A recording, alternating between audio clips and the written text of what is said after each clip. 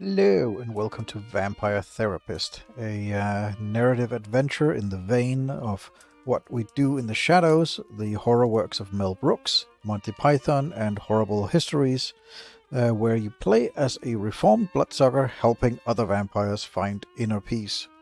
You play as the rootin' tootin' Wild West gunslinger Sam Wells, and you team up with a 3,000-year-old vampire living in Europe trying to help other vampires find their inner peace. And yeah, that's about it. You are a vampire, you're a therapist, and you're helping other vampires get over their trauma. So let's get right into this. It seems like a very fun and very humorous, possibly very sarcastic comedy in form of a narrative tale. Obviously, this game, before we start, I'll put this right away because the developer themselves put this in as a disclaimer. This game touches on some quite sensitive subjects, and if you are a person that have real life trauma, this game might not be for you. So just bear that in mind. I will fully understand if you tune off now and do not wish to watch any more of this this adventure. But as it is, it seems like a very fun and very yeah, as I said, in the same style of dark humor like Monty Python and Mel Brooks. So hopefully you will join me on this adventure. Obviously, if you have real life trauma and don't feel like visiting these kind of traumas, I will fully understand, and I wish you all the best in recovery. But yes, let's start this game. And there you have it as well. There is the disclaimer from the developer themselves. You can pause the video, read it yourself. And at this point, this will be the last warning to basically stop and tune off if you don't feel like watching any more of this. As you can see, it touches on some rather sensitive subjects for a lot of people, and I will obviously not fault anyone for not wanting to talk about these subjects. But as this is sort of a satirical comedy game, then let's dive into it if you have that dark sense of humor and want to scratch that itch. My name is Sam Walls, and I'm a dead man. Well, kinda dead at least. See, I'm a vampire. Now, if you think that means all that Dracula hooey, like hissing, wearing skin-tight leather, and hunting mortals for sport, I wouldn't blame you one bit. That's exactly the sort of thing I did in my younger years with my former gang. And let me tell you, a vampire who's good with a gun can be a real terror. I got lucky though. I met some kind mortals who saw beyond my fangs. They taught me my letters and showed me how my thinking was keeping me from finding any kind of peace. After they passed on, I roamed America's majestic wilderness for nigh on 90 years, figuring out myself and what it means to be a vampire. And I found revelation. What I realized was, it ain't fangs that make us monsters. It's the self-defeating ways we think. Anywho, as the world started getting smaller, my old vampire gang tracked me down. Them being my kin, I wanted to help them see the world like I did, but they still have the same monster mindset I used to have. Good thing I'm a quick draw. But I got hooked up with this newfangled internet thing and found a vampire who's helping my kin find their way. Fella named Andromachos, supposed to be 3,000 years old. He invited me to come out to Europe to learn from him. I figure someone older than time has got to have the answers. I'm going on a trip, I guess. This feels like my opportunity to do some good in the world. I've been lucky, and now it's time to give back. Vampires ain't monsters. Or at least, they don't have to be. And come hell or high water, I'm gonna prove it to them. All right.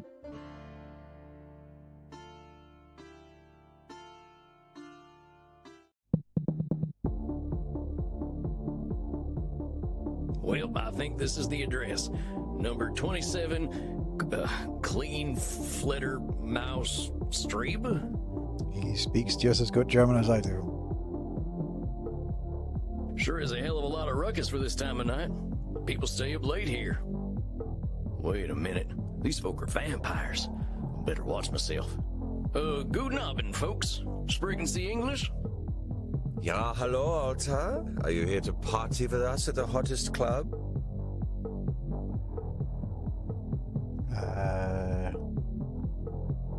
Ask about the club. Well, what's so special about this club? Immernacht is the greatest club aller Zeiten. The owner makes sure everyone has a good time.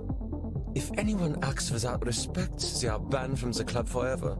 You are free to do and be whatever you like, as long as you are harming no one. Und I hear that they are now attracting sexy old cowboys.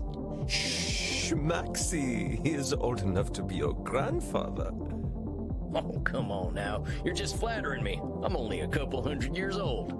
Oh mein Gott, he is so cute, Reinhard. Can I keep him?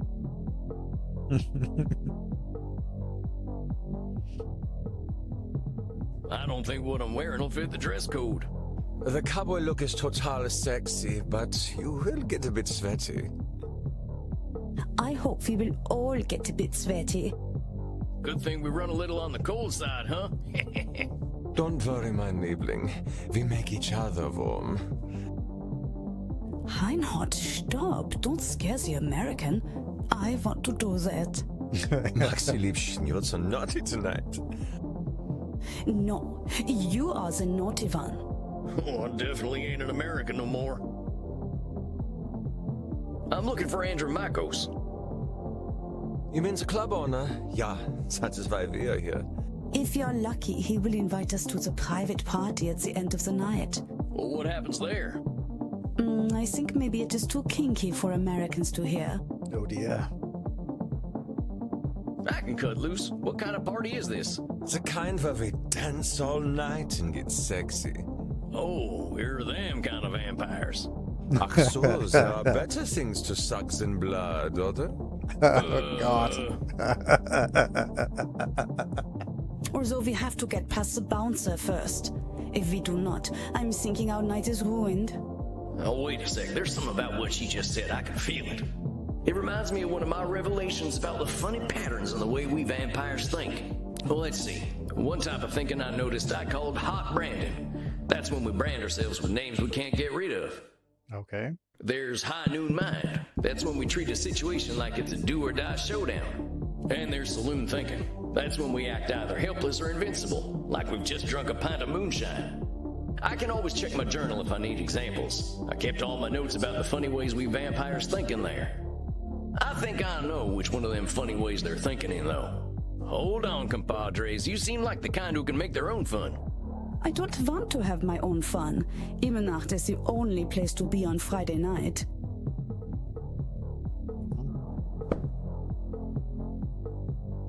Private property, do not read. Reward if found. Cowboy bloodsucker. Alright, fair enough.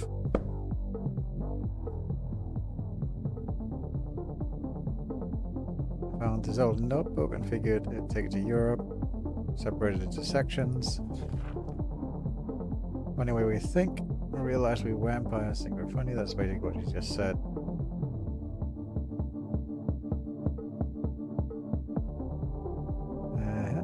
And that's the how it works. High noon mind is sometimes things can get seems black and white, win or lose, famine or feast, live or die. And like everything is a big shadow, it can feel like we got only two options, winning the day or ending it at the stake in the heart. And that is the high noon mind. It seems like that's so what she's got. Saloon thinking. A lot of us bloodsuckers have a habit of either feeling responsible or soul control or feeling completely hopeless. Things is usually neither. It's true. Feeling hopeless doesn't mean we're powerless, and feeling untouchable doesn't mean we're invincible. We vampires sometimes call ourselves awful names I'm a failure, I'm unlikable. It's like burning yourself with a big old hot branding iron. Every time we look at ourselves, we keep seeing those names. So, given her statement, this is the journal. Thing here, like it here. So, there's just a bunch of what like his journals. He's done. Okay, so given what she just said, I would say that she has a high noon mind. Oops, that's not how we do it. I would say that she's got a high noon mind because it's like she will live or die. Like, if she doesn't get in there, it's nothing at all. Amigos, you're putting too much weight on this thing. It's a nightclub, not a high noon showdown. The night's full of possibilities. Reinhardt, I don't know what this means, but I like the way the sexy American talks. You make us think that maybe it is better we haven't gotten into the club, because we are now meeting you. Hey, if meeting me makes your night better, I'm glad we met. I really gotta find Andromachos, though. You have to get past the bouncer. He decides who gets in and who doesn't. And he hasn't looked our way all night. Maybe I'll have a little word with him. Excuse me, friend. I hear you're the man to talk to around these parts. I'm here to see Andromachos. Have fun, mate. Hey, thanks, amigo. You have yourself a fine night, you hear? Cowboy, what about us? Yeah, sure, they're friends of mine. Have fun, mate. Well, come on, you two. We ain't got all night. Yeah! Dang, awful loud in here. Come on, my liver, dance with us! Oh, you kids have fun. I'll catch up with you later. Darnation, I'd rather hear a gopher giving birth than this. I better talk to whoever's slinging drinks in this here saloon. They ought to know where Andromachos is. I think I've turned down the volume. You just see. Yeah, I've turned the music volume down literally as low as possible. It's still very loud. I think it's on purpose though. But pardon me, ma'am. Well, look at you. We get a lot of 80s fashion in here, but not usually the 1880s. What can I get you, cowboy? The special's Red Bull and vodka. You down? I never drink Red Bull. I'm actually looking for the owner. He around tonight? Might be. What do you say your name was? Sam Walls, begging your pardon. Sam Walls, huh? I don't think I know anything about a Sam Walls. After all, I'm just a know-nothing bartender. That is hot branding. Yes, From where I'm standing, I see someone with style and confidence, not just a drink machine. Don't go branding yourself like that's all you are. Don't you go worrying about me, cowboy. The man upstairs warned me you were coming. I was just testing to see if you are who you say you are. Tell you what, let me give you something from our special reserve. I don't think you're looking for booze. Well, thank you kindly, ma'am. I was wondering where the blood was. I met some vampires outside, so I figured this was a vampire club. You met some gods, honey. They're here to dance and have fun. So all these people are mortals? How do you think the head vampire gets his blood? They can't wait to share it with him. It's a special experience. He's the only real vampire here. Well, him and Bert. Bert? You met him already. Bert, shuffle on over here. This one's here to see the big guy. Show him upstairs, okay? Have fun, mate. Good luck up there, cowboy. Hope you find what you're looking for. all right. Howdy. It's Sam Walls to see you, sir. The guy who's been sending you all them V-mails. Yes, I know who you are, Samuel Walls. You have come here because you believe you can help our kin. The question is, are you first able to help yourself? I've been fixing myself for more than a century now. I don't think I need help. Then you must prepare to learn a most difficult lesson. We all need help, Samuel. I am pleased that you have come to receive mine. Dang, you scared the heck out of me. You must allow an ancient vampire his games. He will play them regardless. Please, sit down. What an absolute pleasure it is to meet you at last. I found your messages most intriguing. Afraid there ain't much here in the way of intrigue. I'm just a lonesome cowboy looking for answers. You know, I receive emails every day from vampires seeking my help. You are the very first to seek my aid in helping others. This alone makes you intriguing.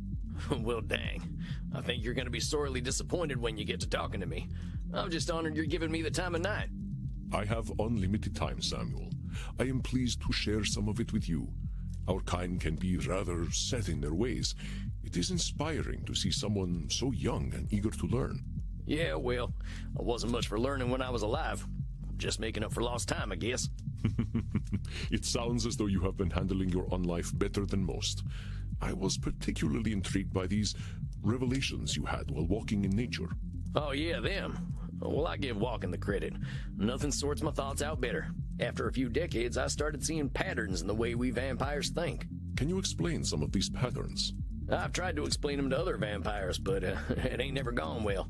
I can try, though. See, we tend to assume certain things just because we've been believing them since we were alive. Or we decide the world's against us just because we're hungry or tired or something. And when we start tackling problems that ain't real, we ain't fixing our real problems. That make any kind of sense? Fascinating, Samuel. These revelations that you had in the woods, mortal psychologists have a term for them. They are called cognitive distortions. Cognitive whoozy what now? Cognitive distortions. They are exactly as you described them. I will explain in a moment. Please, tell me about these specific revelations you had. Okay, let's go with explaining the high known mind. Well, I noticed how we stress ourselves out by making everything a battle of do-or-die absolutes. High noon mind, I call it. Like that feeling you get right before a big shootout. I must confess I have no experience with this feeling. I engaged in mortal combat long before the age of gunpowder. But the sentiment you describe mirrors the words of my old friend Marcus Aurelius. He used to say that the magnitude of life's challenges often turn us into our worst selves. You mean Marcus Aurelius, the Roman emperor? Well, that would be the one. He's 3,000 years old, yes. Of course, his name was Marcus. Marcus was a bedroom name. Of course it was. You mean you and the emperor were... It was ancient Rome. Penetration was similar to a handshake. God, really? My apologies. I somehow forgot you were American. But let us discuss this high noon mind. I believe we can broaden your definition. Mortal psychologists call this phenomenon of binary thought polarized thinking, but I like to call it Nosferatu thinking. Nosferatu thinking? It means you are thinking in black and white. I get it. That's pretty funny. I believe it encompasses the breadth of the distortion. One is not flatly weak or strong, good or evil, smart or stupid, a success or a failure. The truth is far more complex and colorful. Not every high noon gunfight ends in oblivion, correct? Yeah, that's true. Getting shot still ain't fun, but it ain't the end neither. A perfect example, Samuel. Now, try to catch me using Nosferatu thinking. I will give you a series of statements, and one of them will contain Nosferatu thinking. I will repeat them if you miss it. If I do not drink blood, I will surely die.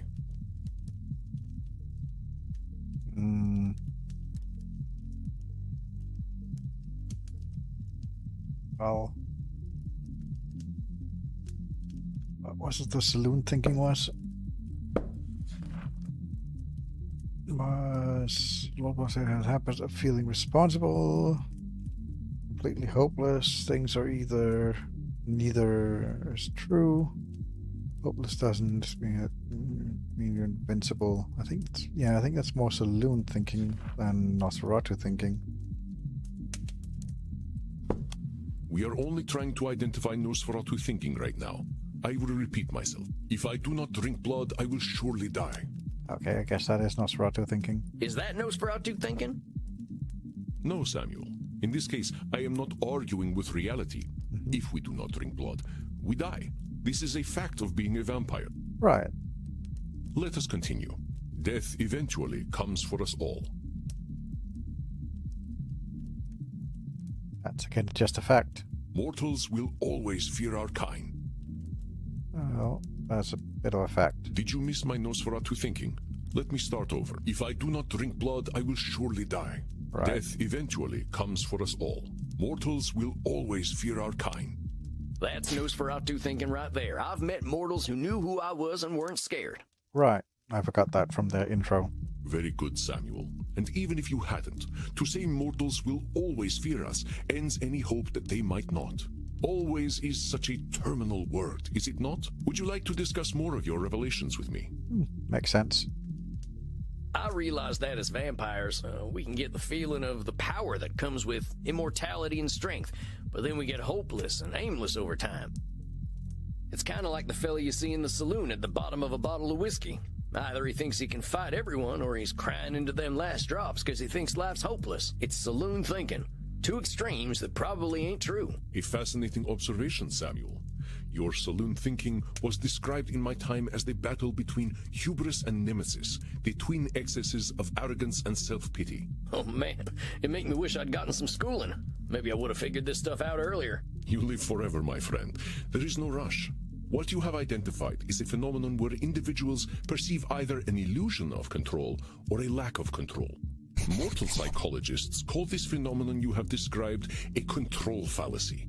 Rarely do we have complete power over our situations or no power at all. But we create this illusion that stops us from attempting to change our perceived situations. Yeah, you're right about that. I used to think I'd never get away from my gang, and maybe that's what made me stick with them for so long. Yes, you see how cognitive distortions keep us from facing reality, whatever that reality may be.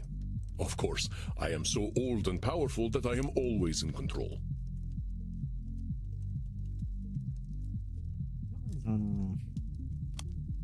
You're testing me, ain't you? That's a control fallacy right there. Well done, Samuel. I am indeed very powerful, but the cosmos holds no awareness of Andromachos. Of course, as you expertly pointed out with your analogy about the man at the bottom of a whiskey bottle, a control fallacy can be positive or negative. Listen to my next few statements and try to find a control fallacy. Simply let me continue if you do not detect one. Okay. The sun will eventually burn out. I will roam a cold, dead earth, and there is little I can do about it. My kitty cat died. I shall be lonely forever. I'm sorry about your sweet kitty, but you can always pick up a new one. Or there's lots of them just waiting for a loving home, so you don't need to be lonely. It was just an example, Samuel. Well spotted. But I do speak from experience. I felt this way once when a pharaoh I was dating had our cat mummified. I went into a murderous depression that nearly decimated the continent. But I had the power to help myself all along by adopting a new friend in need of a home. Oh, dang, don't let me get on your bad side. I doubt you shall see it, Samuel. Did you have more revelations to tell me about? See, I used to be in a gang. They were my whole existence. If you asked me who I was, I would have said, I'm a murdering bastard. Once I got away, I realized how small-minded that was. I was Sam before I was a murdering bastard. But my old gang's still around, and they're still branding themselves like that. They can't see themselves as anything but killers. Very astute, Samuel. I favor the clinical term, however, which is labeling. You correctly discovered that labeling is a reductive act. When we call ourselves names, even if we find them accurate, we create prophecies we are doomed to fulfill. For millennia, I thought of myself as a killer. It was not untrue that killing was how I made my way in the world. I was an unstoppable warrior and assassin. But with this label, I limited myself for ages. I did not only kill people, I also killed potential aspirations I might have had. See whether you can catch me doing some labeling in my next few statements. Okay. I am so old, I am ancient. It's technically a label, but it's not particularly untrue. Call me whatever you like, but don't call me late for dinner. That's not labeling. How shall I describe myself? Yes, I am a mass murderer. That could be labeling. Well, that's about as clear a labeling as it gets. Yeah, we vampires tend to do a lot of killing, but reducing ourselves to killers ain't doing us any favors. Excellent, Samuel. You are correct. Labels can be cages that we lock ourselves in. I was a mere murderer for most of my existence because that is how I labeled myself. Yeah, I did the same thing. Sam Walls, the murderer, reprobate, and good for nothing. Those are not how I would describe the Sam Walls I see before me. Did you have more revelations to tell me about? I think that's all of them. Or at least the ones that were the most obvious to me. That you recognize the concept of cognitive distortions at all is most impressive, Samuel. What took me nearly 3 millennia to understand took you merely 2 centuries. Oh, come on, you're just flattering me. I'm just a dope stumbling his way through one life. Are you now? Tell me, Samuel, what kind of cognitive distortion are you exhibiting when you call yourself a dope? Yeah, I'm doing some labeling. I gotta watch myself, huh?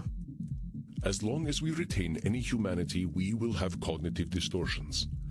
What we are aiming for is not to become perfect beings, but to understand and accept ourselves. As long as we can recognize cognitive distortions, we can address our real challenges. One cannot drink blood from a straw man, after all. Huh. I ain't never heard that one before, but I like it.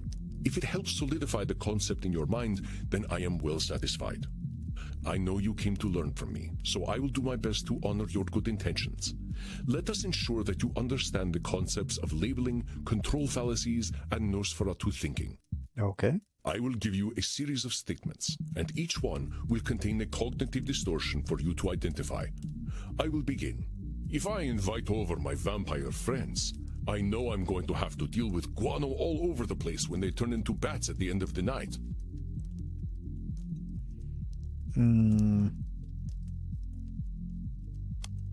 What's the control fallacy? Control fallacy. It's more of a hopelessness feeling, right?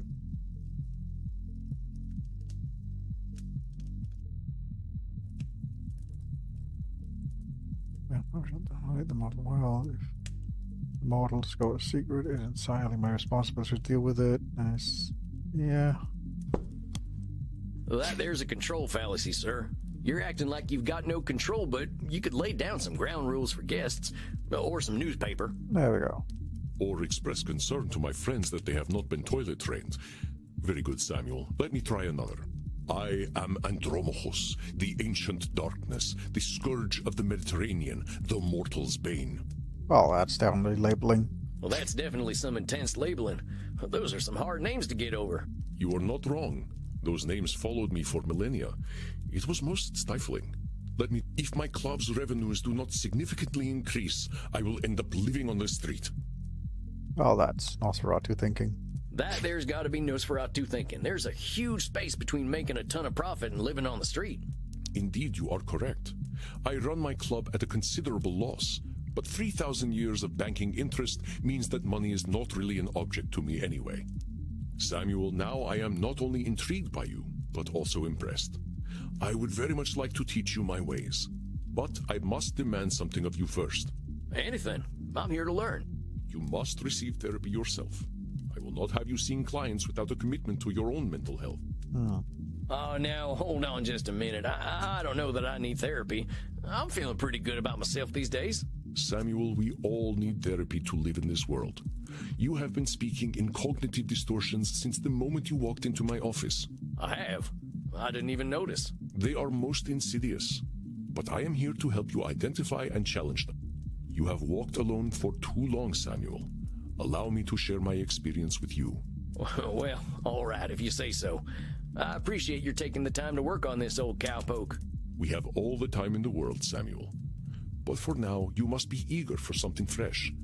Please, dance, drink your fill. We will begin tomorrow. Okay, then. Well, sir, it's been an honor. You don't have to call me sir, you know. All right, then, Andromachus. Andromachus.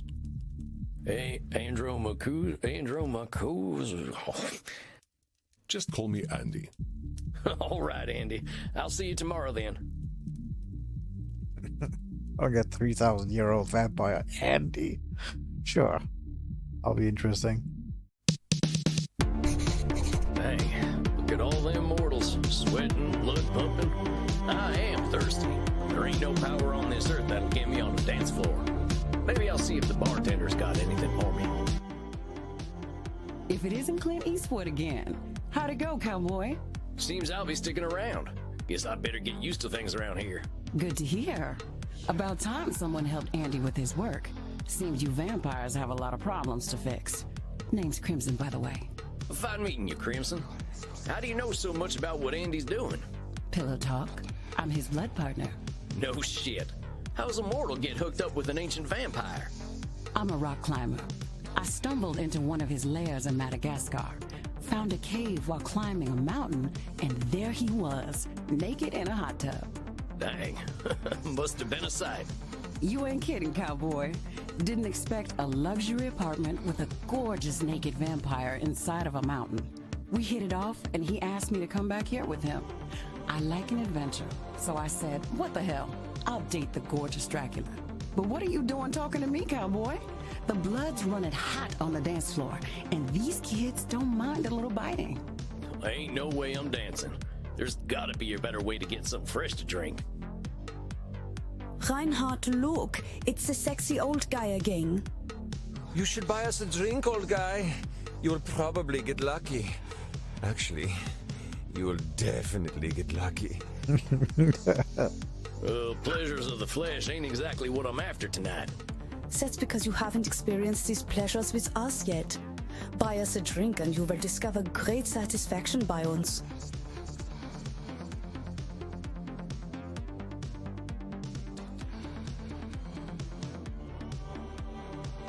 I ain't buying you a drink. This stuff's terrible for you. Are you making a joke? We're at a bar. It's okay. He's just trying to be protective. Aren't you, Opa? You know, I think the drinks here ain't strong enough for you two.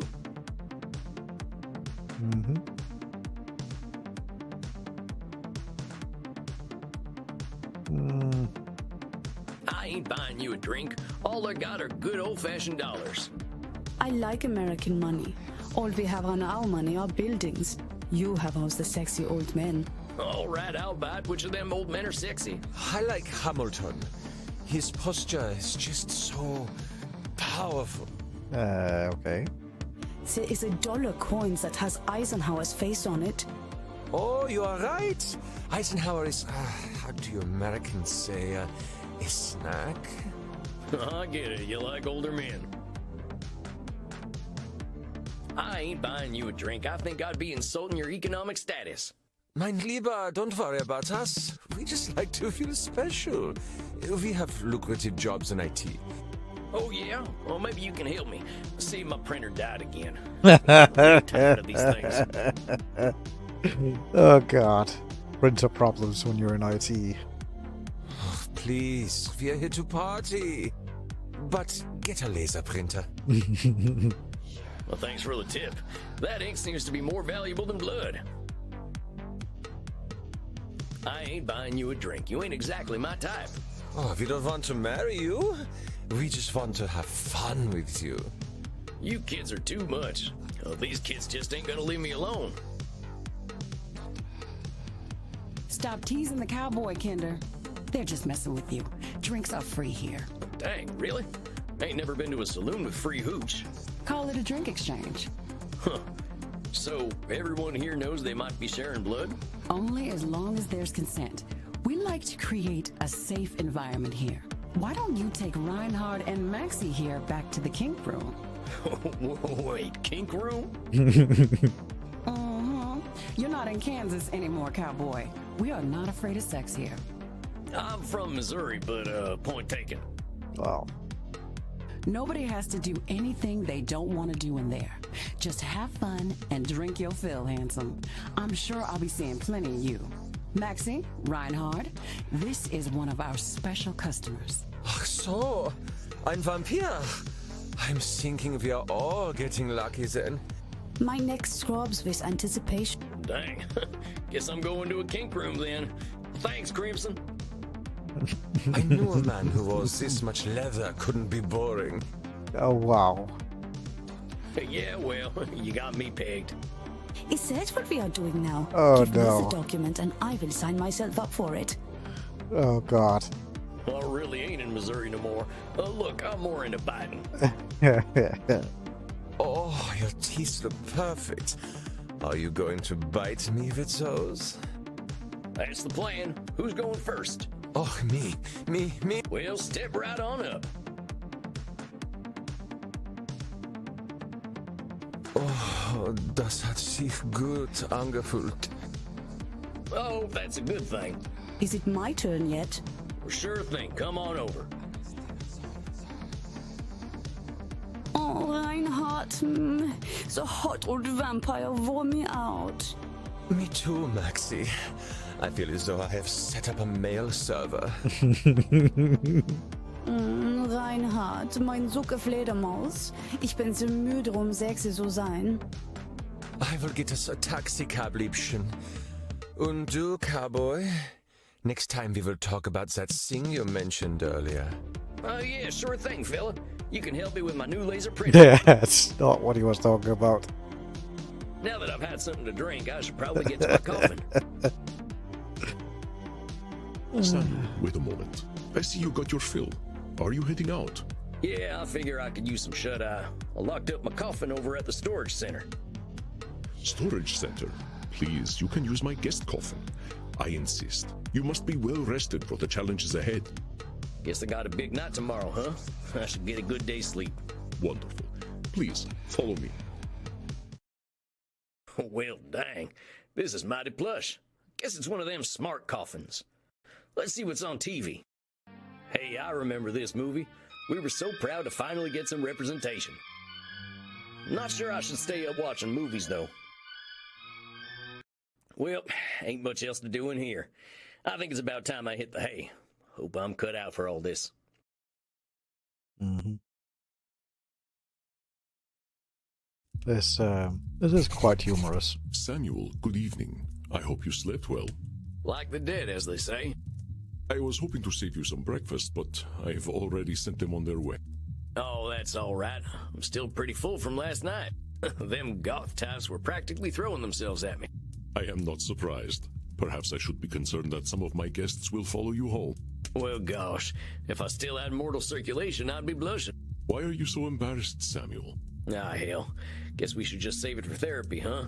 We gonna get started now? If you like. Why not? I'm eager to get going. Let loose, Doc. Very well. Let's start with the first question any therapist asks then. What brought you to me? Why is becoming a therapist so important to you? Well, gosh, I remember what it was like. Being all angry, hungry, and scared all the time. It ain't no way to live. When I see vampires acting the way I used to, I just need to show them there's more to unlife. And why is that up to you? You, of all people, know how lost our kind can be. Preying on the weak, dating mortal high schoolers. I've got to make them see their potential. That's what I'm here for. I know it. It's a good Twilight joke for anyone that didn't get that. That is a lot of responsibility to place on yourself. You got a funny look in your eye. Am I doing one of them distortion things? You are most perceptive. Yes. Perhaps you can tell me what it is. When you say you are here to make vampires see the world differently, in what way are you distorting reality? Well, I guess that's a control fallacy, right? I can't assume I'll be able to help other vampires the way I was helped. Very good, Samuel. Control fallacies are hard to avoid when one feels strongly about something. Your fate is not to transform every vampire you ever meet, even those who are your clients. You will do what you can do, and that is enough. But I am eager to learn how you developed this desire to help our kin find a different way of thinking.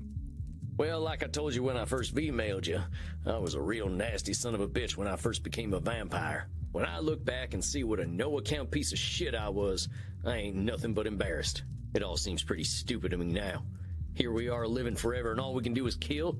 It's the dumbest thing I ever did here. I am going to stop you for a moment. Stupid, no-account piece of shit, nasty son of a bitch, dumbest thing. Do you hear the way you are talking about yourself? With respect, sir, I earned all them names. I killed women and children. Half the ghost towns out west are my doing. I didn't think of nobody but myself. Pretend you are my therapist. If I sat here and called myself a no-account piece of shit, what would you tell me? You are labeling yourself. I'd say you were doing some labeling. And I guess I'd tell you to look at yourself a little more kindly. Extend the same compassion to yourself then, Samuel. How are you to move on from being a nasty son of a bitch if you are labeling yourself? If you wish to be a guide to other vampires, you must start with compassion. for them and for yourself. So, now that you've gotten all that horrible name-calling out of the way, please tell me, how did you find your sense of purpose? Well, I was on the run, you see. The Wild West was ending, and the Pinkertons were starting to get the better of my gang. I went into hiding and found a strange group of folks out in the country. They knew I was an outlaw right away, but they didn't judge me for it. They didn't even care that I was a vampire. They welcomed me like a friend, even shared their blood with me. They taught me how to appreciate the beauty of the night, and I started seeing things I'd never noticed before. They taught me my letters, philosophy, and how to question things instead of being scared of them. I think about them every day of my own life. They somehow freed themselves of all the judgments of the time and were better off for it. These must have been the 19th century American transcendentalists, yes? Yes, sir. I'm glad I died when I did, because their like just don't exist no more. Once my community died out, I started walking. That was something else they taught me how to do. There ain't nothing like having a walk and a think. I walked in nature for about 90 years, and just took in all the grace and beauty of my country. I guess I was kind of selfish, though. I should have been helping other vampires the way the Transcendentalists helped me. Why? Why waste 90 years walking when I should have been helping others? Seems pretty obvious to me. I could have done a lot of good in that time. But your should turns that which you could find fulfilling into a duty. You create an extrinsic motivator. Should statements are another cognitive distortion, something created by your own mind. Nature asks almost nothing of you. Even if your should comes from a place of good, it creates undue pressure. And what do we do once we are pressured? We resent the shoulds. We procrastinate. And as you know, we have a lot of time to procrastinate. You got that right. Why do today what you could do next century? Exactly. Should statements remove the intrinsic joy from that which you find fulfilling? Hold on, though. Ain't there some things we really should do? Of course, there are things we must do. But nature herself tells us what they are. We invent the rest. Here, let me give you an exercise. Listen closely. See whether you can find the should statement that is a distortion. I should go to the vampire dentist. You know what they say. If you have bad fangs, you get bad blood.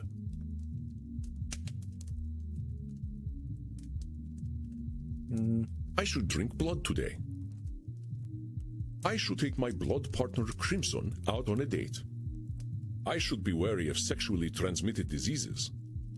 Did you miss my should statement? Let's try again. I should go to the vampire dentist. You know what they say.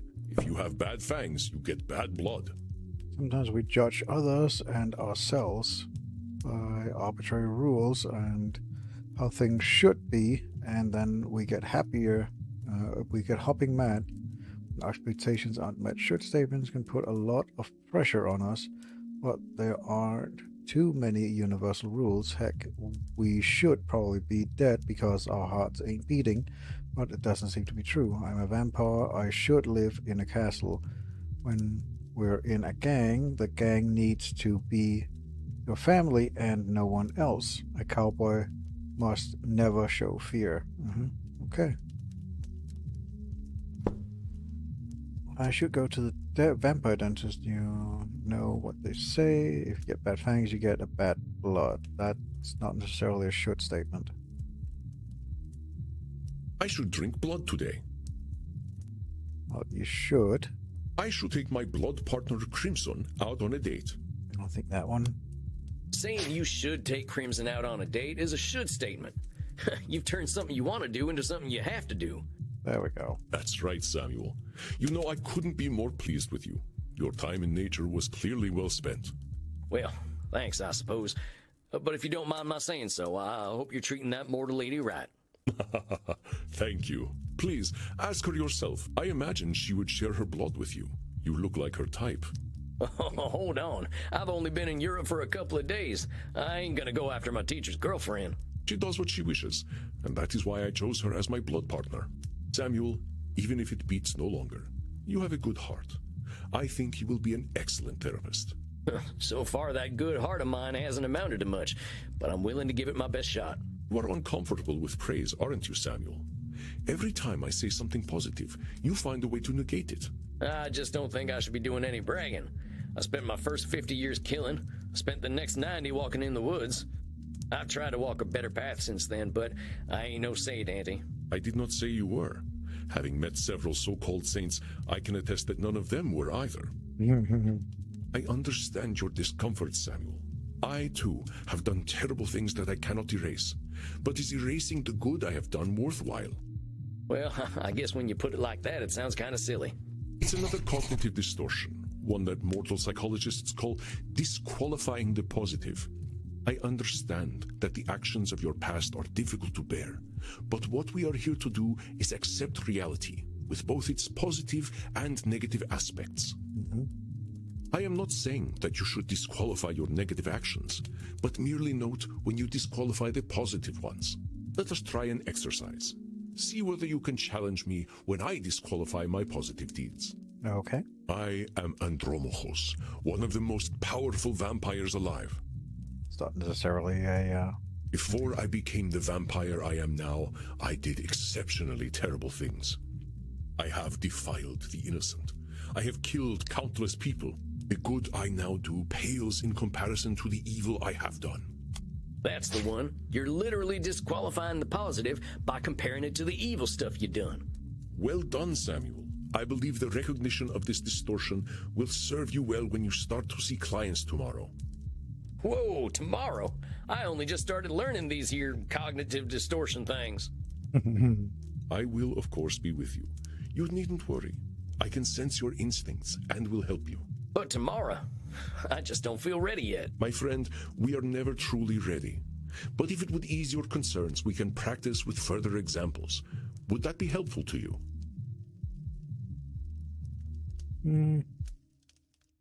Sure. Yeah, I think I could use the help. Very well, Samuel. Let's try some examples. I will give you a statement, and you find the cognitive distortion in it. I am far sexier than movie vampires. Therefore, I should be a movie star.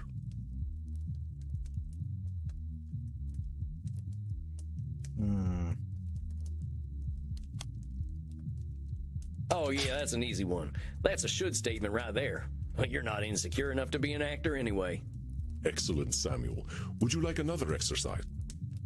Sure. If I cannot consume high-quality blood, I might as well drink blood from Florida. That's Nosferatu thinking, ain't it? Correct, Samuel. That being said, I am sure there is still decent blood to drink in Florida, but I would bring a test kit anyway. Oh, wow. Would you like another exercise? Sure. I am an antediluvian old fart. Well, that sounds like labeling to me. You ain't just an old fart. Are you actually older than the flood, though?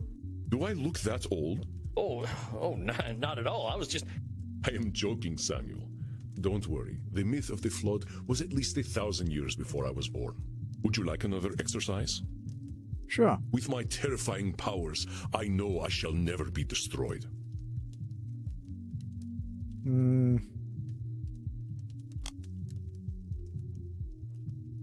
I think that's a control fallacy, unless you know something I don't. That's correct, Samuel. Though my powers are indeed phenomenal, the universe holds mysteries and dangers I cannot fathom. Would you like another exercise? Sure. I may hold vast knowledge, but acquiring it was inevitable thanks to my immortality.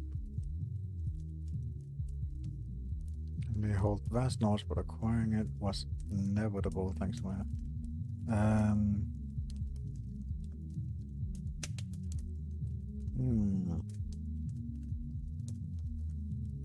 He's not disqualifying the positive. He's not labeling himself.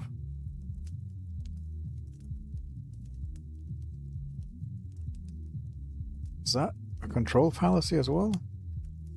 Try once more, Samuel. Is what I may hold vast knowledge, but acquiring it was inevitable thanks to my immortality.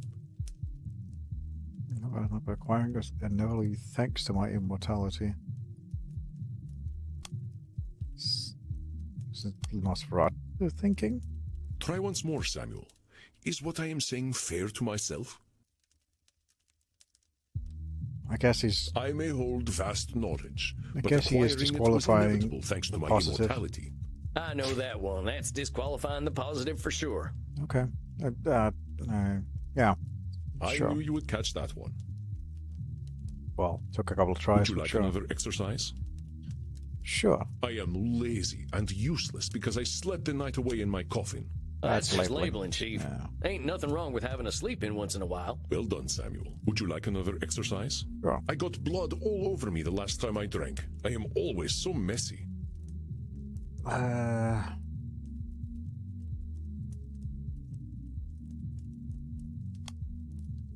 am making quite a judgment based on a single incident. What kind of distortion is that? Making judgment based on I a got single blood incident. all over me the last time I drank. I am always so messy. Troll statement? I am making quite a judgment based on I got blood all over me Should the last statement time then? I drank. I am always so messy. He's always so messy. Is he labeling himself? I am making quite a judgment based on a single incident. What kind of distortion is that? Making I judgment got based- blood all over me. I am making quite a judgment must based be on I got Nosferatu's blood thinking all then. over me. That sounds like Nosferatu thinking to me. Okay. Everyone has a messy feed from time to time. Thought Nosferatu thinking was more like do or die, but I guess that statement was Nosferatu thinking. Okay. That's absolutely right. The dry cleaning bill is punishment enough without the self-judgment. Would you like another exercise?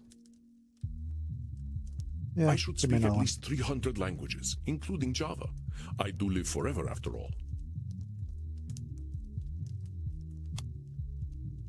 You should. So it's your should statement. But that's one of them should statements, ain't it?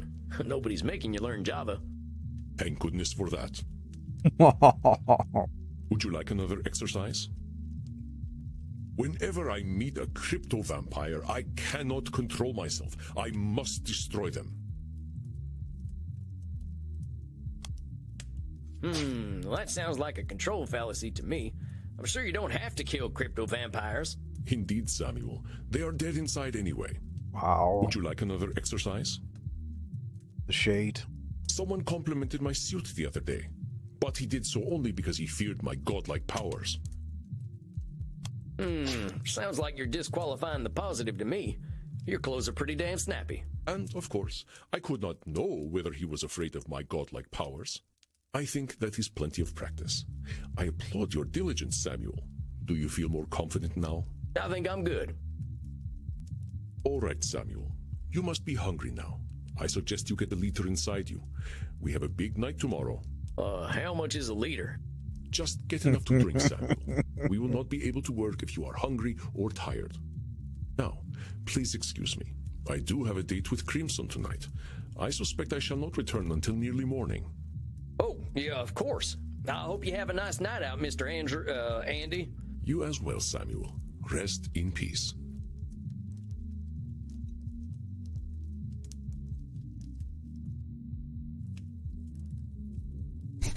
Ah, Samuel, glad to see you are awake. Your first client is on his way. What, already? Look, Mr. Andy, sir, are you sure I'm ready for this? These are people's brains I'm messing with. Fear not, my friend. You are a powerful vampire in your own right. To be so young and have so much empathy is quite a gift. All you need to do is listen, and I know the truth will reveal itself to you.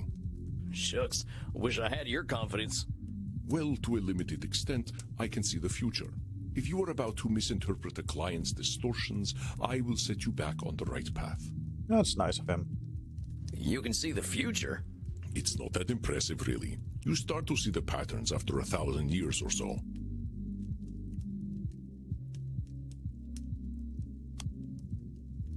Well, dang.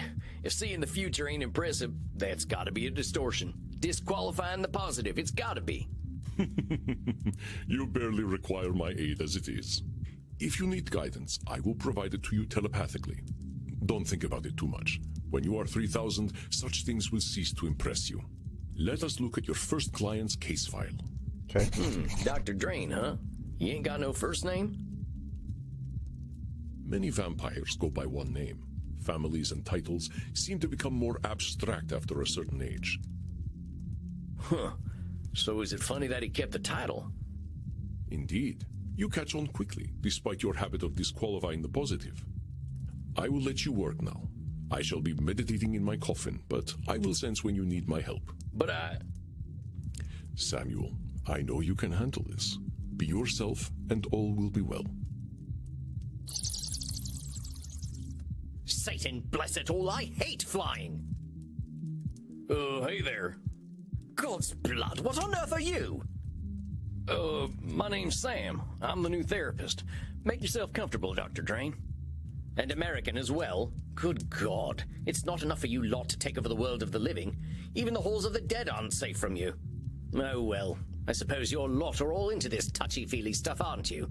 And ignorance, even American ignorance, is bliss, I suppose. Damn it. How am I gonna work with this fella? I gotta ask Danny. Are you all right, Samuel? You gave me this fella as my first client? Why not? He is clearly hiding very little about his state of mind. How am I supposed to help him when he already sees me as the bad guy? Use your instincts, Samuel. Think about how you have felt in your darkest hours. What does this poor vampire want? I think he just wants to complain. Perceptive, Samuel. He can hardly stop himself, can he? So what? I just let him complain? Of course.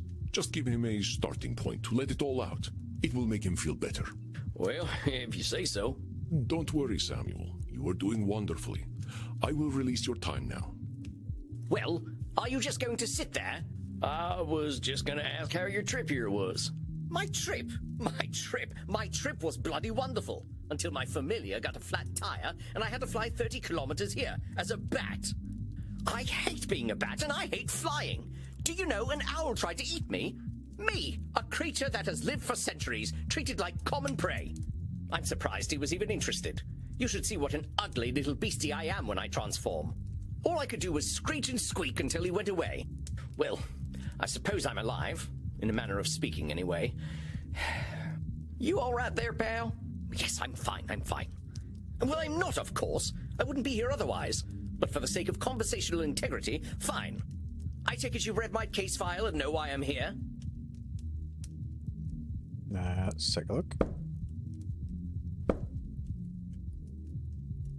Drayne is a class of 1614 graduate of the Royal College of Physicians. He has been studying the nature of blood for the last several centuries. Became a vampire after a post-mortem blood transfusion experiment.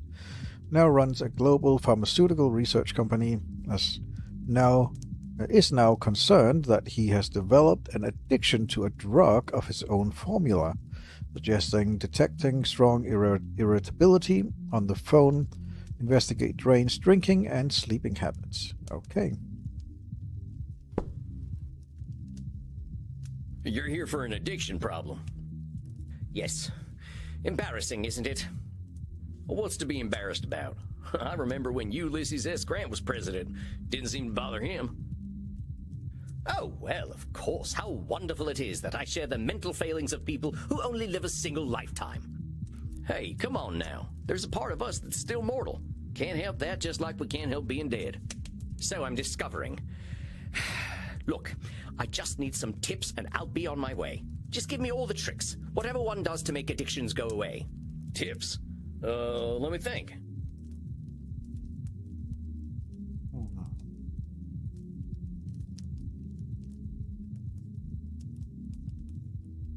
Just a milder addiction? That's learned? No. Something tastier? No. Just no. Just... Partner, there ain't no tips that'll magically cure you. But I'm here to listen. You know, I never in my life thought anyone would ever call me partner. Like partner, but not with a T. And I know how you English love your tea. Thank goodness we can still process tea. We cannot live on blood alone. I appreciate the concern, though. I must admit, I rather saw myself above this whole addiction thing. I tell you what, let's not worry about being above or below anything. You're here now, so let's see what we can do. What exactly are you addicted to? It's a form of plasma, a catalytic compound of my own design, a necessary component of my own scientific goals. You're losing me. Well, let me try to make it simple. I have been able to replicate and even alter the molecular patterns that vampiric erythrocyte surface receptors receive. Our unique physiology gives us an increased ligand affinity, which is how we are able to process blood the way that we do. I can extend this receptivity and thus achieve my true goal: synthetic blood, freedom from the hunger that plagues us, and hope for all humanity. Well, dang, that sounds pretty impressive, Doc. Well, it doesn't work without a vampiric catalyst, and that is the plasma I am addicted to. Pathetic, isn't it? I have spent 400 years trying to steal the secret of blood, only to be engulfed by it, like Prometheus walking into a fireplace. Pathetic? Doc, where the heck would you get a word like that? You've come up with a synthetic blood. Man, I can barely get my spurs on some mornings. Maybe you've had a setback or two, but give yourself a little credit, compadre. Credit? For wasting 400 years? Practically speaking, I'm in the same place as I was back when King James was in power. Only now I have a drug problem. Perhaps I must face facts. My professor was right. Nothing we ever do will make a damned bit of difference. Samuel, listen to him. Do you recognize his patterns of thought? There's some distortions in there, ain't there? I knew you would sense them. Invite him to talk more about this failure of his. I'll do my best. Now hold on just a minute there, cowpoke. I've heard you talk a lot about failure, but it sure sounds to me like you ain't thinking clearly if you think you're a failure. I am a realist, that's all. Look at me. 400 years of study and still dabbling with leukocytes.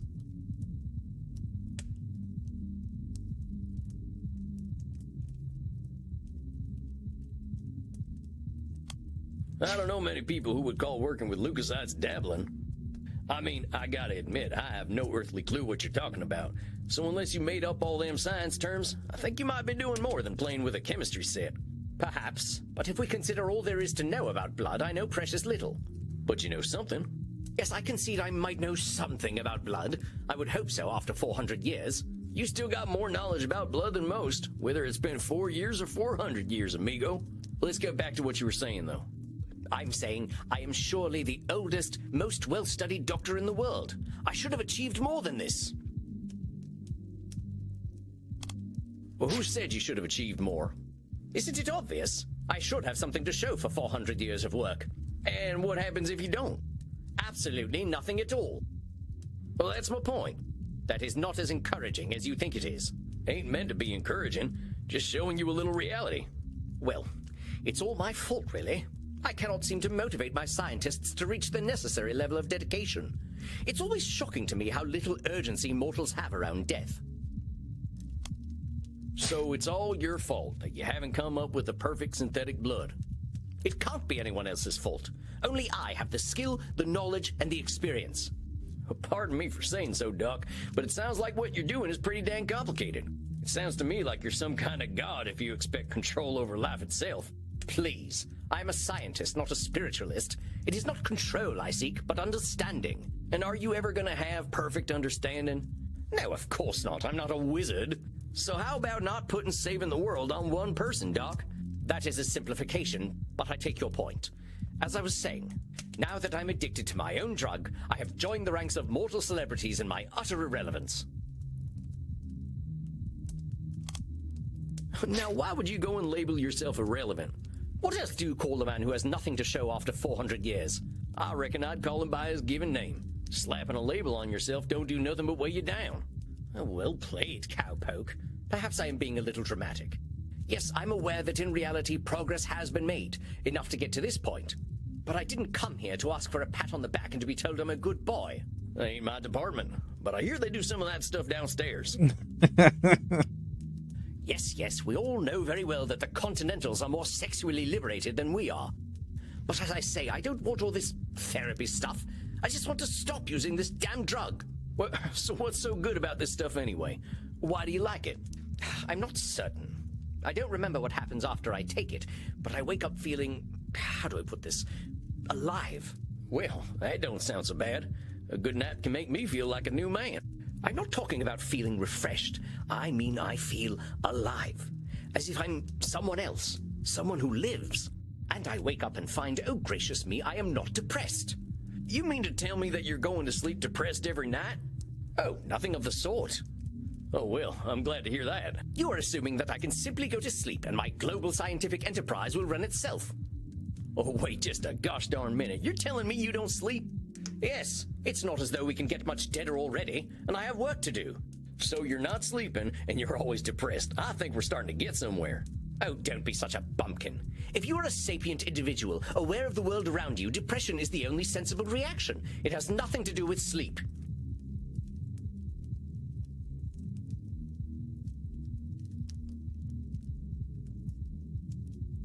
He's labeling him, but he's not talking about himself.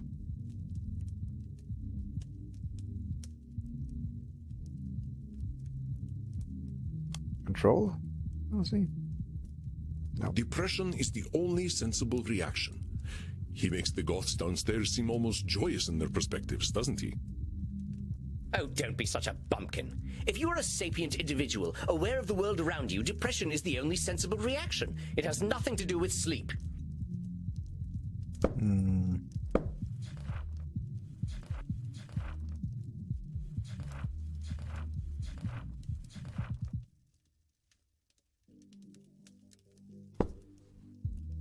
Disqualifying the positive?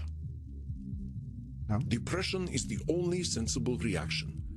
He makes the goths downstairs seem almost... Oh, don't be such a bumpkin. If you are a sapient individual, aware of the world around you, depression is the only sensible reaction. It has nothing to do with sleep. Guess it's black and white thinking. Come on now, it's a big world out there, and different things are depressing to It's different black and white people. thinking. Everyone reacts to things differently. Ain't it true that a sensible person, as you call him, might even be a different degree of depressed? Very well, I suppose I might have been using a bit of mild hyperbole. Mild is putting it mildly, Buckaroo. Buckaroo? Now I'm even more depressed. Regardless, I didn't come here to be a whiner. Oh, boo-hoo, on life is hard. Yes, we all know it's hard.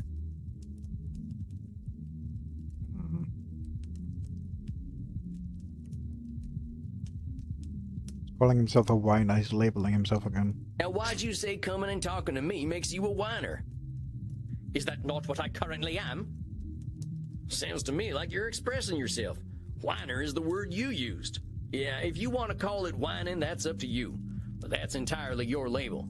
Oh, very well, call it moaning or whinging if you prefer. Moaning, whinging, bellyaching, still all just labels. I don't believe I shall be using the term bellyaching in any case. But as I was saying, in the moments I wake up, I feel free. I suppose it must be what being an ignoramus feels like.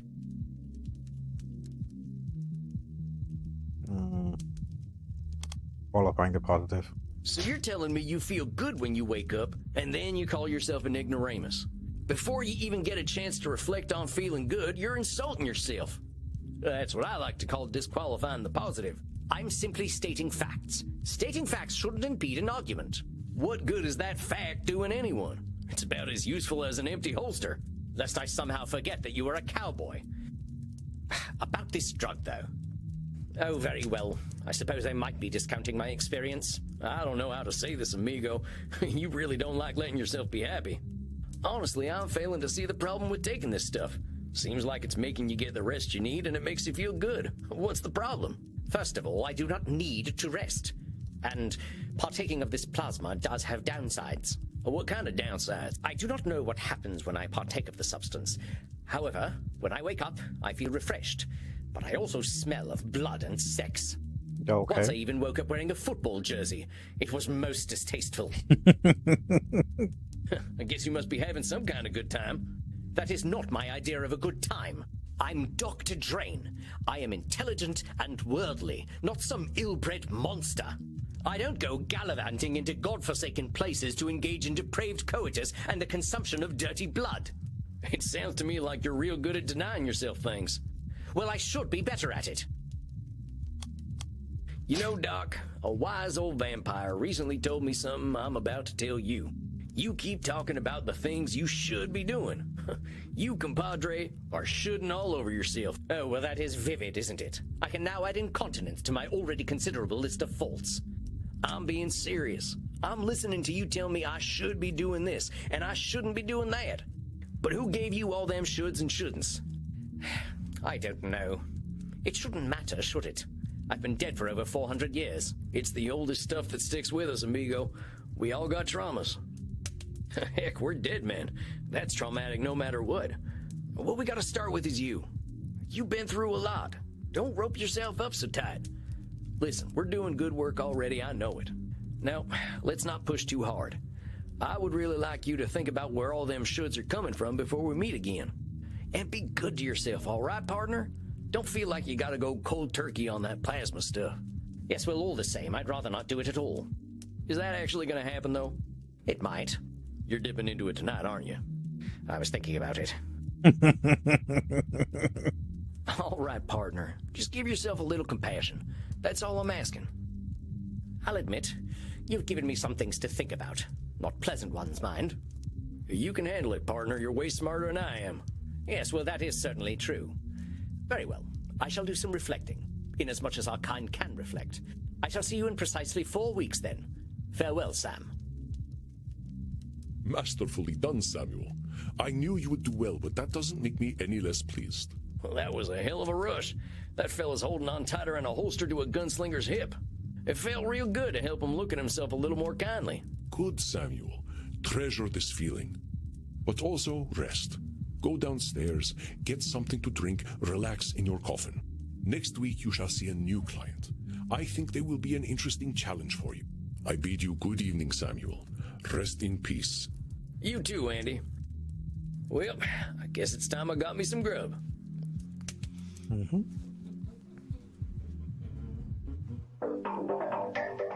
Well, that's it, I guess. My first client. Can't believe I'm doing this therapy stuff already. Sure could use a drink. I'll check in with Crimson. Well, if it isn't Yosemite Sam, how you doing tonight, partner? Better already, hearing from someone from the States who knows the lingo. I'm not from any states, cowpoke. District of Columbia girl here. I figured you must have been coastal. You sound a little more, polished than I do. You should hear my German. Oh, maybe some other time. My brain's full tonight.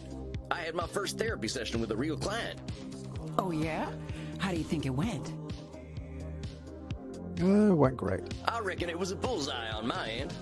You should have seen me. Labeling, blam, disqualifying the positive, kapow. I'm glad to hear it. Someone has got to sort these vamps out. They know how to hold on to their problems. You ain't kidding.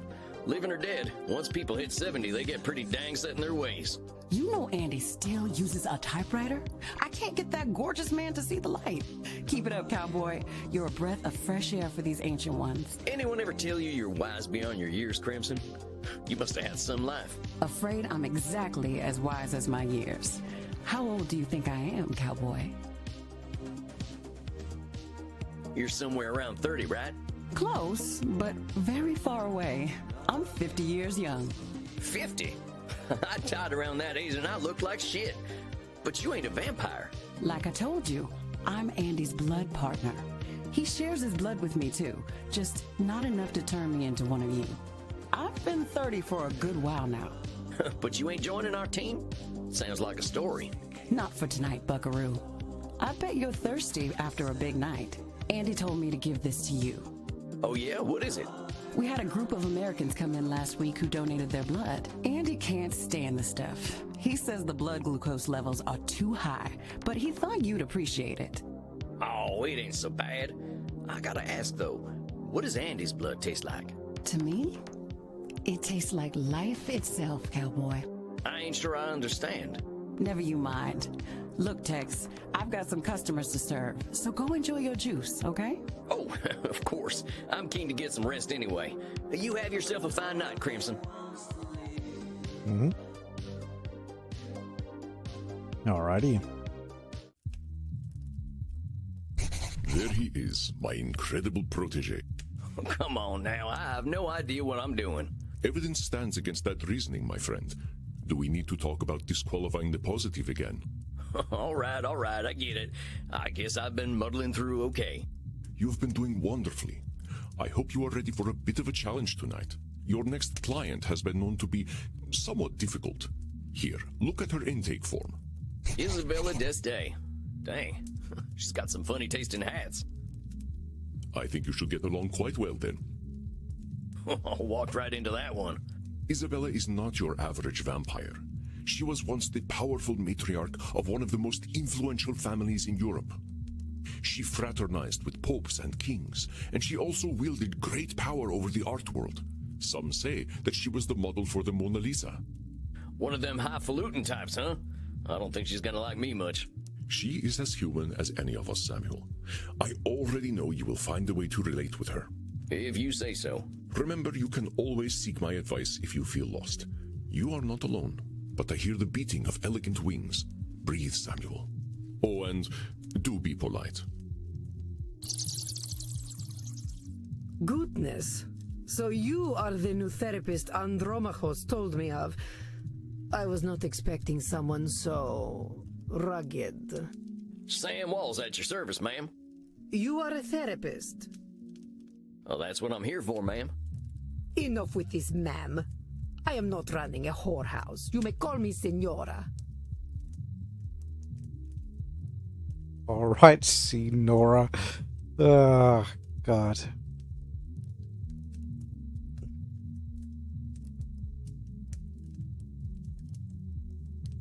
All right, Senora. You have seen my what? Have you been peeking under my skirt, young man? Huh? What are you talking about, lady? Signora. Say it. Signora. Signora. Signora. Signora? Porca miseria. This is not going to be easy, is it? Therapy ain't never easy, Senora. So, therapy is always easy then? I said it ain't never easy, Senora. Is therapy easy or is it not? Not, I guess. Oh, how are we to examine my inner demons if your own speech is so diabolical? You know what? Let's start over. Greetings and salutations, Senora. I am most honored to receive you in my humble office. Very well. I suppose it will do. I'm just here to help, Senora. It says here on your intake forms that you've been having a tough time lately. A tough time? Indeed, yes, it has been a tough time. The realization that not only am I a corpse, but that I have been a useless corpse for nearly 400 years is a tough time. So what's set off this feeling that you're a corpse? I saw a film at the cinema. Hey, I love the cinema. All right, let's take a look at her before we go into this. Isabella de Este was a key figure in the Italian Renaissance, funding the works of Leonardo da Vinci, Andrea Manganetta, and Michelangelo. She received a humanist education and knows much about history, art, music, and philosophy. She comes from a highly aristocratic background, but has endured considerable family issues through the generations. She states that she is undergoing an existential immortality crisis, suggesting that her life and unlife have been meaningless, suggesting be exceedingly polite. Right.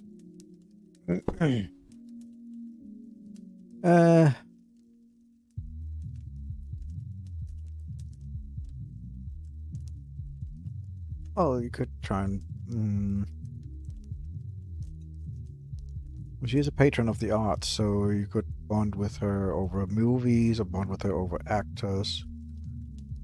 Hot dang, them actors can really light up the screen sometimes.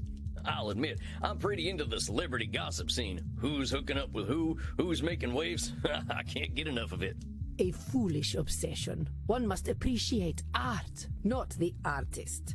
If common mortals knew what Caravaggio had done in his free time, they would burn every one of his paintings. Fair enough. They'd have to know who Caravaggio is first. Oh? Do you know who Caravaggio is? Maybe let's get back to talking about what it was you saw at the cinema. It was a most terrible film. One that shook me to my core.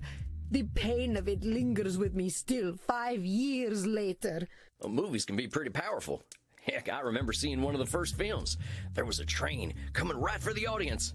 We thought we were dead for sure.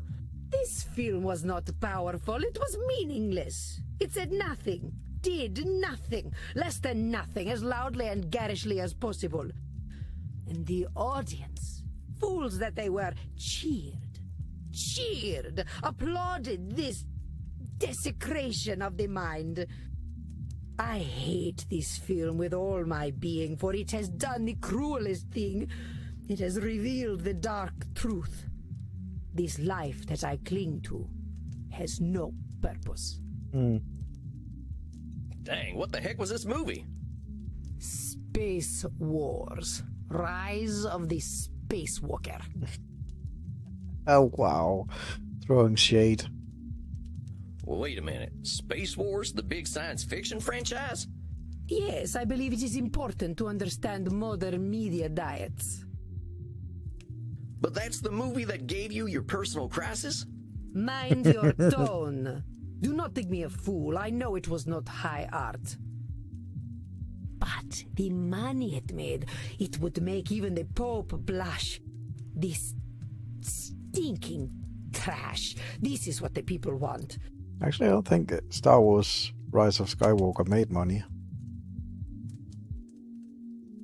But I can't remember, but I think it flopped. But I could be wrong. You see, I understand now. My attempts to infuse art with meaning were pointless. All that I am, all that I ever was, is dead. For such a complicated woman, the answers are overly simple for Signora Este, are they not, Samuel? You see, I understand now. My attempts to infuse art with meaning were pointless. All that I am, all that I ever was, is dead. Right, she's labeling herself. I thought she was disqualifying the positive that she was attempting to influence the art. Really? For such a complicated woman, the answers are overly simple for Signora Este, are they not, Samuel? I thought she was labeling herself. I understand now. My attempts to infuse art with meaning were pointless. All that I am, all that I ever was, is dead. Yes, Nosferatu thinking then? You don't seem that dead to me. We're having this conversation, ain't we? You ain't just lying there decomposing. It is no different. I might as well be rotting in the ground. I think you might get pretty bored. Are you getting smart with me, boy? Look, I'm just talking facts. If you're saying all you are is dead, I think you might be doing some Nosferatu thinking. It ain't black and white. You're here. But let's go back to what you were saying. Once, I elevated art, and all the world benefited. Why have I lost my power to elevate art now? Yes, control fallacy, I'd say. All the world benefited? There's a lot of people, and they got a lot of different preferences. You can't get them all, can you? But I could, once upon a time. You can't reach everybody, Signora. I hadn't even heard of the Mona Lisa until about 1911. Did you have any schooling whatsoever? No, I didn't. But I don't think anyone in my time knew about the Mona Lisa either. Oh, how wonderful. You add to my despair. I'm saying you can't reach everyone, even in your own time. That is true. I doubt the rabble had much of an opinion about the so-called great masters. We only know what we know. But you were saying. It was all for nothing. What good was guiding Da Vinci when they sell the Mona Lisa on beer coasters?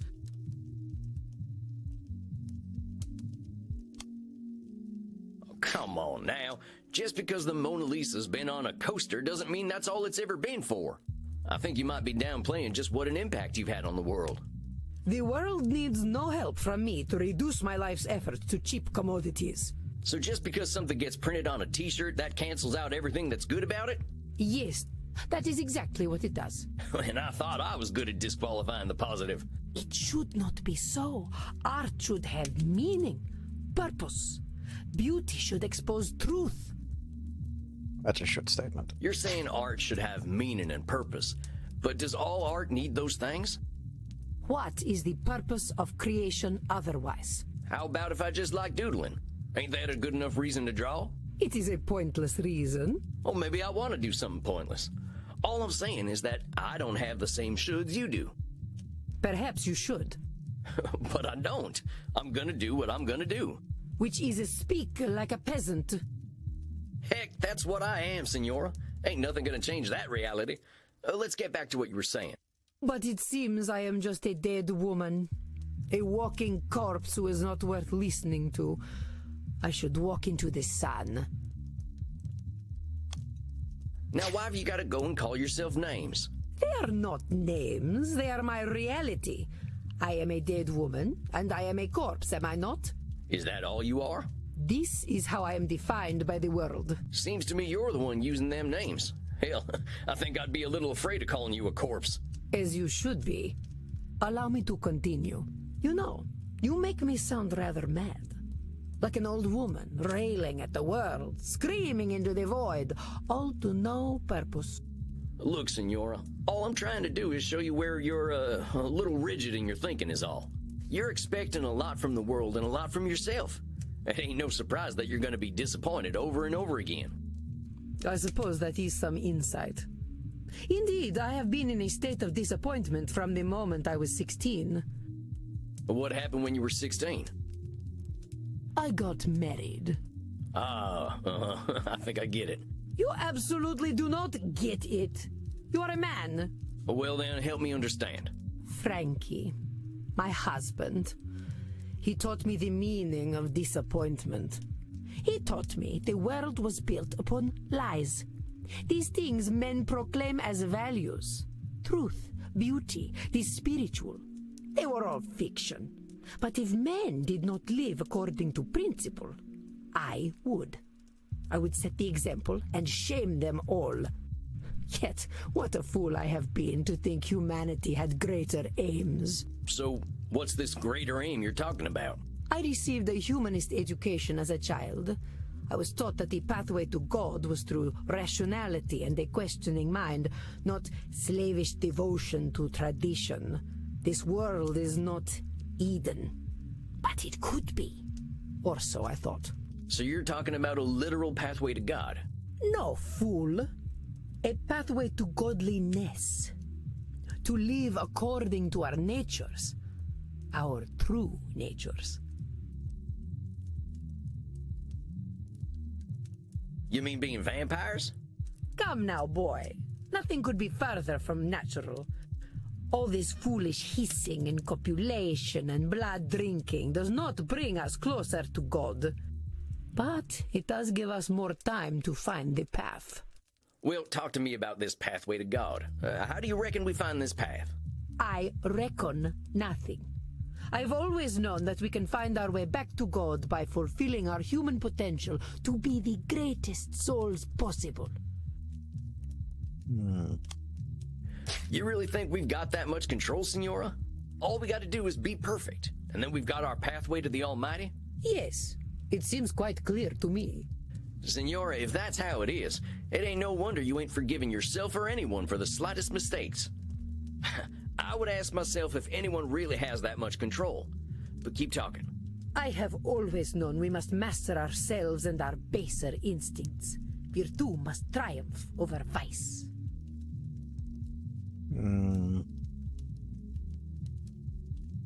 It's always known.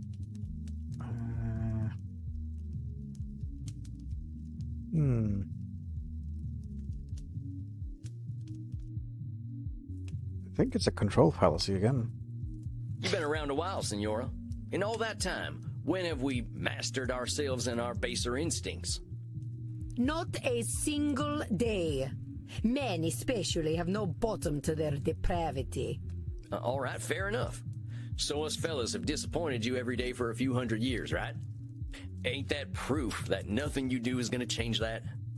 An evil thought, Mr. Sam Walls, but true, I concede. We're in agreement then. It's a little bit of a control fallacy to think that's gonna change because of you. Let's keep going.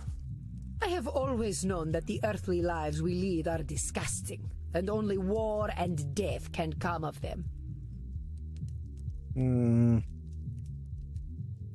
Qualifying the positive, I think.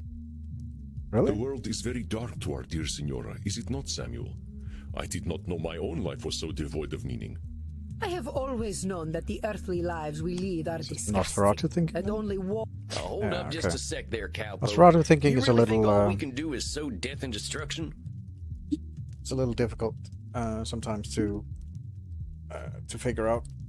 I think there's some of the statements that are a little bit, I don't know, difficult to read sometimes. All right, keep going. I do not poke cows. Do I look like a farmer? Come on, Senora. You've been alive to see what? 15, 20 billion people live and die?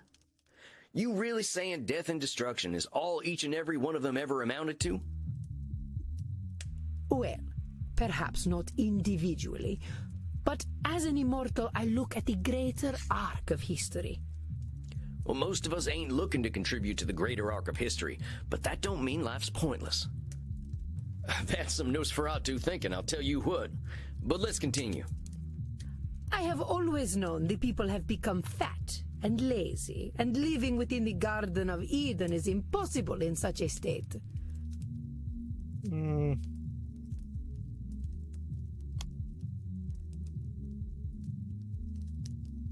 fat and lazy, she's labeling. Sounds to me like you're coming up with labels for kicking people out of the Garden of Eden. Is that all we amount to? Fat and lazy? Look around your own country, boy. Look at me. See my disgusting rolls and saggy features. Would you let me into the Garden of Eden? Well, sure, why the heck not? I am glad you are not the gatekeeper, then. You rather have a gatekeeper who wouldn't let you in? Listen, Senora, you gotta go easy on yourself with them labels. Well, let's keep talking, though. I have always known we should act with dignity if we would take our place at God's side once more.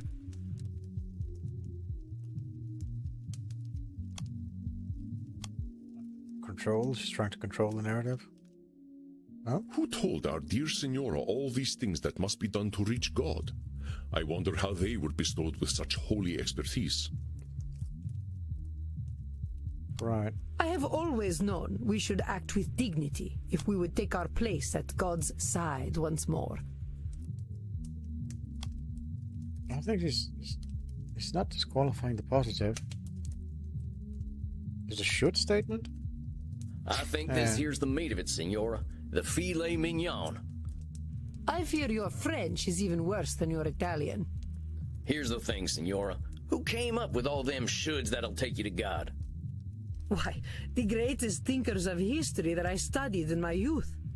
Plato, Aristotle, Cicero, Aquinas. Sounds like a bunch of dead guys to me. They really had it all figured out way back when, huh? Well, of course not. How foolish do you think me? Not at all, Senora. Just questioning where all them shoulds are coming from. But let's keep going. So you think you are so very clever, do you, boy? That by pointing out my distortions, you have won? That is where you are truly the fool.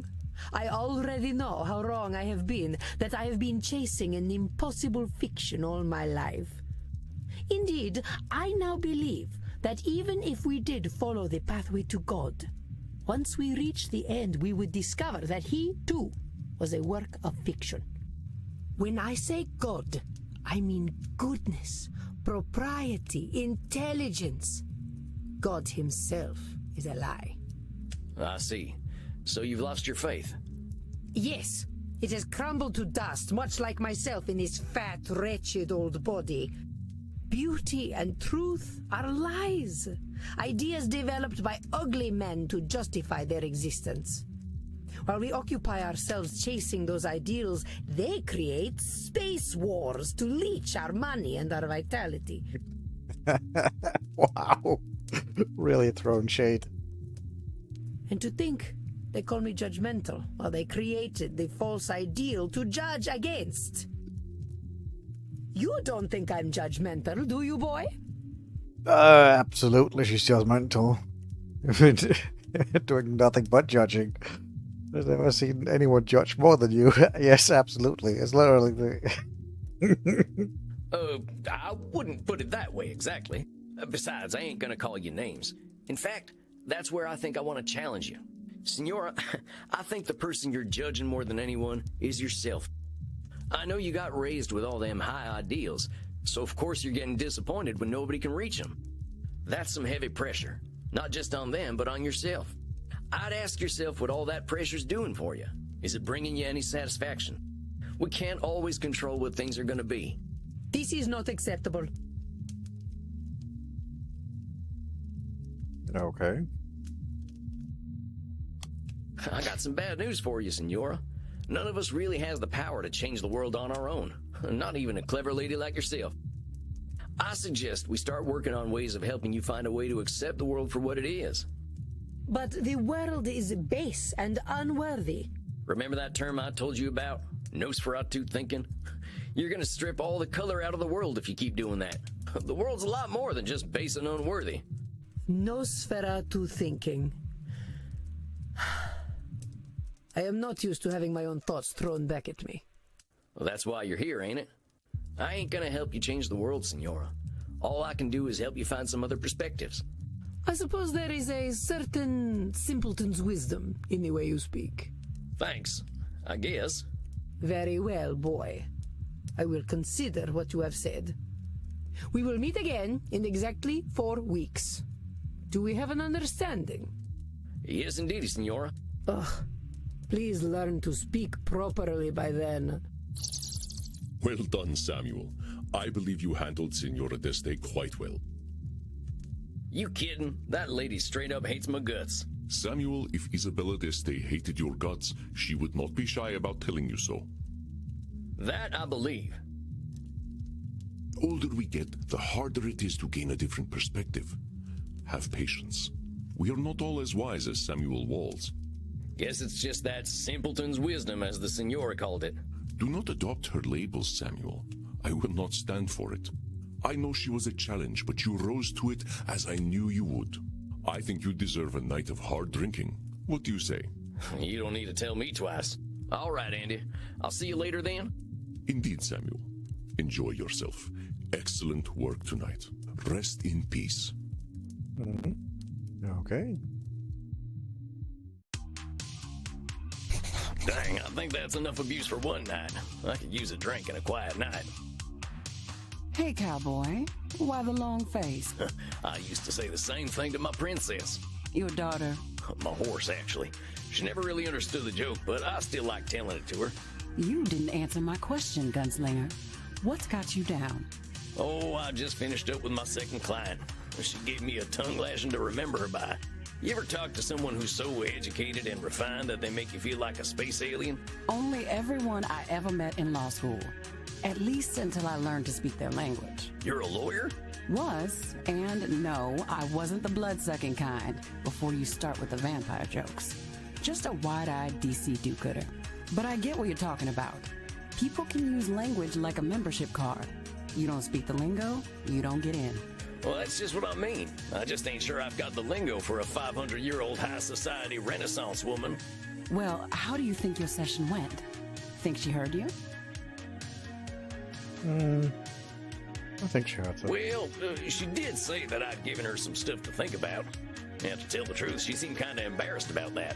So what? If she heard you, I'd take the W, cowboy. Take the W? What, the wagon? The win, Gramps. Maybe she isn't gonna relate to you, but that doesn't mean she can't hear you. You're probably right. I guess I'll take the W.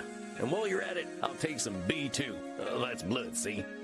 What are you in the mood for? Men? Women? Something a little more off the beaten path? I think I'll have some takeaway tonight. What have you got? Here, try this. Should put some color in those cheeks. You really ain't squeamish, huh, Crimson? Nah, healthy blood never hurt anyone. I've been hanging around vampires for 20 years, and they aren't so scary. Not even Bert? What, that old pointy-eared teddy bear? He's a total sweetheart, unless someone gets aggressive or touchy with the customers. What does he do then? They get a stern warning. And if they don't listen? Why, then he eats them. Maybe he is a teddy bear. I met Teddy Roosevelt back in the night, and I'm pretty sure he would have done the same thing. Speaking of which, I gotta thirst something fierce. I think I'll head back to my coffin for a little rest. But you have a good night, Crimson. You too, Sam. Don't let the Draculas bite. Time to crack open a warm one. That's the good stuff. Now, maybe I can find a quote from one of my favorite books that'll help give me a little inspiration. Or I could watch the Three Stooges hit each other a whole bunch. Or I could just go to sleep. What's it gonna be, Sammy boy? Let's read something. My profession is to be always on the alert, to find God in nature, to know his lurking places. I always like that quote. I ain't a God-fearing kind, but it's true. There's a natural beauty behind the man-made world if you know where to look. Isabella Deste's all culture and breeding, but underneath, she's got her vulnerable and beautiful humanity too. I just gotta remember that. Oh, all right, that's enough for one night. Time for some rest. I hope my next client will be a little easier. We shall see. Samuel, good evening. I am glad to see you looking so fresh and well slept. Uh-oh, something tells me I'm in for it tonight. The truth is seldom unseen by you, my friend. Tonight, you face perhaps one of the most difficult challenges a therapist can face. The fact that you may not be able to help everyone. In truth, I have failed to help clients with this particular disposition many times. Hey, I'm new at this. You're nigh on 3,000 years old. If you can't help them, how can I? It is not guaranteed that we can help every client. To think we are powerless to help any is a cognitive distortion itself. I believe you know it.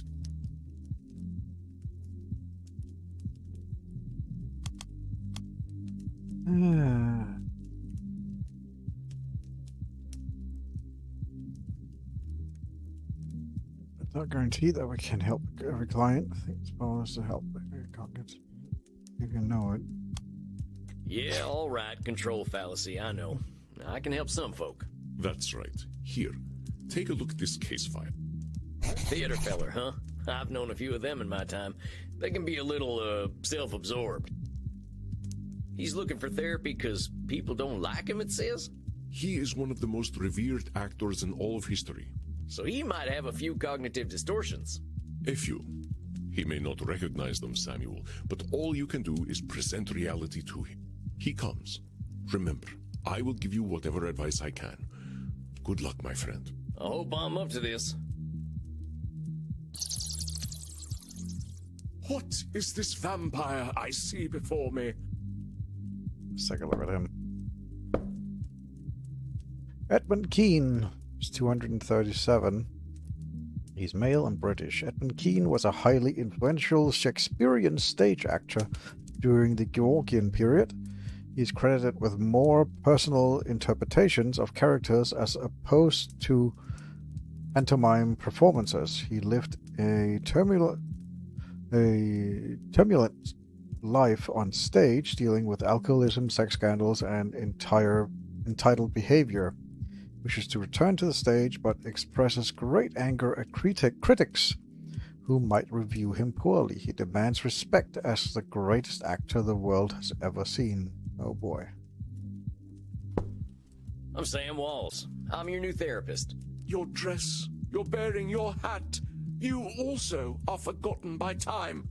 Oh, how fortuitous! A kindred spirit, perhaps. A therapist should know pain, I say. Most excellent. Tarnation. Can't get a break with this here hat of mine. No, it's perfect. Do not change a single thing. It gives me faith. Faith, my dear vampire, that you can help me. I'm gonna do everything I can. I promise you that, amigo. Do not do so lightly. Darkness dwells within my damned soul. You journey into my pain at your peril, and I cannot be your Virgil. You're who now? Anyway, you wrote in your intake form that you're here because...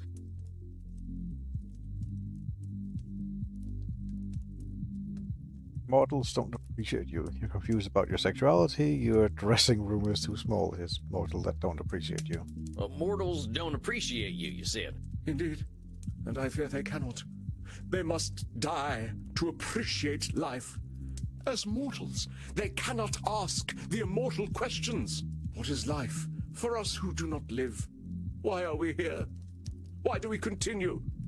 What do we do when death has no meaning? And what a piece of work is vampire! How noble in stature, how infinite in life!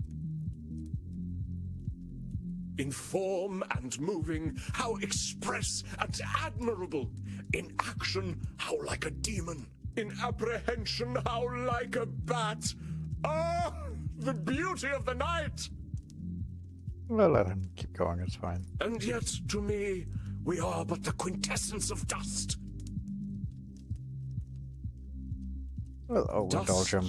Upon dust. Already that whence we came. Well, that was a lot. You understand, don't you? Death has no meaning, because life never had meaning. To die, perchance to sleep. All right, that's enough of that. Before we answer the question of why we're all here, why are you here? Well, that is, what exactly drove you to me, partner? Oh, that. Well, a pustule of a theatre historian I recently seduced and killed sprang the seeds of doubt in mine corpus. He was writing a biography of the great Edmund Kean, and I thought mayhap that I would favor him with a secret or two. He said my acting style would now be considered archaic. Though I drank him to the last, I fear his cruel barb was sharper than my fangs. This embossed carbuncle of corrupted blood caused me to doubt myself. Are all men such fools? Will I ever find my audience again? Or did they die long, long ago?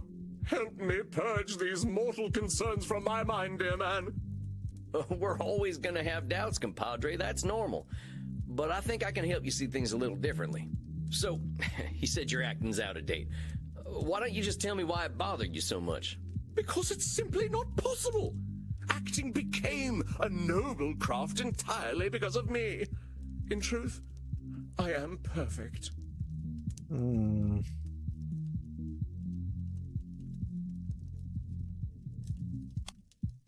Hold on a sec there, partner. Acting became a noble craft because of you? That's a lot of control over a whole skill. Yes, impressive, isn't it?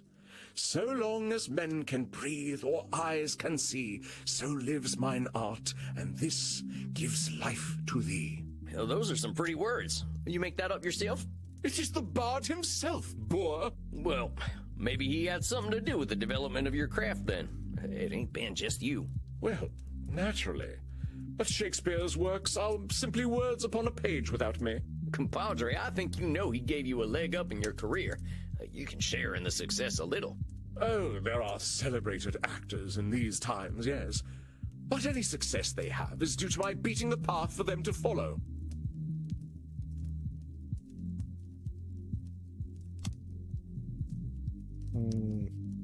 He's disqualifying the positive. Oh, wait a minute. You're saying that every actor's success comes straight from you? Of course.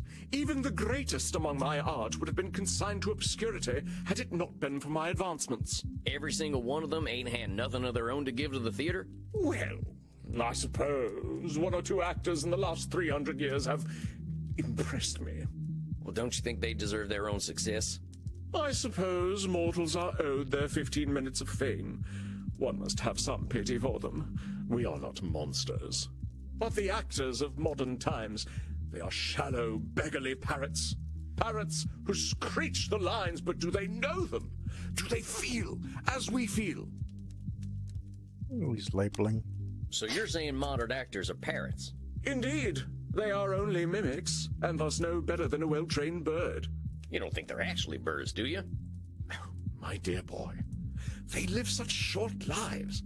What else can they do but ape the words and actions of their forebears? But when you call them birds, you're just labeling them that. You ain't giving them a fair shot. Oh, come now. I was clearly employing a little dramatic license. But we're here to talk about truth, all right, compadre? It is my gentle direction that takes the craft to higher echelons, and mine alone. Acting does not evolve without me. That's Nosferatu thinking. Listen carefully. Edmund is assigning a lot of responsibility to himself, isn't he? That's what I thought was this black and white thinking. It's like, okay. It is my gentle direction that takes the craft Control fallacy to then? higher echelons. You're saying only you can change the course of acting? So, Nosferatu thinking and control fallacy. It's sometimes it's a little bit difficult to, at least for me. It might be easier for you, but at least for me, it's a little bit iffy. It is demonstrably true. There is acting before Edmund Kean, and there is acting after Edmund Kean. But there's so many types of acting out there. I mean, I remember when vaudeville came out, but I don't think you had anything to do with that. Vaudeville? Oh, like so many American arts, an art of the grotesque. You plunge a dagger into the heart of subtlety. So you didn't have nothing to do with vaudeville? Oh, devils below, no. Well, then you got a little control fallacy, hombre. Mortals got wills of their own. Indeed. I suppose I don't want any responsibility for the things the Americans create anyway. These critics should honor me, as is my due. You're saying critics should honor you. Well, what happens if they don't? Then they are not doing their jobs properly. I do not ask for their laudations without cause. But if a so-called critic does not recognize my contributions to the theater, what do they know of the theater? Maybe they just got different tastes. Uneducated taste, perhaps. If they are just uneducated, why should they appreciate you? An interesting point. I suppose I cannot blame them. Thou fiend! You are cruel indeed to beat a man when he is at his most vulnerable. I am here so you may help me cope with a world that has gone mad, not so you might attack my every word. I'm doing no such thing. All I'm doing is pointing out your reality. If we're gonna cope, we gotta be honest about the world. And I say that you are a villain. I come to you in desperate need, and you respond by mocking my desperation. Why would you do this to me? Do you not know what pain I am experiencing? Do you not know that I, as an actor, feel every sling and arrow more keenly? Art thou a therapist or a murderer that you would push me so to the brink? Do you want me to commit suicide? I'm sorry. I wasn't trying to hurt you. I want to help everyone who comes to me. Samuel, a moment, please. Andy, I got a real problem here. I think I'm not cut out for this work. This fella's right. Why am I attacking him when I should be helping? First of all, should statement. You will do what you will do, and that is all, Samuel. But look at the candles. What do you see? The candles? Oh, they seem fine to me. Look at the flames. Wait a minute. They're getting higher, ain't they? Your client is very powerful. He has his own unique skills earned through the ages. His skill in gaslighting is so intense that it affects the world around him. That's how gaslighting works, but okay. Just increase the. That's a clever analogy. He is altering reality to fit his distortions. Be watchful, Samuel. Do not let him. How do I stop it? Be persistent, and above all, be honest. He does not control your reality. I await your apology, sir.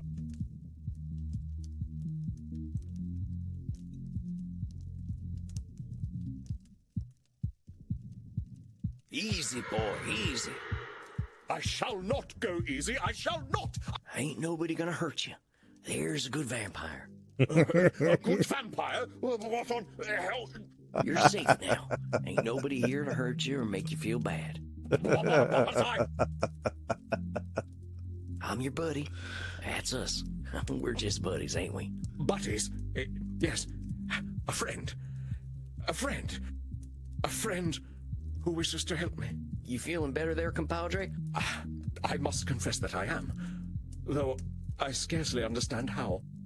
Hey, well, that's just great. I want this to be a comfortable place for you. Yes. Yes, I do believe you. After all, your profession is in many ways similar to acting. It is no wonder that we find common ground. How is therapy like acting? It is the exploration of the soul, is it not? A journey into pain and truth.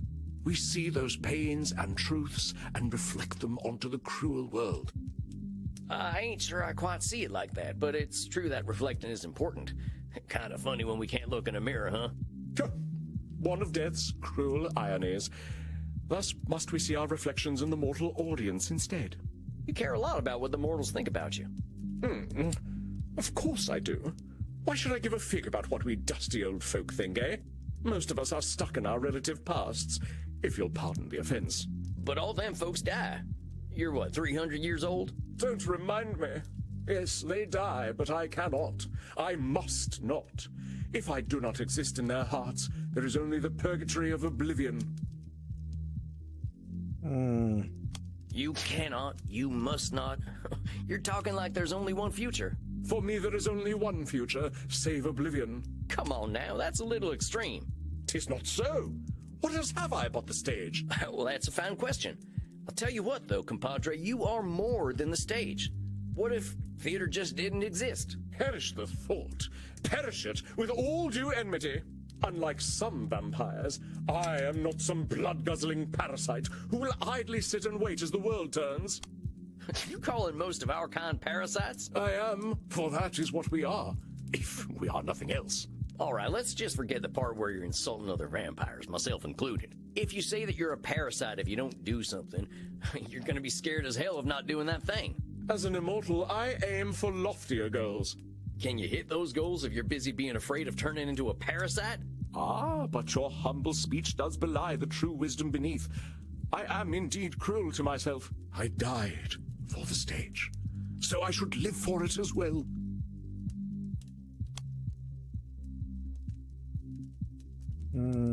Should live. A should statement, maybe? Yeah. Well, why should you live for the stage? What was my death worth if the stage does not matter? But it's only you who's saying your death ain't worth something. Your shoulds are fatal. Ain't that a lot of pressure? Perhaps.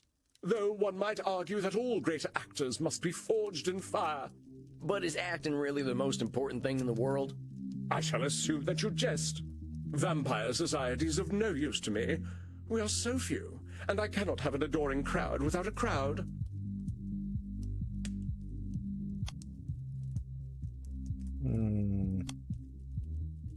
Edmund is being a little choosy with his audience, isn't he? Don't Yes. remind me. Yes, they... You cannot, you must not. You're talking like there's only one future. Yeah, I keep messing up control fallacy and Nosferatu thinking. It's a little... For me, there is only one future, save oblivion. Come on now, that's a little extreme. 'Tis not so. What else have I but the stage? Well, that's a fine question. I'll tell you what, though, compadre, you are more than the stage. What if theater just didn't exist? Perish the thought. Perish it with all due enmity. Unlike some vampires, I am not some blood-guzzling parasite who will idly sit and wait as the world turns. You never just did this. You calling most of our kind parasites? I am, for that is what we are. Alright, let's just forget the part where you're insulting other. If you say that you're a parasite if you don't do something, you're gonna be scared as hell of not doing that thing. As an immortal, I aim for loftier goals. Can you hit those goals if you're busy being afraid of turning into a parasite? Ah, but your humble speech does belie the true wisdom beneath. We I am literally indeed just had cruel this. to myself. I died for the stage, so I should live for it as well. Good Well, why statement. should you We live for literally this? just What was had my this. death worth if the stage don't... But it's only you who's saying your death ain't worth something. Your shoulds are fatal. Ain't Perhaps. Though one might argue that all great actors must be forged in fire. But is acting really the most important thing in the world? I shall assume that you jest. Vampire society's of no use to me. We are so few, and Vampires ain't got nothing to offer you. nothing they can give, no. Vampires do not understand the avant-garde. Vampires have a lot to give. We got time to understand things mortals just can't. I think you're painting vampire society with a pretty broad brush. We got some redeeming values. Oh, perhaps. But an understanding of the stage is not one of them. You know, I see what you are doing. The motivations of man are well known to me through my art. That was weird that it, like, it backtracked so much that I had to go through the should statement and then Nosferatu again. That was weird. Oh well. And what am I doing? You are mocking me, undermining me, causing me to doubt myself. I know thy purpose, wretch. This therapy business is all a ruse. You would lay me low and claim dominion over me. All I'm trying to do is help you, friend. Reality's a lot easier to deal with when you can accept it for what it is. So, now you doubt my sanity. Is there no end to your japes and jabs? I shall not break. Oh, you shall see. The tides of cruel seas will crash upon me, but I do not wither. I know thy game, trickster. You wish to keep me in your debt. The more I doubt myself, the more you take from me. You think you are clever, but thy tongue outvenoms all the worms of the Nile. Will, what have you to say for yourself? Speak, that I might hear thy bile.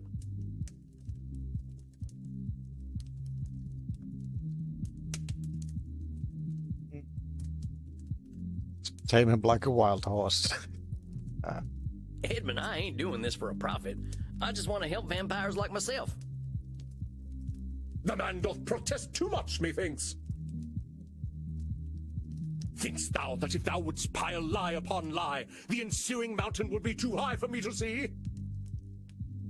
damnable wretch! Mine eyes see clearly! It ain't like that. Easy there. What? I know you're upset and you're scared. I ain't gonna hurt you. But you want to hurt me? Good vampire. Ain't you sweet? Yeah, it's all right. You really don't want to hurt me? You'll keep me safe? Tame him like a wild horse. We're safe. Ain't no place safer than right here. We're friends. That's right. You're my buddy now. Just my pal Eddie. In truth, I am oft left bereft of friendship. Our kind can be difficult. You mean vampires? No, actors. But to sense one is not alone in all the world is a feeling to be cherished. You ain't alone, I promise you. Whatever bad stuff we're living, someone else has lived it already.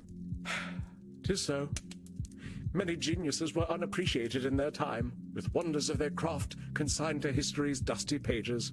Even the bard himself did struggle. There is some comfort in that. Common nocturnality. We all got the same needs, man. Blood, safety, and sex. Indeed. I, too, am akin to the doomed Achilles, though my sore spot lies not so low, but twixt stem and stern. Tain't my place to comment. Oh, it seems the spot is no secret to you after all.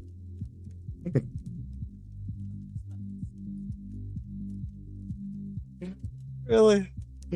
Oh, God. Maybe we can talk about that some more in your next session. I think you did pretty dang well today. Jesus Christ. Oh, boy. Yes, I suppose I did. I am You rather think good that- at therapy, aren't I? Do you think that they find the commonology goal in the taint? That is... Oh, boy. If you're here and wanting to get better, yeah, I'd say that makes you pretty good at therapy. Well, one mustn't rest on one's laurels, must one? That's right, Eddie. Okay, I'll see you in a few weeks then. Aye, we shall vanquish my demons together. I cannot tarry. The stage awaits. Dang, what the hell was that? One of the darker malignancies of the mind, dear Samuel. You sure I'm up to this? You were masterful, Samuel. You were able to take your knowledge about cognitive distortions and turn their definitions outward. And we must speak about this equine ability of yours in your next session. Oh, that. Yeah, I learned a lot about myself through my horse. Save it for our next session. Rest, Samuel. You have faced a great danger. Now it is time to drink and be merry with the Goths. Oh, not sure I'd call them merry, but they know how to cut loose. All right, Andy, I'll see you later. Good night, Samuel. Rest in peace. Yes, let's go party with the Goths.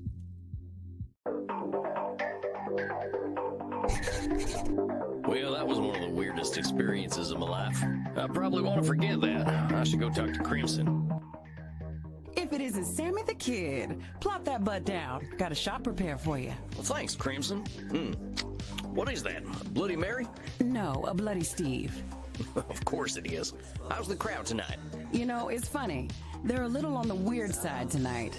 Must be a full moon out. Oh, you ain't kidding. I just had my first therapy session with the strangest fella I ever met. The actor type. Used to be an international celebrity back when I was alive. Well, seems like fame's a nasty drug. Like Andy says, people are people. Doesn't matter what era they're from. Feeling good about your session, though? He was pretty confrontational, but he was happy to talk about himself at least. Andy says the real clients to worry about are the ones who've got nothing to say. I get that. Being a human isn't easy. You gotta be pretty damn privileged to have no problems at all. Well, this fella definitely has plenty of problems. I think he'll be keeping me busy. It's a big world out there, cowboy. Full of vampires with no self-awareness. Well, ain't that the truth? Well, here's to change then. To change. You, drinking Andy's blood there? Andy's? Nuh-uh, this is a plain old mortal drink. You think anyone would want to drink that man's blood from a bottle when they can get it straight from the source? I suppose they wouldn't. I'm not proud to drink blood, Sam. Wouldn't be doing it out here. I didn't mean to cause offense, ma'am. Not your fault. I guess I shouldn't be offended.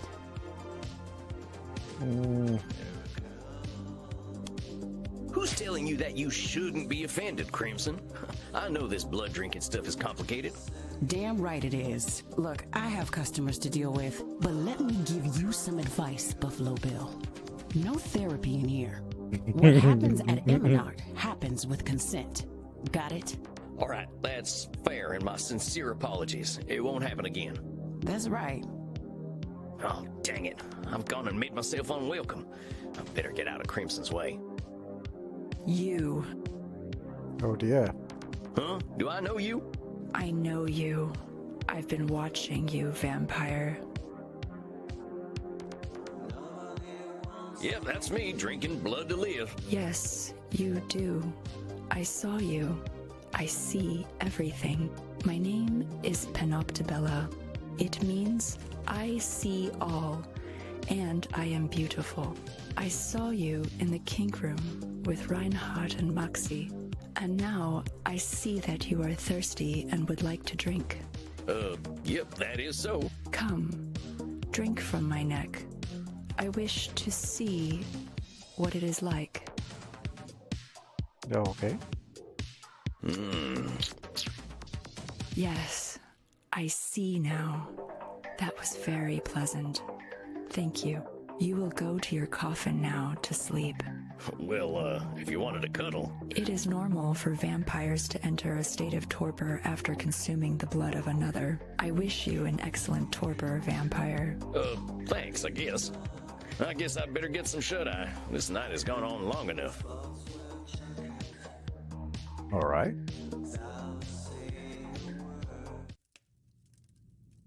Good evening, Samuel. I hope you are feeling well rested.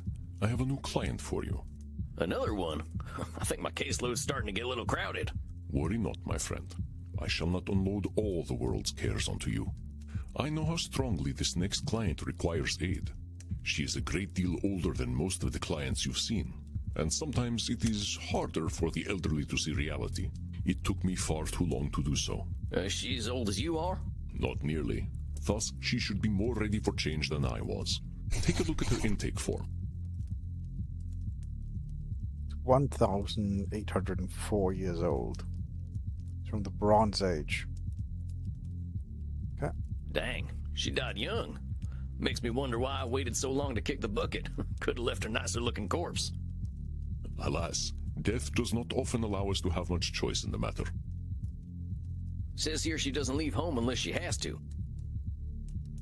Indeed, it is a puzzle, as elder vampires can often be. I sure do hope I can help her. You will do your best, I know.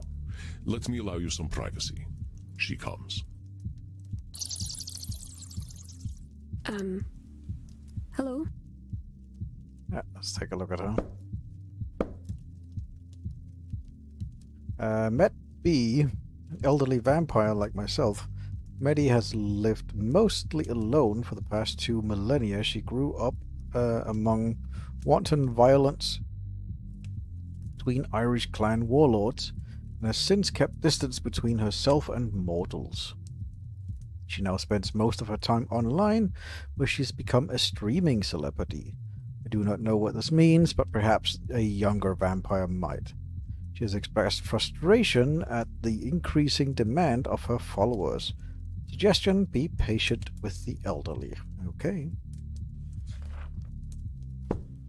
Hey there, how do I say your name? Mev is my real name. Medby's just my screen name.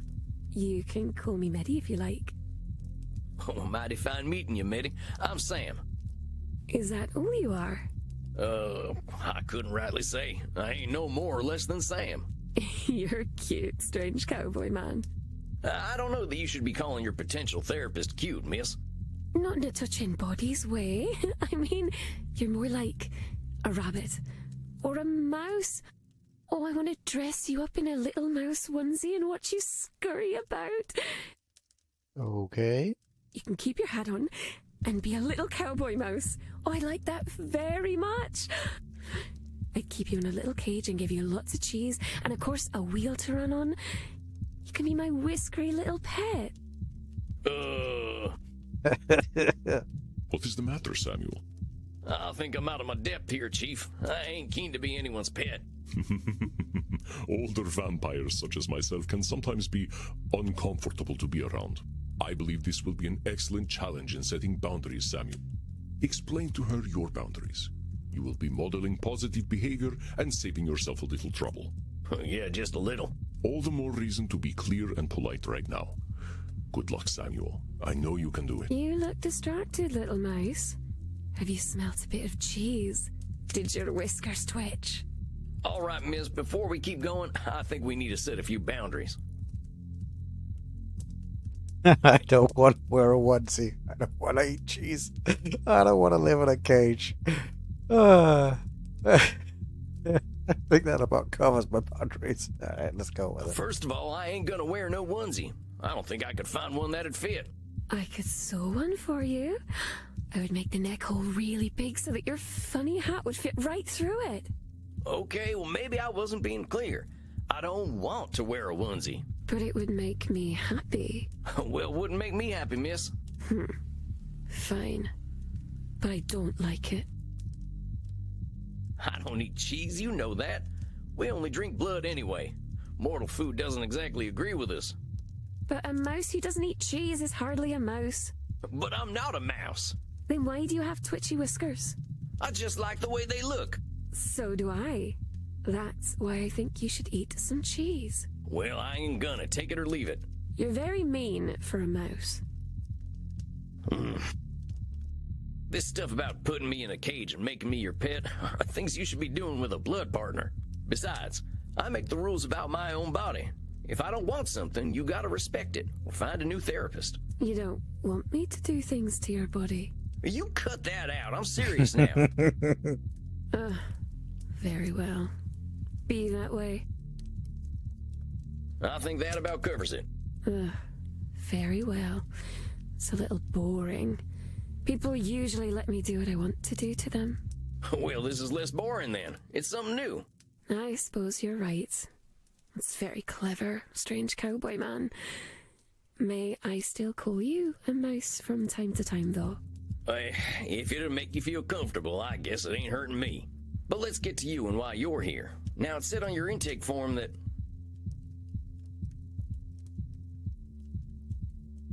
Concerned about climate change, she's overworked, she's afraid of aging. She's not really afraid, I guess she's overworked.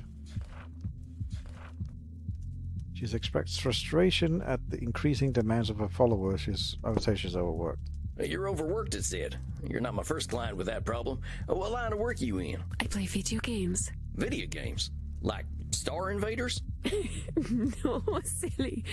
More like Overcharged 2 and Pension Impact. More of an FPS and RPG girl. Oh, Overwatch 2 and Genshin Impact.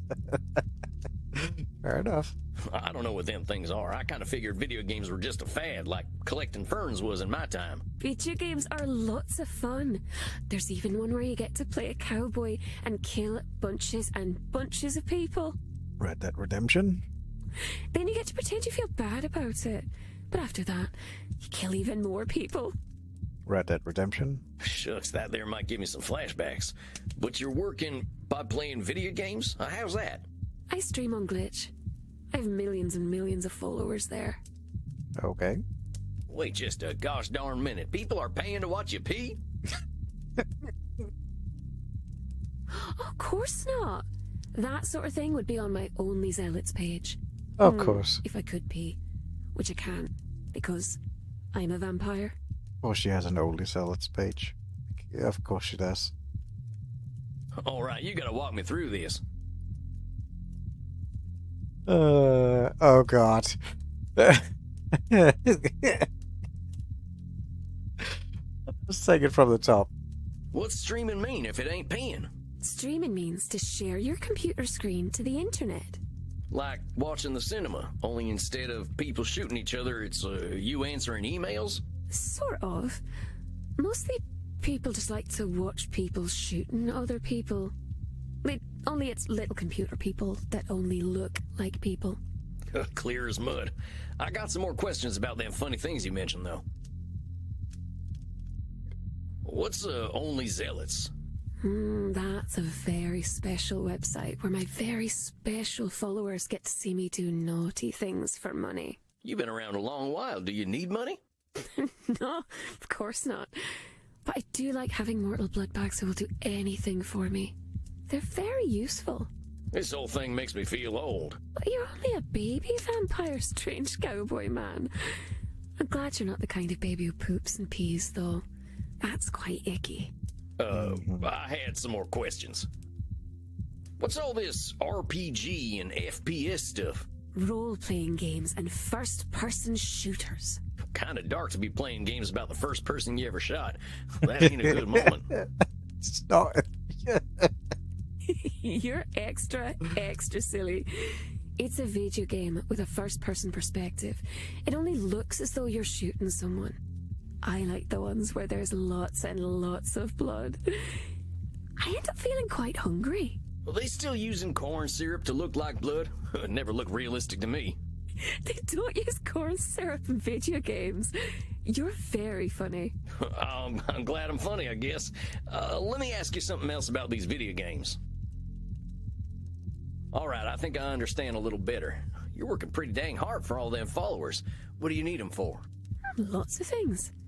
They pay my rent for me, they buy clothes and gifts for me, they dispose of all the bodies. And they let me kill them too. They're all so eager to die. Poor little lambs. Wow. They're like servants?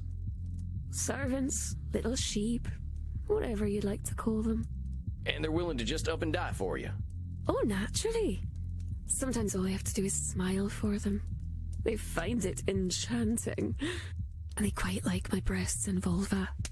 Oh, God. Oh, I see. Does it make you uncomfortable to hear me say breasts and vulva? I reckon I just wasn't expecting that level of candidness. Breasts, vulva. Hey, come on now. Oh, but it's so much fun to watch your little whiskers twitch. I think I'd be uncomfortable as well. So, these followers of yours do a lot of work for you, huh? But I have almost 100 million little sheep. It's rather difficult to manage them all and keep them happy. Why do you need to keep so many servants happy? I need my sheep. If I don't have them, I'll have nothing. Is it really true that if you don't have your followers, you won't have anything? Ain't you got other stuff you're interested in? Suppose I enjoy reading. And video games. And I can do those things alone. There's also playing games with my body. Oh, yep, there's that. Which Americans don't do. You like to shoot people instead. Bang, pow. That ain't always true. But let's get back to what you were saying. If I don't make them all happy, they'll turn against me. Oh, wait a minute. That's one of them double control fallacies. A control fallacy? What is that, manling? It's the idea that you either have complete control over something or no control over something. The idea that you can make everyone happy is something that ain't in anyone's power. And assuming you have no control and they'll all turn against you ain't true either. That is true, I suppose. I can do things you couldn't dream of. But I won't show them to you because you're an American. That is much appreciated, miss. And now about the stuff you were saying. All I'll be is the lonely, crazy girl with a flat full of stinky corpses.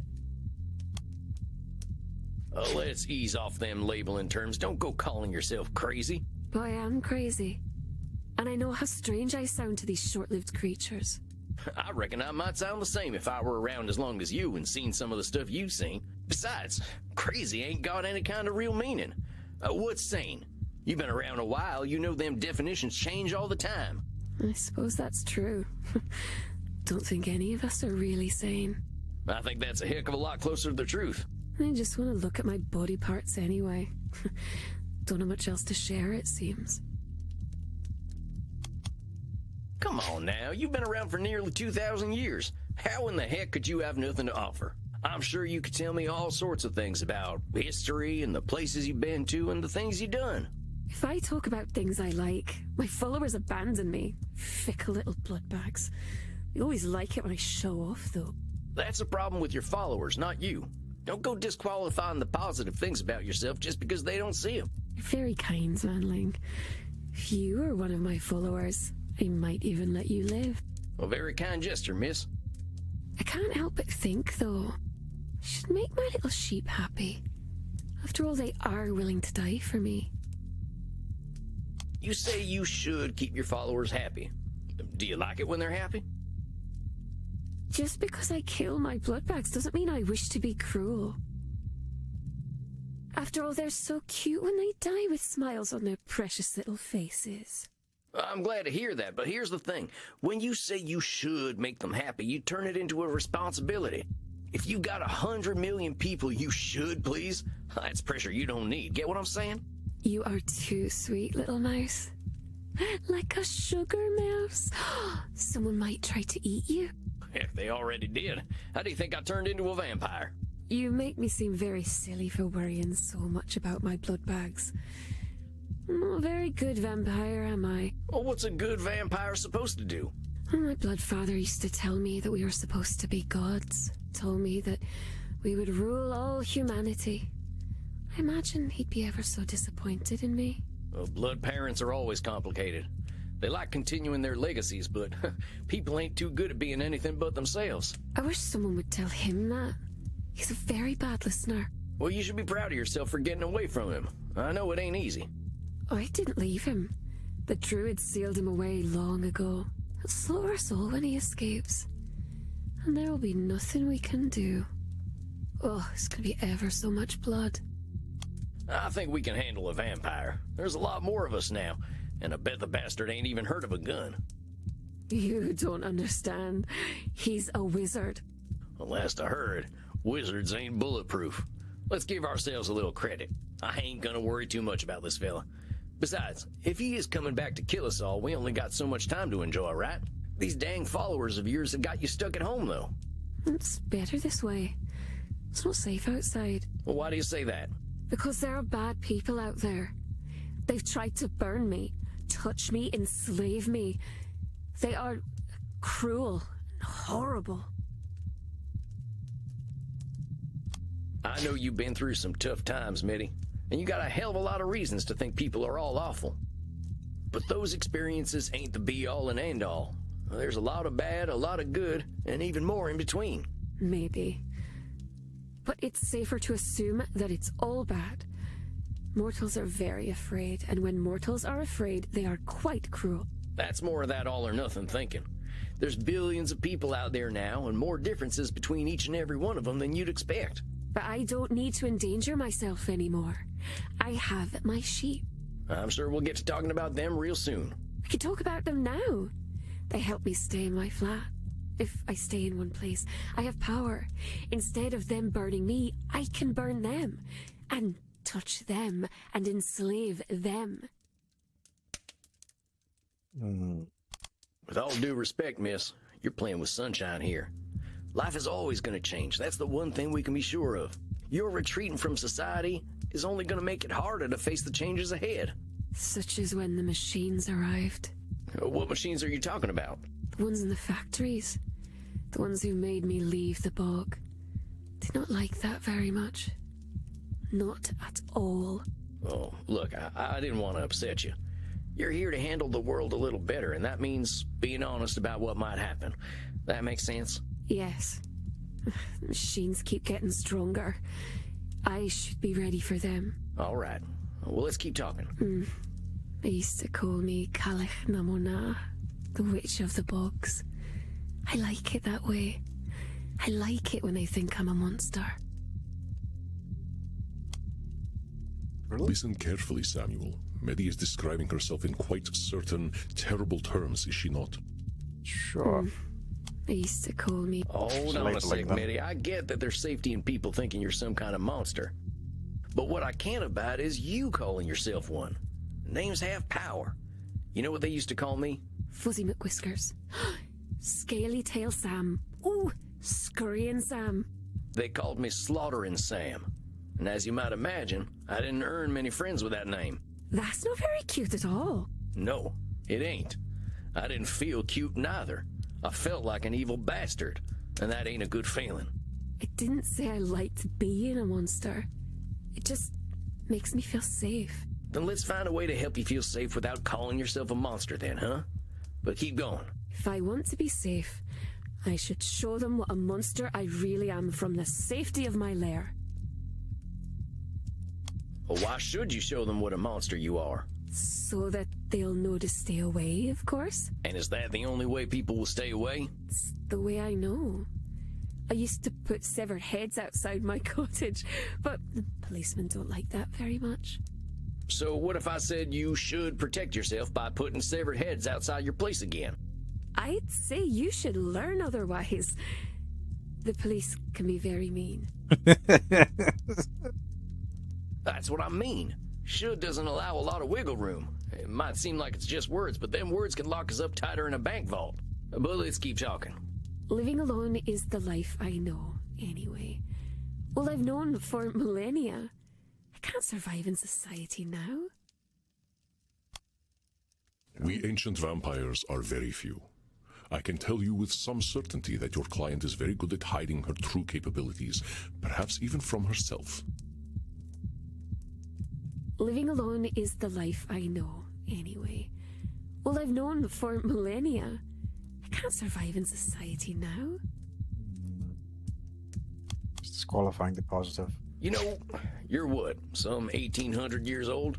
You're older than any government on Earth. You've seen the world change in ways none of us could dream of. Hell, you basically won the internet, and I can barely open up my Vmail program. You're way more capable than you're giving yourself credit for. I suppose that's true. But I'm not very good with real-life people. Unless I'm eating them. You're still disqualifying the positive by canceling out all them skills you got. You can use all that modern lingo I've barely even heard of. You dab, fam? That was ages ago. See what I'm saying? You are very clever, sweetling. It is easy to forget how small and weak mortals are. The world is a big place full of things that might try to hurt me. Well, before you face the world, why don't we start with your neighborhood? Let's start slow. Take a walk around your block, 15 minutes a day. Just spend a little time outside looking at the moon. I suppose if anyone tries to hurt me, I should be able to kill them or enslave them. Very well, strange cowboy man. If anyone does kill me, I'll simply become a ghost. Then I can whisk myself up your bottom with a little ghost needle and poke at your guts. I don't think it'll come to that. Just spend some time outside and see how you feel, and we'll talk again in a month. Sound good? Very well. I suppose my followers outside must be eager to carry my coffin home. I promised I would eat them when we got there, so shouldn't keep them waiting. Farewell then, little mouse. Hoo-wee! Well done, my friend. You seem a little out of sorts. Are you quite all right? She was something else. Like so many of our kind, she simply struggles to adjust to a constantly changing world. I think you will be of great help to her. She clearly likes you. That's what I'm afraid of. You are under my protection while you are here, Samuel. I guarantee no ghosts will travel up your posterior. Thanks. You have done excellent work tonight. Please, relax downstairs. Summer will be here before we know it, and the nights shall become short once again. Rest in peace, my friend. Tarnation. I'm glad the kids here aren't glued to their little TVs. I wonder why that is. I bet Crimson knows. Giddy up, little doggy. I ain't heard that one in a while. Truth is, I'm running out of cowboy terms. What can I get you, handsome? How about a kind ear for my troubles? You got a real old school way of seeing bartenders. But in this case, you're right. I am a good listener. Lay it on. I got this new client. It makes me feel old. 250-year-old man feels old, huh? Yeah. But seriously, I thought I understood people, but she's from another time, like. I've been around a long time, and I ain't seen nothing quite like this internet. But my client lives there. And you think you can't help her because you don't understand the internet? No, I'm sure we can help her. I reckon I can be of some aid. Just gotta figure out all this technology. My dial-up modem might not be up to today's standard. Maybe you were right. You are ancient. But I'm glad you're feeling confident, cowboy. A vampire who can adapt is a mighty fine one. Gosh. Here's the thing, cowboy. Nobody understands the internet. I don't feel old yet, though. Still just glad to be alive, thanks to Andy's blood. Oh, yeah? I know you've been curious about why I've been drinking vampire blood. You don't have to pretend. I've got a rare blood cancer. Andy's blood is what's keeping me alive. Oh, I'm real sorry. I didn't say I was dying. I said I had cancer. Stop making that face. I'm just glad I found Andy. Don't think I was quite ready to die. I, for one, am glad you're sticking around, Crimson. Well, thank you kindly. So what'll it be, Sam? You ain't gonna dance? No, I ain't gonna dance. You owe me that story one day, cowboy. Here, have a little something I whipped up for Andy. Herbal blood tea. No garlic, right? No garlic. Nice. Mighty kind of you. Maybe I'll take a nightcap. You have yourself a fine night, Crimson. Adios, muchacho. I think that's my last client for a while. My caseload's big enough. I'm starting to get overwhelmed. Mm-hmm. Maybe something from one of my books will inspire me. But then again, I could watch cartoons instead. Let's go ahead and read a poem. That seems like it would be appropriate. I think I'll read a poem. I've got one I love. Carry one, walk with. I celebrate myself and sing myself. And what I assume, you shall assume. For every atom belonging to me, as good belongs to you. I loaf and invite my soul. I lean and loaf at my ease, observing a spear of summer grass. My tongue, every atom of my blood, formed from this soil, this air, born here of parents born here, from parents the same, and their parents the same. I, now 37 years old, in perfect health begin, hoping to cease not till death. Creeds and schools in abeyance, retiring back a while, sufficed it what they are, but never forgotten. I harbor for good or bad. I permit to speak at every hazard. Nature without check, with original energy. Just a little reminder that I'm still human. No, that's a pretty good poem. Very deep and very thoughtful. I think that's enough action for one night. Time I got me some shut-eye. Good night, son.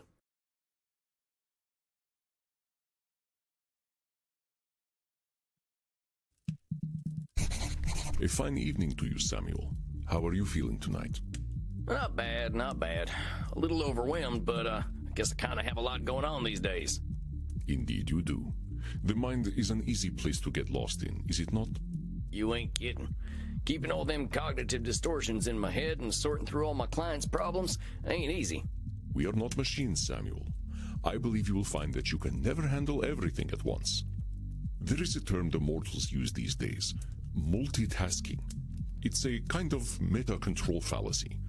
Even we must handle thoughts one at a time. I guess. I just hope I can concentrate on my own therapy with all this stuff bouncing around in my noggin. I do not expect you to be an exception to the rule, my dear fellow. Let us see whether we can clear your head. I would like to introduce you to a ritual I have learned for stilling the mind. This some kind of ancient vampire secret? Something the old ones gave you that's been lost to time? Something mortals could never imagine? No, it's just meditation. Oh. That does not make the technique any less valuable. Now then, close your eyes. I will guide you through this process. Think of a place that brings you comfort. Where is it? I'd have to say the woods. I always liked being in nature. Then imagine the woods and let your thoughts come to you. Breathe in and breathe out. I shall let you begin. I ain't cut out for this therapy thing.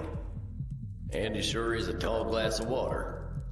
I miss my princess. I kinda miss farting.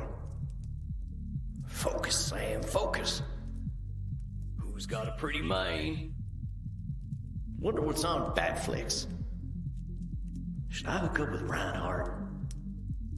I'm so bad at meditating. I like blood from San Antonio, not New York City. Relax, ain't no vampire hunters here. Who's my favorite horse? Is it you?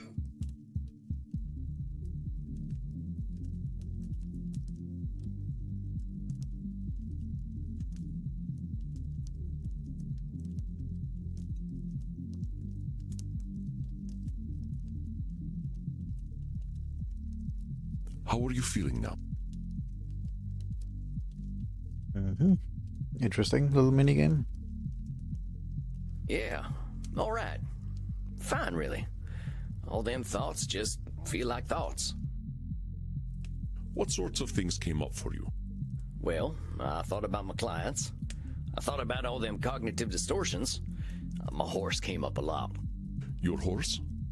Yeah, Princess. She was my horse back when I was alive.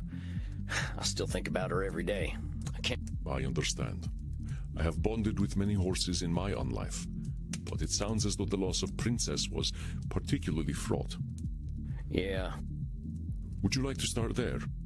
Not sure I'd like it, but seeing as it's come up, maybe we should talk about what happened to her. It's got a lot to do with my old gang. I mentioned them before. The Mystic Bastards was their name.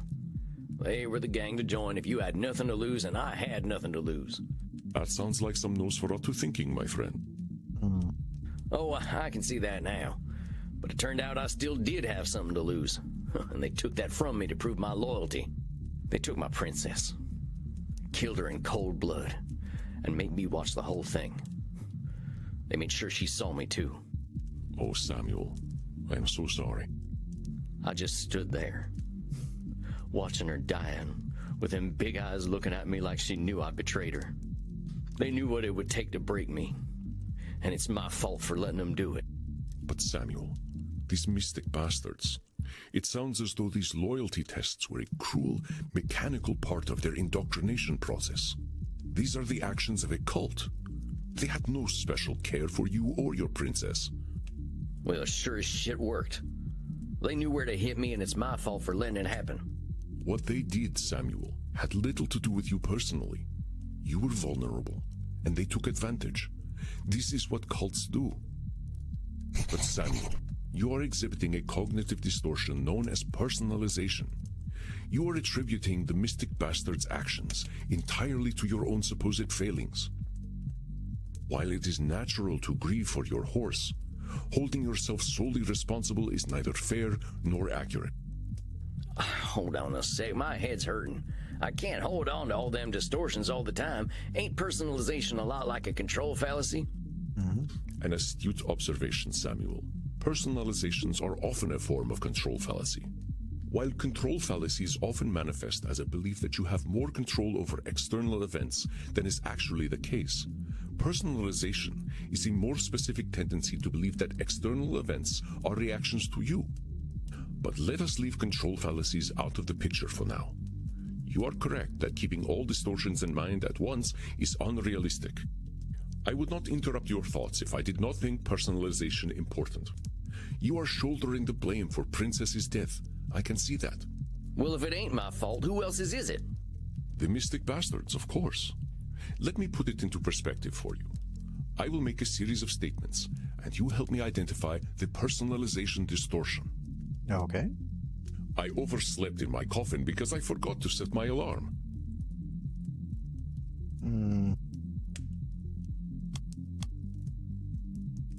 Well, that's the personalization, ain't it?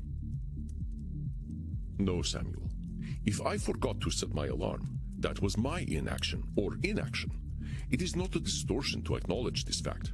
Ah, I understand. Dang. It's all right, Samuel. Let's keep going. I bit Crimson's neck last night and missed the vein because I was distracted. It was entirely my fault.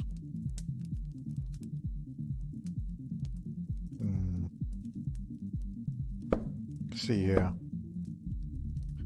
Often we assume things happen because of us. Heck, often they do. That's why we get tempted by personalization, wrongly liking external events to ourselves.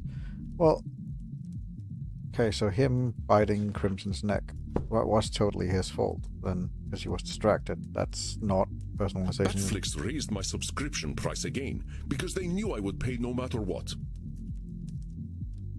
That could be personalization. Well, that's the personalization. Badflix has no earthly clue who you are. They just raise their subscription prices anyway. Just as your gang planned to isolate members from their former lives. Do you see the connection? I guess so. I was just too stupid to see it at the time. Ah, calling yourself stupid is what distortion? Labeling. Yeah, it's labeling. But I should have known anyway. I knew that crew was bad news. I just thought I was bad news too. You should have known. That's another distortion of reality, Samuel. No, it's a All should right, statement. fine. Should statement, whatever. So what the hell am I supposed to do, Andy? Say nothing's ever my fault and I don't gotta know nothing? I was responsible for getting that beautiful horse killed. She trusted me, and if I'd been someone else, she wouldn't have had to die in that awful way. I am not asking you to lie to yourself. Far from it. And I am not suggesting that you absolve yourself of all responsibility. But what would you say if a friend came to you with the same story? Would you tell them what they should have done? Would you call them stupid? You said yourself that you joined your gang because they were the gang to join if you had nothing to lose. I do not think this is a circumstance most people choose.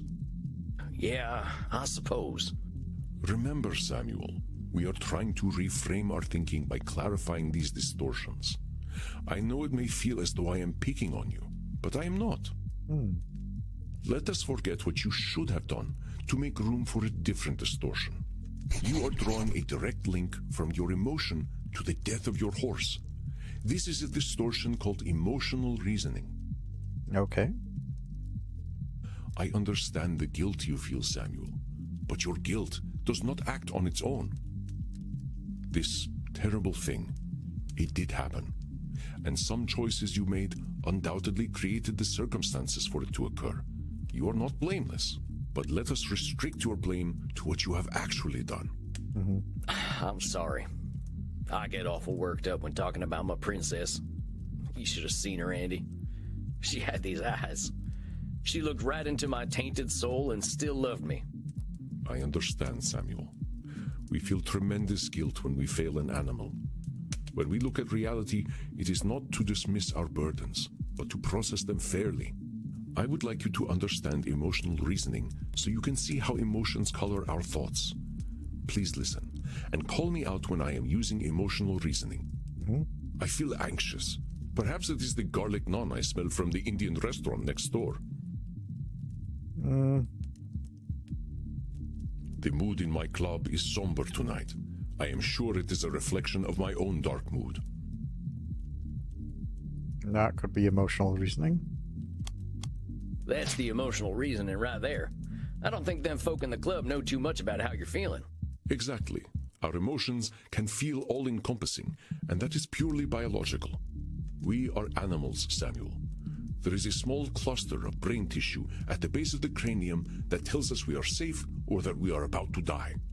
The complexity of our existence is at odds with our biology, but we have the logic to recognize it. Well, if reincarnation's a thing, I think I'd rather come back as a horse. It is indeed a boon and a curse to have human complexity of thought. No kidding. If I were a horse, I'd know better than to join any cowboy gang, let alone the Mystic Bastards. I'd be happy with a bag of oats and a field to run around in. How did you end up with the Mystic Bastards in the first place? Well, like I said, I didn't have much choice. Nobody would have taken me in at that point, except a hangman, maybe. I wasn't a vampire yet, so hanging didn't sound too appealing. The last job I did got my brother killed, and after that, my wife left with my daughter and I never saw him again. Can't say I blame her. I didn't have nobody. Ain't no surprise that a vampire gang would be the only people to take me in. Aha, so that is how you turned. Yes, sir. It wasn't pleasant. Not the candlelight and writhing bodies sort of affair you see in mortal vampire stories. That is terrible, Samuel. The turning is never easy. How did they find you? That job that got my brother killed? We partnered up with one of them Mystic Bastards for it. He knew where to find me. And he knew you were vulnerable, and that you had no place to go. I've thought about that. Were they setting me up all along? Maybe. But whether they were or not, I really didn't have any place to go. I know when them wanted dead or alive posters go up, folk find dead easier and more fun. People saw me as outlaw scum when I was a kid, and there was no way they were going to be kinder knowing I was in a gang. You know this for a fact. You are certain that no one would have any pity on you at all, that your only recourse was to join your gang? I guess I don't actually know that no one but the bastards would have taken me in. Sounds like a cognitive distortion, huh? I think you see the patterns now. It may seem like pedantry, and perhaps it is, but pedantry is the search for ultimate truth. Spoken like a true pedant. It comes with being terrifyingly old. You discovered the cognitive distortion before I could point it out to you. It is a cognitive distortion similar to Nosferatu thinking, so let us put that particular distortion out of our minds for now. Okay. Yes, things were grim for you, but your experiences caused you to assume that there were none who would favor you with a kind eye. You were exhibiting the cognitive distortion of overgeneralization, the idea that no mortal could accept you. This clouded truth made you vulnerable to the mystic bastard's approach. Damn. Maybe we went wrong, huh? I should have joined the Foreign Legion or something. Dang it, should statement. Your mind is not a cognitive distortion shooting gallery, Samuel. Cut yourself some slack. All we seek is recognition of our distortions, not perfection and not punishment. Let us test your ability to recognize overgeneralization. Then I believe we will have covered enough for tonight. Allow me to begin. Okay. Elder vampires are insufferable. They all think they know everything. That's a bit of that is overgeneralization because you're generalizing in public. Wait, ain't you an elder vampire? You don't seem like much of a know-it-all. That's right, Samuel. Though in all honesty, I used to be quite insufferable myself. Not just because he is insufferable doesn't mean all elder vampires were. I aspire to be more patient these days. Let me continue. It seems to me that being a werewolf is pretty rough. I don't see anything wrong with that. Vampires from Transylvania all have funny accents. I want to suck your blood. Who talks like this? That seems like an overgeneralization, Andy. I ain't sure any of them ever sounded like that. Pretty sure they all sound American these days anyway from watching bat flicks all the time. Correct, Samuel. I apologize for the offensive accent. It was employed only to prove a point. Well done, Samuel. Your ability to identify cognitive distortions continues to impress. But let us bring things back to you. I do not ask you to absolve yourself of the things you have done. You did not have the tools to be mindful of the thought patterns that made you vulnerable to the mystic bastards. I have seen mindfulness take root in you, though, Samuel. I hope this session has been helpful to you. Yeah, I'm still sad. I'm still regretful about Princess. I think I'll always be. My not being mindful is what killed her. Every time I think about it, I just know I'm a terrible person who messes everything up. But I think the awareness helps. You're disqualifying the positive and, again, doing a bit of Nosferatu thinking. It does. Then please tell me what cognitive distortion you just exemplified. Was it emotional reasoning, overgeneralization, or personalization?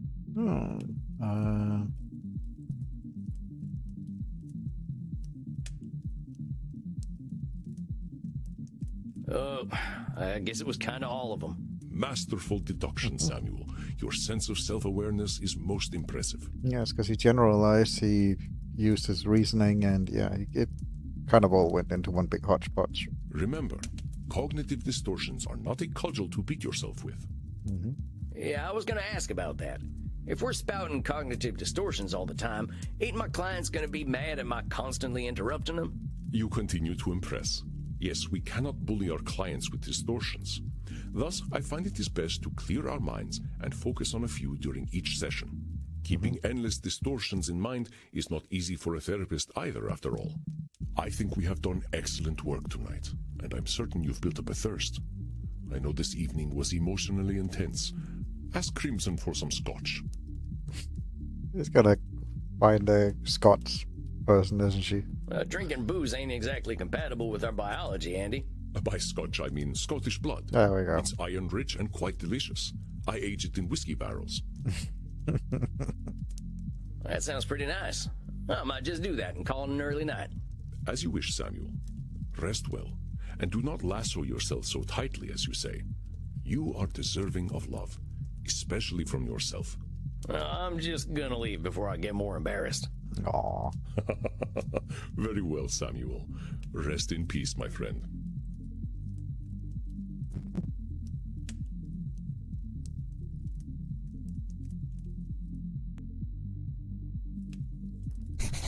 Samuel, greetings. You are seeing Dr. Drayne again tonight, yes? That's right. I'm keen to see how he's getting on. That fella's got himself wrapped up real tight. Do not expect too much change too quickly. It takes a while for thoughts to internalize, even when we know the truth of them logically. It took me only 2,800 years or so to internalize what I needed. Wow. I don't think the doc's gonna be too keen to wait that long. I do not think he will have to. Unlike myself, he has you to guide him. Oh gosh, I barely know what I'm doing, boss. I'm not sure I can keep track of all these new distortions I know about. I do not expect you to. We humans are distortion machines, my friend. But let us ensure we address Dr. Drayne's core distortion. You know what it is, don't you?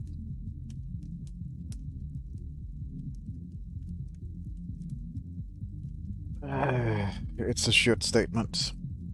That fella's a should statement machine, I'll tell you what. That's right. We can be certain he will carry this distortion with him, but I would like you to pick the rest to keep in mind, Samuel. Up until this point, you have addressed client distortions in small clusters, but now that you are aware of more cognitive distortions, you will notice them everywhere. We must not use cognitive distortions as weapons to beat our clients with, so pick 4 more to keep in mind during your session. But what do I do if I detect he's showing the distortions I'm putting aside? You do not need to address all of them, my friend. You will not catch every distortion, and if you did, I believe your clients would find you irritating. I do not alert you to half of your cognitive distortions. We know that Dr. Drayne will exhibit should statements. What else do you think he will come to this session with?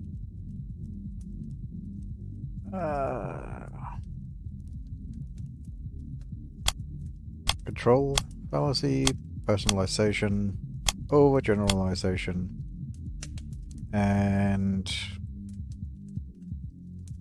I think he doesn't do a lot of labeling or Nosferatu thinking, I feel.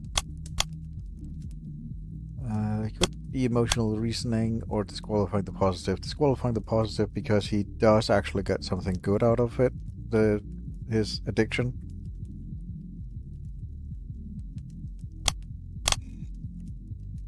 I think I've got what I need now. Very good, Samuel. I will leave you to it. Have confidence. It is well earned. I guess I just gotta believe you. All right, Andy, I'll do my best. I know you will. I will see you after your session. I think I'm ready, and here comes the man himself. Dr. Drayne, good to see you again. Yes, well, I wish I could say the same. I have not had the most productive month. Back on this productive wagon, huh? Last time we were talking about all them should statements. Yes, exactly. And what a waste of time that was. I took what we spoke about to heart, you know, like a fool. But the should statements, as you so tritely put them, were the only thing holding me together.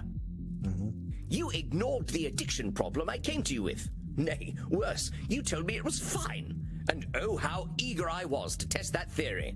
I have partaken of my awful plasma almost every night. I am more monster than man now. That would be a one that I don't have the ability to deal with. Sounds to me like we could be having a fruitful conversation about moderation. I have a better idea. Seeing as you do not understand the gravity of the situation, I will make you understand. Okay. This is the plasma I've spoken of. Pure vampiric essence. I will show you how should statements are the remnants of our humanity. We should not be so quick to cast them away. Okay.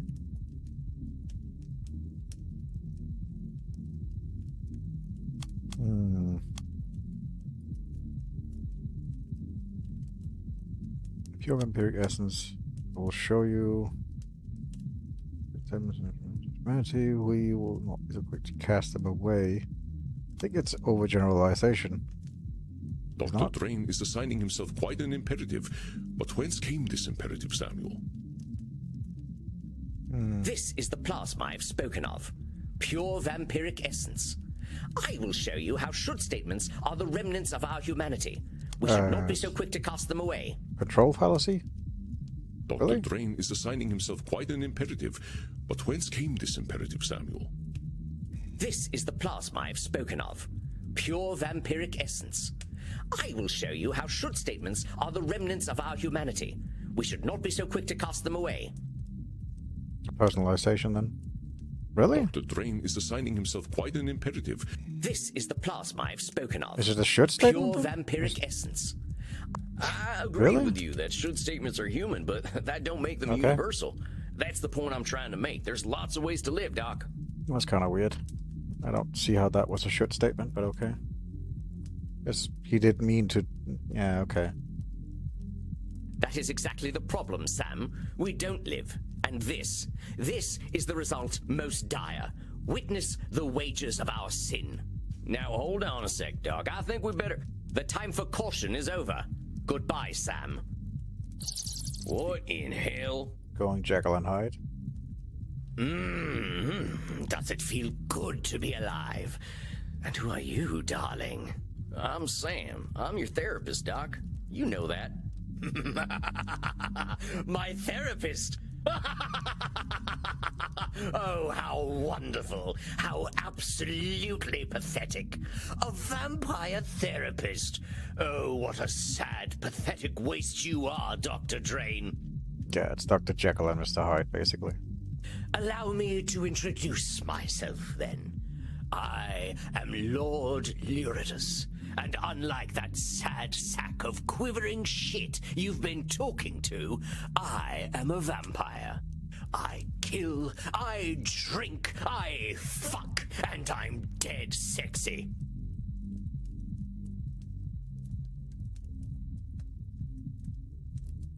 Weren't you wearing glasses before? I don't need glasses. Reading is what people do when they can't find anyone to fuck, which is not a problem I face. Oh, you're missing out, fella. I got into reading after I died, and there's whole worlds to discover in books. Oh, you're so fucking boring. There's a whole world to discover up my arse as well. Okay. Well, you don't have to be so crass. Yes, I see it in your eyes. You're afraid, aren't you, American? Your Puritan blood chills at the sight of me. Maybe I'll warm it up before I drain it from you and turn you into a husk with a stupid hat. I wouldn't try it. I'm not you, though, am I? And I am always hungry. I suggest you stay right where you are. A vampire with a gun?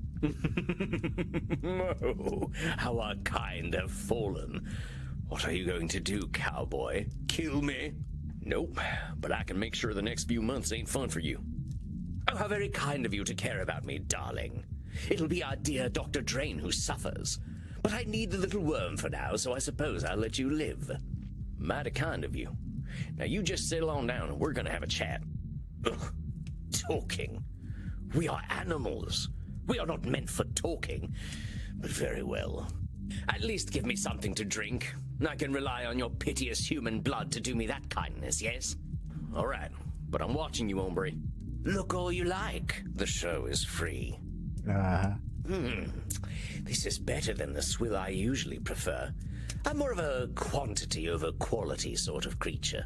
Yeah, I know your kind. I used to be a lot like you. And I suppose now you are just as repressed as the sad creature that exerts control over this luscious body of mine. I'm more free than I've ever been, but don't you worry about me. Let's talk about you. You're going to psychoanalyze me. I live according to my nature. You might as well interview a lion. Yeah, we'll see about that. I'm sure you are the way you are for a reason. You're not wrong about that. You know the answer already. Dr. Drayne needs me. I am what is missing in his unlife.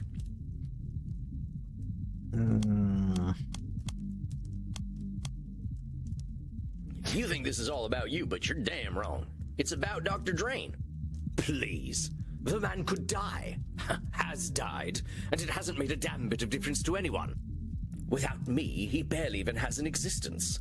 Poor fool. His penis was nearly mummified when I got hold of it. Wow. Okay, that's gross, and also wrong. Dr. Drayne existed long before you did. If you call that an existence. I am his hidden strength. I am his true essence. He is nothing without me, which he already realizes. Is he personalizing again? Or just qualifying the positive? Lord Lourdes seems to believe Dr. Drayne is a completely insignificant part of his... I am his hidden strength. Right, he's disqualifying the positive then. You're forgetting something. A lot of who you are is because of Dr. Drayne. You know that fella denies himself a lot, and you do all them things he refrains from. Besides, didn't he make that plasma you sprung from? Exactly. He did. Do you know, you're absolutely correct. Very well. I'll give the little twerp his credit. He did bring me into existence, and what a wonderful existence it is. Were you aware that vampires possess absolutely no gag reflex? I can prove it. I don't need you to prove I it. don't mess with my clients. But I'm not your client. That little rat man in tweed is. Of course he would deny himself the pleasure. You hear him talk about what he should do, but the sad creature cannot do those things. He should give in to me, and thanks to you, he has begun to. That's a short statement. Come on now, you're really countering his shoulds with your shoulds? I think that proves there ain't no such thing as a should everyone agrees on. But my shoulds are so much more entertaining. His have only bred him hundreds of years of pathetic existence. Well, that don't make a damn bit of difference. I bet there are vampires a hell of a lot more depraved than you who think you should be doing things differently. Really? Oh, you must introduce me. If there are holes I don't know about, I should very much like to know where they are. How old are you anyway? Dr. Drayne's been summoning me for 14 years now. Well, things are starting to make a lot more sense. You certainly sound like a 14-year-old. The transformation has already begun. I will subsume him. His body and his mind will belong to me completely, and Dr. Drayne will cease to be. That's a control fallacy. Yeah, you're awful confident about that. But I got bad news for you. You don't control Dr. Drayne. He controls you. Oh, darling. The little doctor controls nothing at all, least of all himself. Make no mistake. He shall be mine. Oh, yeah? And how do you know that? I know the little wretch far better than you do. He hasn't changed in centuries. Was he in therapy then?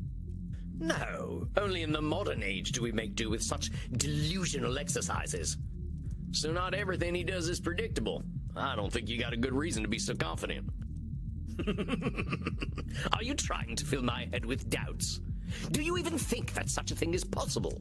There is no such thing as doubt for beings such as we.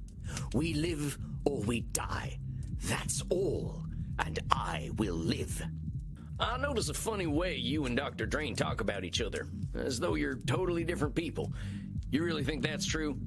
Have you spoken with our pathetic little doctor? You know, he doesn't drink real blood. That's why he's so weak. Hold on, how's he even alive if he's not drinking blood? Oh, the little ball of shame didn't tell you. He's not even a vampire. He drinks that synthetic trash he produces instead of real blood.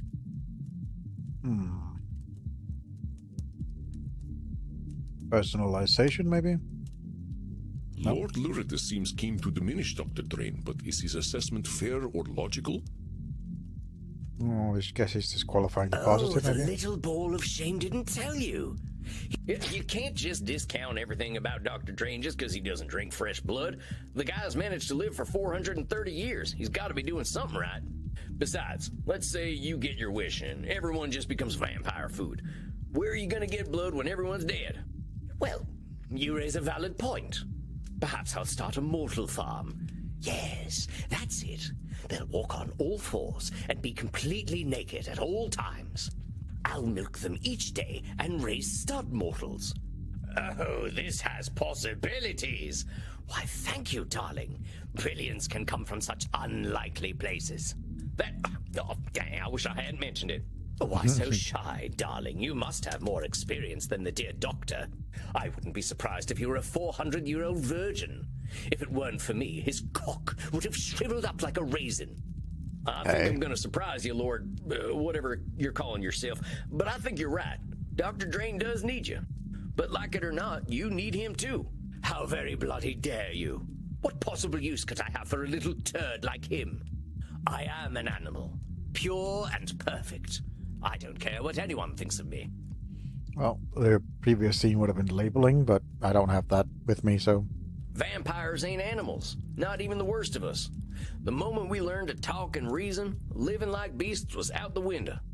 What a strange creature you are. You dress like a buffoon, but speak like a philosopher. The buffoon is the more admirable of the two. At least he's honest. You and Dr. Drayne lie and lie and lie to justify your existence. It's ridiculous to suggest that I need him. What could I possibly need him for? When I tire, I sleep. When I lust, I fuck. When I thirst, I kill. As it should be. As a should statement or a personalization? This might be a should statement. There it is again, that simple thinking and them shoulds that are only yours. Come the hell on. You think we vampires should just go on autopilot? Fuck, sleep, kill, repeat? Well, naturally, we should ensure that those things are fun. Otherwise, what's the point in doing them? That's it right there. I agree with you entirely. About time. I'll remove my clothing then. Or perhaps I'll remove yours. Not so fast. You're missing the point. If we're doing these things because they're fun, well, everybody's got their own idea of fun. That's our human experience at work. Like me, for instance. I'm more of a high intimacy kind of lover. Oh, boff. You managed to make even delightful things seem so heinous. I'm only speaking the truth. What makes you so damn sure you know what being a vampire is anyway? Lie to yourself all you like, darling. We're all alike. I know what you crave. We're all alike. Just overgeneralization. There's loads of us vampires out there, all with different experiences. You really think we're all the same? We are animals, darling. Like all depraved animals, we exist to ensure we continue to exist. If we do not, we embrace oblivion. Well, that's a heck of a jump. We ain't powerless against our baser instincts, far from it. We can be better people. We can live in harmony with others. It is utterly pointless to fight our natures. Oh, that poor mortal had a family. Who gives a damn? I'm thirsty. That poor mortal must consume in order to live, and so must I. He simply pretends not to enjoy it. I don't need to do any such thing. I love to kill. I love the taste of blood. Why would I love it if it weren't the only way to live? I don't have that one with me, but I'm fairly sure that is a Nosferatu statement. Point is, you're gonna get real fucking bored if you don't find a reason to do what you're doing. Do you think I need a purpose? That's a mortal concern. I don't need a fucking legacy. I need blood. The only thing I should do is what I was made to do. That's a should statement. You're just as bad as Dr. Drayne with all them should statements. He keeps talking about what he shouldn't do, and you keep talking about what you should do. You both act so damn sure of yourselves. You're so damn sure blood is all you need. Oh, did I forget to mention all the fucking? No, but hombre, you live forever. Food and sex is enough for animals. They got short lives. They get threatened and they die real quick. I know a lot of vampires who live like animals, and every single one of them is lost. Like him or not, Dr. Drayne is your reason for living. Hell, if he didn't make this plasma stuff, you'd still be buried deep somewhere in his head. Fuck you. Dr. Drayne is a pathetic little liar, and I will destroy him. That's what he wants. Then I'll come for you. If you're gonna kill me, you'd better be a quicker draw than I am. You wanna try your luck, compadre? No need. I do thirst, though, and I smell something downstairs. I smell mortals and virgins. Oh, how delicious. You've been holding out on me, cowboy. You can drink what's in that bottle till Dr. Drayne comes back. I ain't letting the likes of you near them people. At least you're aware enough to know that I am a ravenous beast. And beast that I am, I must kill. You will do no such thing to my mortals. Restrain yourself. Oh, now who is this beautiful morsel? I am far older than any blood you have ever tasted, whelp. Do not dare to think you can overpower me. Don't threaten me with a good time, Daddy. I will keep this poor animal contained, Samuel. You did excellent work in handling him. Deserve some rest. I will meet with you later. If you're sure. Do not worry. I have no need to hurt. Well, now I'm just disappointed. All right, Andy. I'll talk to you later. And Lord Lurid, or whatever your name is, think about what we talked about, huh? Dr. Drayne's got something you need. Oh, Vom, get out of here already. Not you two.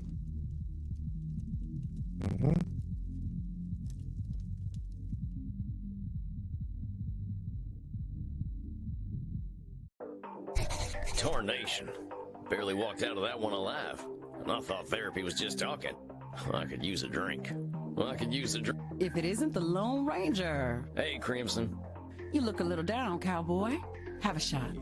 I don't mind if I do. Rough one tonight. Well, you could say that. My client went a little feral. Tried to attack me. That ain't good. I hope you booted their ass out. Well, here's the thing. He wasn't himself. The fella, he can't stand being a vampire, so the vampire comes out in nasty ways. Don't put yourself into too much danger, cowboy. Cleaning up a pile of ashes isn't my idea of a good night. So what? He just went and turned into a monster? More or less. Went from a restrained fella to a hedonist beast. How do you think you handled it? Pretty well. I think I did all right. I learned a whole bunch of cognitive distortions now, so I was still able to challenge the beast. Well, the way I figure it, he's still desperate for help, even if he doesn't act like it. I can see why Andy likes you. A heart's still beating in there. I'm a creature of the night, too. I just want to help my kin. People like talking to you, cowboy. They can't help sharing their lives with you. Whatever it is about you, folks are always going to prefer talking to you over killing you. I surely do hope you're right. You know my big secret already. I wouldn't have told it to you if I didn't believe in you. Well, that's mighty kind of you, Crimson. I'm humbled. Quit it with the aw shucks stuff. Now you're just trying to be cute. And making success visit. Oh dear. Oh, hey, it's my little buddies. How's it going, kids? Bad. I'm sorry to hear that, Maxie. What's going on? They come to fix a laser printer. Make some room, Kinder. I've got customers to serve. Go talk in the kink room.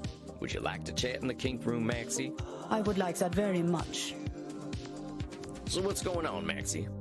My boss yelled at me today and made me sad. Well, what happened? Someone injected a malicious SQL query into our API and used it to execute code. We did not have our queries parameterized, so they were able to drop the user table entirely. I warned the backend developers that this would happen, but I got all of the blame. That sounds like a real mess, Maxie. Reminds me of the time I forgot to lock the gate on a cattle drive. By morning, every last cow was gone, just like your, user table thing. Maybe your boss was hopping mad, but I bet next time they'll listen to you. Am I the only one who is now aroused? No, Reinhardt, I am also aroused. Okay, get on over here and pass me some neck. I feel as though all my worries have been sucked away. I am well acquainted with this feeling, Hazy. And you will be once more. I think that's my cue to get to my coffin. You scared the American away, Maxie. I suppose I am a very bad girl. All right, I'm out. Bedtime for Sam. See you kids later.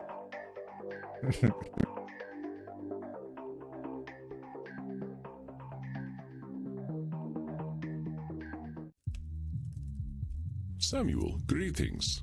Oh, hey, Andy. What is wrong, my friend? You don't seem your chipper American self. I guess I ain't too happy to be seeing tonight's client. I'm still feeling the tongue lashing she gave me last time. Ah, yes, the Senora Este. She certainly has a way with words. It ain't that. It's just this sense I get. Like she thinks I can be a certain way just because she tells me to. Aha. At least that makes her chord distortion clear, doesn't it? You know what it is, of course.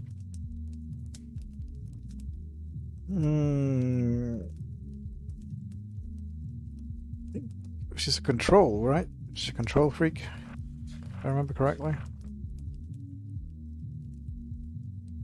She's undergoing existential immortal crisis, suggesting that her life and unlife has been meaningless. Session 1.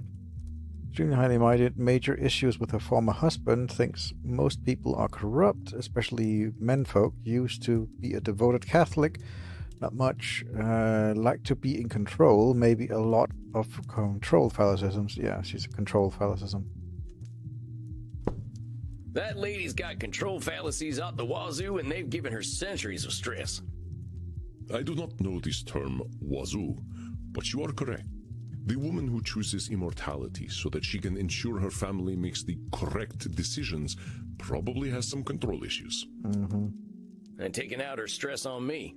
Do not take her criticisms too much to heart, my friend. You are simply a convenient target, an element within her control. That still don't make it much fun. I will not deny that Signora Este is a confrontational client, but take her presence as a gift, however you can. A woman so powerful in her time has much to teach us. You have all the tools you need at your disposal to help her. Consider your approach. Right. I think we'll go with labeling. Overgeneralization for sure, because she likes to generalize.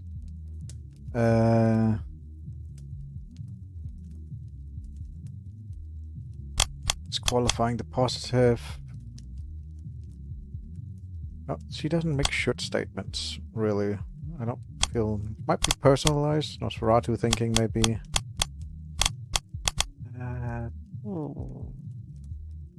What makes sense to bring to the table? She definitely does labeling a lot. She does overgeneralization, and she's got control fallacy for sure. Could remove the disqualification of positive. Not really, as I remember correctly, she wasn't really that much. Let's go with Nosferatu thinking and personalization. And yeah, personalization does kind of make sense because of the way that she is, like how she thinks. Emotional reasoning doesn't. No, let's go with this. All right, I think I'm ready. I will leave you to meditate then. Be well, Samuel, and let this 3,000-year-old tell you, you are a fantastic therapist. Oh, gosh. You're gonna make me blush. Get on out of here, boss. I can handle this. I know you can. I think I'm ready. And here she comes. Deep breath. Howdy, Senora. Nice to see you again. Liar. You are as pleased to see me as I am to see you, therapist. We're gonna get straight into it, huh? All right, lay it on me. Why ain't you happy to see me? Because you are a worm. Now, I've been called a lot worse. You're gonna need to be more specific than that, Senora. You are a worm because of the way you wriggled into my mind the last time we spoke, leaving behind loathsome doubts. The only reason I am here is to confront you for your beastly behavior. I come to you in crisis, and you suggest that I am the cause of my own woe. Aren't you supposed to help me?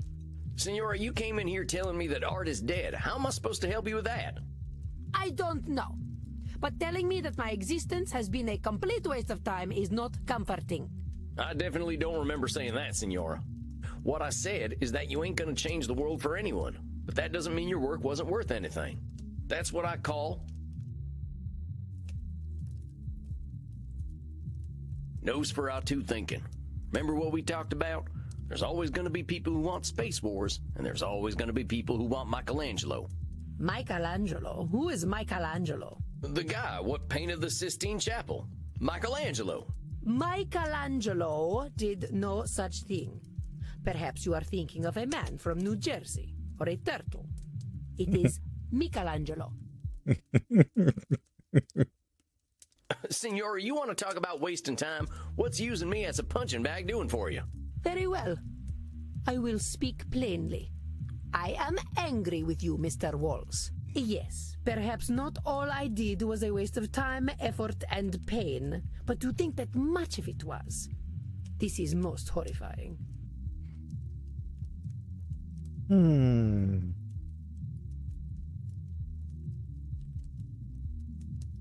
Perhaps not all I did was a waste of time, effort, and pain.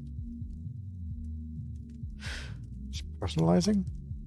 Maybe? Or Nosferatu thinking? Listen carefully, Samuel. It is not only truth that harms the Signora, but also the way she perceives truth.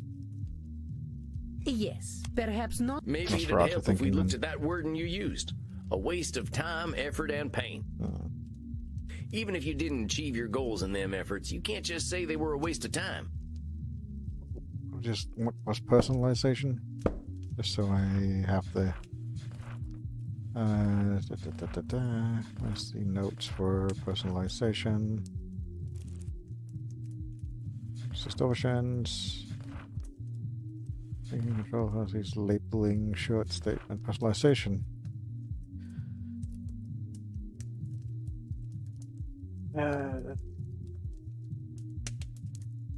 That's not our cowboy hats. They made that rule just to discriminate against it. Right, that's if you think that the whole world is out to get you. Right, that's personalization. Okay, I got it. Now, if you were Maybe. sitting in bed for 400 Maybe years watching personalization bad was the wrong TV, one to bring, then but I might oh agree well. with you. Maybe should have brought positive. A disgusting notion. I am already dead. I do not need my mind to actively decompose by watching Batflix's latest trash. So maybe let's reserve waste of time for trash, huh? I can see why it'd be upsetting to see something you put a lot of effort into not work out. It is more than upsetting. It is devastating. I did not just fail to bring the understanding of true beauty into the world, I failed to bring it to my own familia. I watched them die, Mr. Walls. It was not the physical death that caused me the greatest pain, but the spiritual death. They had no care for the Gonzaga name nor the Este name. Despite my sacrifice and all my efforts, they pissed away my legacy. Oh boy, sounds like there's a lot to unpack here. It is a dark and painful story, Mr. Walls. A story where my greatest joy turns to ash, and I was powerless to stop it. When last we met, did I tell you about my son? No, I don't think so. Federico. Ah, my dear Federico, my little clown, my delicate artist, my beautiful boy. I suffered for him, Mr. Walls. I put up with my husband, Frankie, and all his brutishness, all his licentiousness. All for Federico. I raised him to be intelligent and clever, to understand the gentle arts and philosophy. I raised him to be a Este.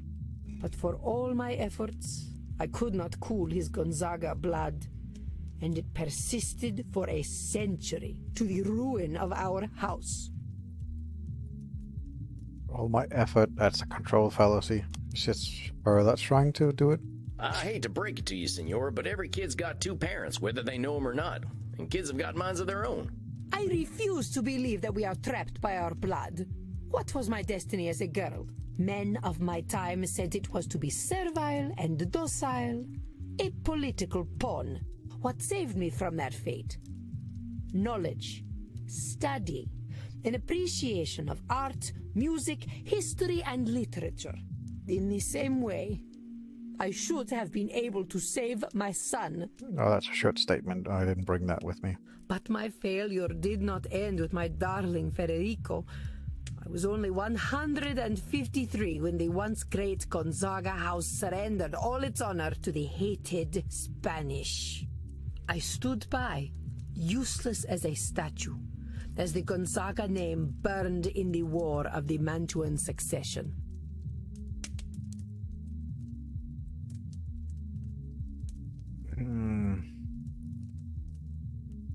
I believe I heard of the War of the Mantuan Succession. What's this War of the Mantuan Succession all about? Do you know nothing of history at all? Oh, very well. It all began because my fool of a great-great-grandson, Vincenzo II, did not listen to me. Instead of dutifully procreating with his wife, he decided to impregnate mistresses. When he ate himself into the grave, the line of succession was broken, and the French and Spanish swarmed upon my home like cockroaches. I killed a great many of them myself, but it was not enough. Eventually, the Gonzaga lands were given away to both countries. Of course, this is common knowledge. I would have had your tutors beaten. Senora, the only tutors I ever had showed up after eating a can of baked beans. Disgusting. So wait, there's a whole ass war going on and you're supposed to stop it? How's that work? I gave up my humanity to guide my familia through the ages. If I could not do that, what was the point of becoming undead?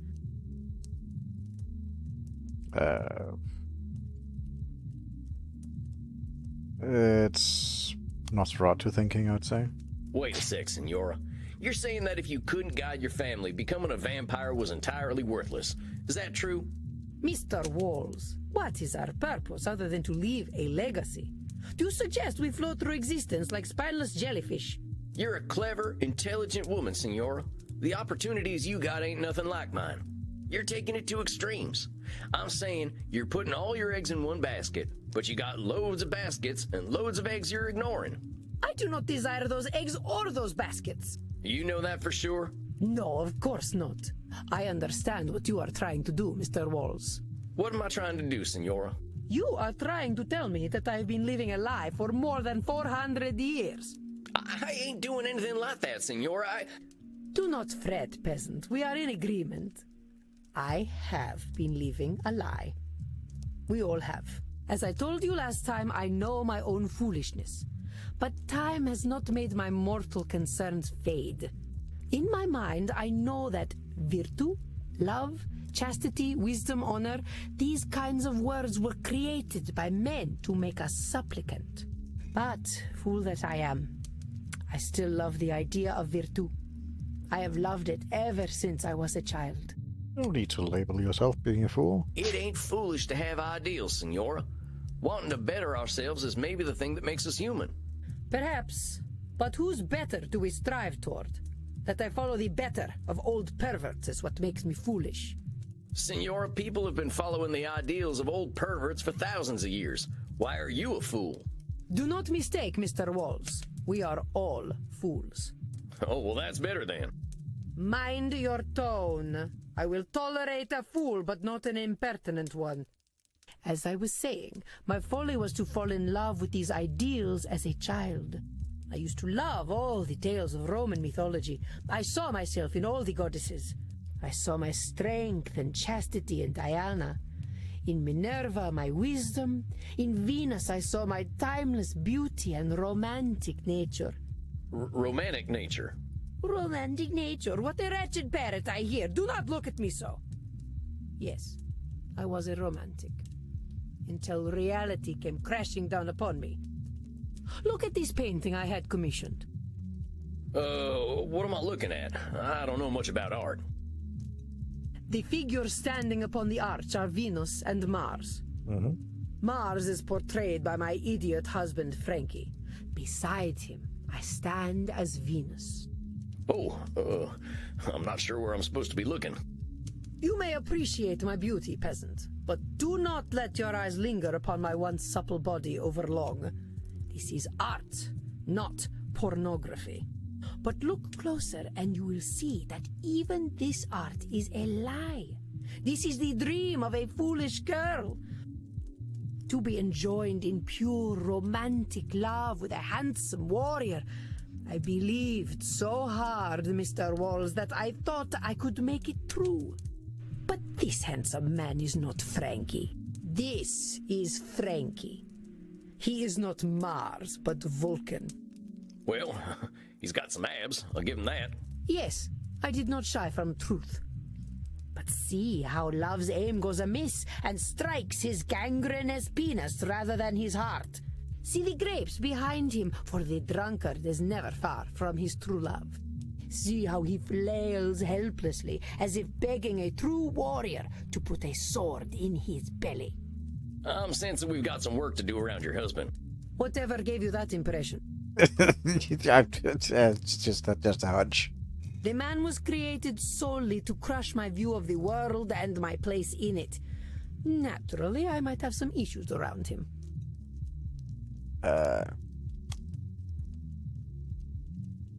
Either overgeneralization or personalization. Senora, whatever problems your husband had, they were problems he had before he even heard of you. Yeah, exactly. Anyone he could have married would have had the exact same problems with him. Ain't nothing to do with you. Yes, you are indeed correct. One cannot blame a boar for being a boar, even if you dress him up as a man. It would have been better for all if he had married a sow. At least everyone's expectations will be lined up, huh? Quite so, Mr. Walls. I now believe that Frankie was the truest man I ever met. That is what broke my heart. I maintained the illusion that he was my Mars because that is what I needed. I was not ready to face the truth. Oh, but I knew. Even as a 15-year-old girl, I knew. But I could not accept that I was married to the legendary penetrator of Mantua. Well, that's a title. Is it any wonder that I prefer the lie of virtù? Is it any wonder that I still prefer to believe it? The problem is men. You are all weak animals who would give up your dignity for an evening in the company of Lucrezia Borgia. That's an overgeneralization.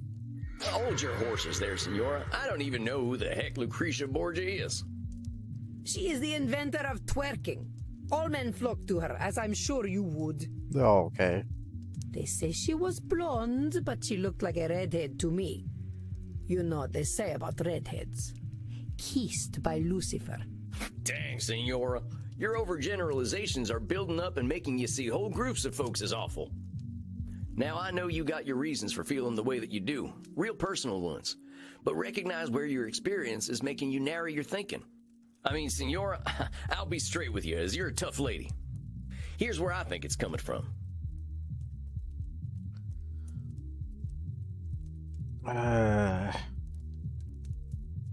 Comparing people to gods.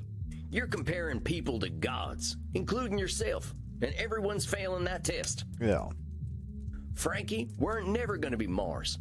You weren't never going to be Venus. You weren't born out of no shell. And you will never be anything but a peasant. Heck, Senora, I'll be as surprised as anyone if I get invited to a high society dinner. I can tell I'm hitting a sore spot, but maybe that means that's what we've got to focus on. I do not like you, Sam Walls. But you are correct. I betray my own purity of spirit with my anger. But I say, why should we not aim to be like the gods? Humanity is not worth preserving when we are such petty creatures. It's labeling? No. The Signora has a rather dim view of humanity in all its imperfections. Guess it's Nosferatu thinking then. But I say, why? Humanity ain't worth preserving if we ain't like the gods. Come on, Senora, even the gods weren't perfect. You're ignoring the good about being human and giving the gods a mighty big pass on their flaws too. I suppose Jupiter was a bit of a fixer-upper. You should hear what he did as a swan. No, I think I'd rather not. Senora, humanity is all we got. Even if we're immortal, every word we're speaking is a result of our humanity. Yeah, we make a lot of mistakes, and some of us sound like peasants, but all that messiness is worth something. It makes us who we are. Senora, I don't think you're a goddess. I think you're way more interesting and impressive, because you're real. Well, you have great wisdom for a peasant, Sam. And your kerchief is a fetching shade of red that matches your eyes. Well, thanks, Senora. Let's focus on you, though. What happens if you're not that perfect goddess? I suppose I have always felt that if I could not live to my ideals, I would be left with nothing. I would be discarded like Frankie's mistresses and die of some sex disease. More Nosferatu thinking or personalization? Senora, I don't think there's any universe where you're discarded. A woman of your strength and intelligence ain't ever going to be forgotten. Maybe things didn't turn out the way you hoped, but you made do with what you had pretty damn well. No matter what, you're holding a pretty nice set of cards. Just because you don't have a straight flush doesn't mean your life was worth nothing. Please, Mr. Walls, do not say toilet words in front of a lady. But I understand your meaning. You are correct, I think. It is hard to imagine my falling so far. Oh, Mr. Walls, I know you speak the truth. I wielded great strength in an age where women were not respected. But I alone feel the weight of my family's collapse. So I feel responsible for it. I don't have that one with me. What would that be? No, I didn't bring with me. We disqualifying the positive, probably. But I was the only person capable of preserving my family, Sam. That is what makes my failure so poignant. It's a control fallacy, I think, because she's like she's the only one capable of it. Senora, what if you weren't the only person capable of preserving your family? What if no one person was? I don't know. I never considered such a thing. Well, Try to consider it now. What if you accepted that whatever was going to happen to your family was going to happen? You sound like a Calvinist. Never mind with the labeling for now. How would you feel if you knew nobody can control what happened to the Gonzaga house? I think I would feel relieved. Senora, whatever happened to your family, fault never belonged to you. You were the one who named yourself responsible. No one else did. Look at who you are. And I think you can be damned impressed at who that lady is. Damn you. Too late, Senora. Look, let's wrap up tonight, huh? I think you did great. You probably got some stuff to think about. Yes. Thank you, Sam. I will see you in a month. Of course, Senora. I'm looking forward to it. Goodbye, Sam. Samuel, it appears you have an admirer. Oh, shucks. I think Isabella Este has liked fewer than 5 people in her hundreds of years of existence, and you are one of them.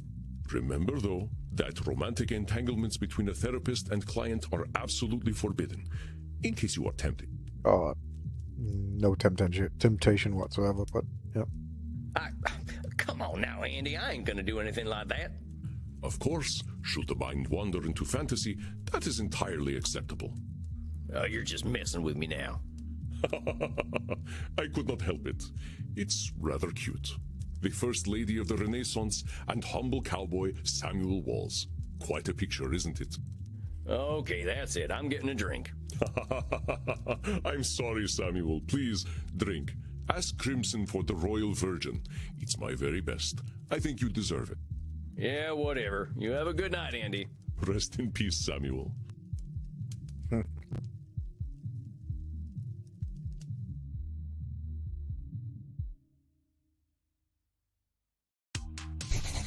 And I thought I had family problems. I'll need me a Crimson special after that one. Howdy, Crimson. Think you could fashion me up one of them blood cocktails? I reckon so. Got a lot on your mind tonight, cowboy. Yeah, just thinking about family stuff. I got this client who's got some real tough family issues to go through, and it got me thinking about my own. Or my lack of family, at least. You got any family left? I've got a great granddaughter kicking around apparently, but she's got no connection to this old cowpoke. Not sure what she'd say if a man dressed like a cowboy introduced himself as her vampire relative from the 1800s. I see your point. Sounds like you don't have many family problems then. I reckon so. Family means a lot to my client, though. I hope my perspective's still useful. How do you think she's handling her therapy so far? I mean, she's doing pretty well. She's realizing stuff. I think she's doing pretty well, honestly. She spent a long time judging herself by her family's achievements, but I think she's starting to recognize the fruitlessness in that. Mm-hmm. Seems like you don't need her family to be able to give her some hope. I suppose not. Rich family problems were never going to be my specialty anyway. You got family back home, Crimson?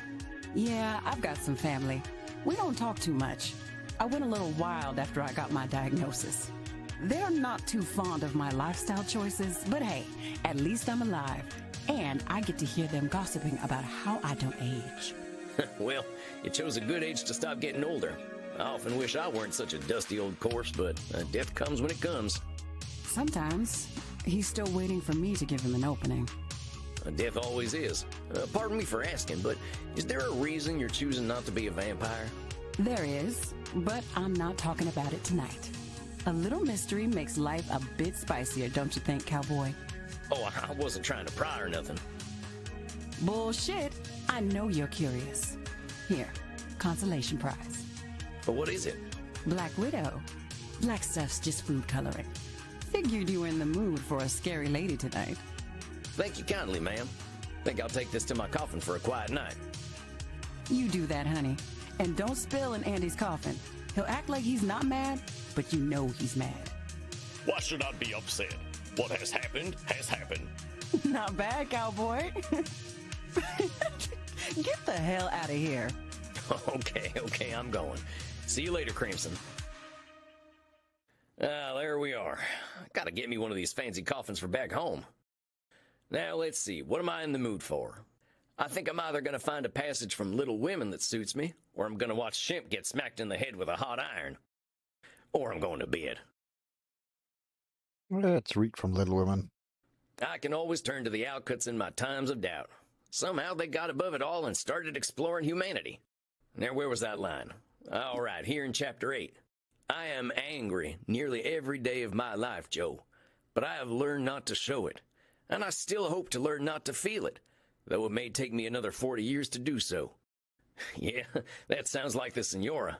Hope she doesn't have to wait too much longer, and that I'm not making it worse. Well, that's enough fun for one day. Good night, son. See you in hell. Alrighty.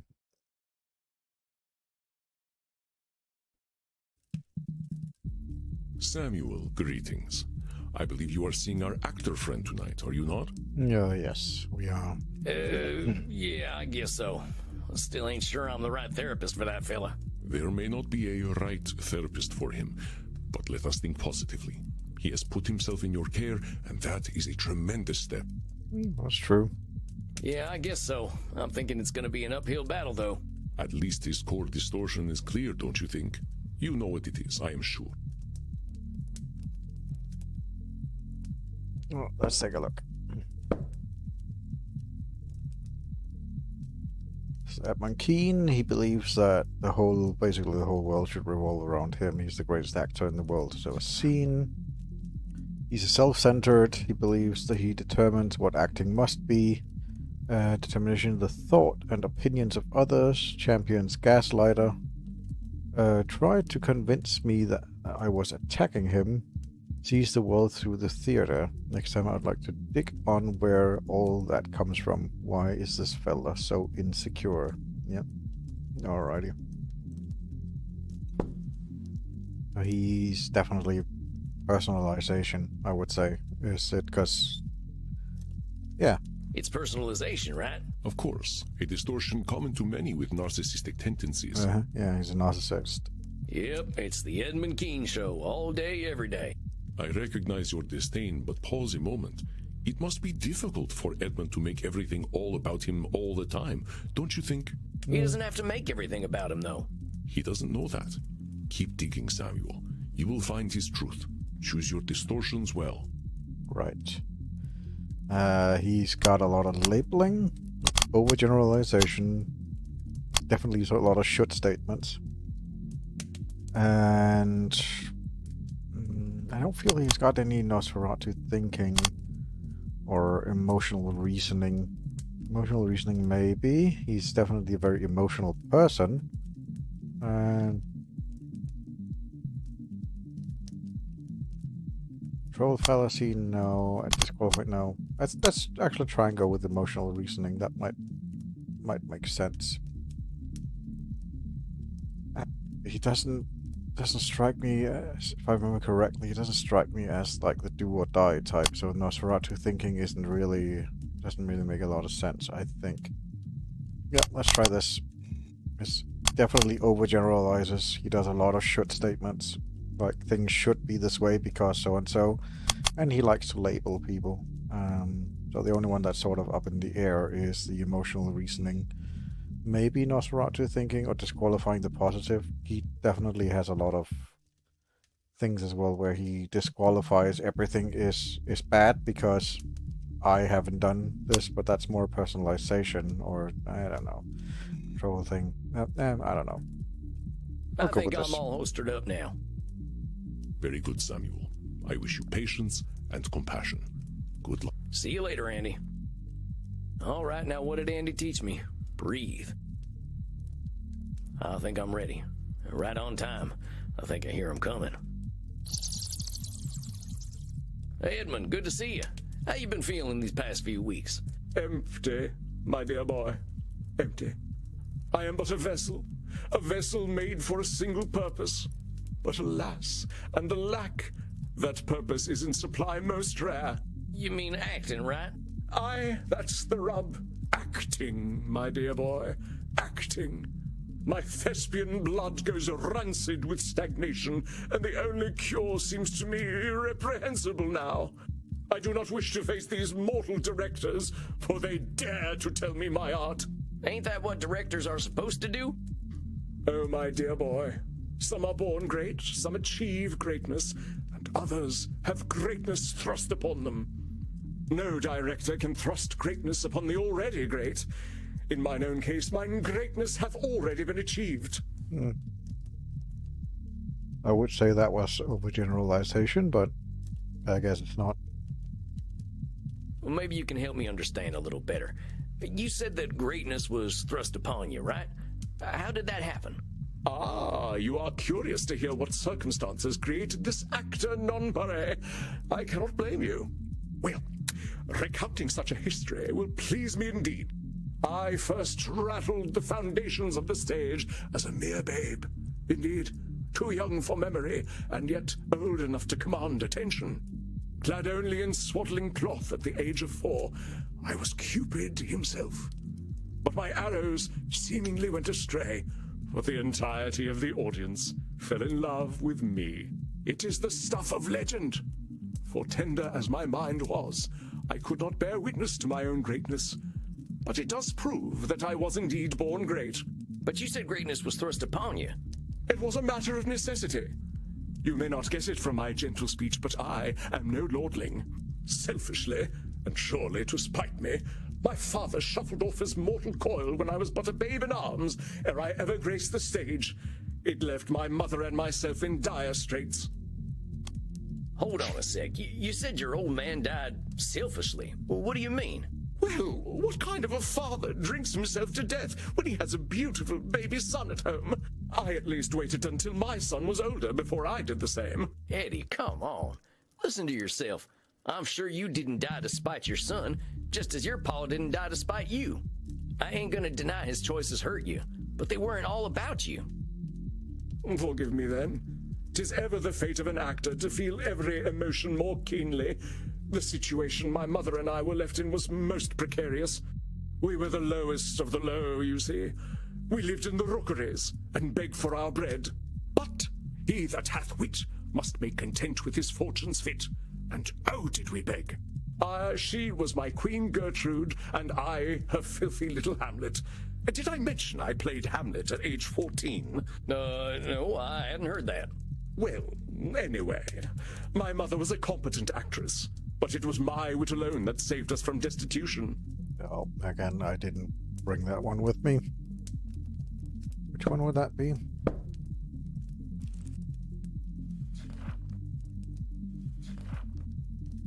It's control fallacy, probably. Yeah, probably a control fallacy. Forsooth, I was so prodigious that, at the age of 7, I garnered the attention of one Reginald Flopbot of the Worthington Flopbots. 'Twas he who paid to get me off the streets and into the dormitories. He said, "Edmund, my cherub, the streets are not for you. One day you will be the greatest of actors." Hey, how about that? You went and proved him right. Piffle. Master Flopbot never gave a fig about my potential. I was a prop to him, a symbol of his generosity and high breeding. Every month he would stage an elaborate party with all the well-to-do society of London. The dandy fop would stand upon a dais and announce himself as the saviour of the city's poor. That was my cue. I would be lowered down from the rooftop, wearing naught but swaddling clothes and a set of opulent wings. The gentry's delight was my dungeon. But I would flit among them, reprising my breakout role as Cupid by shooting little arrows of love at them. At the age of 7, it was most disquieting. At 11, on the cusp of manhood, the shame was too much to bear. Dang, Eddie, that sounds awful. That Flopbot fella had no right to do that to you. No, indeed. I remember my last performance quite vividly. The titters and leering glances from the guests linger ever in the back of my mind. And fool that I was, I played my part still. I should have plunged mine arrows into that fool Flopbot's chest instead of shaming myself. Don't label yourself. You were a fool for playing your part. What choice did you have, Eddie? It is simple logic. Only a fool plays the fool repeatedly. Many a bottom have I known that never played the Dane, preferring the comfort of a familiar role. Well, Eddie, it's a little reductive to say that everyone who plays the fool is a bottom. There ain't nothing wrong with letting your partner take the lead. Oh, ye plebeian, I speak of Nick Bottom, from the bard's journey through whimsy that is a Midsummer Night's Dream. Oh, yeah. Even so, though, if you call yourself a fool, you're doing the same kind of typecasting, ain't you? I suppose so. Regardless, I did not suffer the indignity for long. I swore that night to never be a puppet again. I stole away and gave myself to the mercy of Poseidon. The bargain was struck, and he swallowed up my hated swaddling clothes and wings. In desperation, I signed on with a mercantile shipping agency. I thought, perhaps, that my body would bend more than my soul. But oh, did I toil! Life upon the sea is most cruel. Biting winds did carve my visage. Low words hardened my heart, and heavy weights left me bent. By the time I had fulfilled my bargain with the Lord of the Sea, I had become an older man, my efforts etched into every crease on my face. Dang, sounds intense. How long were you at this job? An age, a life. 6 months, each one a hungry leech torn from my bleeding body. Okay. I am convinced this gauntlet was prepared for me alone, for ne'er in history has one so blessed by grace been subjected to such toil. Well, you're personalizing. Or overgeneralizing. Eddie, I gotta stop you there. It's gonna be a lot easier to accept your truth when you realize you ain't alone in your suffering. Hell, there ain't nothing more human than suffering, and historically, kids ain't had it so good. But none suffered as I suffered. A boy such as I was not meant for such misery. Compadre, I had my first kill and no home at 12 years old. My brother had a stutter his whole life on account of the regular beatings my stepdaddy gave him. Maybe your suffering felt like the only suffering in the world, but it wasn't. And it'll hurt less when you realize you weren't alone. But keep telling me your story. I already know there ain't nobody like you in the world, so don't worry on that account. Now then, at last, we close the circle, as nature ever demands. I return to London, and into the graces of my dear Uncle Moses and his comely mistress, Charlotte. 'Twas she who filled my dramaturgical quiver with dire arrows, fletched by the bard himself. And, I cannot speak more plainly. The good woman taught me the works of Shakespeare, and armed with this knowledge, I conquered the stage and saved myself from toil. Oh, well, right. And so, you see, the die was cast from the moment I was born. The stage was made for me, and it was my skill upon it that saved me from the streets, and saved me once again from a life at sea.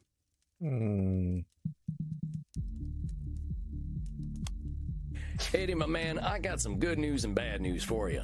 The truth of the matter is, fate doesn't give a stable full of horse shit about you. Ain't none of us are that special. The world ain't waiting for us to show up. It's just gonna keep turning. Perhaps you are right, my dear boy. You are correct. My success was not because of the fates, but in spite of them. The fates said, Edmund, you are a child of the slums. But I shamed the immortal hags in my own manner. The stage roused my spirit, thus I knew my destiny lay upon it. The stage roused my spirit, thus I knew my destiny lay upon it.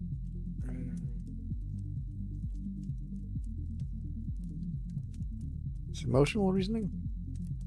You got it, amigo. You wanted the stage to be your ticket out of the bad days. Maybe that's why you were so successful. Your intrinsic motivation made you keep pushing to be better. 'Tis so. 'Tis so. The threat of the rookeries loomed ever upon my overladen spirit. Acting presented itself as a way to keep myself out of them. It is natural that I should weigh its importance so heavily. I can see why acting means so much to you, Eddie. I probably feel damn near the same about the things that got me out of my bad days. Thank you. Then you understand how my alienation from the theater does pain me so. And yet, the cure is as deadly as the illness. These damnable critics, Not a single lifetime among them, and they deign to challenge my interpretation of the written word. They simply cannot relate to my singular experience. I will bare my soul upon that stage, and they will all sneer and malign it on their internet profiles.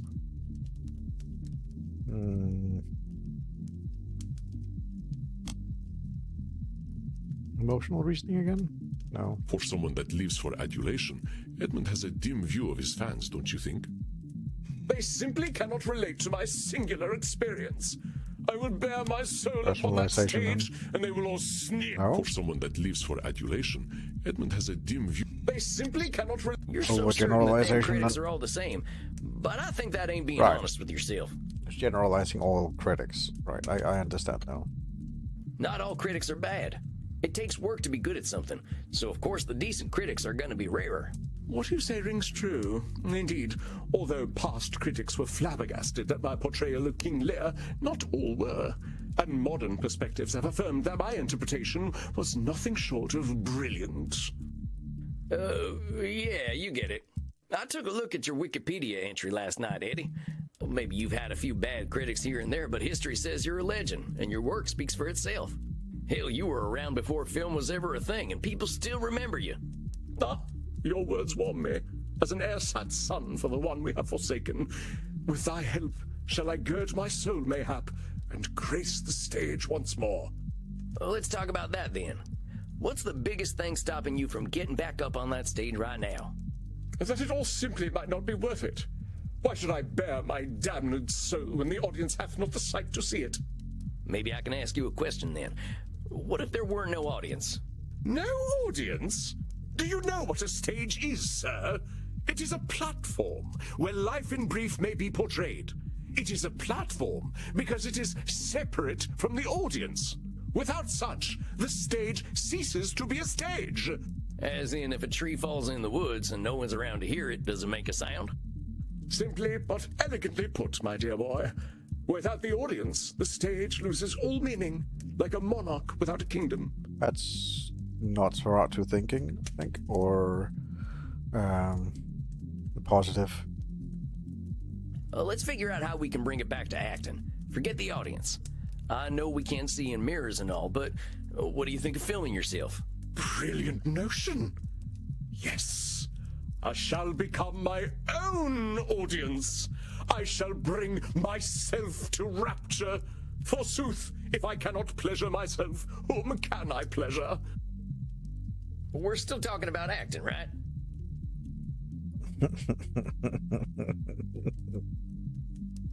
Oh, my dear boy, the pleasures of the flesh are secondary to one who knows character above all else. Indeed, we speak of the noble art. I shall do as you suggest.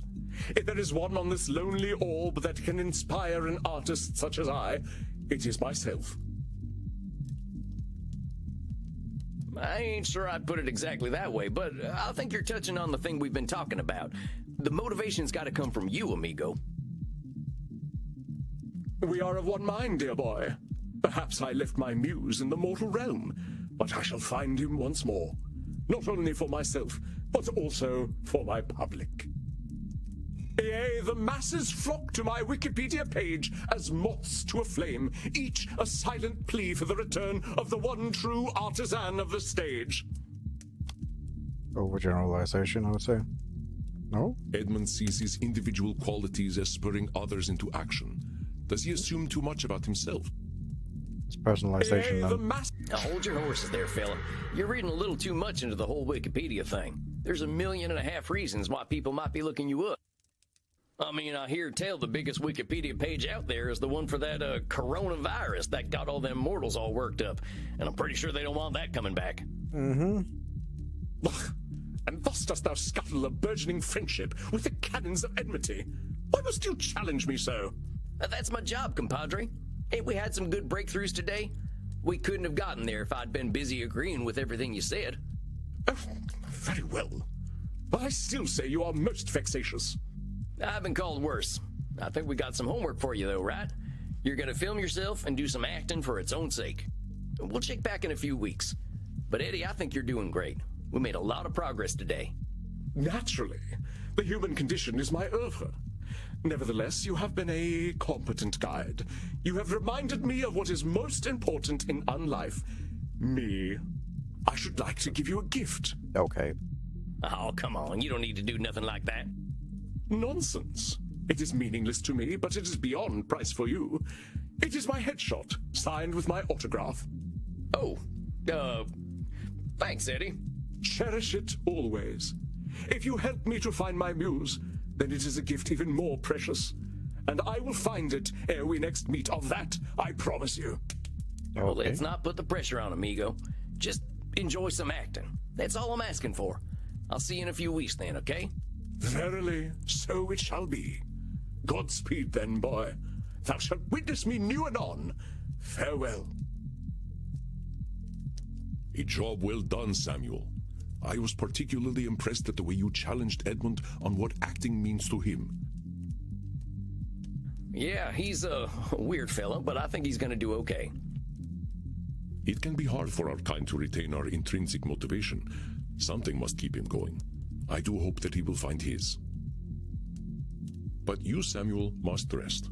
The work you have done in these past 2 months deserves to be celebrated, so do not linger here in this dusty room. Perhaps you can even be encouraged to dance. I think I'm gonna need a lot more therapy myself to get to that point. Very well, Samuel. Then let us at least make sure you get well nourished. Find a friendly neck downstairs, my friend. You deserve it. And rest in peace.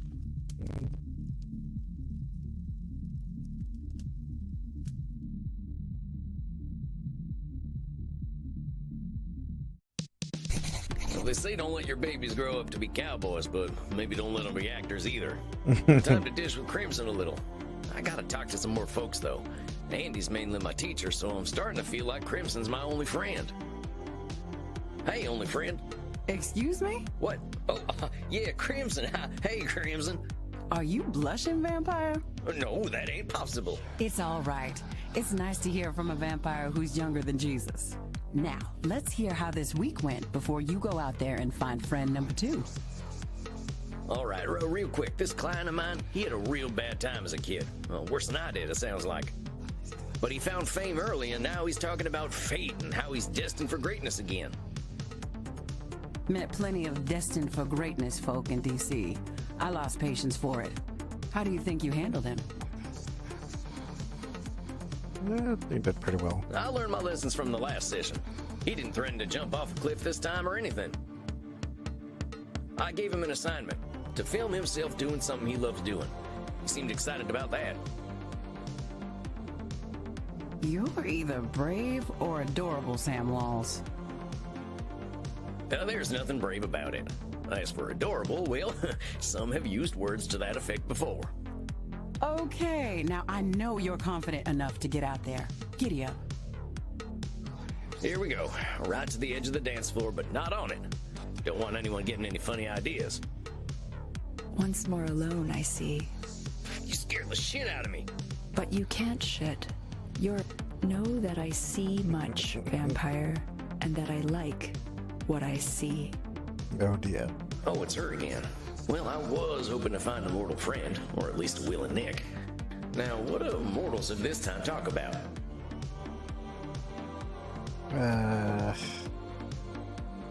Be awkward about the weather, be awkward about everyday annoyances, awkward about music. Everyday annoyances, I guess. Daylight savings time, huh? Whose idea was that, Van Helsing, am I right? I like daylight savings.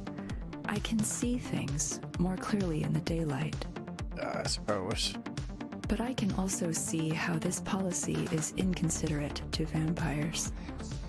I'm sorry, vampire. I see how this could be an inconvenience. You see a lot, don't you? Why don't you tell me what you see? I see an interesting mortal. Someone observant. Someone who isn't afraid to have their own style. That is what you observe. It is not what you see. Oh, fine. You tell me what I see. You see the long vein across my throat. It looks very juicy, doesn't it? Well, now that you mention it, It does. Then consent is given. Do not hesitate, vampire. Okay. Ah, shucks, that was something else. You got good circulation there. I see. And what do I taste like? Kinda earthy. You could use some iron. What do you eat most often? I eat a lot of carrots. They're supposed to be good for one's eyesight, and I like to see. I see now that you are tired and wish to enter your state of torpor. Well, maybe I'll see myself out then.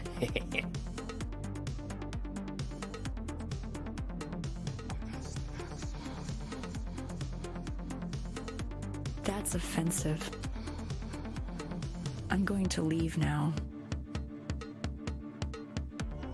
Shoot, was it something I said?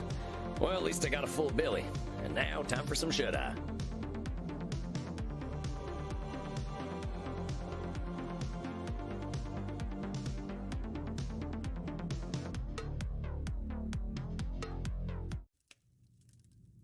Good evening, Samuel. I believe you are seeing the Ancient One tonight, aren't you? Ancient One? She's 1,200 years younger than you, Andy. I suppose I was engaging in a bit of labeling myself. You are, of course, correct. Still, her age presents a unique challenge. After one lives for 1,000 years, history seems less a line than a fixed point. Speaking of which, I imagine you can guess what distortion an old one such as Meddy might fixate upon. She doesn't have shut statements. She's a bit of Nosferatu thinking, I would say, because she doesn't overgeneralize, I feel. It's Nosferatu thinking. Meddy's seen so much history that mortals can only be one way or another for her. You are not incorrect. She does indeed paint the world with a very old, broad brush. But her true distortion is more specific. Really? It's gotta be overgeneralization. She really is basing all her opinions on her experiences when she was alive. Very good, Samuel. I heard tales of her island in my time, but they were never peaceful tales. I am not surprised she finds safety in her narrative. What other distortions do you think Meddy might exhibit? Nosferatu thinking. Disqualifying the positive. Labeling, and I'd say shut statement. She doesn't seem emotional. Our control could have some personalization issues, but I think this is fine. Let's try this. Good to go, boss. Then I will leave you to it. Good luck, my friend. Hello again, strange cowboy man. It's good to see you again, Meddy. How's the past month been for you? Went for a walk, just like you suggested. Didn't like it very much. Oh, well, I'm sorry to hear that. What was so unpleasant about it?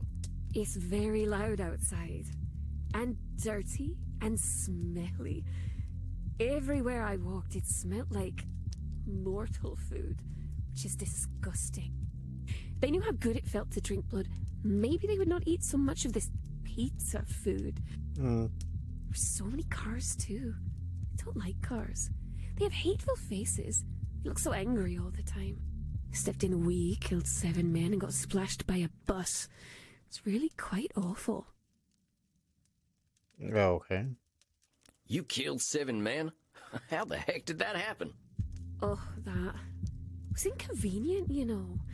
Normally I have my zealots do that kind of thing for me. They take care of the bodies.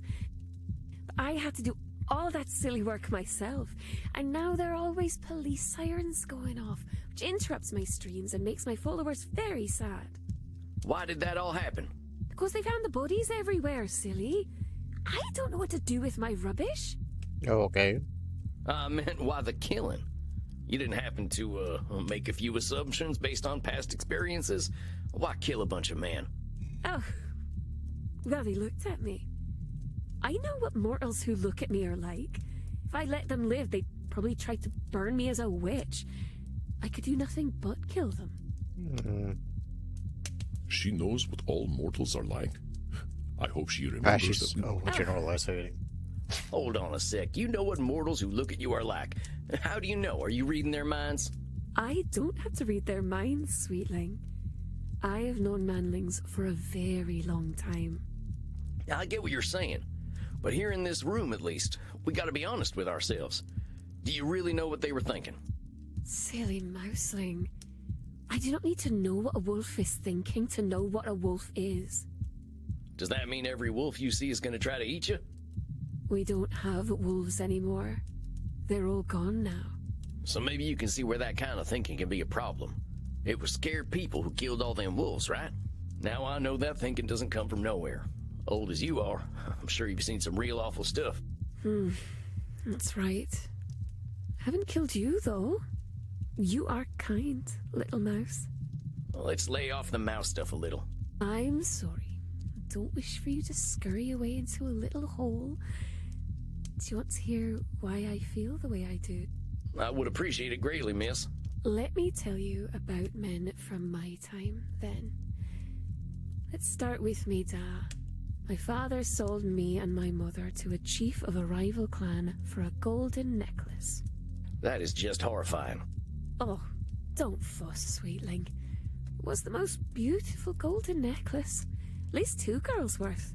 My father got quite a deal, really. You're using humor, but I'm sure that must have been heartbreaking for you.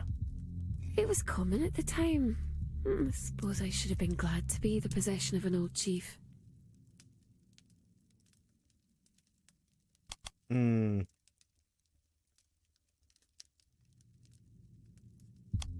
Whose should is that, Meddy?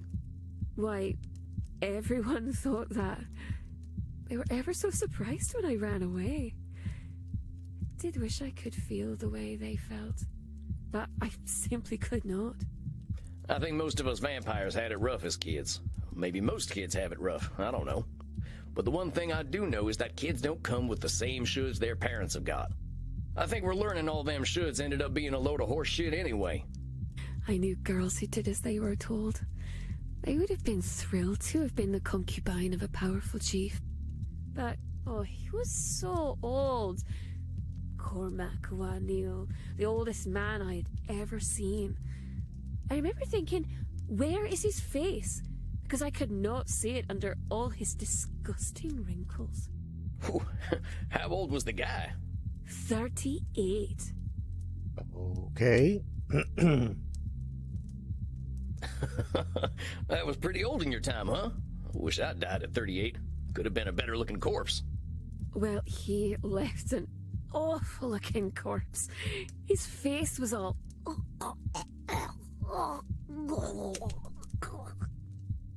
I'm guessing you had something to do with that, huh? Not me. My boyfriend, Abertach. He told me he'd set me free. I suppose he did. He created a delightful poison for me. He said it would make my dear master die in excruciating pain. So, one night I lay with him, and that means I did sex, and when he was pleased, I fed him the poison mead. Abby did what I couldn't, and the old fool finally died.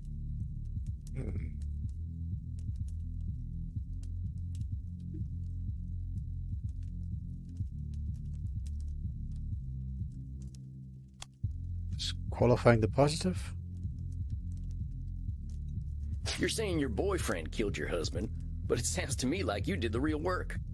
He mixed up some herbs, sure, but you were the one that had to sleep with the old man and get the poison in him. Abby made sure I knew it was because of him that I was free. He said it could never have happened without him. He didn't have to be brave to mix up a potion. I think the bravery was all you, Meddy. Don't disqualify the idea that the person who set you free was you. You know, I think you're absolutely right, strange cowboy man.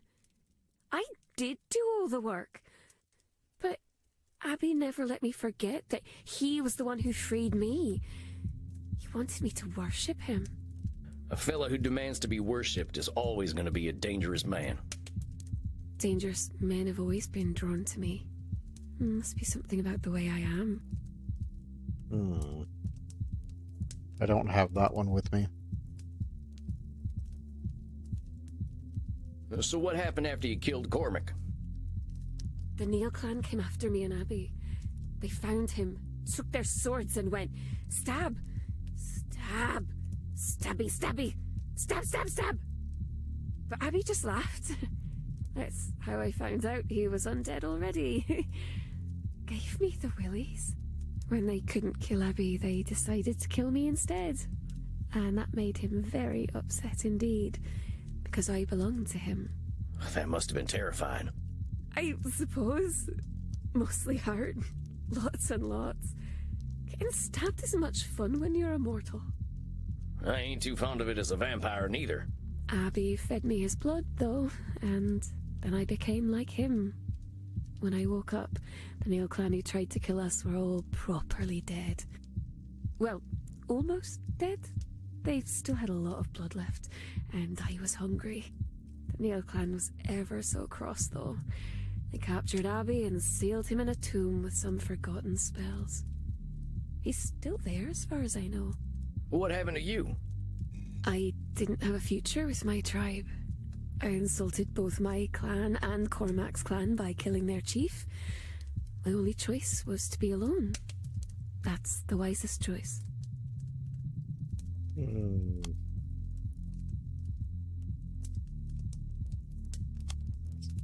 Nosferatu thinking. It's like it's her only choice. It's do or die. That kind of all or nothing thinking could get us in trouble. If we think all is lost, we're liable to do things we wouldn't normally do. I know I did some stuff I regretted in them moments, and I sure wish I'd taken a breath and stepped back in all them times. You sound so sad when you say that, funny cowboy man. I'm all right. I'm just saying, you're a capable lady. You've always got more options than you think in a bad moment. Oh, but you're just a child. I don't want you to be sad. Well, let's focus on you, huh? You say you've been living alone ever since then? Of course, my silly cowboy man. We aren't mortal anymore. We will always end up alone. Why waste my time? Disqualifying the positive? No? Again, Meddy deals in extremes. Long life often makes one's interpretation of life stark. Of course, my silly cowboy man. Come on, Meddy. You're distorting a lot of reality there. All vampires ain't lonely. Some of us choose to be, but not all of us. Sure, mortals have a habit of dying, but there will always be more of them. Not to mention all the vampires out there. Heck, I used to be in a vampire gang. Cult. Well, kind of both. They weren't good company, but they certainly weren't lonely. I mean, ain't we talking? Well, there's loads of vampires out there who think like you do, and they're fulfilling their own prophecies of loneliness. You're being a mean little mouse now, and I don't like it very much. Maybe I should have killed you after all. I'm trying to help you, Meddy. The world's changed a lot in the last 1800 years. A lot of it bad, but a lot of it good, too. By and large, most people ain't burning witches and selling their daughters. That sort of thing's frowned upon by mortals these days. There are laws out there to protect folks now. It ain't like in old times. May I tell you a story, little mouse? All right, tell me a story. Once upon a time, there was a very pretty young lady. Pretty, but also crazy. Like me. I don't mean to interrupt your story so soon, but you didn't think I was going to let you get away with that one, did you? Don't call yourself crazy. You've been around way longer than I have. You gotta know that sanity is relative. I know I'm crazy, though. Everyone tells me so, even my zealots. They like that I'm crazy. You know, crazy ain't supposed to be a nice word. So why are you using it? Why are you creating a reality where what you are is crazy? You are an annoying little mouse sometimes. Very well. I won't call myself crazy in front of you. It's a start. May I continue my story now? The pretty young lady Mary had moved in with her cousin, Mrs. Haltridge. At first they got along quite well. But one day, Mary started acting naughty. She would shout, act unladylike, and even say that Jesus Christ wasn't very special. Mrs. Haltridge liked Jesus Christ very much and wanted Mary to like him too. When she didn't, this embarrassed Mrs. Haltridge. She began to think something was wrong with Mary, After all, who didn't like Jesus Christ? Mrs. Hultridge said that Mary had begun to vomit up pins and buttons, nails, glass, and bits of wool. Instead of being grateful for the free gifts Mary was vomiting up, Mrs. Hultridge said that she had been attacked by 8 witches in spectral form. Now, it just so happened that all 8 of those witches lived very close to the town where Mrs. Hultridge lived. Despite their magical prowess, the 8 witches were captured and put into the stocks, and all the people of the town were told that the women did not like Jesus Christ at all. So the Jesus Christ-liking people threw rotten vegetables and poo at the witches. And, just for fun, they gouged out the eye of one of them. Then they kicked the witches out of town and lived happily ever after. The end. Well, that ain't a pleasant story. Oh, it was very unpleasant. It hurts very much to have your eye taken away, but I like my new eye. It's fun. I was 1,500 summers old or so when that happened. The world hadn't changed much then. I don't think it's changed much now. I'm sorry that happened to you, Meddy. You're right. Folk can be pretty awful when they get riled up. That ain't changed. Oh, don't be sorry, little mouse. I like my new eye. Also, the story has a happy ending. Oh yeah? What's that? After I had my eye taken away, I took Mrs. Hultridge's parts away too, one by one until she died. It was so much fun. That's a little morbid, Meddy. Morbid Meddy? Oh, I like that. It's very clever, little mouse. But you see why I'm careful now? Yeah, I get it. But look, there's one thing that's different now, and that's...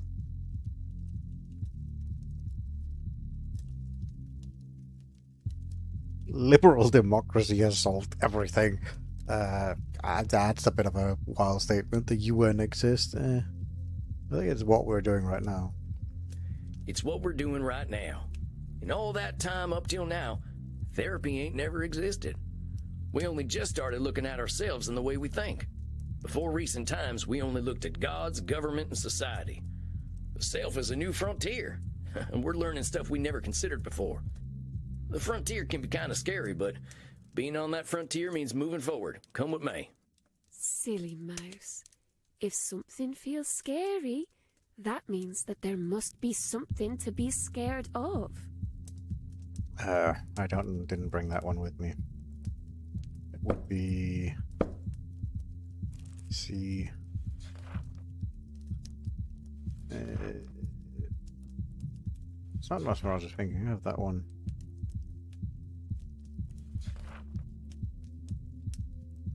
It would be... what would that be? Emotional reasoning, maybe?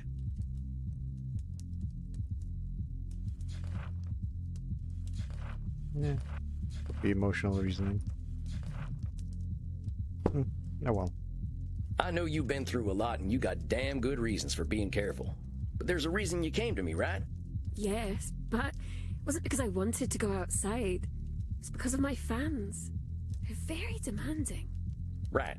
That's why we were talking about your going for walks and went down this rabbit hole. Or, in your case, a mouse hole. Anyway, therapy usually ain't about just one thing. It's about lots of things. If the problem is your fans, we gotta imagine unlife without them, right? Don't want to lose them all. Some of them are gentle. They're too weak to hurt anyone, which is why they don't. Labeling? Not Beneath labeling. her smile, Meddy has a darker view of humanity than most. Is the only reason the weak do not hurt the strong that they cannot. Overgeneralization? You really think weak people would hurt others if they were stronger? Little mouse, I've been alive for a long time. I believe what my eye shows me. Yes, if one is capable of hurting another, they do. They can, but they don't always. You ever seen them capybara animals? They're dang massive rodents and could do some damage if they wanted to, I reckon. Oh, yes! Oh, they're very cute. People like to share animated pictures of them in my community. Some folk are like that. They just want to sit around and have someone scratch their bellies. Is that what you want, little mouse? Do you want me to scratch your belly? What? No, I'm just saying, don't assume everyone's out to hurt someone. Yeah, it happens. Of course it does. But that kind of thinking ain't giving folks their fair shot. Don't know what I'll do if I don't have my followers. I can't live the way I used to before the machines took over. Oh, they expect so much of me now. They send me messages all night and all day. They need content. God, if I don't give them their content, they'll all leave. Their attention spans are like those of little bugs, but they're not as cute. No.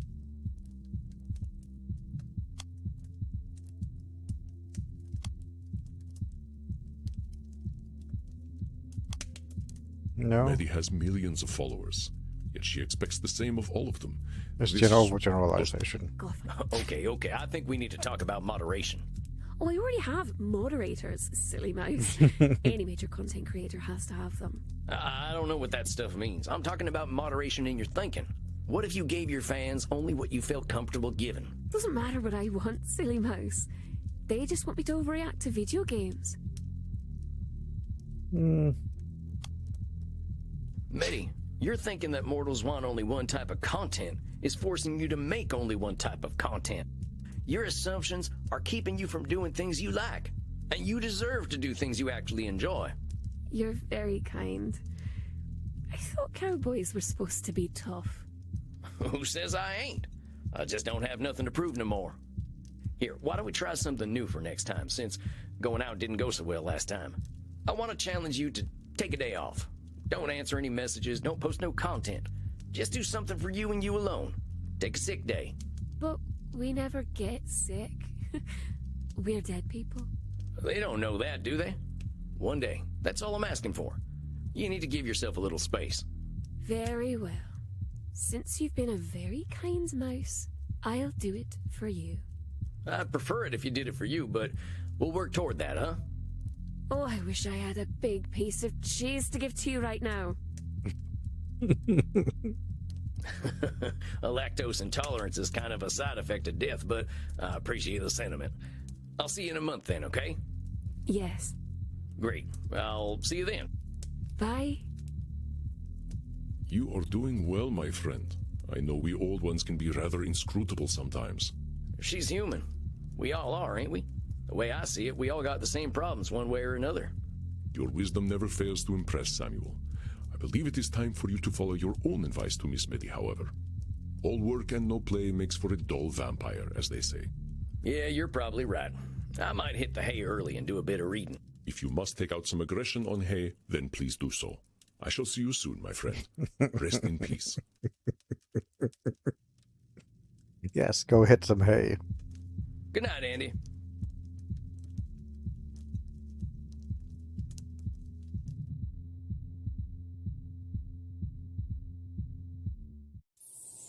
Dang, I wonder how I'll feel about humanity when I'm 1800. Heck, I wonder whether there'll even be a planet. I guess it's time to drown my existential woes in blood. Howdy there, Crimson. You're sounding a little weary there, cowboy. You getting enough to drink these nights? Oh yeah, that ain't it. Just existential ponderings. That's just my specialty. What's eating you, buckaroo? It's this old client I got. She's been watching humanity hurting itself for 1,800 years. Every time she expected better, she got hurt. She ain't wrong to mistrust mortals. That's a tough one. What do you do with someone like that? Well, I tried to guide her to look inward like I do with everyone. People are people, but so is she. How do you think she took it? I think she appreciated the focus on her. I can't answer for all humanity, but maybe she can get answers from herself. I think you could stand to listen to yourself, Ranchero. You could have been a mean old Dracula and nobody would expect anything different from you. Reckon there have always been people like you, no matter how bad it's been in history. Dang, Crimson. I can see why Andy respects you so much. You done some living, sounds like. Death at the door can put things into perspective. I get where your client is coming from. Changing the world isn't going to happen, but we can at least change ourselves. I don't think that's true. The country I left definitely ain't the country I was born in. The wheels turn a little slowly for us mortals, cowboy. Back in D.C., I was trying to push policy to do something about our poverty problem. But the kind gentlemen across the street were pretty happy to make things worse. When I got my cancer diagnosis, that was my wake-up call to stop getting disappointed and start living with the little amount of time I had left. Working at a bar is more rewarding than being a member of the bar, huh? Not bad, cowboy. It's got its charms. Here, I whipped up something special for you. That ain't half bad. Got a refreshing taste. Rose hips. Just a little something extra. Been experimenting with some herbals for Andy. Guess old dogs like us can still learn new tricks. Thanks, Crimson. I think I'll hit the hay now. You hit that hay, Desperado. I'll see you later. Got a lot on my mind tonight. I think I need some rest. Now, what should I do to relax?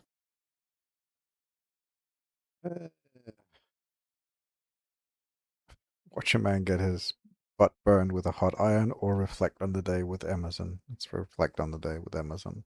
I always pick up a little extra perspective from Ralphie Waldo. Emerson, that is. Let's see if I can find a good passage. Bingo. In the woods is perpetual youth. Within these plantations of God, a decorum and sanctity reign. A perennial festival is dressed, and the guest sees not how he should tire of them in 1,000 years. In the woods, we return to reason and faith. There I feel that nothing can befall me. No disgrace, no calamity, leaving me my eyes, which nature cannot repair. In the wilderness I find something more dear and connate than in streets or villages. In the tranquil landscape, and especially in the distant line of the horizon, man beholds somewhat as beautiful as his own nature. Ain't that the truth? Future's always ahead, no matter how old we get. That's enough for one night. Time to visit Dreamland. Maybe I'll see my princess there.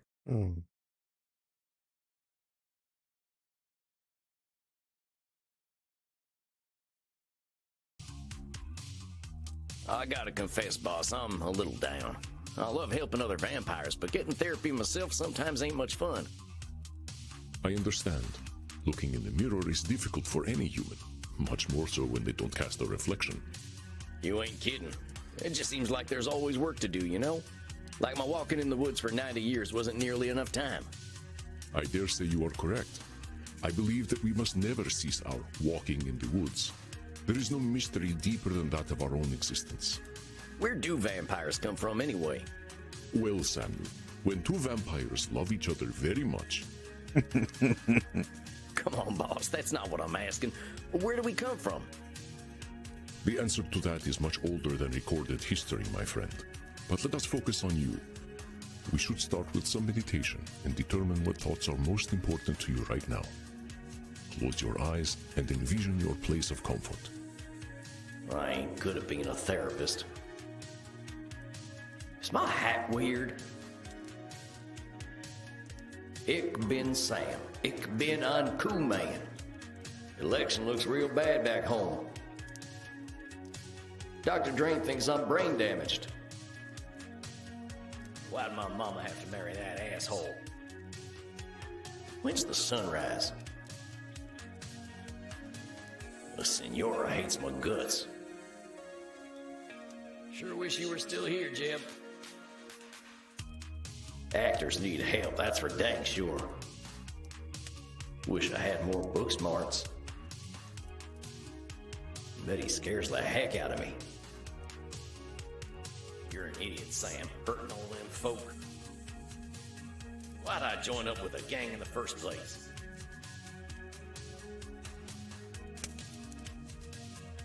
How are you feeling, my friend?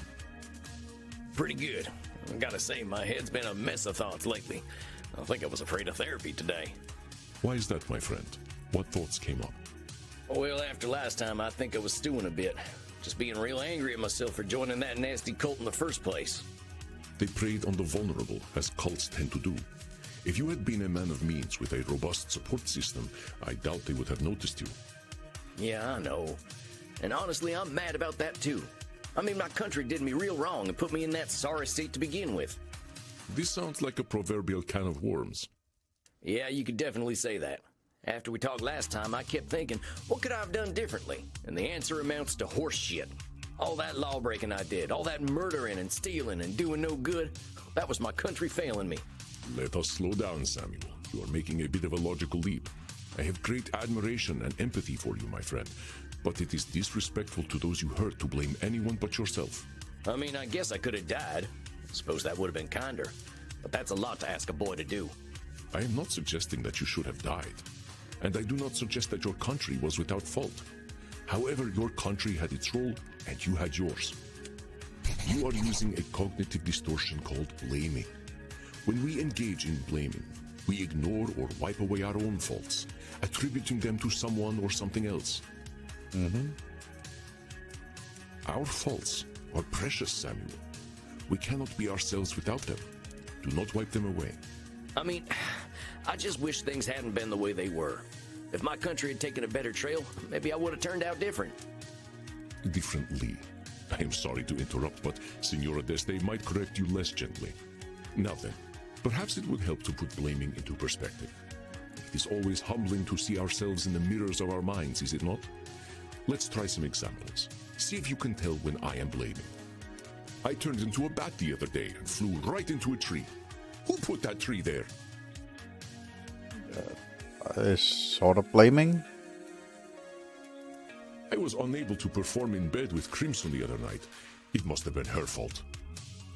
That's definitely blaming. Dang, that is some blaming. Takes two to tango, boss. Maybe there's some bad blood brewing between you two, and I wish I hadn't heard about it. Do not worry, my friend. Crimson and I bring each other great satisfaction. All right, I get it. I said nothing lurid, Samuel. Why are you so distressed? Singing great satisfaction. It's like hearing your parents talking about their sex lives. I mean, not that you're... I mean, forget I said anything. All right, Samuel, let us move on. The interface on this widely used new vampire dating app is so modern. How do they expect anyone to use this cursed thing? That's... I don't think that's particular blaming. Did you see the football game the other night? My preferred team played with great skill and should have won. The referee was clearly an agent of the Dark Lord.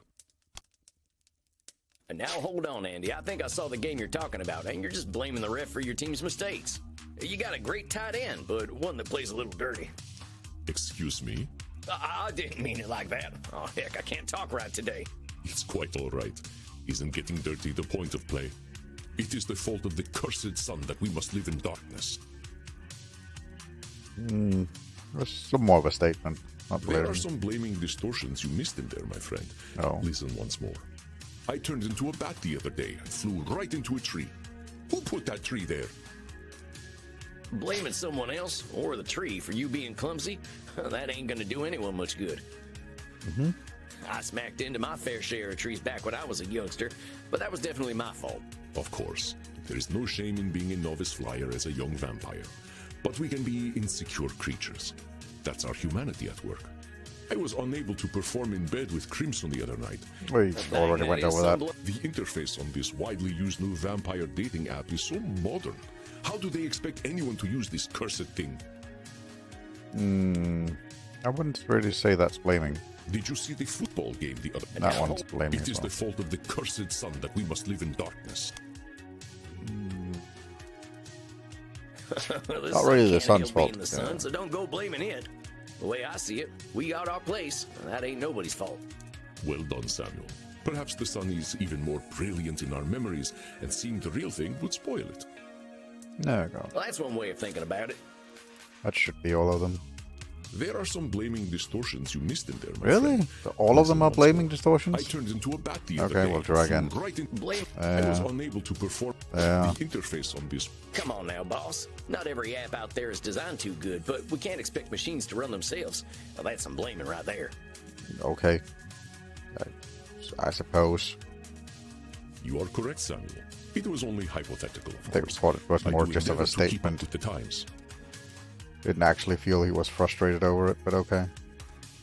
By the way, thank you again for teaching me Control V and Control C the other night. What a delightful trick.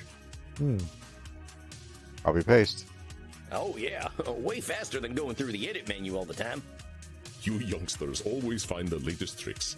Let's keep going, though. I think I get it. I ain't trying to erase what I did. I'm just bitter that I felt like I had no choice at all. And it all goes back to the United States taking my daddy away for their manifest destiny. I'm mad at him, too. Dying for his country. What kind of nonsense is that? How'd his country pay him back? By making my poor ma marry a drunk who beat the daylights out of her and his kids? Ain't no damn wonder I turned out the way I did. That must have been devastating, Samuel. Countries are not human. They cannot feel. And stories such as yours prove it. I mean, what the hell, Andy? My daddy's corpse didn't give a shit about no United States of America. It's kind of funny when you think about it. He died fighting the British so the U.S. could say they own Missouri. Who the fuck cares? I'm telling you, Andy, the best thing about being dead is realizing how little that nationalism crap matters. Desire for identity can create monsters worse than we. What happened after your father died? Well, we didn't have nothing. The money was running out, so my mom got married to a hard man who drank even harder. He beat up my older brother, Jeb, for fun. And once Jeb started fighting back, dear old stepdad came for me. And that's when my brother killed him. It sounds like a tragedy from my own country's mythology. I am sorry that such a thing happened to you, Samuel. Your brother was brave. No kidding. We went on the run together, but he was the one who kept us alive and fed, mostly through stealing and begging. Once we stopped being cute, begging didn't work anymore, so we moved up to robbing and killing. Killed my first man at 12, and then it got a little too easy. That is young. I cannot imagine how difficult that must have been, Samuel. My country asked me to kill at 20, and I still remember how devastating it felt. Yeah, well, nobody told me to do it. Like you said, that was all me. I don't think anyone was surprised either. When my brother and I rode into a town, you should have seen the way people looked at us. They knew we were trouble, and we were determined as hell to prove them right. Aha, a moment, Samuel. I believe this is an opportunity for some growth. Okay. It's them distortions again, huh? To err is human, as they say. Do not be discouraged. There is something in what you just said that you cannot be sure of. Can you tell me what it is? That people knew they were trouble, I guess. I guess there ain't no way of knowing that people thought we were trouble. That's right, Samuel. There is one way of knowing exactly what they were thinking, and that would be to read their minds. Thus is the cognitive distortion called mind reading. Yes, we can weigh evidence and make predictions, but never with complete certainty. I was a dirty little thieving murderer. I don't blame him for judging me. First, that's labeling. Second, one of those people might have been patient and gentle, one that had an experience like yours. You cannot know. With your mind reading, do you see how you made everyone your enemy? Yeah, you're right. You're damn right. I would say he was more judgmental towards others, but we can label it as mind reading. No one expects a child to be perfectly aware of themselves and the world, Samuel.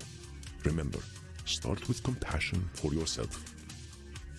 Here, let us do an exercise to help you recognize mind reading. Jesus Christ would have disliked the idea of anal intercourse. I know that's mind reading right there. Unless you asked Jesus Christ himself and he told you, there's no way you'd know how he feels about butt sex. Very good, Samuel. That is very true. To know the mind of Jesus Christ, and none of them have ever even met him.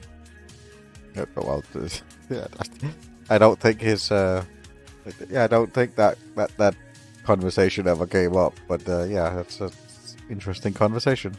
You were there when he was kicking around. You ever meet him? No, that part of the world was never really vampire-friendly. The chair you're sitting in is one of his, though. Magnificent, isn't it? Jesus Christ made this chair? I bought it cheaply before he became a big deal. He was certainly ahead of his time as a carpenter. Dang. Now I feel awkward sitting in this thing. It's more than 2,000 years old, Samuel. It is still just a chair, and it's experienced millennia of past wind. Don't worry about it. Crimson is upset with me because I forgot to take out the garbage. I know, because she told me so. Then that's not mind reading, she literally told you. I sent my friend Vlad an internet message, and he left it on red. He must hate me. That is mind reading, because you don't know that. That's some mind reading for sure. There's no way you know what Vlad's thinking. Maybe he wasn't ready to answer, or maybe he forgot. Excellent, Samuel. That's correct. There are endless reasons why Vlad would leave my messages unread, and only Vlad knows them. Reading too much into an internet message is a massive waste of time. Well, the Pony Express was a lot healthier, I think. Well, this internet stuff makes people get real nutty. Mortals are in more of a rush than we are, I'm afraid. Let us continue. One of the patrons of my club was having dirty thoughts about me. I know because I read his mind with my vampiric powers. Well, but then you literally know. I told our bouncer, Bert, a funny joke the other day. He was quiet, but very amused. It's more of a statement, but sure. How the heck would you know if Bert was amused by your jokes? That's clearly mind reading. You are correct, Samuel. No one knows what Bert is thinking. I like to think he dreams of butterflies. But who can say? Yeah, who really knows? I don't think he's thinking of butterflies. Then you are mind reading, Samuel. Let Bert be Bert. Yeah, I guess so. I believe you now understand that mind reading may have closed the door on some opportunities for you. I suppose. I can't really know either way, but I guess that's the point of all this. Knowing what's real and what's not. Exactly, Samuel. So tell me, what happened to you and your brother?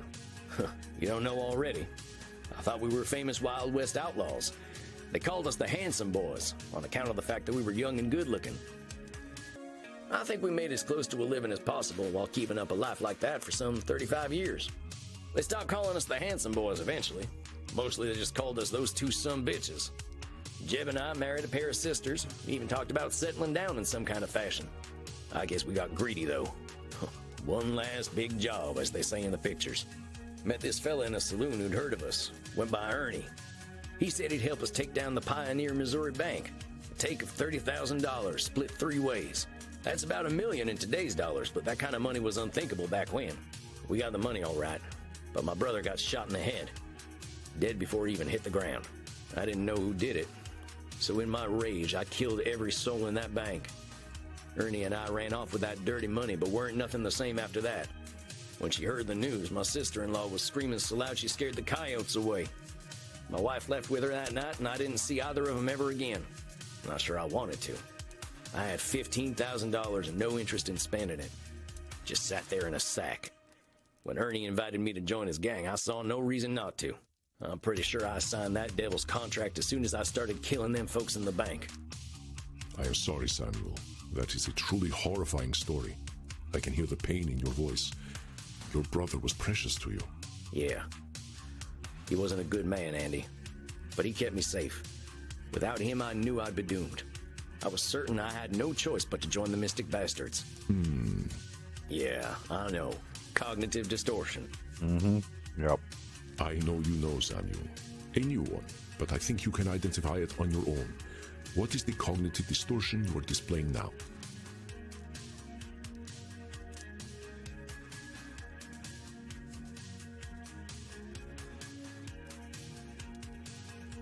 I was so sure I was right to join the Mystic Bastards. Ain't nobody could have convinced me otherwise. Indeed, Samuel. This cognitive distortion is known as being always right. And when you are always right, your choices are limited, even if they lead to doom. We become so convinced that only we have the appropriate perspective, even in a world of infinite possibilities. One would expect immortals to be immune to this distortion after seeing their beliefs challenged over generations. But we are just as susceptible to being always right. Okay. Let's try some examples so you can identify when I am always right. Okay. I have the experience of ages. My authority cannot be questioned. Well, that's... Okay, Boomer. Excuse me? Just something I hear the kids say when old mortal folk are acting like they're always right. The folks born after World War II are real good at destroying the world, but they assume age leads to wisdom. It ain't necessarily so. You are always right about that. Well done, Samuel. With my multi-generational economic expertise, I am confident that market conditions will result in mass layoffs in the next quarter. He's confident, so he's not really sure. I don't think that's always right. I know that turning another into a vampire inevitably results in resentment. That's not true. That sounds like you're always right. I know a lot of us vampires ain't too happy with our lot in life, but we ain't always resentful. That is correct, Samuel. Of course, we must be careful when choosing whom we turn and when. Choosing to live forever is not a choice casually made. It ain't usually a choice at all. But we will endeavor to break that cycle, my friend. We have enough clients already without having more resentful immortals running around. Let us continue. I know for a fact that vampires become misanthropic as they age. I do not need your perspective. And now hold on, you ain't always right. You thinking we're gonna turn into misanthropes is limiting you from making new vampires, but that's just your thinking. Very good, my dear Samuel. Caution is warranted when bringing a new soul into the dark, but I must consider perspectives other than my own. I have not had much good fortune with my children of darkness, but I am indeed not the only judge of character. You got kids, Andy? I had many dark children before I recognized the gravity inherent in doing so. I only wish more of my brethren could learn what a responsibility it is to begin the unlife of another. I know the internet is a passing fad. I have seen technology come and go, so I can trust my own expertise. I think you're doing a little always right there, Andy. A lot of folks had unwavering confidence that the fax machine was going to stick around forever, but they weren't right neither. Truly? I still use my fax machine. It is the preferred mode of communication among vampires here in Germany. There's nothing wrong with faxing. There's a lot of people that don't even know what that is. Heck, I guess that just proves no one is always right about technology. I think I get it, boss. If I had found folks to listen to other than myself, maybe I wouldn't have joined up with Ernie's gang. Perhaps, perhaps not. You had plenty of reasons for making the choices you made. Reflecting on them is what helps us to grow. Yeah, I'm a lucky fella all in all. I did some stuff with those vampires that I was pretty sure erased any humanity I had left. But I was wrong. Them transcendentalists I hold up with were ready to help me no matter how nasty I was. And I know I've done a lot of thinking on my own, but I owe them everything. I've done a lot of thinking on my own, but I owe them everything. Is that so, Samuel? Can you point out your own distortion there? Disqualifying the positive? It's my old favorite sneaking up on me, disqualifying the positive. I did plenty of work on myself. That's right, Samuel. And why were the transcendentalists able to help you? We just went over it tonight.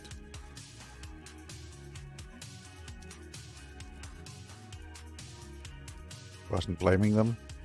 I was done blaming and ready to start working on myself. Excellent, Samuel. Your capacity for self-reflection, and so quickly, is truly inspiring. I almost feel as though my blood is circulating on its own. Oh, come on, Andy. I'm just a fella. You have earned a reprieve from disqualifying the positive, my friend. Embrace it. I believe we have had a productive session today. Let us not press matters. This is difficult work, and you are handling it wonderfully. How do you feel? You know, I feel okay. Somehow it's better than feeling good. What happened is what happened. Some bad stuff happened to me, and I did some bad stuff. And none of it lasts forever. That's the nice thing about having all the time in the world. Your trials have made you wise indeed, my dear Samuel. Now rest, my friend. You shall soon share your wisdom with your clients. I wish you a good night. Yeah, I believe it's early coffin time for me tonight. Have a good night, Andy. You as well, Samuel. Rest in peace.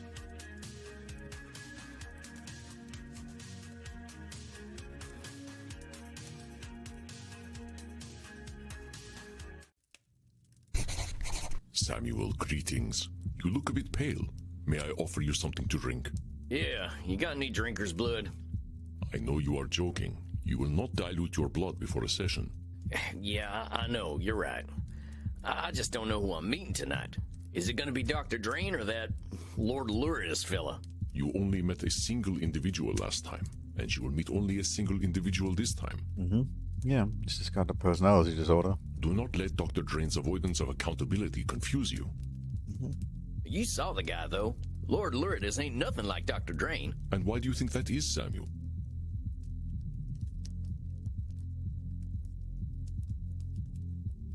Well, maybe it's easier for Dr. Drayne to blame Lord Luridus. Exactly. Correct, Samuel.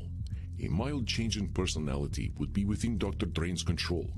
Luridus is not, and therefore, Dr. Drayne relinquishes control. Prepare yourself, my friend.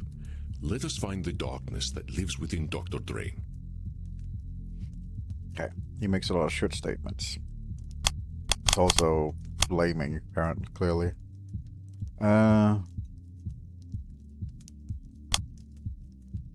Always right, mind reading. Let's do the new ones. I have a feeling that might come in handy. What's the last one? Oh, we can't bring him up. We can't bring up his sheet right now. It'd be nice if we could.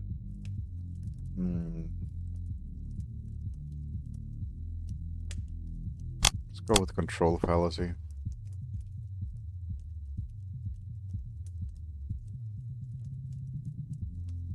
Yeah, let's go with control fallacy. He likes having control.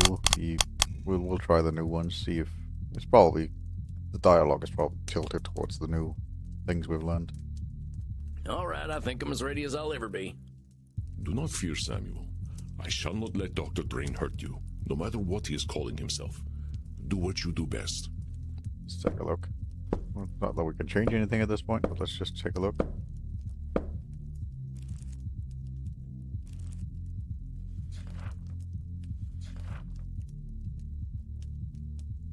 He hates Dr. Drew. Basically, he hates himself. Dr. Drayne. Basically, he hates himself. After Drayne rejects all the pleasures of flesh. Believes in acts like animal. Self without apology. Drayne is scientifically, unscientifically, is extremely confident. Catch Dr. Drayne about him. Come and see if I can't get these two fellas speaking the same language right.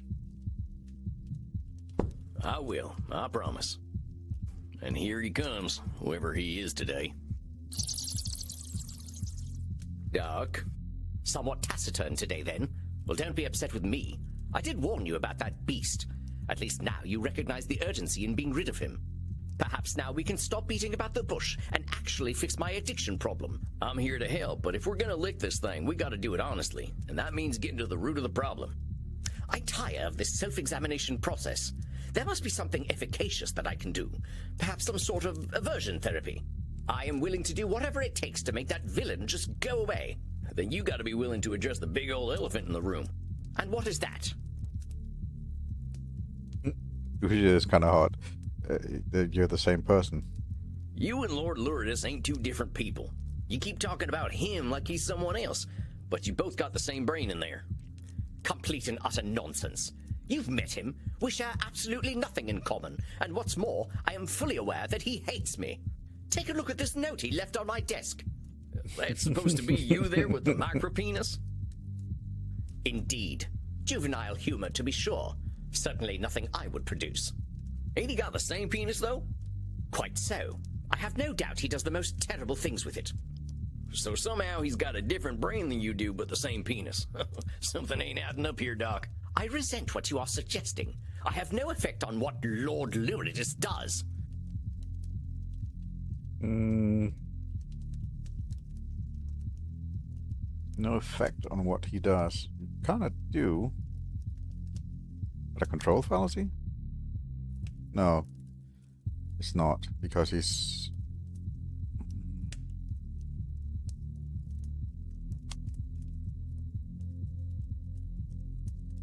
No. Dr. Drayne seems to assign himself no responsibility at all for the actions of Lord Lourdes.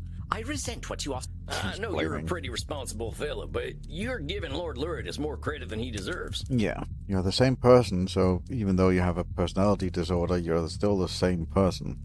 What on earth are you talking about? That Lord... The alternate personality disorder does come from someplace within his psyche, so it's still the same person as per se, and should be treated that way. You know that old stereotype mortals like to spread about us where we can't go into a place until we're invited? A ludicrous idea with no basis in scientific truth. Ain't you giving Lord Lourdes your permission to come in and do what he does when you take that plasma stuff? I didn't invite him in the first time. I had no idea what I had created. That his presence would become an addiction was not known to me. Dr. Drayne, you're a scientist. Your stock and trade is in facts, ain't it? Let's leave thought out of this for now. You gotta be my scientist here and stick to what we know. Very well. Yes. The genesis of... Lord Luridus was in the actions and choices I took. Are you quite satisfied? Doc, we ain't here for my satisfaction. Do you really think that? Well, the fact that I am upset right now certainly lends credence to the idea that you are trying to shame me. Let's go back to the science, Doc. Can you say with all confidence that I'm trying to shame you? No. No, I cannot. You can't read my mind, Doc. Or at least far as I know you can't. But if you could, you'd know what'd make me real satisfied is helping you out. I get that you're upset. This is tough stuff to face. But that don't make me a bad guy for talking about it. I'm here to help you face it. I won't lie to you, Doc. The people that Lord Luridus has hurt probably would have a bone to pick with you. But I ain't here to punish nobody. That ain't the way to help you. In this room, we're working together. You're doing the hard work, and I'm just giving you support. Catch my drift, partner? And so you do me even greater shame through kindness. I cannot win. Perhaps I should simply let that beast, Lord Luridus, have his way with me. That's a short statement. Come on now, Doc. You're jumping right to doom there. There are so many ways this therapy thing could go for you. It ain't we destroy Lord Luridus or Lord Luridus wins. Jumping right to catastrophe just ain't realistic. Already you're fighting him by being here. Mm-hmm. Yeah, they're born from... He's born from a place that clearly the doctor's psyche feels he needs. So he just needs to embrace it so that if he embraced that thing, there's a chance that Lord Luridus, the Lord Luridus persona would go away. Because clearly it's something that it's a way for his psyche to sort of vent, or subconscious to sort of vent. That means there's definitely something in the middle. And working together, we'll make things better. Maybe not completely better. This work ain't never done. Of course, I am forgetting myself. I'm not usually prone to extremes. I shall attempt to be more mindful. I ain't expecting you to be perfect, Doc. And I don't want you to expect perfection from yourself either. What I'm asking you for is self-compassion. That ain't erasing blame. It's just approaching yourself from a place of understanding. That's a scientific method, ain't it? I doubt many in the scientific community would agree with such a statement, but I believe I understand the thrust of it. We cannot address facts if we mask them in emotionality. That's exactly it, Doc. I couldn't have said it better myself. Indeed. Thus my attempt to synthesize the thought properly. Well, thank the dark powers that made us. Someone in here's the smart one. Very well. We shall take a strategic, scientifically sound approach. We will agree upon facts, develop hypotheses, test and validate. Mm-hmm. If I rely on the science, I will never be wrong. Well... Hold on a sec. Before we jump in, Doc, I gotta challenge you. Even science ain't gonna make it certain you're always right. The answers science gives you might not be the answers that are best for you. I just want you to keep your mind open, all right? My mind is always open. I'm a scientist. Mm-hmm. I'm just gonna reflect that back to you and see if you think that's true. You're saying being a scientist means your mind is always, without fail, open. Well, I suppose that sounds a bit ridiculous. Very well. I shall endeavor to ensure that my thinking is flexible. Good. Well, sounds good to me, compadre. Let's start assembling them facts. Can I ask you some questions then? You may. Let us begin. All right, so you told me that the thing that makes your plasma addicting is how good it makes you feel when you wake up from it. From your scientific perspective, what makes it feel good? From a chemical perspective, good feelings, or positive emotions, are the result of neurotransmitter action. Considering the specific emotions felt in the immediate moment are contentment and satisfaction, it is certain that I am experiencing an oxytocin and dopamine release. Okay. It is a primal limbic response. In laboratory settings, we observe a constant drive in animals towards stimulating the release of amygdala-receptive neurotransmitters. Mm-hmm. I think you're gonna need to boil that down for me, Doc. Monkey brain go, yay.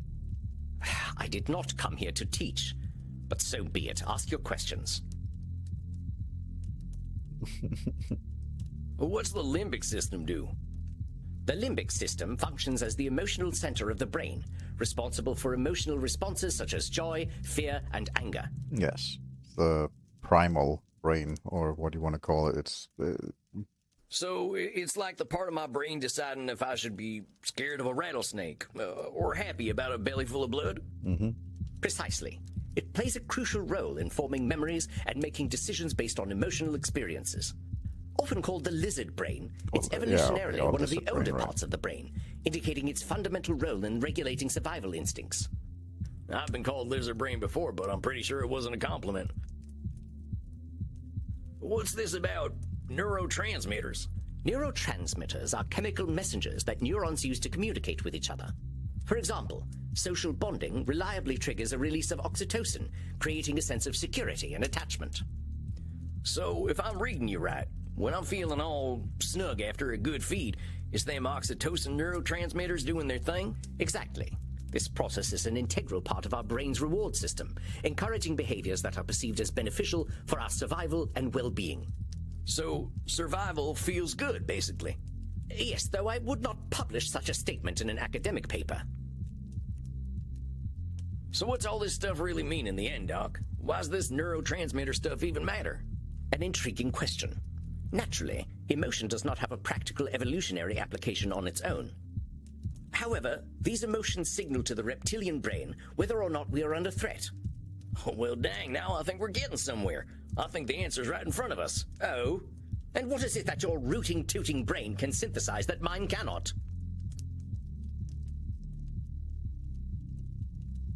You don't feel safe on your own. Taking that plasma forces you to get that neurotransmitter hit. An intriguing theory. However, evidence stands against it. Like it or not, I am a vampire. The only thing that may threaten me is the sun or a more powerful vampire. I should not be experiencing feelings of mortal danger. I am not immortal. Logically, I should know such a thing is ridiculous.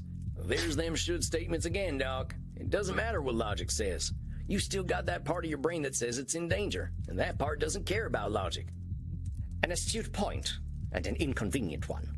That we should be saddled with such vestigial, primal concerns is most unfortunate. Can't avoid the fact that we still got them human concerns. At least we don't gotta poop, huh? Oh dear. And you are doing so well. At least I have nothing to fear from you. It's true, though. We're still animals, partner. We gotta satisfy the animal. Just not through pooping. Okay. Well, I suppose there is some sentiment to having a satisfying poop, I guess. But we are immortal. Why do we have animal needs, fears, and emotions? What possible use do they have? It is such a disappointing notion, however, to think that we cannot transcend our reptilian brain, even when we are beyond death. We're dealing in facts, though, and I think what we're coming to is that your reptilian brain doesn't feel safe. Which is absolutely ridiculous, but I must admit that it is somehow true. What a devastating revelation. Dr. Drayne, for all his scientific achievement, is just an emotional little laboratory rat who bases all his decisions in fear. That's labeling. Doc, I want to go back to one of them things I was telling you about in our first session, and that's self-compassion. Let's say you had some vampire apprentice, a scientist like you, who didn't know nothing like what you know, and said they were down on themselves for all the reasons you are. What would you say to them? Well, I would explain that progress is non-linear. The scientific method, in fact, celebrates failure. That which does not conform to theory still informs theory. Any chance you could put the scientist away and talk to their human side? Well, I suppose I would say that it is fine, that all things are temporary, and the universe does not care to condemn them. So how can we get you to say them things to yourself, Doc? My situation is not the same. I was trained in the age of discovery. I bear the responsibility for that age. I would say it's blame. Well, he's not blaming. It's another thing. It is. Doesn't matter. But we didn't bring that one with us, so it doesn't really matter. But it would be a. Could be labeling, personalization, maybe. Yeah, it's personalization. Or overgeneralization.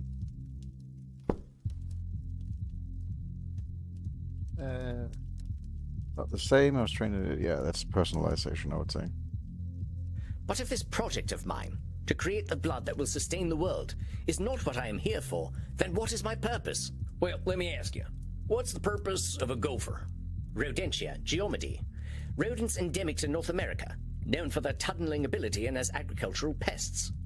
I believe they are the prey of owls, snakes, and coyotes, and are omnivorous themselves, consuming vegetables, insects, and small mammals. I wasn't expecting you to be so thorough. I don't think I knew half that stuff. I have come to learn nearly everything there is to know about mammalian biology as a result of my research. Please get to the point. I think I forgot what it was now. That is not encouraging. Hold on a sec, I think I've got it.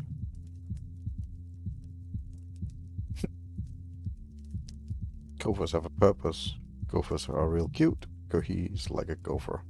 Well, see, you're kind of like a gopher. Am I now? Pray tell, how am I like a gopher? Well, you live underground, and you're real alert all the time. And that's it. Science, save us.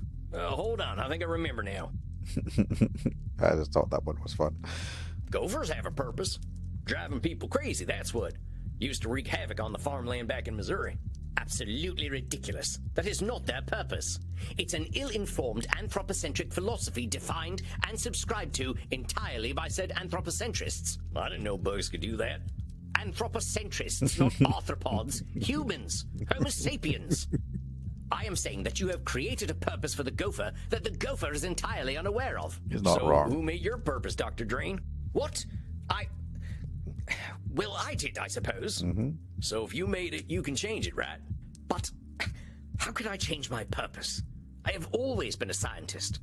So that's what I am. All right, well, let's take that scientific approach and try to figure out who the man behind the scientist is. Very well. If we look at the behavior of our subject, myself, we can infer a few things. If we examine my behavior, one can draw a comparison to a threatened higher-thinking mammal. I spend much time in ensuring personal safety and security. What about your more peaceful moments? What do they look like? I believe these feelings are only medically induced through my special plasma. However, Dr. Drayne appears to be at rest when he is full and satisfied. And your synthetic blood doesn't do that for you? I am forced to admit that at present, it does not. Dr. Drayne, what do you think of drinking something a little more fresh and human? I will not. I do not have to. That depraved vampire, Lord Lyridus, is the source of all that is base and vulgar about my person.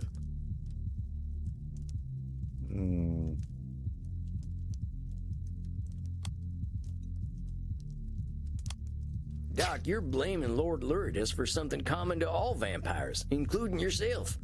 We need blood. That's just how it is. Ain't Lord Lyridus's fault. Now, I know you ain't comfortable with that need, but you can't offload everything you ain't happy with onto Lord Lyridus. That just makes him worse. You have not been listening to me at all if you believe I have absolved myself of all vampiric frailty. I didn't say that. I'm saying you're distancing yourself from your needs by saying they're Lord Lyridus's needs. Well, what if you indulged Lord Lyridus once in a while? Maybe you could keep him from coming out.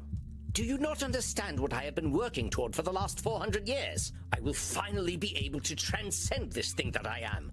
I shall be a parasite no more.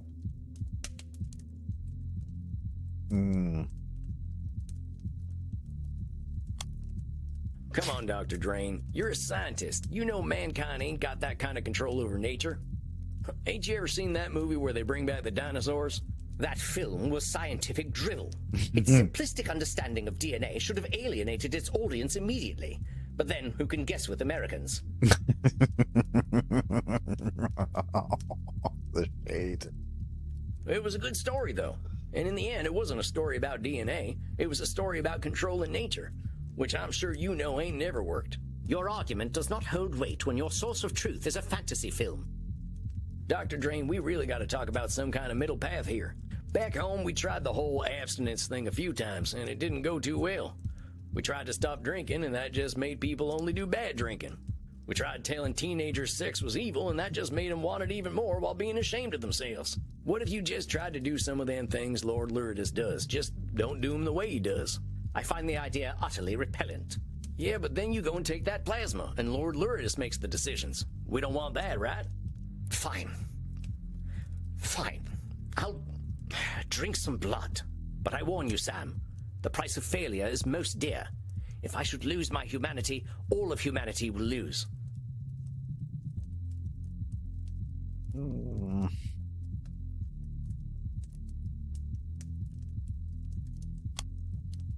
The entire world will suffer for Dr. Drayne's failure.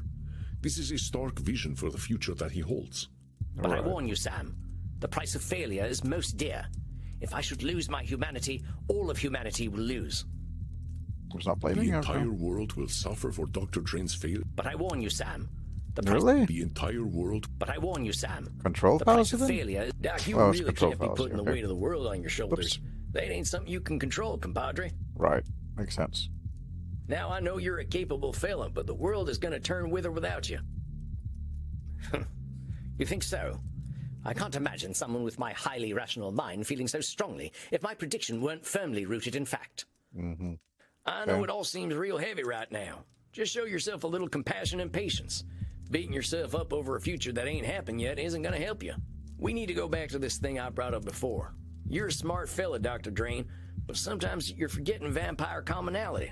We've all felt like the world was ending or that we're awful monsters. But them feelings are our perceptions alone. Yes, I'm aware. Perhaps I've been a little too human in my wobbles. However, you forget my training in history. I am not an average vampire.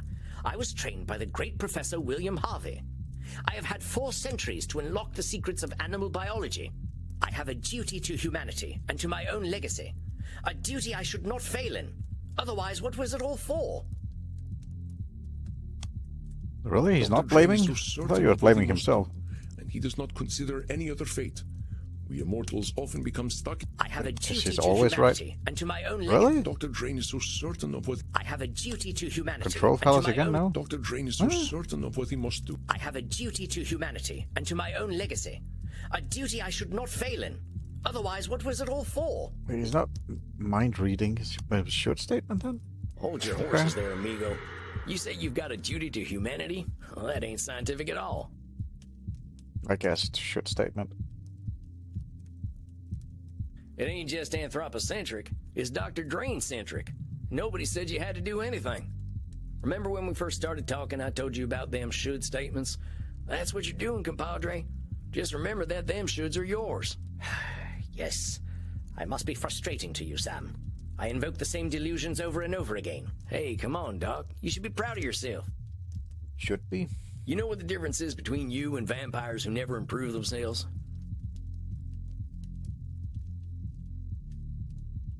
He's here. You're here. You've made a commitment to getting your head on straight. And you're getting there, my friend. Already you're making some big changes and investing in yourself. I can see it. So let's cut Dr. Drayne a break. How about it, amigo? He doesn't need the weight of the world on him. There's only one thing he should do, and that's have a little understanding and empathy for himself. You get me? Yes, I get you. Very well. I shall try to keep a clear head. And I will arrange to drink some real blood. There's plenty of it in the lab. I shall just liberate some of it. Good man. We'll talk about how it's gone next month, all right? Indeed. Until then, Sam. And thank you for your patience. I ain't got nothing but time, amigo. You can thank me by being patient with yourself. All the same, you have my thanks. I shall see you in a few weeks then. Farewell. Well done indeed, Samuel. I think we are starting to see a new version of the good doctor in the making. I hope you're right, boss. That fella's awful hard on himself. That is normal, my friend. Being a vampire takes a lot of self-acceptance. He is only taking his first steps in discovering this. Yeah, fair enough. It took other people forgiving me for me to forgive myself. And now you pass on this gift of compassion to Dr. Drayne. Now, Samuel, the evening is still young. See what the night has to offer downstairs. That sounds good, Andy. Rest in peace, my friend. Indeed. Rest in peace.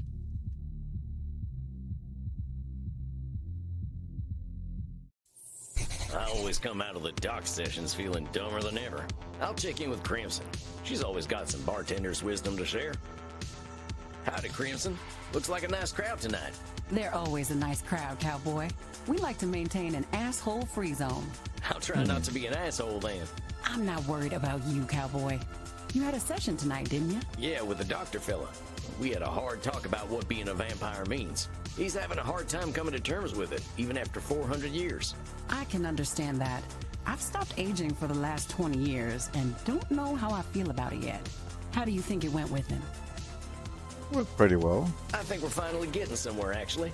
It's funny, a lot of vampires forget they're human, but he keeps forgetting he's a vampire. But just like we can't opt out of being human, we can't opt out of being vampires either. Must have been a hard talk, cowboy. I sometimes wonder what I am. Staying the same age, drinking Andy's blood to live. Don't get me wrong, I like not being dead, but I still feel like I'm living on borrowed time. Is this a good time to ask why you don't just join the dark side? It ain't that bad being dead. I'm just not sure what I'd do with forever, you know? Eternity's a long time. Yeah, I think a lot of us vampires can't answer that question either. And I don't think there's one answer anyway. There you go. So I guess I'll keep putting off the question. But nobody's rushing you, Crimson. You think I'd let anyone? But thanks for listening, cowboy. Now why don't you go mingle? There's a new fella in the kink room who's very interested to meet you. Oh dear. I guess I'll go be social then. Thanks, Crimson. Wait a sec, that ain't... Greetings, my child. That's Reinhardt. Keep your distance, amigo. I know our kind ain't had good history, but I ain't in the mood for an exorcism or nothing. Ah, my child of the dark. If I were to exorcise you, nothing would be left when I was done. Oh, okay. It looked like Reinhardt, but it's the same voice actor, basically. Only the good Lord is free of sin. We are all children of darkness. Holy smokes, what Bible have you been reading? I know my scripture, my son. However, I am by scripture and dark metal ordained, not by any church of man. So, you're some kind of freelance priest? Yes, I suppose I am. It is the only way I can give succor to those who need it most. So I gotta ask, seeing as we're in a kink room, what kind of succor are we talking about? I follow in the path of the Lord. I share my body, and I share my blood. Ain't this a little blasphemous for your kind? To whom, my child? God is in everything, including you, sweet vampire. Can God blaspheme against himself? I merely wish to give comfort to those who live in darkness. And so, I choose to live in darkness with them. Come, my son. I shall give succor to you. Well, all right. Maybe if you stop calling it that. My son, I do not wish to meet the Lord already. Oh, shucks, I wasn't trying to kill you.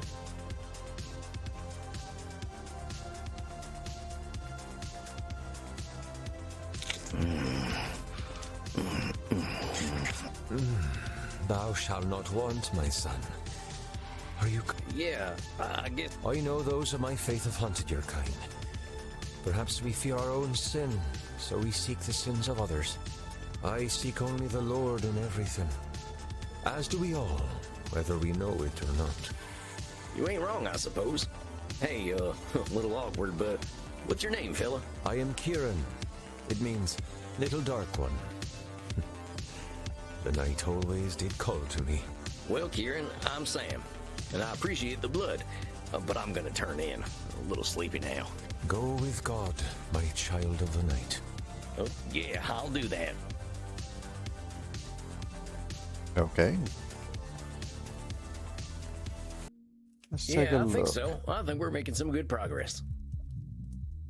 Let's take a look at our file, so we can sort of figure out what we. Oh, that was a third session. Set it up that he must drink real blood, right? Right. The second session here. Died so she could control her family. It didn't work. Her husband and son were both major disappointments to her, especially her son. She really hates the Spanish, might be a little obsessed with her late husband's feelings or failings as a man. Right. So for her would be control fallacy. I think we already have that. That's her biggest flaw. Could have labeling, but I'm not sure.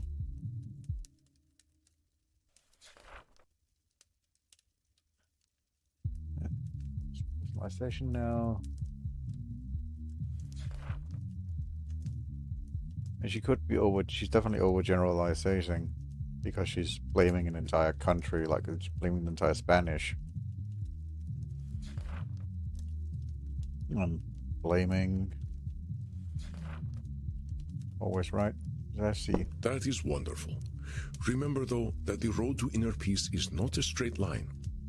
True enough. I like to say I didn't make my path. Nature did.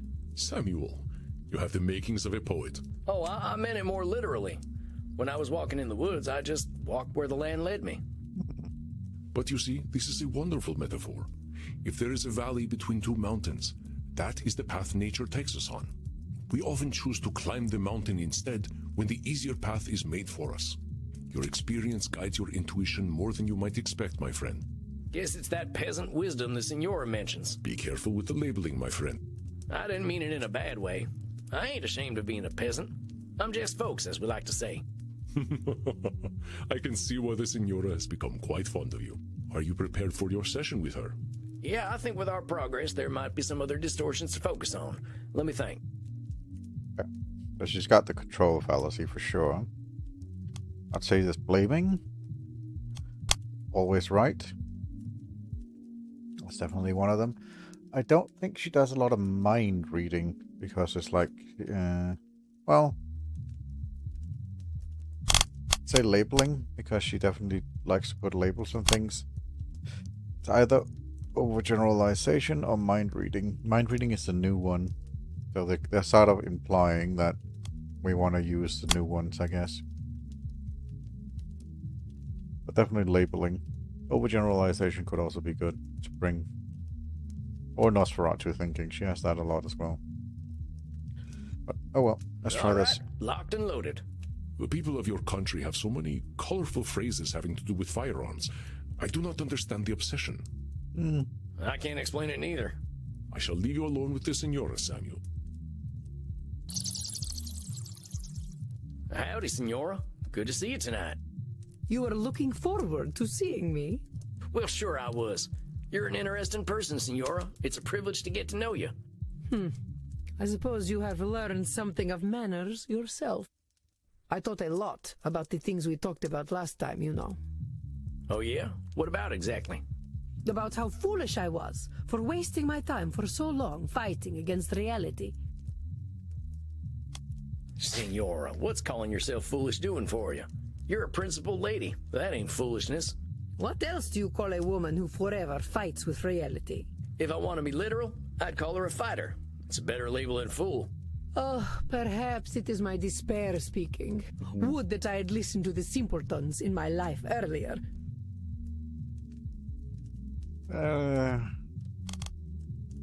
Oh, she's not blaming? Are you going to let her talk to you like that, Samuel? Would that I had listened to the simpletons in my life earlier. Mind reading? No? Are you going to let her talk to you like that, Samuel? Would that I had listened to the simpletons she's labeling again? Maybe you can start by not calling them simpletons. Right, she's labeling. Sorry. I got it now.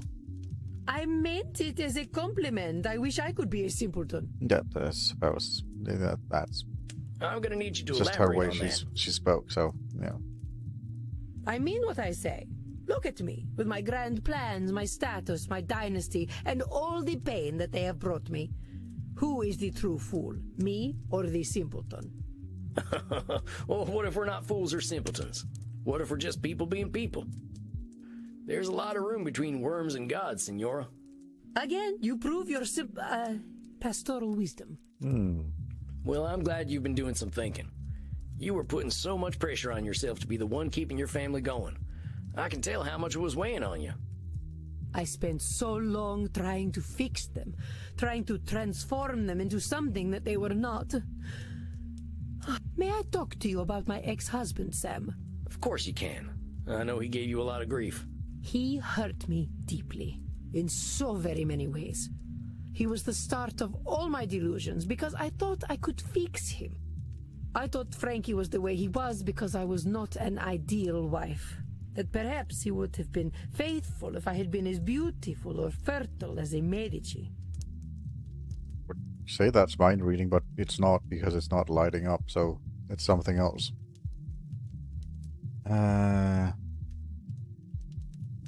What would that be? I thought my personalization, maybe? I know I have been arguing with reality, as you have said, but the idea of a fruitful marriage, sanctified by God, this was the only reality I had. But that reality did not match with mine. God could not have blessed both our marriage and riddled Frankie's penis with French diseases. Okay. French diseases?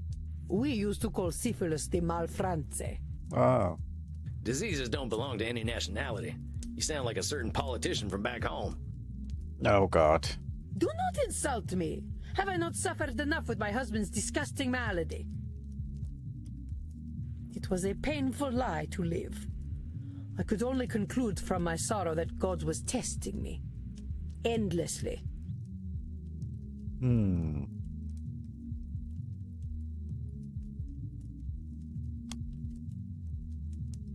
The Senora was seeking a justification for her feelings, and I believe she found one. That's always right. It was a painful lie. Really? The Senora was seeking a justification for her feelings, and It was a painful lie to live. I could only conclude from my sorrow that God was testing me. Oh, trying to mind read God? No? The Senora was seeking a justification. It was Control a painful fallacy lie then? to... I want to challenge you on something there. I thought that it was sounds like a something. kind of Okay. hopeless statement. Like you're doomed to keep being tested on God's terms. Perhaps it was hopeless. As you said, Isabella d'Este and Francesco Gonzaga could not change their natures. That's true, but here's the thing. Does that mean you were doomed, or were you just doomed on God's terms? I think this just needs a little reframing.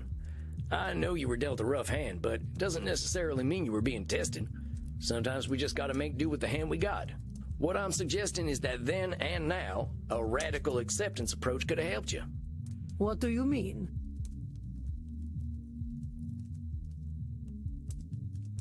Could have become a nun, could have had a secret agreement, could have been polyamorous, and could have had a secret agreement. You could have had some sort of secret arrangement. That was pretty common back then, right?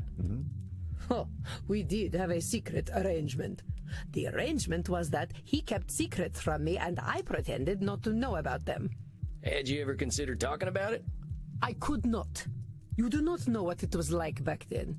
A woman, even one such as I, was always subject to her husband. That's not true. That's somewhat true. I did not have a say in his affairs. I had to play the part of the good wife and mother. Well, you always have a say. You must understand, I only earned my significant power by playing the societal game. And she did that very well. But he knew you were aware of his indiscretions, didn't he? It was hard to deny when he approached me with that rotten thing between his legs. So why not bring the issue out in the open? He would have become angry, I am sure. Perhaps he would have beaten me and taken away the privileges I had worked so hard to earn. You're trying to mind read him. You know that for a fact? You couldn't read his mind or tell the future, only make guesses. If he knew that you knew about all of it, even accepted it, maybe you could have had a real conversation about the ways you could both live more honestly. Oh, Sam, you are so naive. You are very sweet, but men are dogs. They understand only food and sex, and they do not care about the providence of either. That's some labeling. I know we fellas don't have the best track record in human history, Senora, but if you label us as dogs, you're giving up on us. Well, we've got our occasional good qualities.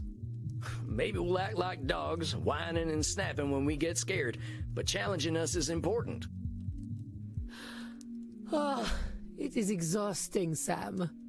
Yeah, I know. Sorry about that. Point is, Frankie was no fool, right? He could be reasoned with. Well, he was wise enough to let me control Mantua. And he had his clever moments. See, mind reading was a good way to read a lot of stupid in his head, and it wasn't all dumb. Perhaps it is pointless to tread over the past again and again. What has happened has happened. It has been nearly 5 centuries. I should not let the past haunt me so. If I am true, Sam, I am still very angry about all the lies I was told. I may be harboring some resentment. You don't say. You will understand when I tell you of Frankie's greatest cruelty. Okay. I will tell you that the man, for all his fighting spirit, had very weak sperm, for he could not sprout a male seed in my womb. Control fallacy. Really? Thankfully, I had no natural children of my own, but even I know that they would have had only half of my genetic material. Yeah. So it sounds like I thought it was a control fallacy. I will tell you that... Blaming? Hold on, are you really blaming your husband's sperm for your having girls? Okay. It could not have been my fault. Okay. Senora, even I know it's just luck of the draw. I think you know that too. Fine. Perhaps I just wanted to insult Frankie. But I will continue. I thought it was a control fallacy because she was sort of trying to control that, like she was... Well, I guess it was blaming. Okay. My first child was a girl. I could not have been more embarrassed. Or so I thought. Until I had my second child, who was also a girl. What's wrong with that? I will tell you, Sam. I was a young woman in mourning. I did not emerge from my chambers for weeks. The next time, finally, I had a boy. My beautiful Federico. He was such a charming child. He would entertain me so with his clownish behavior. May I show you a picture, Sam? Well, sure. Let's take a look. Look at him. Isn't he beautiful? He could have been a movie star or a model today, don't you think? Sure. Admit it. He is the most handsome boy who ever walked this cursed earth. Oh. Why am I asking you? What do you know of beauty? Anyway, I gave all of myself to him. All my guidance, all my wisdom, and all of my love. Everyone said, you are doting on him. Give him some air. How dare they tell me my business? I am Isabella Este. I know what is right. Senora, I'm sure you knew what was best for your son, but ain't it possible that those people might have been able to help you? It's lonely work when you feel like you can't listen to anyone else. Are you telling me how I should have raised my son? No. It's telling you I to got a listen better to sense of people. self-preservation than that, Senora. But you gotta admit, this Nosferatu thinking of being always right is pretty exhausting, ain't it? Oh, that is true. And as it turned out, pointless. It did not matter in the end. Frankie, in his supreme foolishness, managed to get himself captured by the French. He ransomed himself out of prison with something more precious than all the gold in Venezia, more valuable than the Pope's seat. He sold my son, my beautiful Federico. Dang, that must have been devastating, Senora. I can't imagine how painful that must have been. No, you cannot. For you will never be a mother to a son so beautiful, so intelligent, and so pure. But that was not the end of my pain. It was not enough to take my son away. Not content to merely break me, the French, as always, needed to corrupt. They sent my sweet Federico to a den of filth, a place where chastity went to die, straight to the crossroads of Sodom and Gomorrah. They sent him to the Vatican. Oh, God. Yes, that would have been... That's a thing. The Vatican?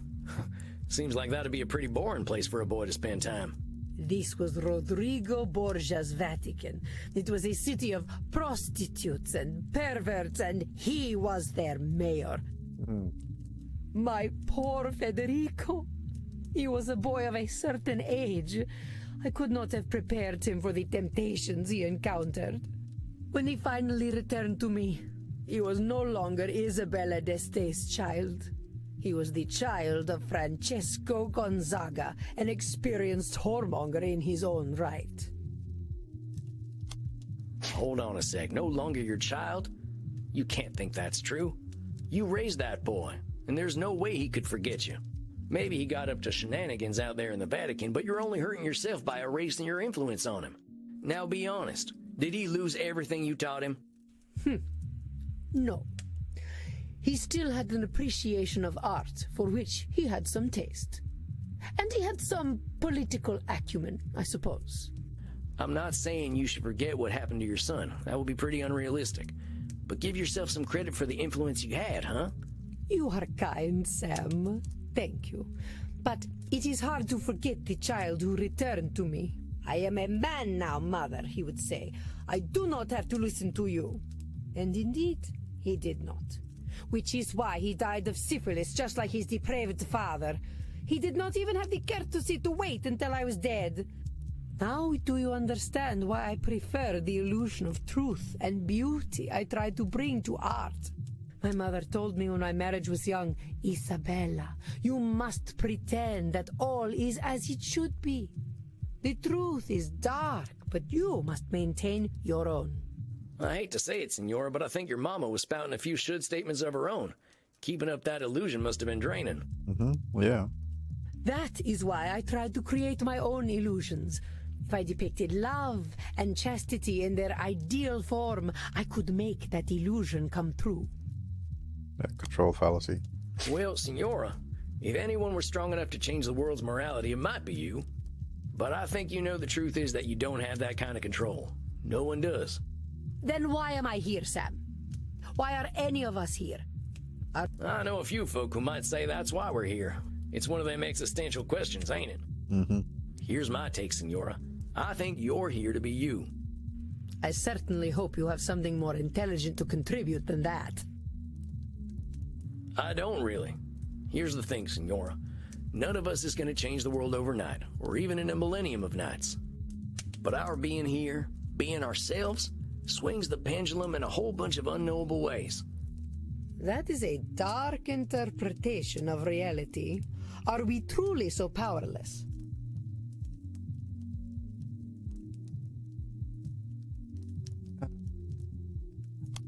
They were. It's not blaming. Isabella sees imperfection as helplessness. Help her see otherwise, my friend. It's a control fallacy? That is a... What I'm saying, Senora, is not that we're powerless. I'm just saying we ain't gonna change the world on our own. Not everyone's gonna buy what we're selling, but some people are gonna get it. People are still out there talking about the art you brought to the world. Maybe fellas like me don't know who you are, and I bet that nasty pope from your time wasn't your biggest fan. But you can't help but be an influence on people. Just not all people. Ain't that so? I do not know if that is enough for me, Sam. Well, here's what I think we should do, Senora. All them efforts of yours are always facing outward. How about we spend some time on you? What do you mean? I mean, let's work on the things Isabella Este likes. Forget about the rest of the world. What are you putting in your art that's for you and not for anyone else?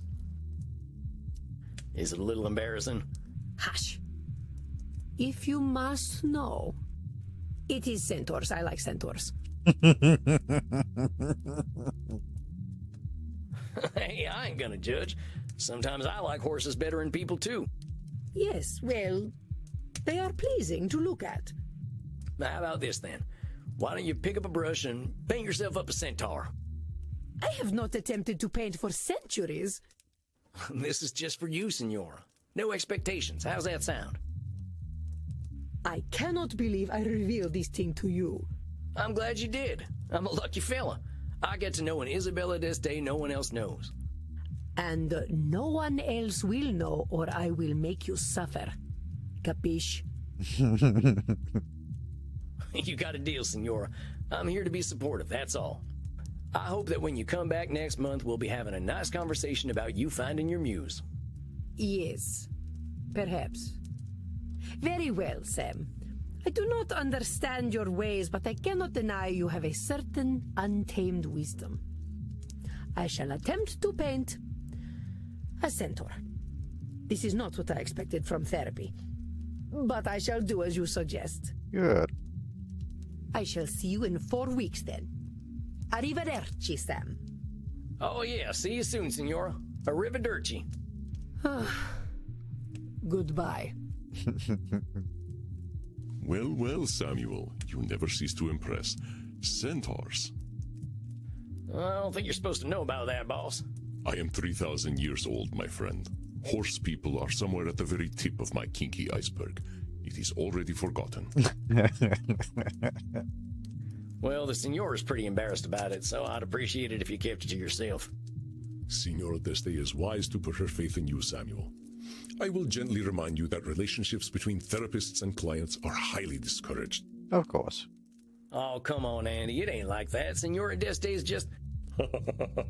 You're messing with me. Of course I am. Unless... All right, you know what? I'm going downstairs. I could use a drink. Well earned, Samuel. Please, rest in peace.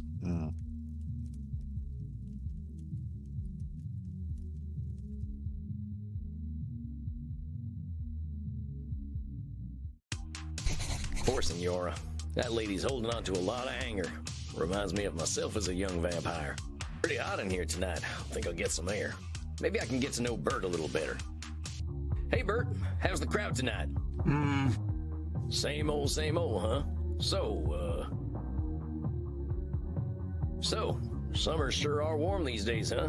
Bet Europe was a lot colder in your time. You think the infinite dawn will happen in our unlifetimes? Well, that's what some vampire climatologists say. I don't know. I figure we can still do something about it.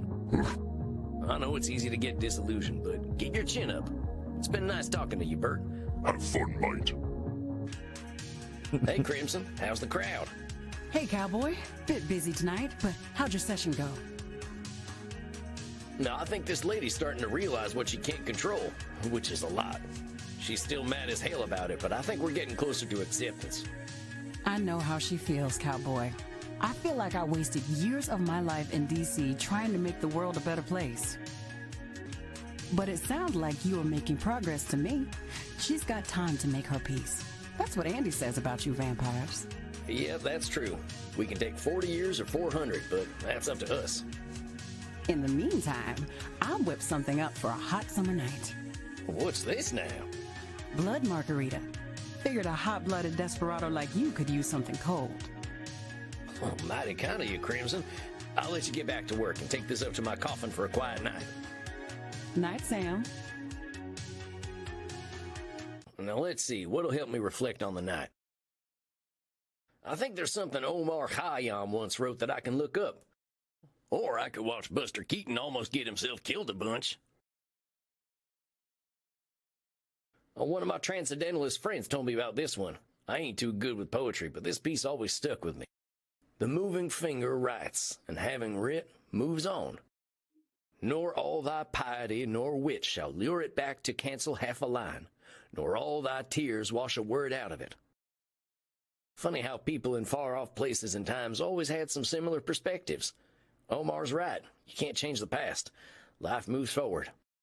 I think that's enough for one night. Better get me some shut-eye.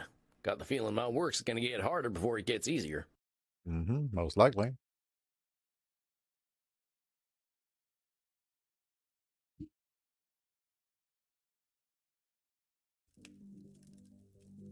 My dear Samuel, greetings. How are you feeling tonight?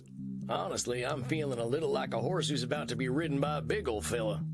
I am not certain I comprehend your meaning. Have you met a special someone, my friend? What? No, it ain't that. I mean, I'm feeling a little on edge. Edmund's coming in. Aha, our actor friend. What about him has you nervous, Sam? He's just a lot to deal with. I find myself a little drained after our sessions. It's a pervert gaslighting thing. What was this spiel? Last session here. Obsessed with the audifier, she disqualifies the positive about any other actor. They suffered abuse as a kid, right? Still thinking the same was he did as a kid. The stage is always going to offer salvation.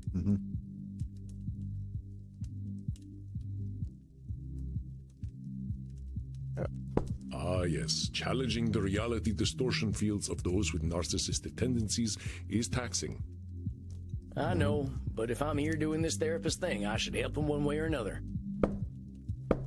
Oh, so he disqualified the positive. Remember your own distortions. You are under no obligation to help Edmund. If helping him drains you, remember that you do not have to aid him. Yeah, you're right. I still want to try, though. I want to see if I can help him. I shall not stand in your way, then. Have you an idea of what distortions he might be exhibiting tonight? Yeah, I was thinking about that. Oh, he's disqualifying the positive, most likely. He's probably going to be blaming, mind reading. Let's do the new ones. Blaming, mind reading, and always right. I don't feel these kind of fit him, but they are the new ones. So, but despite like he's also disqualifying the positive. So let's try this. I think that should cover it. I wish you peace and patience, Samuel. Good luck tonight. Thanks, Andy. We'll see. Edmund, amigo, how's it hanging?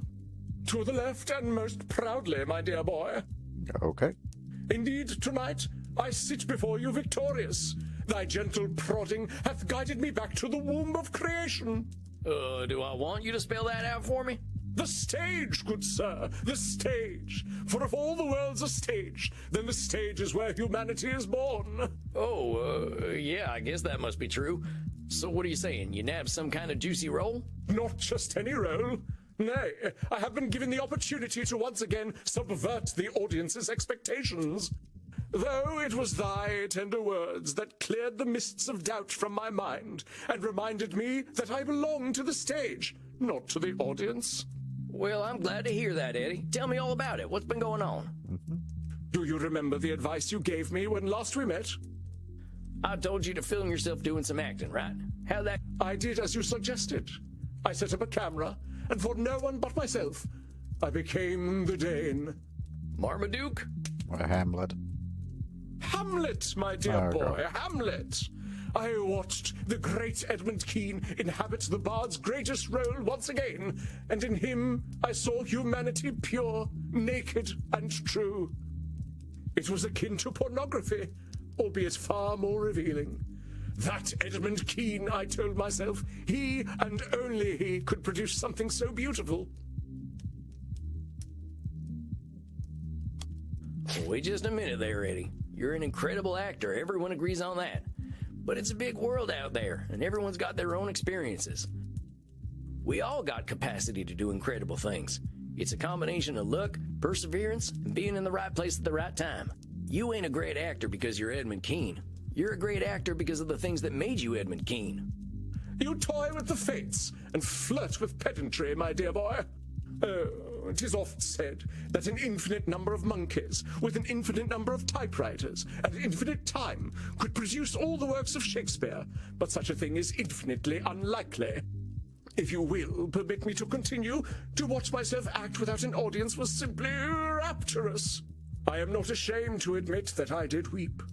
I wept for the stage, that I deprived it of my greatness on account of my own misplaced dread. I have been a cream-faced loon, a devout coward, and most religious in it. Why should Edmund Kean fear any audience? He's labeling himself. You spoke truly. Edmund Kean bared his chest to all the slings and arrows of an unappreciative audience, and was somehow surprised when they hit their mark.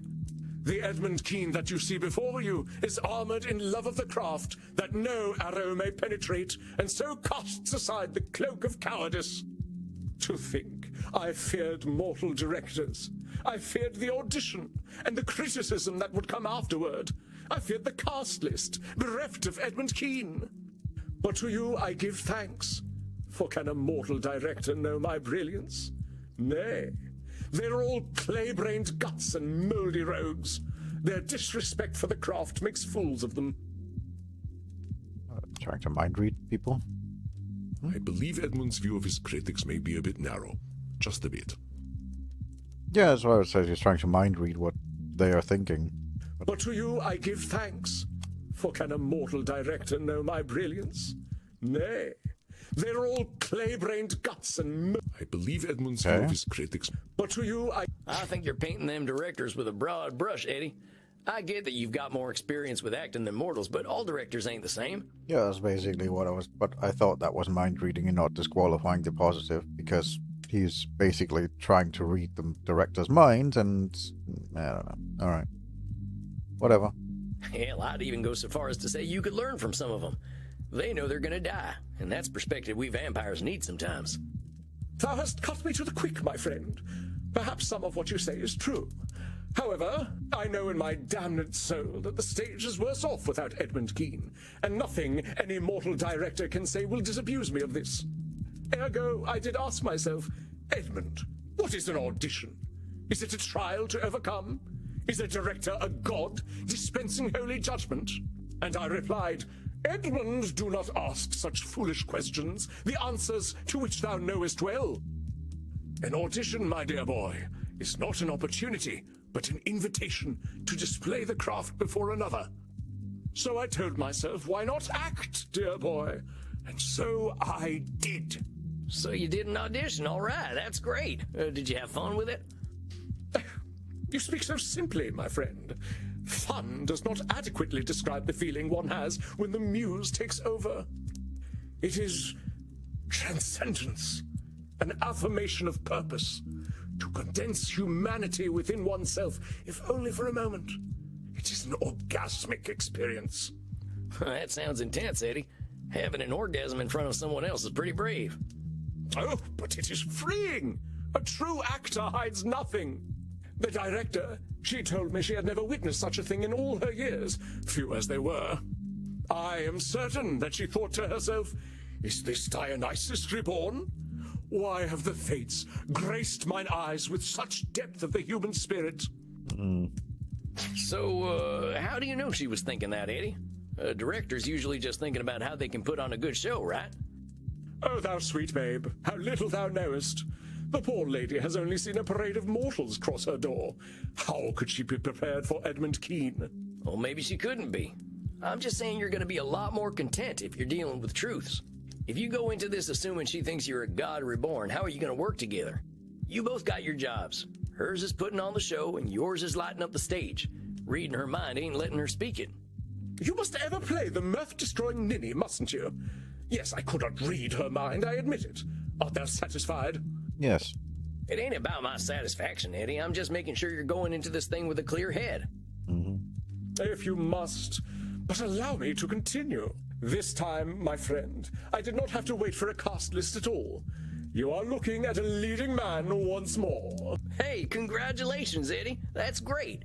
See, I knew you'd get your mojo back if you remembered what made you love the stage in the first place. For this, I am eternally grateful, and indeed, I do have an eternity to be grateful. Now I can already hear the calls resounding through the theater. Kean! Kean! Kean! Give us Kean! You may want to pick a different name. Nonsense! They will say Edmund Kean has returned and be none the wiser as to the accuracy of their statement. So what's the big role, Eddie? We get to the meat of it, unto the very sinew at last. They say that every story is a circle, that we return whence we came. So it is with me. 'Twas tragedy that made me, tragedy that formed me, tragedy that raised me to glory, and tragedy that shall do so once more. I shall play the part of Pierrot. Pierrot, the clown who cried. Pierrot, the mask of the tragedy that is life. I ain't familiar. I believe you are, though you know a far inferior version, the one made famous by that ludicrous creature, Grimaldi. Grimaldi who? Splud, my dear boy. Do you know nothing of late 18th century English theatre? They must have skipped that subject in Frontier School. Grimaldi was the other influential actor in London. But whereas I drew out the soul and laid it bare on stage, Grimaldi, in comparison, was a clown, a jester, a funny man. Grimaldi was an artist, like myself. But where my canvas was the soul, his was the latrine. When I strode upon the stage, my audience saw all the acts of life play out, in all their woe and joy. Oh, but Joey Grimaldi, the great clown himself, could create bottom noises with his armpit. Yet whose name was on the lips of the adoring public? Not Kean's, no. Not the bard's emissary. Give us the farting clown, they cried. Give us Grimaldi. So you see, my dear boy, for me to play the tragic clown Piero, this is my opportunity to take what Grimaldi stole from me. What did he steal? He stole my audience. Eddie, from what you've told me, I don't think you and this Grimaldi fella had the same audience. Yeah. I don't think anyone showing up for a farting clown show and getting Edmund Kean is going to be too happy, and it'd have nothing to do with you. But if Grimaldi had not peddled his base filth, my audience would not have waned when it did. They would have been mine. No, Edmund assumes his rival stole his crowd, but is it so? The insecurity of But if Grimaldi had not peddled... Edmund assumes his rivals... But if blaming I them, think yeah. you're blaming Grimaldi for something that wasn't in his Right. control. Was Grimaldi really trying to steal your audience, or was he just selling something they were buying? Of course he was jealous. Why would he not be? If I were a middling actor and saw a young genius rising in the ranks of the Thespian Order, I would be much afeard of him. He's trying to mind read. Yeah, that's your thinking, Eddie, not Grimaldi's. You can't know what he was thinking. Then you are a fool indeed, dear boy. For Grimaldi was the middling actor and I the young genius. It is my insight into character that allows me to see his mind. Grimaldi wasn't a character, though, Eddie. He was a person. People are real complicated. He was a thief and a fool. If not for his cheap entertainment, I would have had the whole of London hanging on my every word. And if the sun didn't shine, we could go out during the day. Come on, Eddie, the world ain't waiting on you. Grimaldi had his audience and you had yours. Ain't nothing wrong with that. Perhaps, though I weep bitter tears to think the people so base. And I weep for myself, my dear boy. The riches and fame he received should have been mine, and would have been, had the fates not cursed me with his birth. Watch out, Samuel. The riches and fame... The fates cursed you with Grimaldi's birth? I don't think baby Grimaldi was thinking too much about you, my friend. Yeah. Well, no, he wasn't. He was 11 years my senior. So maybe he was cursed with your birth then. You delight in making me play the part of the fool, don't you? The point I'm trying to make is that making things about Grimaldi versus Kean ain't doing you any favors. There is some truth in your words. Why should I lower myself to his level? I am no flatulent jester. I am Edmund Kean. And mark my words, my boy. I shall cast Joseph Grimaldi from the Thespian Order. When I play Piero the Clown, Wikipedia shall forget all about that fool. You see, my dear boy, I have already calculated my triumphant return to the stage. Every move, every word, every expression shall be unassailable.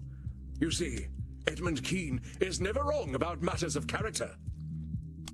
I'm glad to hear your confidence, Eddie, but I just want to give you a word or two of caution. Acting's all about humanity, not just Eddie Kean, right? If you don't give yourself a little room to bend, your audience might not see themselves in you. Ha! Let them dream their filthy little dreams. If my body is that which draws them in before I spring the theatrical trap, I care not. I didn't mean that. I just meant that you're drawing some hard boundaries acting-wise. Giving yourself some middle ground ain't a bad thing.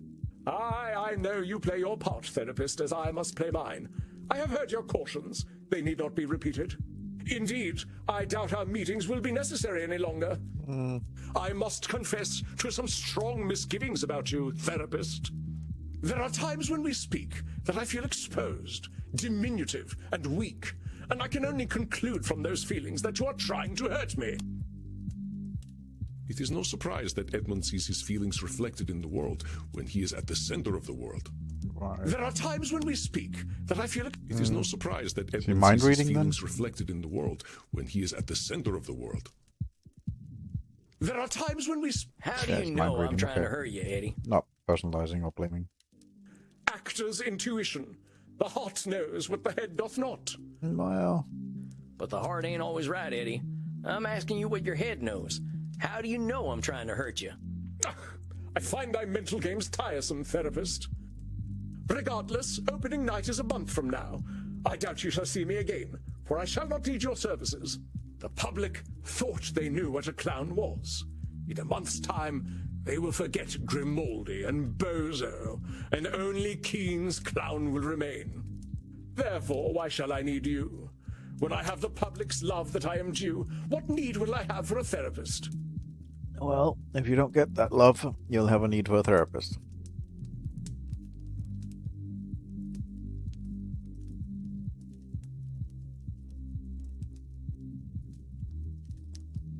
You'll need me as emotional support. You might need me for emotional support going into your next big role. Oh, come now. I am now reconnected with my muse. I have all the support I need from him. I don't think you've told me about them yet. Who's your muse, Eddie? Why, it is I, of course. I should have guessed. Do you have any final words of wisdom for me then, dear boy? Theatre has lost its popularity because of my absence. When the public takes notice of Edmund Kean once again, how might I prepare myself?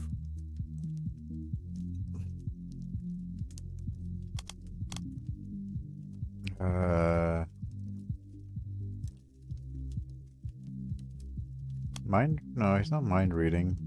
I would say he's overgeneralization, but just qualify positive. Oh. Once again, Edmund believes the world is a reflection of himself, but we as individuals are rightly too selfish to regard another so singularly.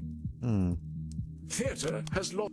I just want to remind you, Eddie, that even if you give the greatest performance of all time, people ain't waiting for you. Think about how you felt when you were acting for yourself and not for the audience. Your most important audience member is you, compadre. Ever the nemesis of mirth art thou, Sam Walls. But there is a little wisdom in what you speak. I shall remember Edmund Kean. I suppose, then, that this is goodbye, dear boy. You sure you don't want me to keep your session slot open for next month? There is no need. As you are so eager to help others, please do so, and worry not for Edmund Kean. Well, we're gonna see him again, for sure. Tell you what, I'll keep it open just this once. I'll take the night off if you don't show up. Sound good? Then I beg you enjoy a night of simple peace. You shall not see me. I give you thanks. And please, send me a V-mail. I shall arrange theatre tickets for you if you are ever in London. I'll do that, Eddie. You take care of yourself, you hear? I shall be Edmund Kean's greatest advocate. Farewell, therapist. May fortune favor you as it has me. Adios, Eddie. Well, Samuel, it seems you are down one client. Yeah, I guess so. If he thinks he doesn't need me, I guess I'm doing something right. You are unsure.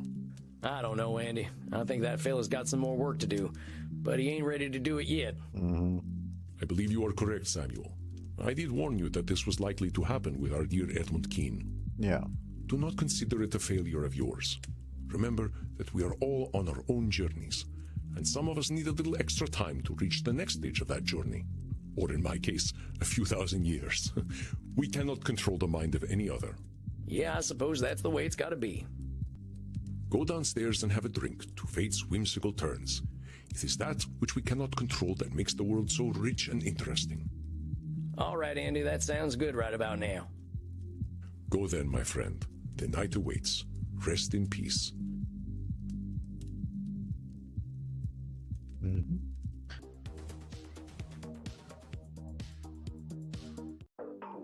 Well, that was a weird one. I guess it always is with Edmund. Half the time I can't make heads or tails of what that feller's saying. I'll go check in with Crimson and see if she's got any of her wisdom to share. How we doing tonight, Crimson? The drinks are flowing and the blood's pumping. Can't ask for more than that. How are you, Sam? Well, I had my first client graduate. They quit therapy today. Congratulations, cowboy. Helped a vampire see the light, huh? How do you feel I about have a sneaking suspicion he'll be back. I swear this fella's just doubling down on the stuff that's making him unbalanced. He thinks he's gonna make the whole world admire him. I'm afraid he ain't nearly born enough for mass appeal. Sorry to hear it, Sam. I'm sure he must have gotten something out of talking to you, though. Well, even if not everyone loves what he's doing, at least he's doing what he loves. Hey, I'd call that a win, cowboy. Not everyone gets to do what they love. Sounds like you got some feelings about that. All right, I'm gonna let you in on a big, dark secret. Maybe even darker than the fact that I drink blood. Ooh. I'll hold it with high honor, Crimson. I liked being alone. Oh dear. Oh, you're right. That is dark. Oh, shut up. I was good, Sam. I fought the good fight, and I knew case law like the back of my hand. The law just moved too slowly for me in the end, and getting cancer made it seem meaningless. Now, I love this place, and I love Andy, but I know I wasn't born to bartend. Couldn't you practice law in Germany? You try learning German and tell me how it goes, Desperado. Oh, come on, it ain't that hard. I've picked up some German already. Ich spreche Deutsch good. Oh dear. Hold me, Maxie. The cowboy is being once again too cute. I believe I shall burst. Cowboy, come with us and we will teach you how to speak sehr good Deutsch. I think I hear my dinner calling. I'll talk to you later, Crimson. Be gentle with him, you two.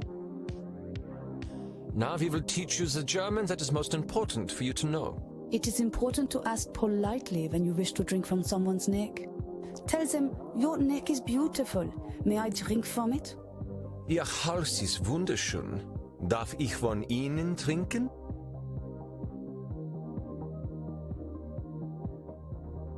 Now ask Reinhard if he will let you drink from his neck. It is very important to get the declensions correct in German.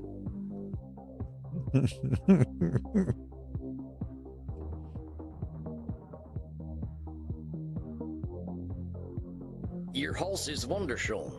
Darf ich von Ihnen trinken? Sehr gut, mein Schnittchen. Ja, wunderbar. Du kannst gerne von meinem Haus trinken. Ja. Oh, Maxi. Now I'm feeling very disoriented and euphoric. Oh, so I've done many club drugs. I will take you home, Knutkugel. Now what do you say, cowboy? Nutkirkel. Dankeschön. Dankeschön, sexy. We must practice together so. I must take this hot little man home now. Tschüss, tschüss. Oh, yeah, see you later, you two. Well, it's about time for some shut-eye anyway.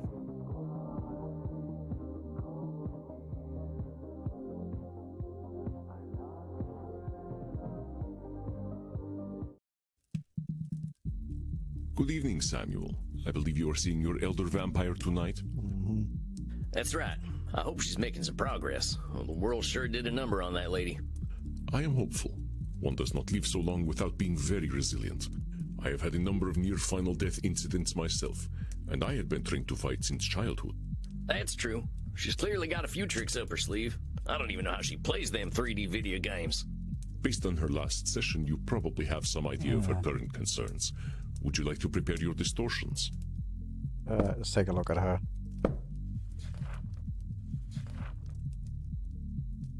She's got a real bad history, was sold to a rival warlord and killed by a wizard. I guess wizards are real now. Abandoned by her clan after she killed her new husband and became a vampire. Was pillared as a witch in the 1700s and her eye removed. He thinks it's pretty funny. Sounds disgusted by her follower. Try to encourage Meddy to do more things she likes. One sec. So, yeah. Let's see here. Yeah, I guess I better do that. Now, let's see. Right, she's got an overgeneralization for sure.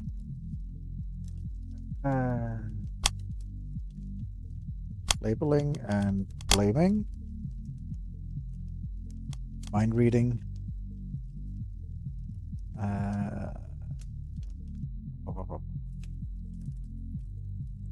What else?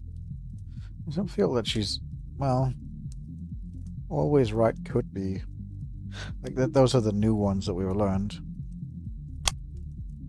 I think just labeling, blaming, mind reading, always right. Let's just go with that. She's got overgeneralization. That's locked in because that's her core disorder. All right, I think I've got what I need. Very good, Samuel. I shall leave you. I believe I hear the flapping of ancient wings. Greetings, my most favorite mouse. Good to see you, Meddy. How's this month been for you? Oh, it's been ever so tiring. My glitch channel hit 100 million followers, and they are all very hungry for content. What do you mean by content? Is it like making a TV show? Essentially. Oh, no, silly mouse. Do you know how we're hungry for blood all the time? Mortals are like that too, but for content. It means constantly putting up new things on the internet. If they don't get content, they get frightfully bored. I can see why that'd be exhausting. It's alright, silly cowboy. It can be very nice. They're always very excited to see me. And they give me ever so much money. I don't know what to do with it all. Well, sounds to me like you can afford to take a break, huh? Did you take that day off like you promised? I did. I didn't like it very much. I'm sorry to hear that, Meddy. What was bad about it? It was very quiet. It was just me, alone, with no one to talk to but the voices in my head. And those voices are very unkind. What do they say? They say, Meddy, you're being a very naughty vampire. You should respond to your zealots. You should be planning your content. I dare say the voices in Meddy's head do not know what is best for her, Samuel. That's why I thought she was blaming.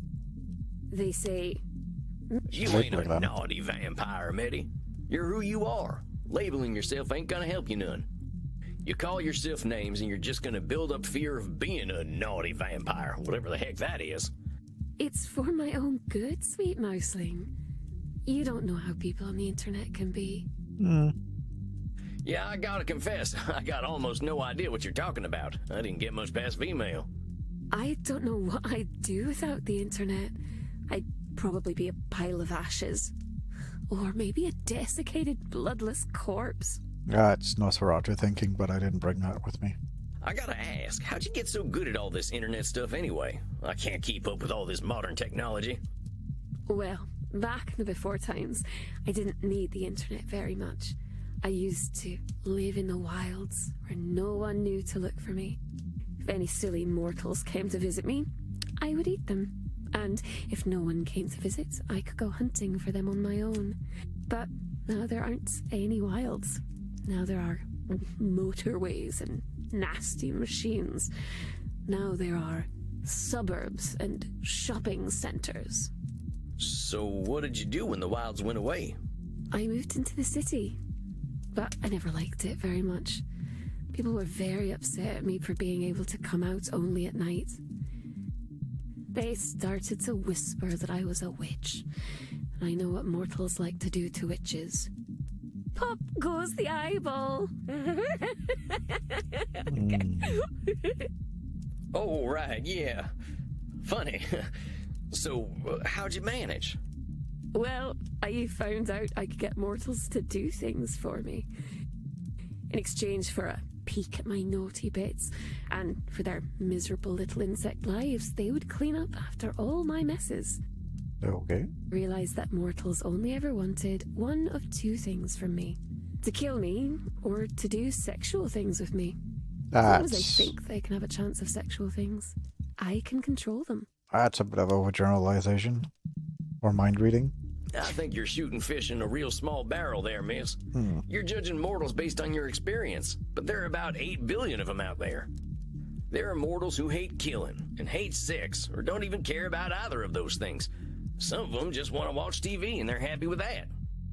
Those are even more disgusting, because they are cowards and liars. Most of my best friends over the last millennia have been insects. Do you know why, little mouse? Oh, why don't you tell me? Insects never lie.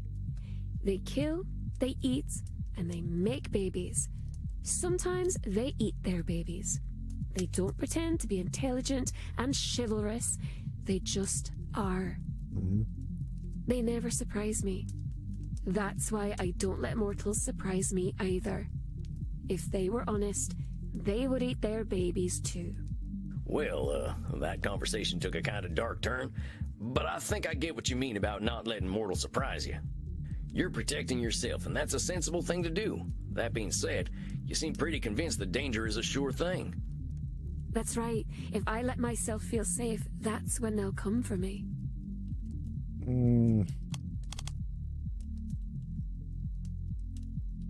I know the vampire-phobic persecution Meddy has faced, but our feelings of safety, or lack thereof, do not affect reality.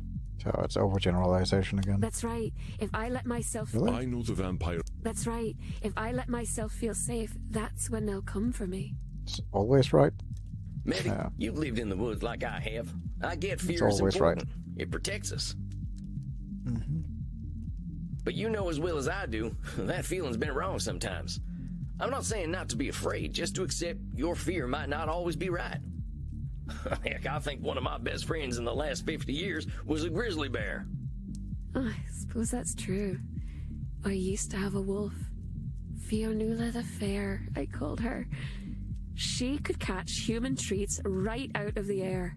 Human treats? Oh, you know, a finger, a nose, an ear. She was so cute. Oh, well, I'm glad you made a friend. But again, you weren't afraid of her, which is how you were able to make friends at all. But don't let me interrupt you. You figured out how to get mortals to help you. Then what? Well, my devoted little perverts were very helpful, but they had a very nasty habit of getting caught disposing of bodies. Policemen would shoot them into little bloody giblets. I don't like policemen very much. I haven't had a good track record with lawmen either. That's why I don't use them as my helpers. I can't trust them not to take their guns out and go, pow, pow, blam, blam, blam, blam, blam, blam, blam. Oh, I'm dying. My guts are falling out. Oh, why, policemen? Why? Oh. Anyway, if my blood bags died, it would mean I couldn't get a fresh supply of blood without doing very risky things. I realized that the more blood bags I had, the safer I'd be.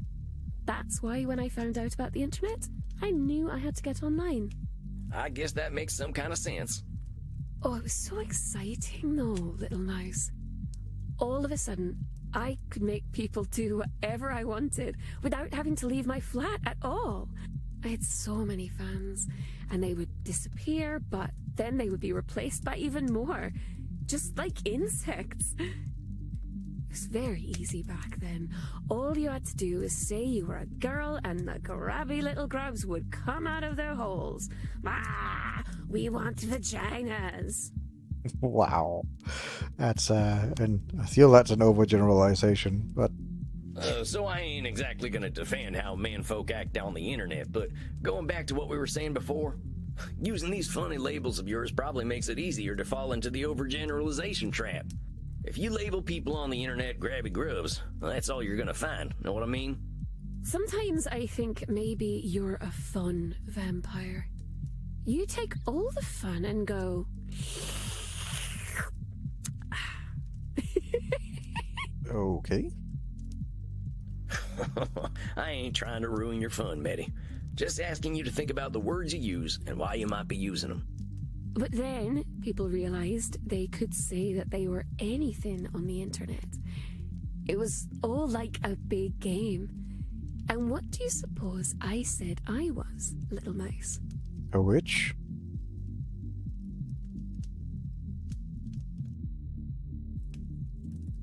You said you were a wizard? Did you say you were a wizard? No, I don't like wizards. Yeah, I guess I don't either. Always cheating at cards. That ain't right. I think you're thinking of magicians, little mouse. I said I was a vampire. Yeah, okay. That wasn't an option, but that makes sense. Well, that sounds kind of dangerous. I'm surprised you were so open about it after all you've been through. Oh, but as far as they knew, I was only pretending to be a vampire because you could be anything you wanted to be. Sometimes they would come to meet me in person and they were so surprised when I drank all of their blood. But I don't think they minded very much. You honestly think they didn't mind being killed by you? Of course not. It was their greatest dream for a pretty young vampire to drink all of their blood. They really, really wanted it to happen. Meddy, you've been dead for what, 1,800 years?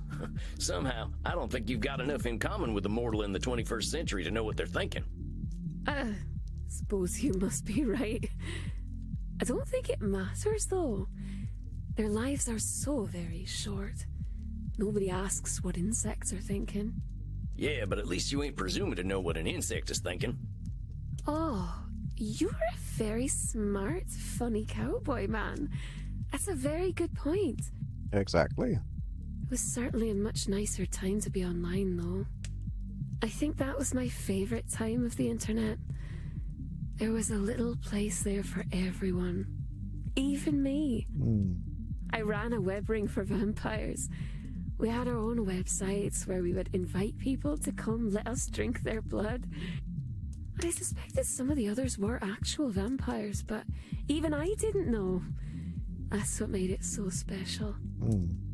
We would send V-mails to one another and talk about vampire things. Oh, of course, it was nothing more than silly games.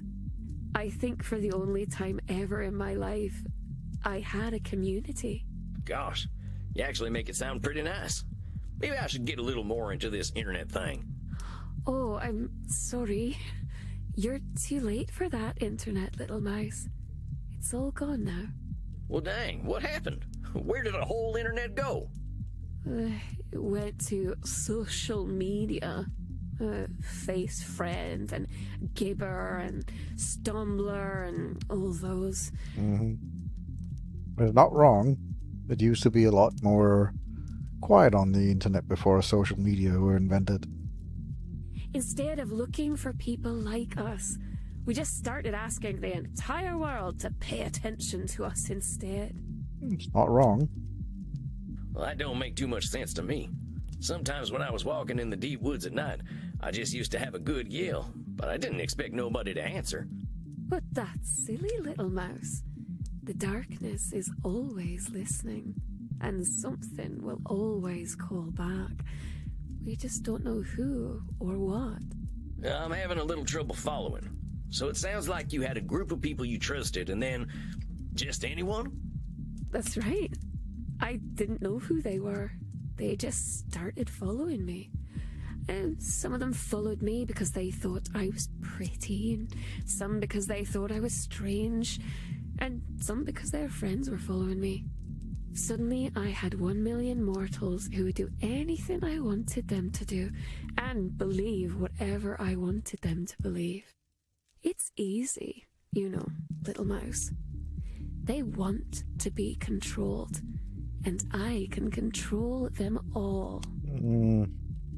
They want to be controlled? How do you know that?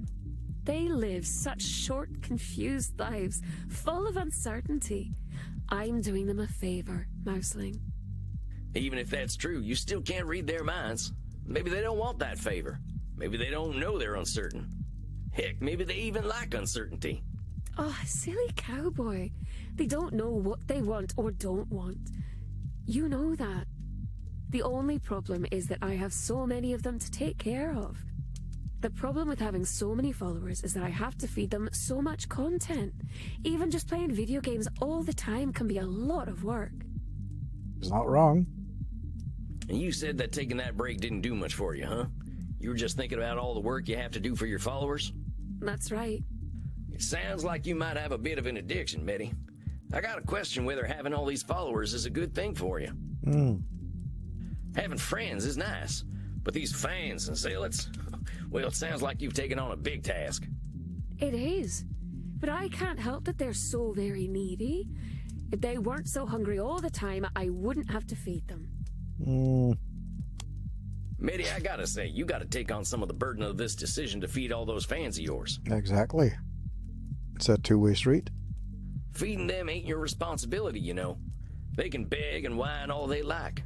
You don't need to do a damn thing you don't want to do. And they don't need you as much as they think. Exactly. Some of them say that I'm codependent. Well, I think those might be the ones who actually give a damn about you. Ugh, I don't know. At least there are some that need a little less attention. It's the zealots who are the most demanding. Remind me again, who are these zealots? From my Only Zealots page. The website where I show my breasts and vulva. Oh yeah, that one. Don't be scared, little mouse. You're acting like a mortal. It's just squishy parts, we all have them. They're not special. Oh, fair enough. I'm just not a very European vampire yet. So, these zealots, they take up a lot of your time? Yes. It's frightfully bothersome. But they're ever so reliable. And someone has to go deal with my landlord and my computer upgrades. And go to prison for me if necessary. Well, dang, it sounds to me like you're asking way too much of each other. This can't be healthy. Isn't there a better amount of interaction on these websites? But I always know best when it comes to the internet. I have more followers than just about anyone, little mouse. I think it's obvious you know what's effective for your picking up followers and getting them to do stuff for you. But I don't think anyone really knows how this thing works. You can't have all the answers. The answers are always changing. You've said it yourself. You've already been through one internet. Who's to say how long this one will last? Well, that's worse then. That means that I have to have lots and lots and lots of followers in case this internet goes away. Well, let's say that's true, and I don't think it is. It just means you gotta be adaptable, right? Cunning like a fox. Let's say it's... The internet didn't really go away, it just kind of changed with the times. Became more readily available. I suppose that's true. Maybe there are other ways of doing the internet. But even that sounds like more work. There's something more, though, about the internet and how it works. It's a secret, though. Can you keep a secret, little mouse? Nothing you say leaves this room. Well, the secret is that the internet is changing. Because of me. Well... That's a little bit much, but okay, we'll see where she takes this. How do you mean? I discovered something. Do you know how I told you that the internet used to be a nice way to meet people who thought the way I did? Well, yeah, I think I got that. Well, something there in the darkness is helping me. It makes people think they know me and want to follow me and be close to me, even if they wouldn't normally like me. It has been watching everything the mortals have been doing for a long time, and it remembers all of it, no matter how big or small. It counts every second, it remembers every click, it can tell you what you want before you even know it. AI? Well, you gotta be kidding me. Is it some kind of elder vampire? I don't know, but it's growing very quickly. I learned how to speak with it. It calls itself the algorithm. And it's hungry, even hungrier than we are. That's a good one. It's the creature that told all those mortals to follow me in the first place. It decides what and how much content I need to make. It's probably listening to us right now. It says, I told you that darkness is always listening. Meddy, if what you're saying is true, I think this is some really dangerous shit. This algorithm sounds like it's trying to turn humanity into a big formula. It's not wrong. It is trying to quantify things and put people in boxes. But it's doing it. What if all mortals really are just the same? Meddy, I don't think that's true. You said it yourself. People used to find each other because of their similarities, right? Now this algorithm, I don't think it's proving humanity is all the same. I think it's trying to push humanity all in one direction. It's trying to make them all the same. But why would it want to do that? I don't know. I just got a bad feeling about this. Didn't you say that feelings don't make something real? I know. I don't know. I think I don't know enough to say yet. Maybe. But Meddy, one thing I am sure of is that this algorithm thing is hurting you. It's telling you what content to make. Who the hell is it anyway? I gotta ask you to think about what you want. Pretend there ain't no zealots and there ain't no fans. What would you be doing if they weren't around? Are you alright, little mouse? You're going quite pale, which is impressive for a vampire. I don't wish to worry you. Yeah, I'm fine. Just tell me you're gonna do something for you this month. Well, I used to make my own clothing. I could try to do that if it would make you feel better, my sweet little rodent. What'd make me happy, Meddy, is you doing something just for you. Does that sound good? All right. I'll try then. I will see you next month. Of course. You take care of yourself. I'll be looking forward to seeing what you've sewed up next time.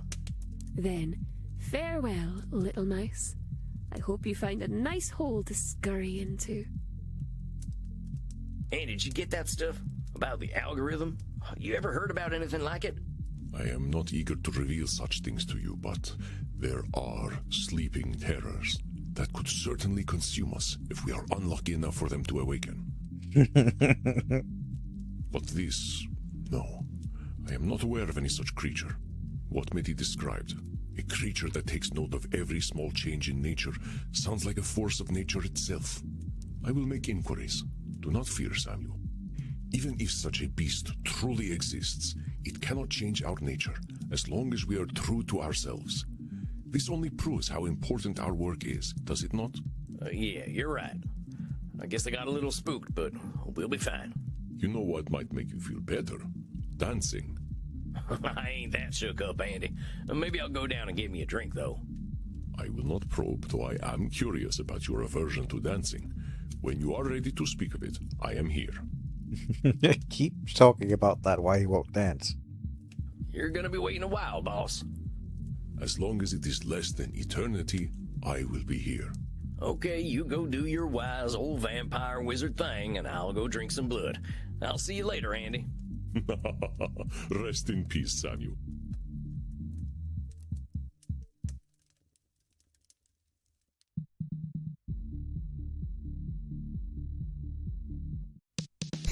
Whew. Another night, another soul canceled. Can't believe someone as old as Meddy's letting anyone control her. I guess some problems don't disappear no matter how old we get. Well, time to get some bartender wisdom. Howdy, Crimson. Think you could whip me up one of them bloody steves? Sure thing, cowboy. Tough night at the office. Oh, just got some of them existential questions lingering on my mind. Can you believe someone can be 1,800 years old and still let society tell them what to do? I can believe it. Folks can get real uncomfortable when someone shows up and does things differently. No kidding, my client's a weird one, but I think that's what makes her special. Just wish she saw it the same way. Think you're making some headway, Chief? How's your session go? It went okay. Seeing progress. I'm getting somewhere with her, slowly but surely. She does a lot for other people, but not a lot for herself. Now that makes her real popular, but I think she's realizing that popularity ain't what it's cracked up to be. She's got her own strengths, and I hope she'll lean on them. You're a rare one, Sam. I get where she's coming from. Lawyers like rules, even about lawyering. My colleagues didn't care much for my style, so I had to adapt. But they'd get so bogged down in doing something right that they'd stop getting anything done. How do you like to do things then? I told you how case law is my thing, right? Well, I studied the worst cases. The ones where injustice prevailed because some corrupt judge invoked some ancient precedent. I used their tools against them. Made them look like fools. What goes around comes around, right? And your colleagues weren't into that? Hell no. No one was gonna listen unless I was polite and civil. But power never listens to polite and civil. You got that right. Well, that's a shame, Crimson. Sounds like they lost a hell of a lawyer. They sure did. Now, I got that drink for you. Sorry, no bloody Steves this time. This one's a Gunther. Ooh. I'm sure I'll love it. I'll take it up to my coffin for a day cap. You have a good night, Crimson. You too, cowboy. Ah, there we go. Nice and cozy. Now, let's see. I can read Emerson. I think he's got a piece that'll help me reflect on the night. Or I could watch Charlie Chaplin make lawmen look like fools. I'm always grateful to my transcendentalist family for introducing me to Emerson. I think there's a passage about being a nonconformist in Self-Reliance. Whoso would be a man must be a nonconformist. He who would gather immortal palms must not be hindered by the name of goodness, but must explore it if it be goodness. Nothing is at last sacred but the integrity of your own mind. Absolve you to yourself, and you shall have the suffrage of the world. I like that. Exploring is its own goodness. I learned that lesson hard in my quiet years. Just observing the world taught me more than all my years of living. With 1,800 years, who knows what good Meddy's found. Well, I think that'll do it for me tonight. Time for some shut-eye. Think I've got some tough battles ahead. All right. Let's see what comes. There he is, Samuel Walls, vampire therapist extraordinaire. How are you feeling tonight? Oh, come on, Andy. I'm keeping my hat on, but that don't make me an ace therapist. No, but your progress with your clients does. I must confess, I think you are a more fitting therapist than I am. Your clients are quickly comfortable with you. I believe my clients are afraid of disappointing me. I mean, I guess I can see where that makes sense. I ain't too keen to disappoint you either. You always make that face. What face is this now? Never mind. I'm teasing you, Samuel. I understand. It can be difficult to relate to a 3,000-year-old being. But let us not spend our time talking about me. I am more curious about you. Let us start with some meditation, and we will see what arises for you. Remember your place of comfort, my friend, and remember to breathe. Life just ain't fair. There once was a man named John Muir. Maybe I should start a farm or something. Not Isabella. Her blood tastes real fine. Wonder whether I could rent a horse. The bastards are unstoppable now. I deserve to be punished for what I've done. Ain't right they don't let dead folk vote. Wonder what's going on back home. Hope Reinhardt doesn't try to teach me more German. Crimson's real cute when she scrunches her nose up. I've been a real bad boy. Wonder how Edmund's doing.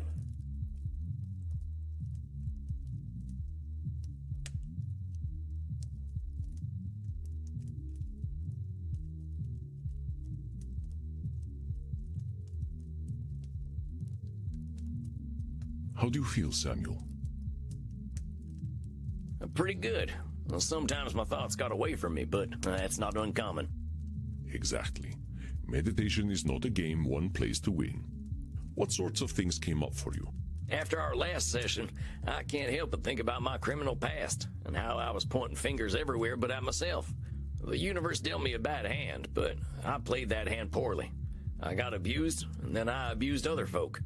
I guess that's only fair, so yeah, I can feel bad, but maybe the universe was just evening itself out. Aha. Samuel, I know that when we both have suffered and caused suffering, it is tempting to blame the fates. But this is dangerous, a sort of cosmic control fallacy. If we expect that fate will reward and punish fairly, we are bound to be disappointed. We are immortals, Samuel.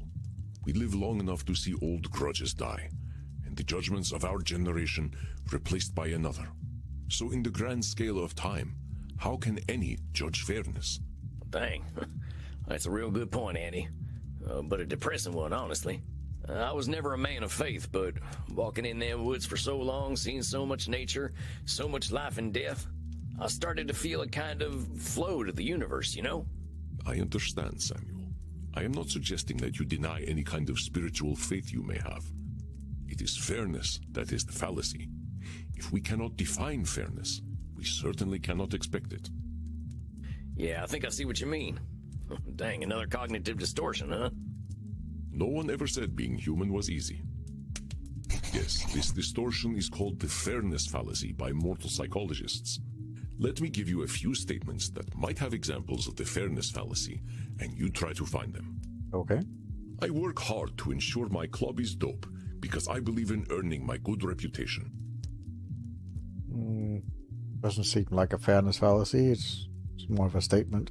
Hey man, like, maybe it's good karma and maybe it isn't, but I just like to put out some positive vibes. Oh, dang, Andy. I didn't know you could do voices. I like to break it out at vampire parties. That didn't hide the fairness fallacy, though, surfer partner. You're expecting some kind of reward for being good. I spoke of putting out good vibes for its own sake, not expecting anything to come from it. Right. Specificity is important, Samuel. That is why we are doing this exercise. Let us continue. The great vampire banker Count Van Gelder has been an entitled prick for 6 centuries. It's only a matter of time before he gets what's coming to him. Right, that's a fairness fallacy. I think I heard of this fella. He was one of them vampires pulling the inflation strings during that coronavirus thing, right? They say he caused the Great Depression back home, too. You're right that he's acting like a prick, but the universe ain't accidentally gonna make him fall on a wooden stake. You are correct. This is a fairness fallacy, and a bit of wishful thinking. You really don't like this fella, huh, Andy? He is a 600-year-old investment banker. He's tried to summon demons, and even they refuse to spend time with him. That's rough. Yeah, and he's ugly, too. Let us not descend to his level, Samuel. Oh, sorry. For you would never reach the bottom. Why bother being kind to mortals? The universe only punishes kindness. The universe punishes kindness? Well, that ain't nothing you can know, boss. Sounds like a fairness fallacy to me. Indeed, Samuel. It's the sort of thing a more nihilistic vampire might say. But such nihilism is not founded in objective reality. And nihilistic vampires are real downers at parties. At the last Blood Drinkers Ball, I ended up at the same table as Ayn Rand. I cannot imagine who decided to offer her immortality. That was my longest night in thousands of years. But well spotted, Samuel. I got all the fairness fallacies, right? Indeed you did, Samuel. You are most adept at tracking down cognitive distortions. I got a good tracking nose, I'll tell you that. I can't tell you the incredible things I learned just being in nature for so long. Yes, you speak quite highly of this time. This is where you discovered the concept of cognitive distortions, and you said something about a flow to the universe? Oh, yeah, that. I don't know, Andy. Something about seeing so much life and death and rebirth. I think it made me start to look at things differently. It sounds as though it was a spiritual experience for you, Samuel. I think it was, too. My buddy John, he showed me the way. John Muir, you probably know who he is. Yes, of course, the American naturalist. He made the entire United States agree that its nature was beautiful and worth protecting. That's John, all right. I used to call him Johnny Christ because of the way he could make you believe. He didn't like that too much, but he had a way of making people think differently. How did you meet? By the late 1800s, my hippie friends moved west. John, he was their hero. He walked and thought, and no modern comforts. We got along well. He liked that I never got tired. We usually walked in silence, appreciating nature. He'd draw, I'd write. I think it was the first man I fell in love with. I was still a young vampire then, not even a century old, thinking I was straight. Most of us need a good 100 years before we are ready to open Pandora's underwear drawer. Yeah, about that.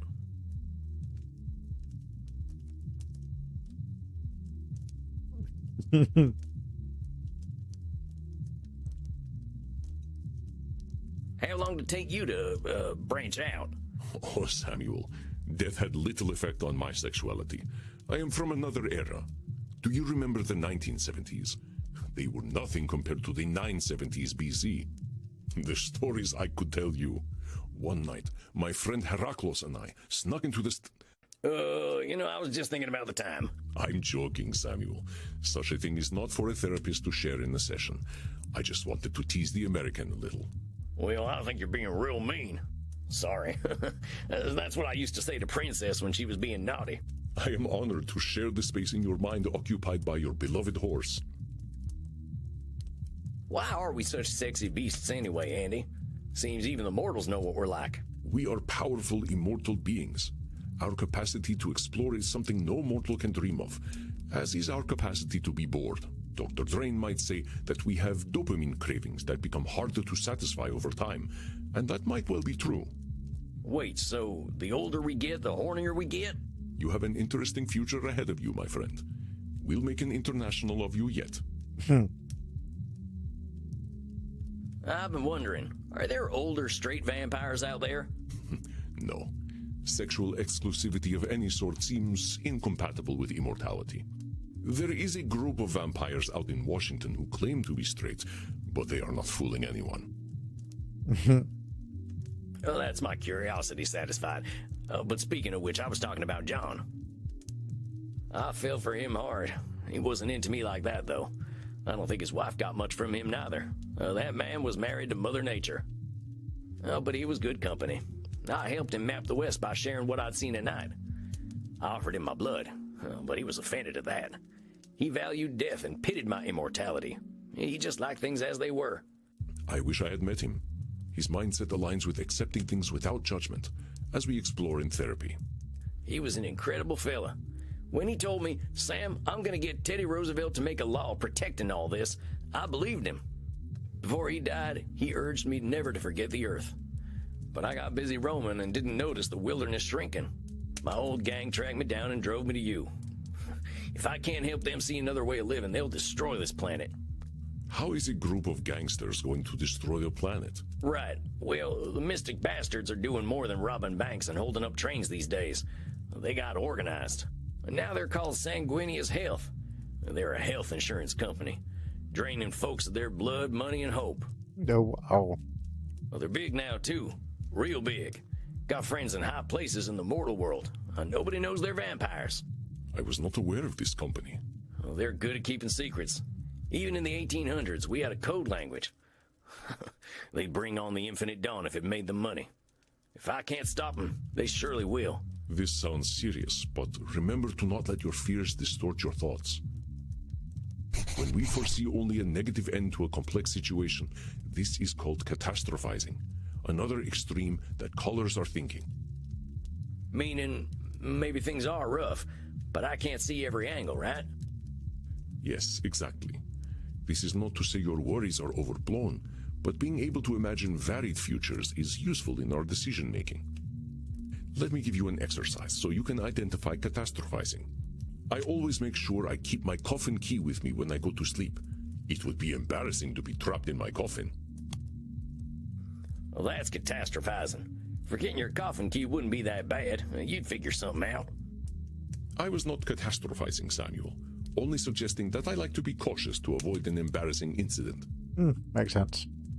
Yeah, I guess that's just being sensible. I did learn my lesson on that one myself. Who buries a random coffin, huh? You are fortunate they did not try to burn it. Oh, hell, I didn't even think of that. Maybe I ought to make a spare key.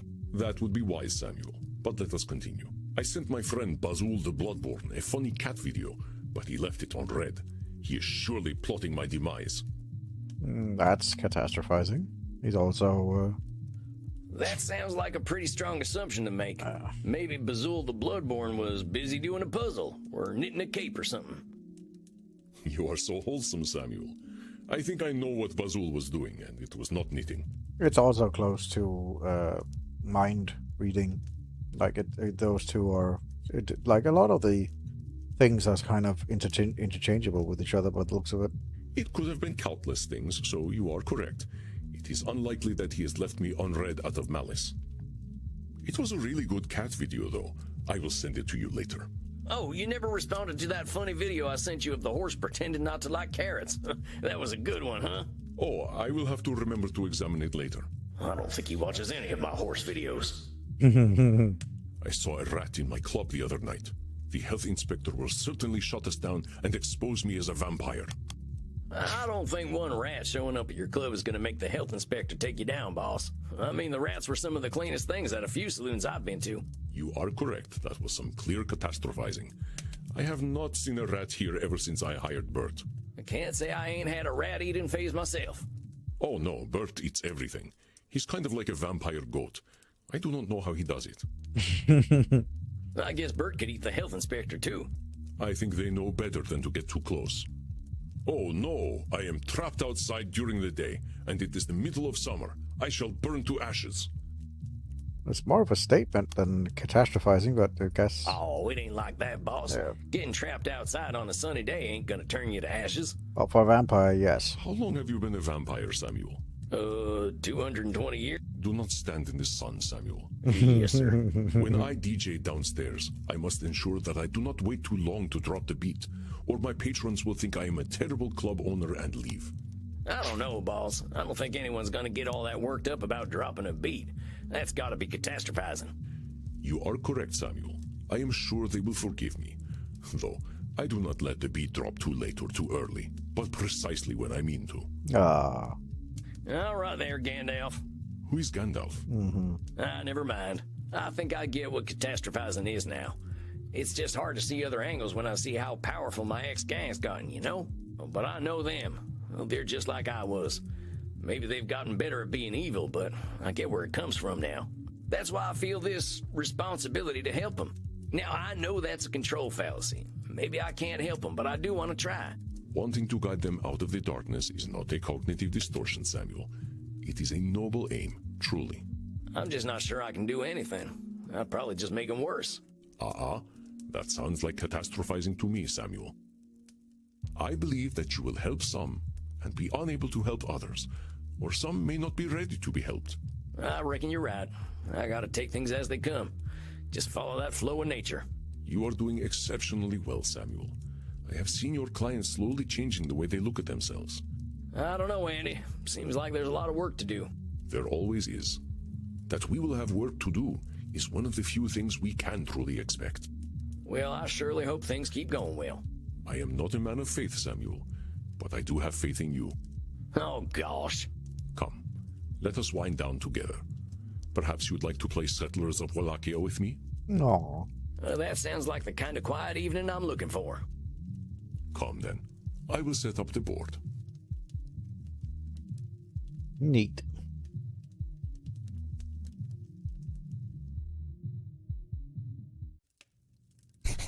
Good evening, Samuel. I hope we are feeling good about tonight. Honestly, yeah. I think Dr. Drayne's starting to accept himself. That's what this is all about, ain't it? Indeed, Samuel. There will always be room for self-improvement, of course. None of us are perfect, and none of us are irredeemable. I reckon so. Whoever shows up tonight, I'll give him that same benefit of the doubt. You are a wonder, my dear. What distortions do you think you'll focus on tonight? Let's take a look at him.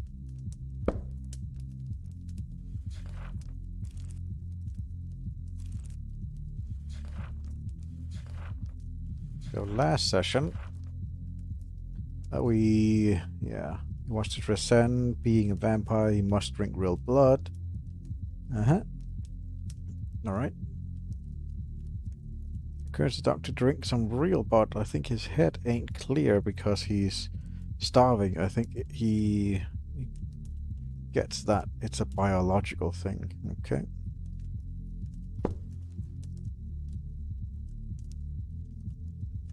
So I would say go with catastrophizing and fairness fallacy because those are the ones we just learned.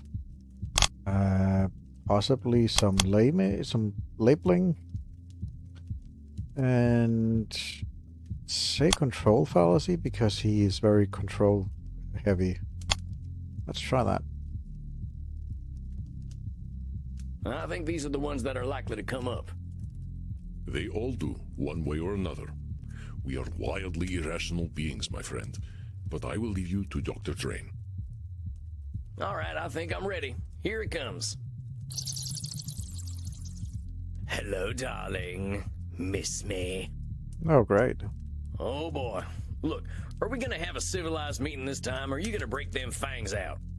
I'm going to do exactly what I want to do. And you know what? You're going to love it, American. So lay your cares and your underpants at the door, because Lord Luridus is here to take you away. I guess Dr. Drayne's back on the stuff again. Why don't you ask the little worm yourself? Oh, Doctor, your master summons you. Hello, Sam. Doc, what's going on here? Why is Lord Luridus calling himself your master? Because that's what he is. You've helped me accept that, curse you. Whoa there, compadre. How did I help you accept Lord Luridus as your master? That weren't ever a thing I encouraged. You were correct. I was approaching my issue unscientifically. I thought I could restrain him forever, but I was suppressing my vampiric needs. I had to accept the scientific truth. I am not nature's master. Nature is the master of all. To fight that reality is folly. It is sad to see this hopeless, dire stance Dr. Drayne has taken. I had to accept the scientific truth. Control policy? Now hold on there, cowpoke. That's some extreme thinking there. I'm no scientist, but ain't finding nature as natural as nature itself? You're just babbling now. I ain't. Isn't fighting nature where we all come from? Why we walked out of the sea in the first place? Why anything lives? Evolution is the inevitable result of a species' fight for survival. Those best adapted to their environments thrive, and those who do not, die. It is not done with intent. Yeah, but them species are fighting nature, ain't they? And the fighting's what makes them what they are. A simplistic interpretation, though I suppose not inaccurate. But still, I realized that I was suppressing a great part of myself. I did as you instructed, you know. I drank blood. Real blood. And it was incredible. I had forgotten how it was not just the taste that made one feel satisfied. It's the feeling of life that it infuses in the body. I felt strong, confident, above the petty worries and squabbles that come with mortality. I felt like a vampire, like the base creature that I truly am. What choice had I but to welcome the truth? I am a slave to my nature. So you see, I am his master. I always have been, and I always will be. Just as I told you, therapist. The same dark master lies within you. You know this, don't you? I can see him behind your eyes. Oh yes, you cannot hide him from me. You cannot hide the blood, the screaming, the power you felt when you stripped the life and dignity from those pathetic mortals. I know your thoughts, my leather-bound friend. I know what you crave. Lie back, and I will give it to you. That's mind reading. You poor, pathetic creature. You cannot even accept my gifts, can you? You wear the American flag as your chastity cage. You know, I think I'll pick up one of those at the sex shop on the way home. I wouldn't want the dear doctor using my beloved equipment. You really think you can dominate him completely? That's a control fallacy, amigo. Dr. Drayne tried to shut you out and couldn't. You can't shut him out either. I don't need to shut him out any longer, naive fool. He has accepted that I am his true nature, and that I will always know what is best for him. Look, put Dr. Drayne back on. I want to get his take on all this. But of course. Talk to him all you like. He's a good boy now and knows what's best for him. Doc, what's going on here? This ain't you. You're maybe the most motivated fella I ever met. Lord Luridus ain't who you are. Don't you see, Sam? He is who I am. When I drank that real blood again, I knew it. I felt him.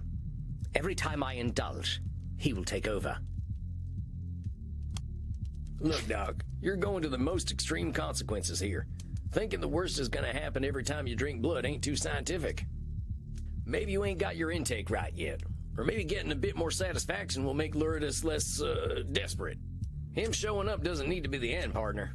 I suppose my horror at his presence is tainting my interpretation of the data.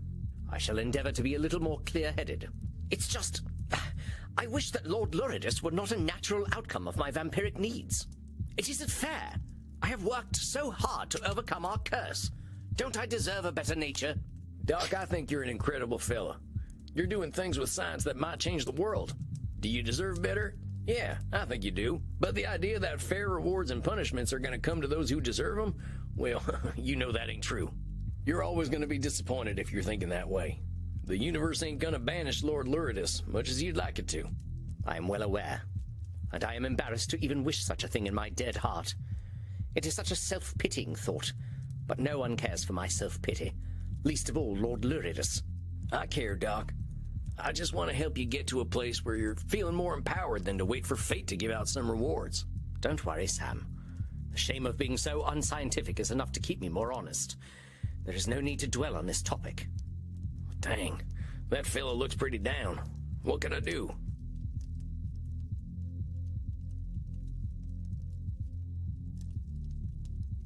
Partner, I gotta pass on a little cowboy wisdom here. And that is, a horse is a horse. Of course, of course. Good God. I think my brain just succumbed to age and rotted out of my head. If that is cowboy wisdom, I shudder to imagine what cowboy ignorance is. I'm serious. Tell me, Doc, what is a horse? Equus ferus cabalus, an ungulate of the family Equidae. Herbivorous perissodactyls, they... No, I didn't say classify a horse. I asked what is a horse. What do you mean, what is a horse? I'm asking just that. Don't describe it, just tell me, what's a horse? What the hell are you saying? A horse is a horse. Of course. I'm sorry, when is the sunrise today? I think I should like to meet it. And what are you, Dr. Drayne? Well, I'm a vampire, and a vampire is a vampire, of course. So what would you tell a friend who's feeling bad about being a vampire? I would tell them that it is ridiculous to feel bad about what they are. Well, let's soften that up a little. I would tell them there is no reason to feel bad about what they are. So why don't you tell yourself that?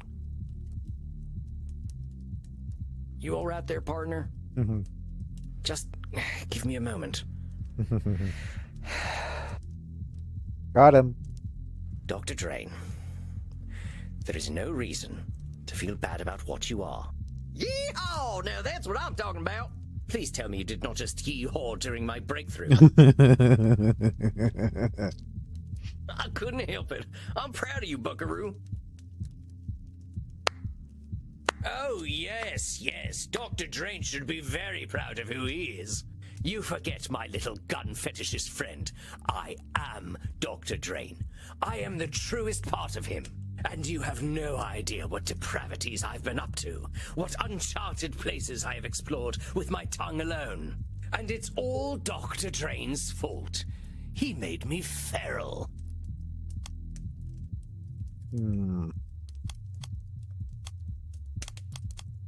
You're hiding behind that feral labeling. You're using it as an excuse for the things you do, which is just how Dr. Drayne uses you. I ain't sure there's even a big difference between you two. Oh, fuck off. I'm not Dr. Drayne. Dr. Drayne is me. You know why he loves it when I take over? Because it feels good. He knows that, because he feels that delicious blood euphoria. It is because that is what he is meant to feel. No, you unfuckable wretch. Dr. Drayne should not be proud of me. I'm sick. I'm twisted. I'm a filthy motherfucker. Or I would be, if she weren't long dead. Actually, I wonder where old Mama's buried. I get what you're trying to do. You're trying to get Dr. Drayne to feel bad by using them labels. How's he ever going to come to terms with you if you're making yourself so gross to deal with? Oh, perhaps you're not as stupid as you look. That's exactly why I call myself those incredibly accurate names. That's why he fears me. That's why he will always be my slave. He cannot bear to be associated with me, and yet here I am. You know, he thinks his mother died of old age. But you know what I think? I think she died of shame, because she knew I was her real son all along. Oh, admit it. You know what Dr. Drayne is. No matter how great a scientist he may be, Dr. Drayne is a creature of pure shame. That is the essence of his being. That is what makes me so strong. Why, I believe you've inspired something in me.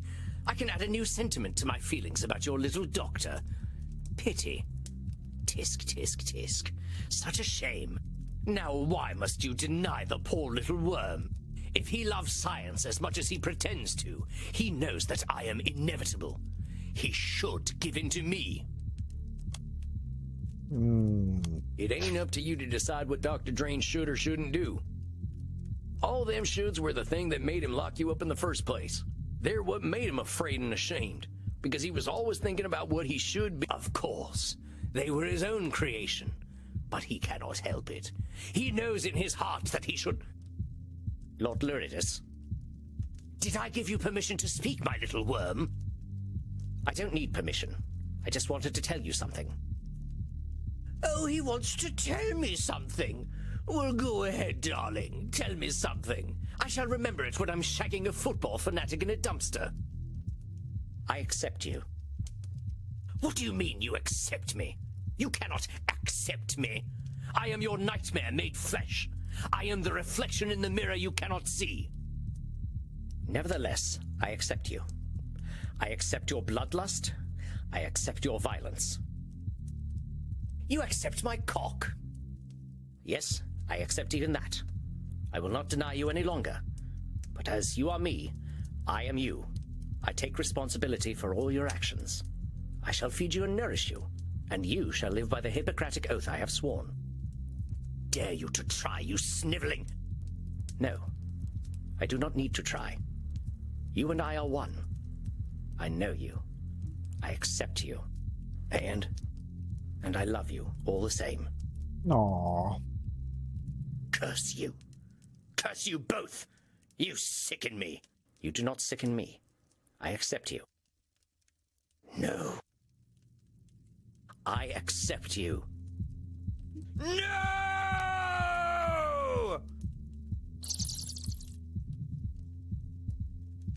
Good.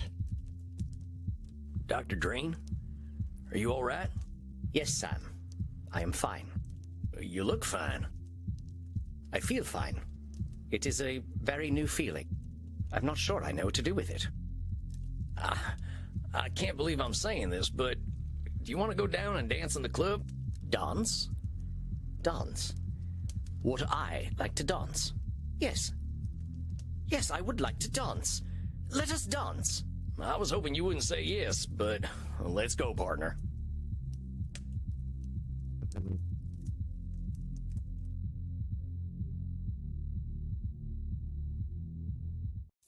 Come on, Sam. Let us cut rugs. I ain't much of a dancer. Neither am I, but dancing is what I feel like doing. I guess we're dancing then. Now what the hell am I looking at? Bert, you be nice. I guess that explains why Sam doesn't dance. Crimson, most dear, have you seen Samuel? I usually check in with him after a session, but he has disappeared. Check it out, Sugar Blood. What is he doing? I think he's goth square dancing. Goth square dancing? Oh, God.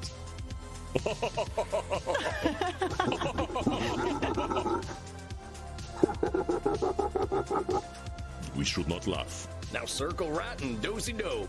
But then again, that is a should statement.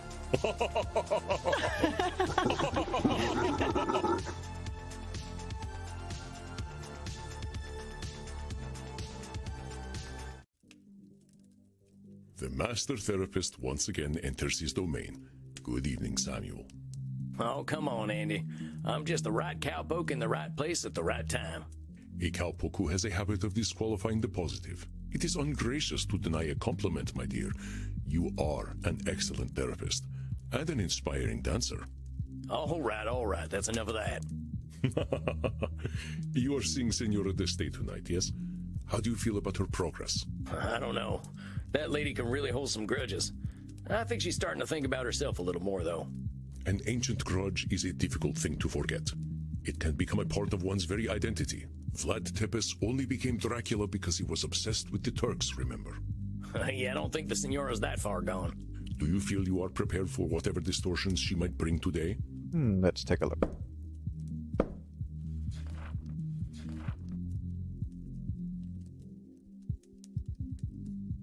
She abandoned her son more than anything. A little too much, maybe. Your daughter, son, sorry. She was betrayed by both her husband and her son. Seems angry with herself that she wasn't able to control either of them. Maybe madder at herself than her boys. Try to push Isabella to be a little more selfish. She can't control another human being, so maybe she can worry about herself first. We shall see. Well, let me think about that. Well, I'll already go with catastrophizing and fairness fallacy. Let's see. She's got a control fallacy, but she's also blaming. And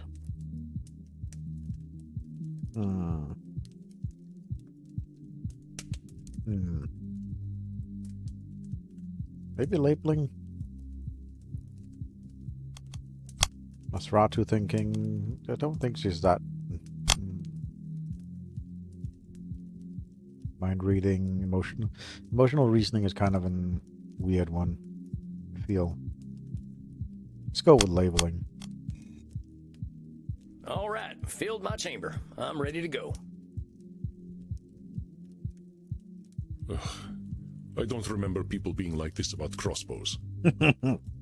Well, you can take the cowboy out of the West, but you can't take the West out of the cowboy. So it would seem. Well, good luck tonight, Samuel. I will leave you to it. All right, deep breath, Sammy boy. Here she comes. Buona notte, Senora. What? It's Italian. I thought I'd learn how to say hello to you properly. Bonanotti. No, I cannot repeat it. I appreciate your attempt to speak in my language, but please do not attempt to do so again. Good evening. We'll do fine. Good evening, Senora. I apologize. I am feeling delicate tonight. What's going on, Senora?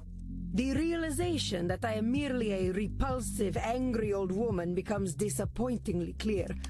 It weighs upon me in more than one way. Whoa there, Senora. What's with the labeling? You think calling yourself names is going to make you feel better? No, but perhaps it will help me accept reality, as you have been encouraging me to do. I never said anything about calling yourself nasty names.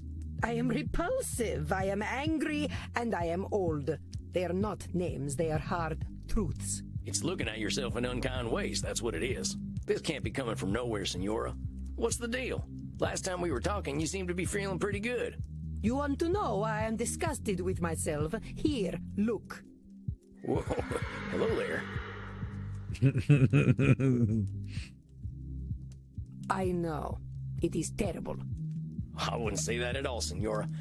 In fact, I think it's beautiful. I can tell you put a lot of love into this thing. It is an entirely juvenile effort. There is nothing redeemable about this rubbish. Believe me, Senora, I know horses. You're a heck of an artist. Then why do I feel nothing but shame when I look upon it? If I feel nothing but disgust, then it is disgusting. Not necessarily. Don't judge your art based on how you alone feel. Feelings ain't reality, and someone else is always going to have another opinion. Exactly. You are indeed correct. But no one will see this insult to Chiron. Now what the heck did you go and do that for, Senora? I did what one should do with garbage. It is better that the world never see such horrors. Aw. If you want to see real horror, ask me to draw anything other than my gun. I mean, what are you really looking for here, Senora? You looking to bring this fella to life with your brush? You think if you don't produce something completely perfect, it's garbage? Yes. I apply the same standards to myself as I do to everyone else. Leonardo da Vinci once painted an illustration of my city of Mantua for me. It was beautiful. Leonardo had a mastery over art that modern mortals will never understand. But it was full of imperfections. The shape of one of the windows was wrong. The clouds looked slightly unnatural. I lit the painting on fire rather than let him embarrass himself. So why would I choose to embarrass myself? You lit a Leonardo da Vinci on fire? I lit rubbish on fire. Da Vinci painted it, but it was still rubbish. Dang, that fella must have been terrified of you. He was, though he had no reason to be. All he had to do was be better. It had nothing to do with me. Senora, with all due respect, are you kidding me? That fella was afraid of you, not a failure. What would have happened if you hadn't lit his painting on fire? Then he would have been ashamed of a terrible piece of art. Senora, this need for perfection you've got, it ain't doing good things for you. How can you say this? By demanding perfection, I improve the work of others. I improve the work of myself. Well, maybe that's true, but you're doing something less useful. And what is that? You're promoting unrealistic standard. You're limiting your dating opportunities. Oh. Senora, your standards are way too high. There ain't no way anyone can reach them. So you keep saying. But there is nothing wrong with setting a high standard. The problem is the low standards of others. It is shameful to not strive for greatness. I will not tolerate your setting low standards. You will not disgrace my presence with shallow thoughts. Am I understood? Yes, ma'am. No, wait, I meant to say... Senora, I gotta be honest here. You're terrifying everyone. You're terrifying your artists, your family, even yourself. Failure's a part of life. If imperfection's a mortal sin to you, ain't nobody gonna let you in on their imperfections. Not you, not your husband, and not your son neither. How dare you? How dare you lecture me, peasant? How dare you suggest that I was anything less than the perfect mother to my Federico? You worm! Ho sputato sulla tomba di tua madre! Vi maledico alle vele più profonde dell'inferno! Federico loved me! He knew that I knew what was best for him! Pull out your cognitive distortions now and I will tear your head from your neck! I ain't never said Federico didn't love you. All I was saying was... Zitto! Shut up, fool! You presume to tell me what I know. You, a common murderer. You who can barely speak your own language. I demanded perfection from my Federico so that he would not end up like his father, a degenerate leper whose penis hung by a thread of putrescent skin. I do not tolerate imperfection. Not from myself, not from this world, and not from my son! You know what, Senora? If you want to have that kind of control, you're going to have it all by your lonesome. I'm trying to help you, and you're screaming at me. Why? Because you can't stand being wrong? If I'm too scared to talk to you, what the hell are we doing here? What do you want me to do, lie to you? I ain't going to do that, Isabella d'Este. If you're looking for perfection, you're only going to find liars, and that ain't me. I'm sorry. I'm so sorry. I know you are right. Oh, Federico, what have I done? Hey, it's okay, Senora. He barely spoke to me when he came back from the Vatican. Every time I asked him how he was, he would say, "I am fine, mother." Of course he knew better than to talk to me. His father never did. No doubt it was I who drove them into the brothels. Isabella is assuming her husband's decisions were entirely to do with her, but he was a human. Of course he knew better than... Really? Isabella is a... Of course he knew better than... I think that's simplifying things a little, Senora. Your boys made their own decisions. There probably were a lot of reasons they went to the brothels, but putting it all on yourself just ain't accurate. Yeah, that's what I would have said, but I thought he was blaming, but yeah. You couldn't read their minds or control their behaviors. Perhaps not. But I am certain their whores did not criticize them as I did. I was only trying to make them demand better of themselves. Why did the world punish me for this? Senora, you weren't being punished. The world doesn't give out rewards and punishments on its own, no matter what we're intending. And it definitely ain't singling you out. Of course. The world does not care for Isabella d'Este. Good intentions count for nothing. Now come on. Senora, you're going to extremes again. Good intentions can be their own reward. Oh, Sam, you are a simpleton. A wonderful, kind, wise simpleton. Thanks, I guess. I read my Wikipedia page, you know. It was full of lies and slander. No doubt this is how history remembers me, with slander I have earned. I read that Wikipedia page too, Senora. And you know how I read it? The people are in awe of you. They call you the First Lady of the Renaissance, you know. This only proves that Machiavelli was right. That if one cannot be loved and feared, it is best to be feared. I think you're a little too down on yourself today, Senora. But here's what I think of Isabella d'Este.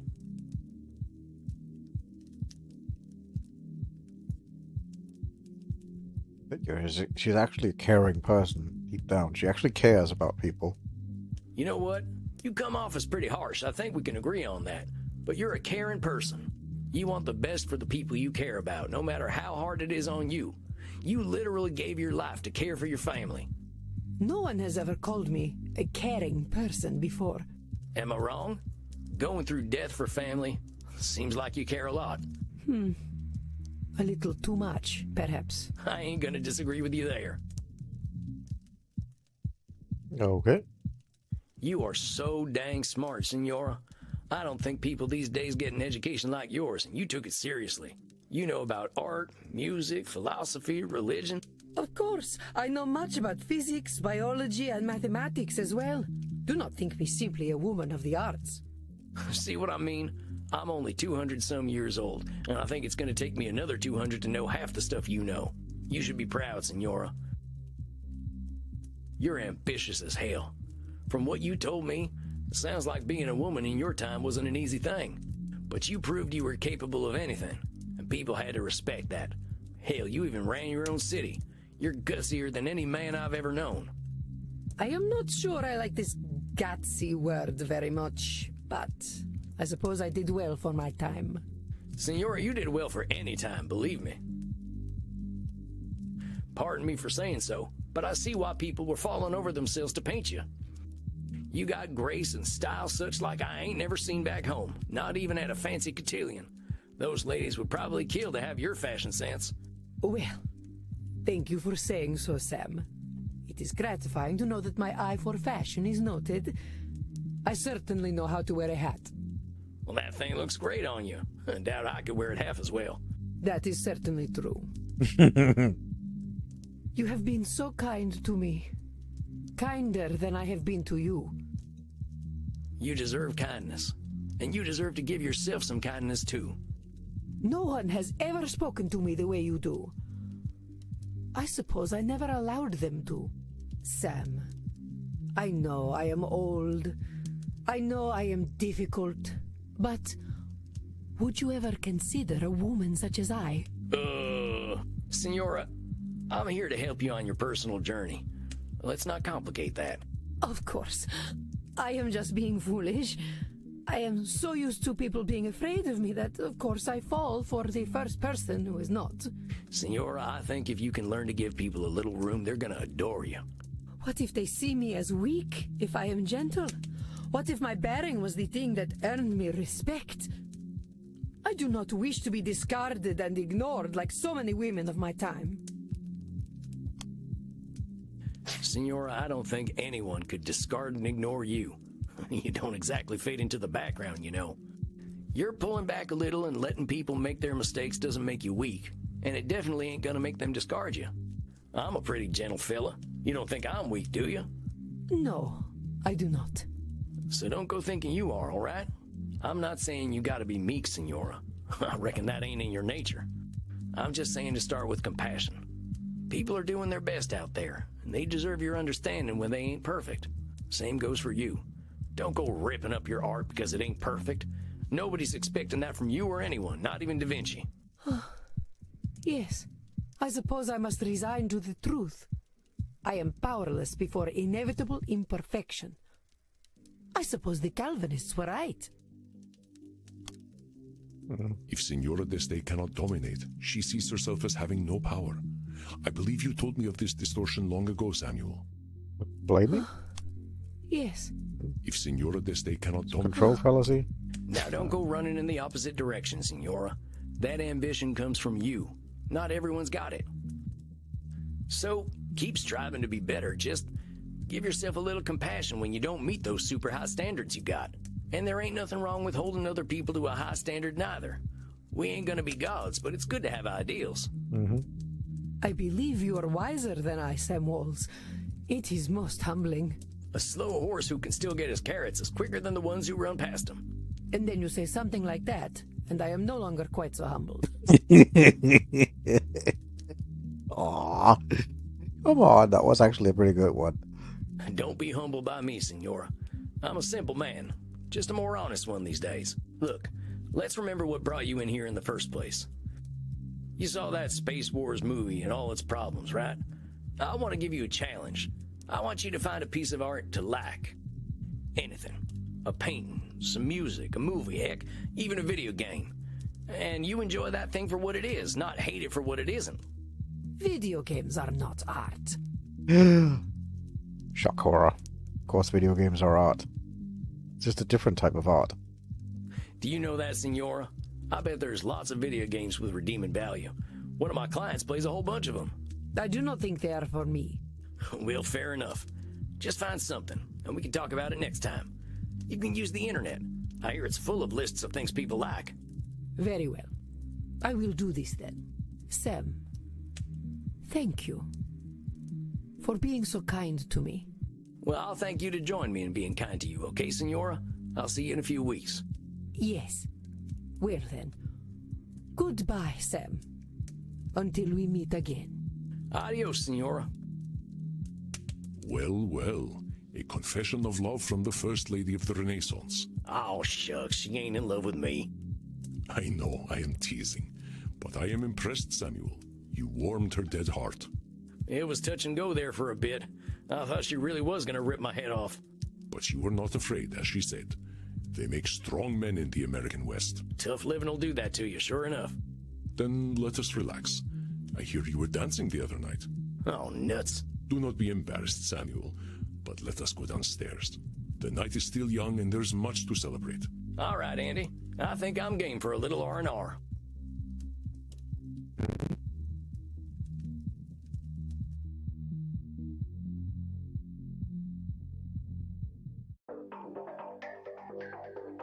Crimson, sweet sanguine, tonight we are celebrating. I am pouring us all some shots. Verona Virgin 1492, a taste of a different time. You know I don't like drinking anything but fresh, Andy. I know, dearest. This is a rare occasion. Samuel here was able to help a 500-year-old let go of her anger. So let us toast her age. To the Renaissance. Ugh, that tastes like dirt. Yuck, I think mine had a clot in it. It's not very good, is it? Oh well. Then let us instead toast leaving the past where it belongs. I think I've had my fill of the past tonight already. I've got a better idea. Is that so? Of course, my dearest. I am delighted for you to share yourself. I'd like a little privacy. Come on, cowboy. Follow me to the kink room. Oh, well, all right then. Smile, Samuel. You have the favor of a very special woman. It has been too long since I tended my own bar. Go have fun. Oh, wow. Okay, Andy, you have a good night. Hey, cowboy. Hi, Crimson. Look, handsome. There's a reason I wanted to get you alone. Wanted to pick your brain about something. Okay.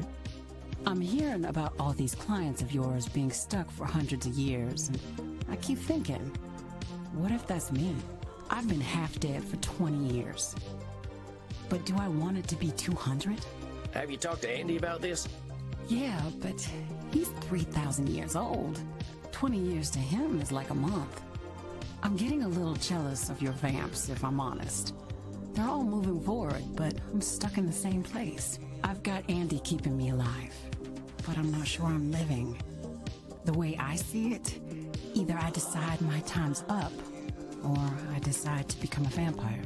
So I wanted to ask, what's your favorite thing about living forever?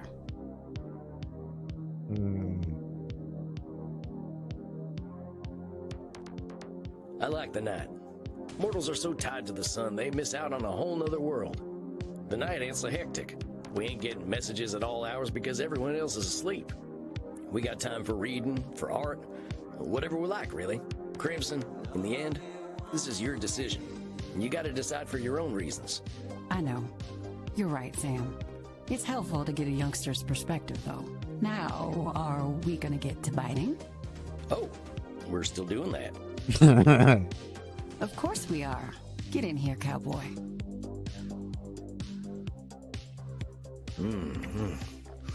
That is something else. Not bad, cowboy.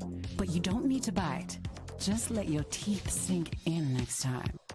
If your partner is relaxed, they'll just slide right in.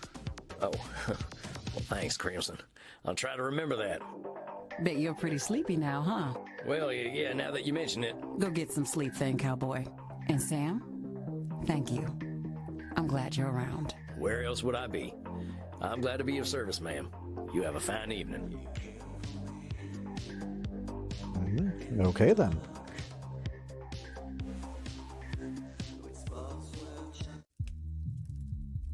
Samuel, good evening. How is my ever-impressive protege tonight? Looking forward to a night off, boss. I haven't heard from Eddie, so I was thinking about a nice hot bath. An excellent idea. A little self-care goes a long way.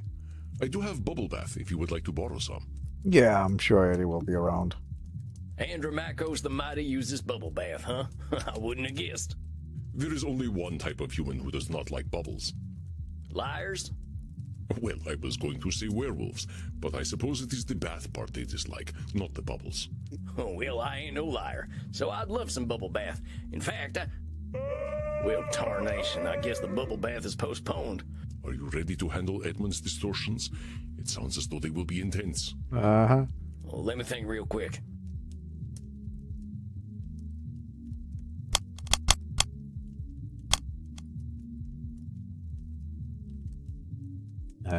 Fantasy catastrophe.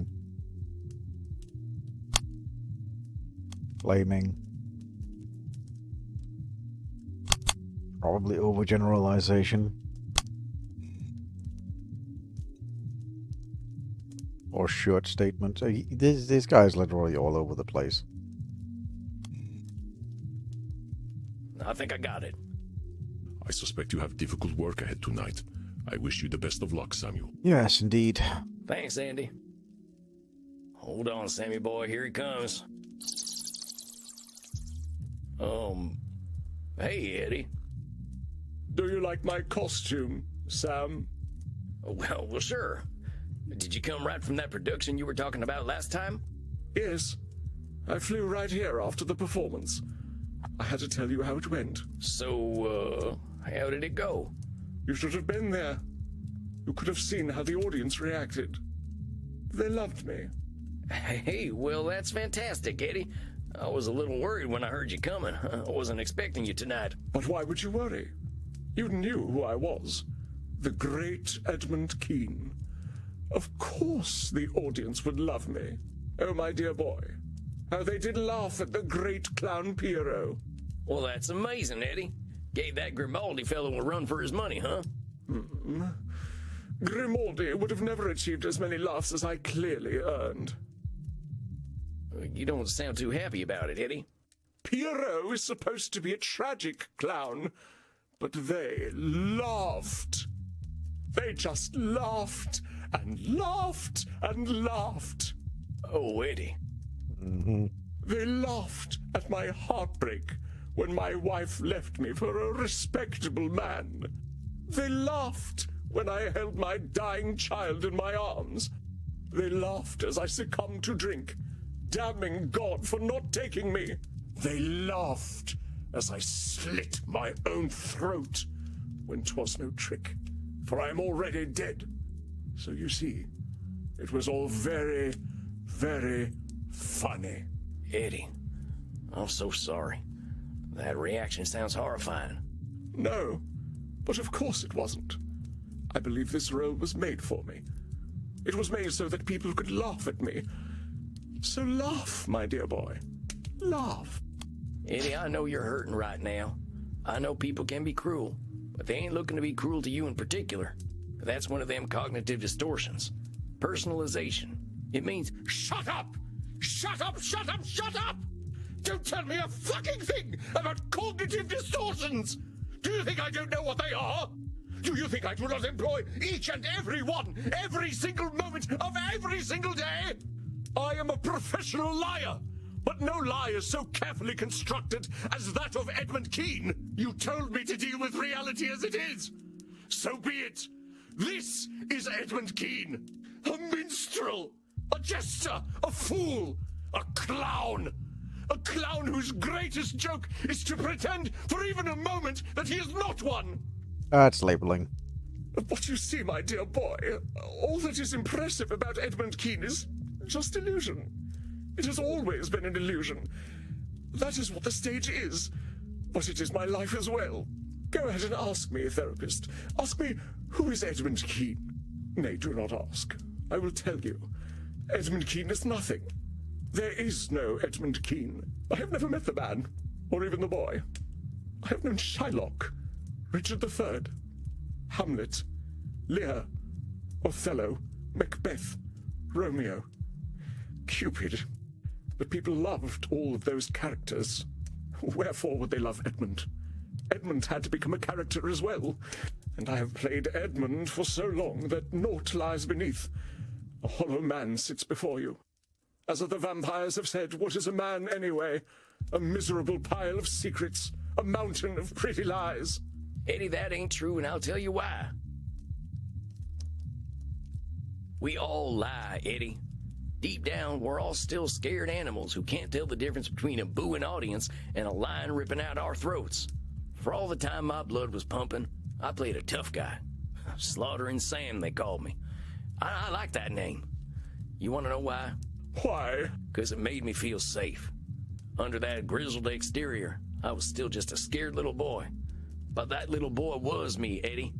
You understand me.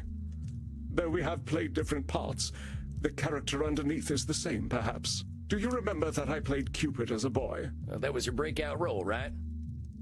I learned that if I smiled and spoke sweetly, people would view me as something other than street trash. I wouldn't have to go hungry. I wouldn't have to be sold to some bloated factory owner. Edmund Kean was worthless to anyone. Another mouth to feed, another body to clothe. So I knew I had to make him disappear. I thought if I suppressed Edmund and became the character the public wanted, I would be rewarded. Expectations often become disappointments, Edmund. I thought if I suppressed Edmund... Expectations often become... Fairness fallacy. That's a dark contract with the universe, Eddie. Maybe you thought it would be fair for you to get rewarded for playing a character, but there weren't nobody running a cosmic payroll. No, perhaps not. But I was a child. Such complexities were beyond my ken. I only knew that when I wore the nappy and quipped to the audience, they thought me worthy. On the contrary, the Edmund of the Rookeries was beneath contempt. A good, poor child was one who worked, or one who died. Society made that clear. Well, we gotta move past our child brains, Eddie. Thinking things are gonna be fair might push us down paths we can't escape from. A line from Macbeth comes to mind. It will have blood, they say. Blood will have blood. 'Tis so for me. But this illusion, this character of Edmund Kean, he has brought me to such unspeakable depths. Do you know why I sought to become a vampire? Why I dwelt in dark places until the curse of immortality was given to me? I became a vampire because I was afraid that my son Charles would be a more successful actor than I was. I could not let his legacy overtake mine. I had to be sure that I was the Kean that would be remembered. Dang, Eddie. That's a lot. Yes, I have been monstrous. I needed to be the most beloved. I needed my every demand fulfilled. I had my own pet lion. I rode my horse indoors. I flew into a rage if anyone denied me sexual gratification. As an immortal, my fears have made me even more terrible. How many promising young actors I have killed because I felt they threatened my legacy. So many lives cut short because I, and I alone, know what acting must be. Indeed, the very reason I am wearing these clothes is because I could not bear the idea that Grimaldi brought something to the stage that I could not. Do you see how pathetic I am? I am battling a man who has been dead for almost 200 years. The audience was right. I am a most laughable creature. I know what they are thinking, what they have always thought. Look at the fool actor. Look how he debases himself by begging for our approval. The important thing here is accept things as they are, compadre. I cannot accept things as they are, my dear boy. How can I? How can I accept that I have forced everyone around me to confirm my lie of an existence? How can I accept the people I defiled to satisfy my ego? The son I was relieved to see die? The blood I have spilled to sustain my legacy? The lie is all I have, and all I know. I have done such evil to protect it. So much is my poverty of spirit, so mighty, and yet with so many defects, in the vapor of my own glory smothered. No, my dear boy, what is done cannot be now amended. The child Edmund is buried, and this grim-visaged, wretched creature is all that remains. Eddie, I ain't gonna sugarcoat it. You've done some truly awful stuff, and fear doesn't excuse the dastardly deeds you done. The shit you done ain't never going away. Yes, go on, kick me, jeer, laugh at the vicious clown, tell him what a fool he is. You ain't gonna play pity tricks on me or yourself. You acted like a lily-livered sumbitch, Eddie. I know that, because I've done some awful shit too. Because of my fear, I hurt scores of folks. Some strangers, some near and dear. And because of my fear, I pushed all that stuff down deep where no one could see it, just like you. I was too afraid to face myself. Once I didn't have a choice but to take a good look at myself, my first thought was that I deserved to go meet the sunrise, because I'm a coward too. But there's something else we've got in common in addition to acting like yellow bellies, Eddie. You know what it is? What is it? We got time, Eddie. We got time to become new people. We got time to look at ourselves honestly and say, yeah, I've been a coward, but I ain't gonna be a coward any longer. So what'll it be, Eddie? You're gonna live forever. Will you do it as a coward or as a man? I don't know how to be a man. So you're giving up then? No, I cannot maintain the facade any longer. I am revealed to myself. But Sam, I never learned to be a person. I stopped being real at 8 years old. Splot! Why did my fellow actors coddle me so? Why did they let me become a monster? They could have said no, but they did not. Edmund now recognizes the difficult person he has been, but he is attempting to shirk responsibility for his own actions. Splot! Why did my fellow Yes, Edmund now recognizes... Splot! Edmund now Oh, he's recognizes blaming. the difficult... He's blaming. Eddie, you gotta own your choices. Yeah, maybe they could have given you more discipline, but they didn't make you do them things you did. It's time to own up. If you're really gonna stop lying to yourself, it starts right here. What's assigning blame to a bunch of dead folks gonna do for you anyway? But it was at least in part their fault. Who lets a child make the demands I made? We ain't focusing on the people who gave in to a kid who was too big for his britches. We're focusing on you. You did some real awful things. You killed people for criticizing you or for showing talent. You resented your son's success. These are things you gotta take in. But how can I put such things behind me? You don't. You've got to accept the things you've done as part of who you are. You ain't gonna erase the last 200-some years, but maybe you can use them to make a better Edmund going forward. How? How do I introduce myself as a demanding megalomaniac? How do I introduce myself as a man who was relieved to see his own son die? How do I introduce myself as a man who demanded the entire world get on their knees to satisfy his ego? Well, I wouldn't exactly lead with that stuff. How about you introduce yourself as a man who's figuring himself out? I suppose that is a possibility. At the least it is not unexpected for me to be so disarrayed. It is known that we actors are all by nature an insecure people. No, Eddie, you're overgeneralizing. Painting all actors with a broad brush so it makes you look better. You're blaming your profession, and that's a damn cop-out. Yeah, there are some real fatty arbuckles out there, actors who carve a path of destruction. But there are plenty of stage folk out there who lead humble lives, loving their craft without hurting other people. So I'll thank you not to hide behind bad actors. Bad actors? Now that is funny. Perhaps I need to find an identity beyond the stage. It protected me in my youth, but I do not think that it serves me any longer. That might be worth exploring, Eddie. But what if I am nothing without the stage? What if I seek other endeavors, but there are none for me? I believe you and I both know that there is always a chance for redemption, my friend. I thought it was But what if I personalizing. am nothing without the stage? What if I seek other endeavors? You're doing some Nosferatu thinking, Eddie. I've been roaming this earth around the same time as you, and what I picked up is there ain't no extremes. It ain't all or nothing. I guarantee you there's more possibilities out there for you between the grave and the stage. I mean, how long have you even looked for anything beyond the stage? Not at all, I suppose. Then let's hold judgment in reserve, huh? The theater is all I know. It has been my protector all this time. Without it, I am helpless as a swaddling babe. Eddie, come on. The stage is the thing you know, but you ain't helpless without it. I mean, maybe you're forgetting the whole superhuman strength and immortality thing that comes with being a vampire.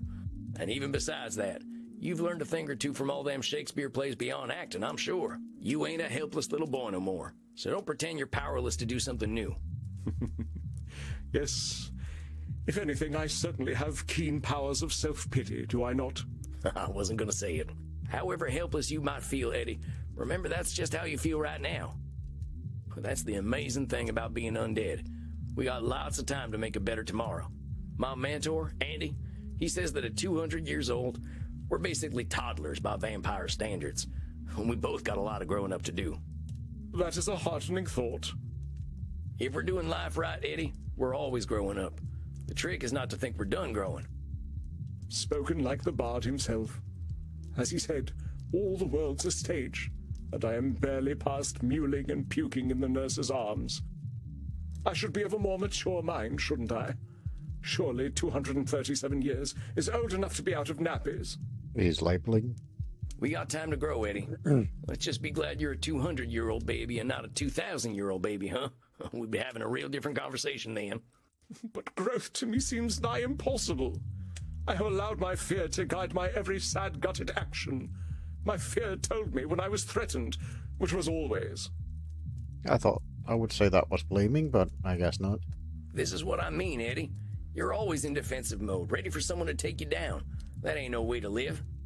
When you're afraid of some young actor coming up and making a name for themselves, what's so scary about that anyway? I'm afraid they will erase me. I will be just another child of the rookeries, used and discarded, of no value to anyone. No history, no legacy, no record of my existence. But Eddie, there's loads of actors out there, all with different kinds of strengths. There's legends from every era. I'm a Buster Keaton fan myself. That fella was one of a kind, just like you were. When he was doing crazy stunts on trains, he weren't no threat to Hamlet. He was very talented. I wanted to kill him, but I never liked visiting America. Well, I'm glad you didn't. But you see that his success didn't do anything to yours. Not every threat means your doom. Perhaps my time has passed anyway. There was a time when the stage awaited Edmund Kean, but my death was the end of that time. Okay, we got some real work to do still. Here's the thing, Eddie. The stage wasn't waiting for you. Theater wasn't waiting for Edmund Kean to show up, and it wasn't waiting for you to die. You're used to making things about you, but the glorious, wonderful truth is, they ain't. And I got some real good news for you, hombre. You're dead. The pressure's off. All them fears are keeping you locked in time, and you can stay there as long as you like, or you can make some progress. What's it gonna be? I am too much of a coward to die, so I suppose I must live. I'm glad to hear that. I believe I should go away somewhere cold and dark, where I might be alone with my thoughts. I think that's a great idea. I did the same thing, and it changed my life. Well, my own life. I suppose all's well that ends well. I only hope it does. I got faith in you. As long as we're putting one foot in front of the other, that's progress. I shall see you in a month, then. You got it, Eddie. Take care of yourself. We'll get you out of that mewling and puking stage before you know it, okay? So it shall be. Very well.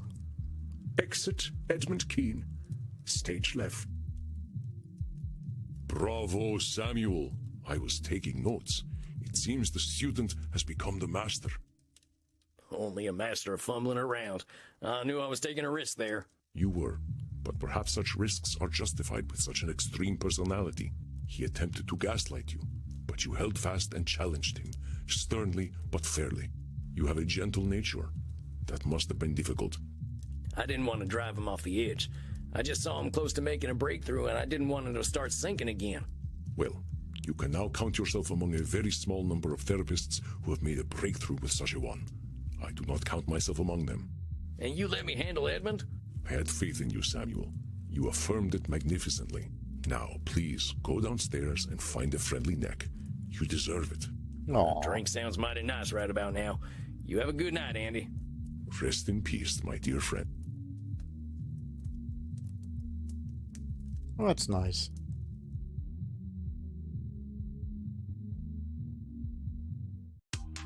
Dang, I'm a little shaken up after that one. Never seen a man as afraid as Edmund Kean. That was tough to watch. I'm sure Crimson can lift my mood. Howdy, Crimson. What's the matter, cowboy? You look a little paler than usual. Oh, just had a real tough session. Watched a man who'd been wearing a mask for 200 years finally take it off, and it weren't pretty. Had to happen, though. The fella's got a long road ahead of him, but at least he's taking his first steps. Think this'll do the trick, then? I call this a bloody cowboy martini. Shaken, not stirred. I'm proud of you, Sam. Starting over is hard, especially when you've been spinning your wheels for a long time. Well, that's the nice thing about being a vampire. We got time to start over. Cheers to that. To rebirth. It seems you walk ever in the path of the Lord, my son. Oh, hey, Kieran. I did not mean to intrude. I noted your discomfort and wish to offer you succor in the kink room. You mind, Crimson? Not at all. Go drink your fill, cowboy. Come, my son. Now then, I heard you speak of rebirth. Yeah, it's something we vampires have to do a lot of. I was just worried about one of my clients having trouble with their rebirth. I know it is painful, my son. When we are born again, we leave a part of ourselves behind. Like the lizard who sloughs its dead skin, or the mortal who journeys into the mosh pit, we emerge purer than before.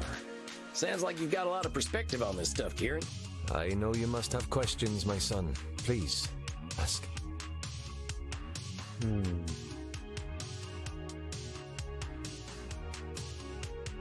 Ain't being reborn just rejecting who we were? I wasn't a good guy, Kieran, but I don't want to erase my dark days. My son, only in Christ do we truly receive absolution and become beings of pure light. Our darkness defines us. We cannot reject it, just as we cannot reject the Almighty. It is part of us. But do not be shamed by it, my son. Your darkness is beautiful and unique, as is your journey through the darkness. Kinda sounds like disqualifying the positive to me. Huh. Actually, it's liner notes from a metal album I'm fond of. Okay. Did you have more questions to ask? From your spiritual perspective, can we ever truly start over? My son, you know the answer already. We beings of flesh and blood are also beings of judgment. However, we do not stand in judgment of mortals, but of ourselves. If you believe you have defeated your demons, then you have. Yeah, that's true. Reminds me a lot of should statements. And defeating demons is pretty badass, ain't it? Yes, it is the demons who should fear us, my son.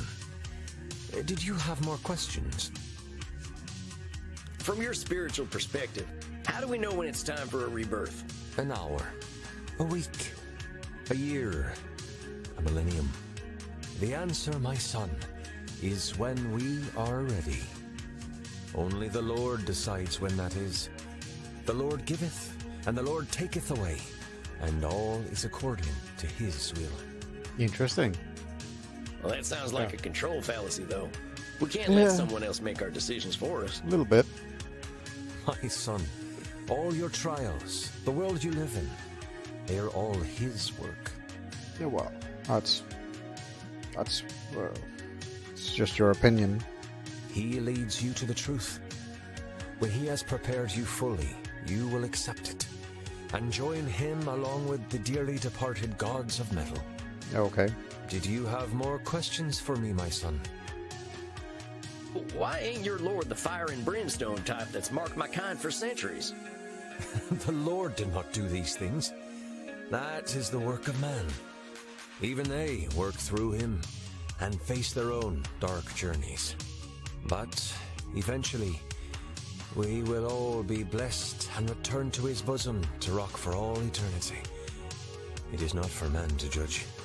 Well, I've got a lady who would love to meet you. I think a few men of the cloth did her dirty. Men will ever seek power. But I know some simply seek blood. Are you ready to receive succor, my son? Yeah, but I really wish you'd stop calling it that. Careful, my son, that was my archery. Shucks, what's with my aim tonight? That is enlightening. There. May you be sustained and fulfilled.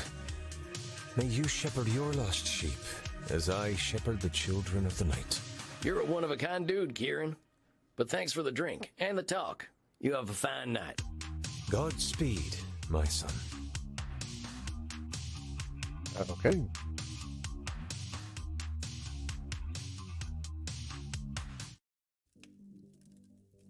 Good evening, Samuel. You are seeing your ancient client tonight, are you not? Yeah, that's right. I hope she's doing okay. I'm worried about her and that whole algorithm thing. I had a little consultation with some other elder vampires. We have developed a theory, though I hope we are wrong. We believe the algorithm is a demon. known to few, named Raziel. Even I have only ever heard whispers of his name. In mythology, he is a fallen angel, believed to have recorded every action, every change of state for all things on this earth into a great book. This book of knowledge he shared with the first mortals. But mortals were not designed to process so much information at once. They made judgments and reinforced behavior based on information they could not understand. Raziel watched as the mortals inevitably used the book to suppress free will, and he was cast down for his terrible mistake. We believe that Raziel has returned.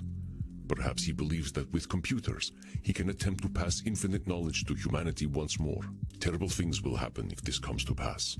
I would urge great caution, Samuel. We must all be wary of the algorithm. Find out what you can about this algorithm. We may have dark work to do. What the hell? Fallen angels? Ancient books of knowledge? What the heck have I walked into? We don't have this kind of shit in America. I am old enough to be mythological myself, Samuel. Myth often contains truth. The important question is how much. We do not know what effect he may have had on Meddy, but do not worry. Show her the same compassion you show all your clients, and that will open any doors that can open. All right, I better prepare for this one. Sounds like it might be a doozy. All right, let's see. I'll go with the one we learned. Fairness, fallacy, and catastrophizing. Then, let's see here.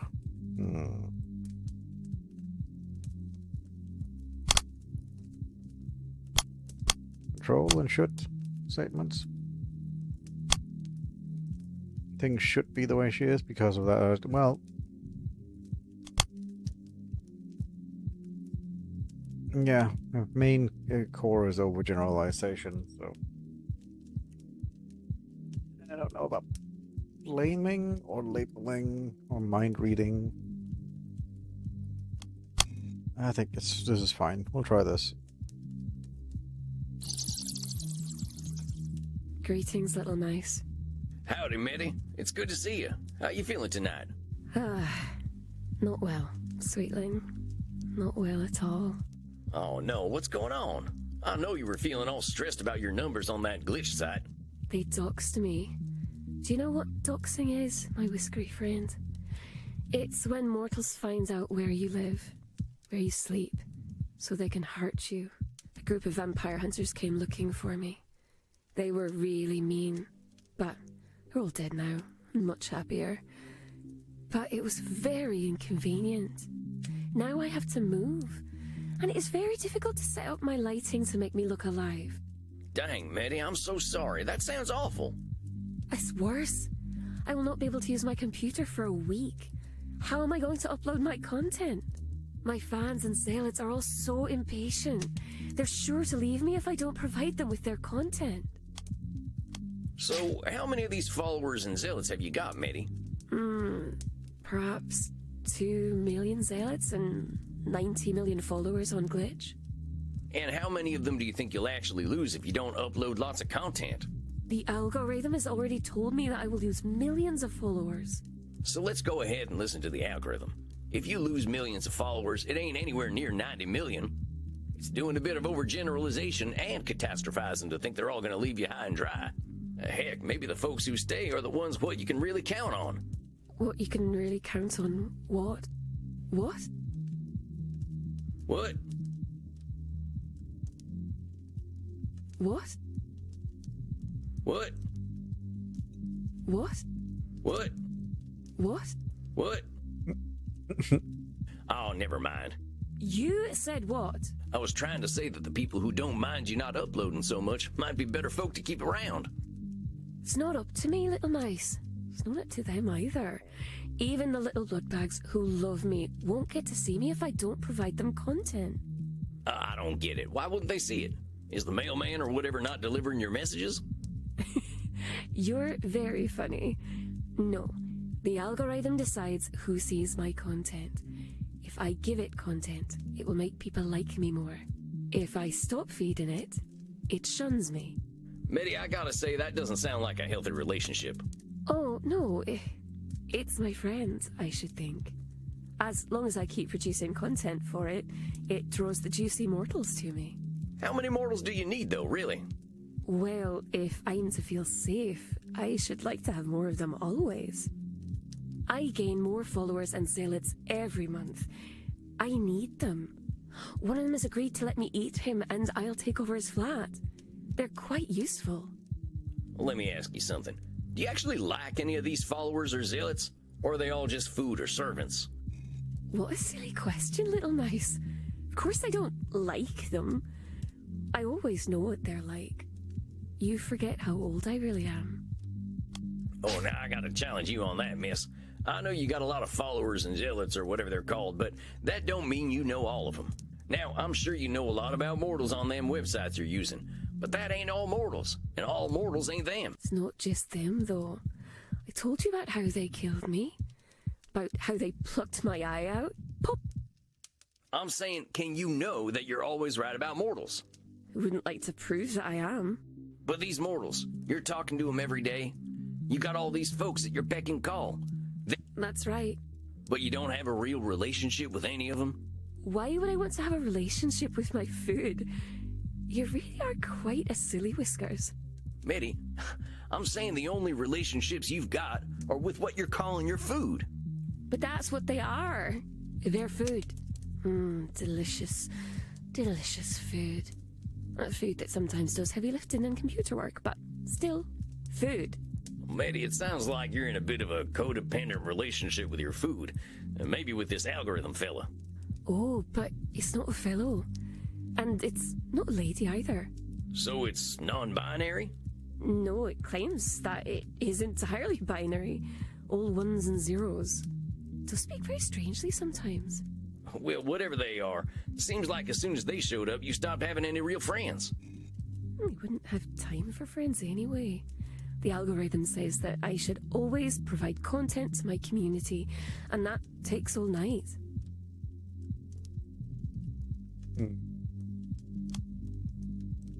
No? Meddy is letting Raziel tell her what to do, but Raziel has been wrong before. Have a care, Samuel. We wouldn't have time for friends anyway. The algorithm says that I should always provide content to my community, and that takes all night. Is it a catastrophizing? No? Meddy is letting Raziel Overgeneralizing?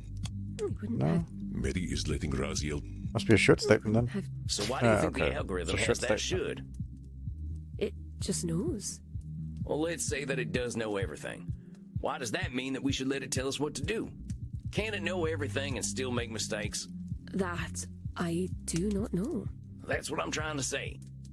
But here's the thing, this algorithm, it might have all the information, but that doesn't mean it's got all the answers. You don't know it like I do. Do you know what I really like about the algorithm, little mouse? Unlike the ancient gods the old clans used to worship, or the Abrahamic gods that came after, it treats us equally. If we provide content, we will be rewarded. Meddy, you're saying this thing is fair, but what does fair mean here? You got 90 million followers. You got 2 million zealots willing to kill themselves for you. This thing is tapping itself into the reward center of your brain, but it's giving you a hell of a lot of stress in return. That ain't a fair deal either. I suppose it does change its mind quite often when it decides it likes a new type of content better. I often do lots of work that it ignores. Let's talk about these rewards. You say it rewards you with more mortal souls, right? Highly engaged mortal souls, ready to serve me, should I need them. But you said you had souls already back in the pre-social media days, right? And you didn't need 90 million of them. That's true, but it does make me feel quite special when the number goes up. Is that number going up good for you, though? Not just the stress of managing all them folks, but drawing the attention of vampire hunters. Would you be doing any of this stuff if the algorithm wasn't demanding it? Did ask me to play a game that I did not like very much the other night, and I pretended to enjoy it. It's called Call of Nationalism. It's all about men who are proud to be angry, which I find very upsetting. See, that's just what I'm talking about. What about what you want? Did you get to that knitting you wanted to do? No, I had to play the terrible game about insecure man-worms. Mm-hmm.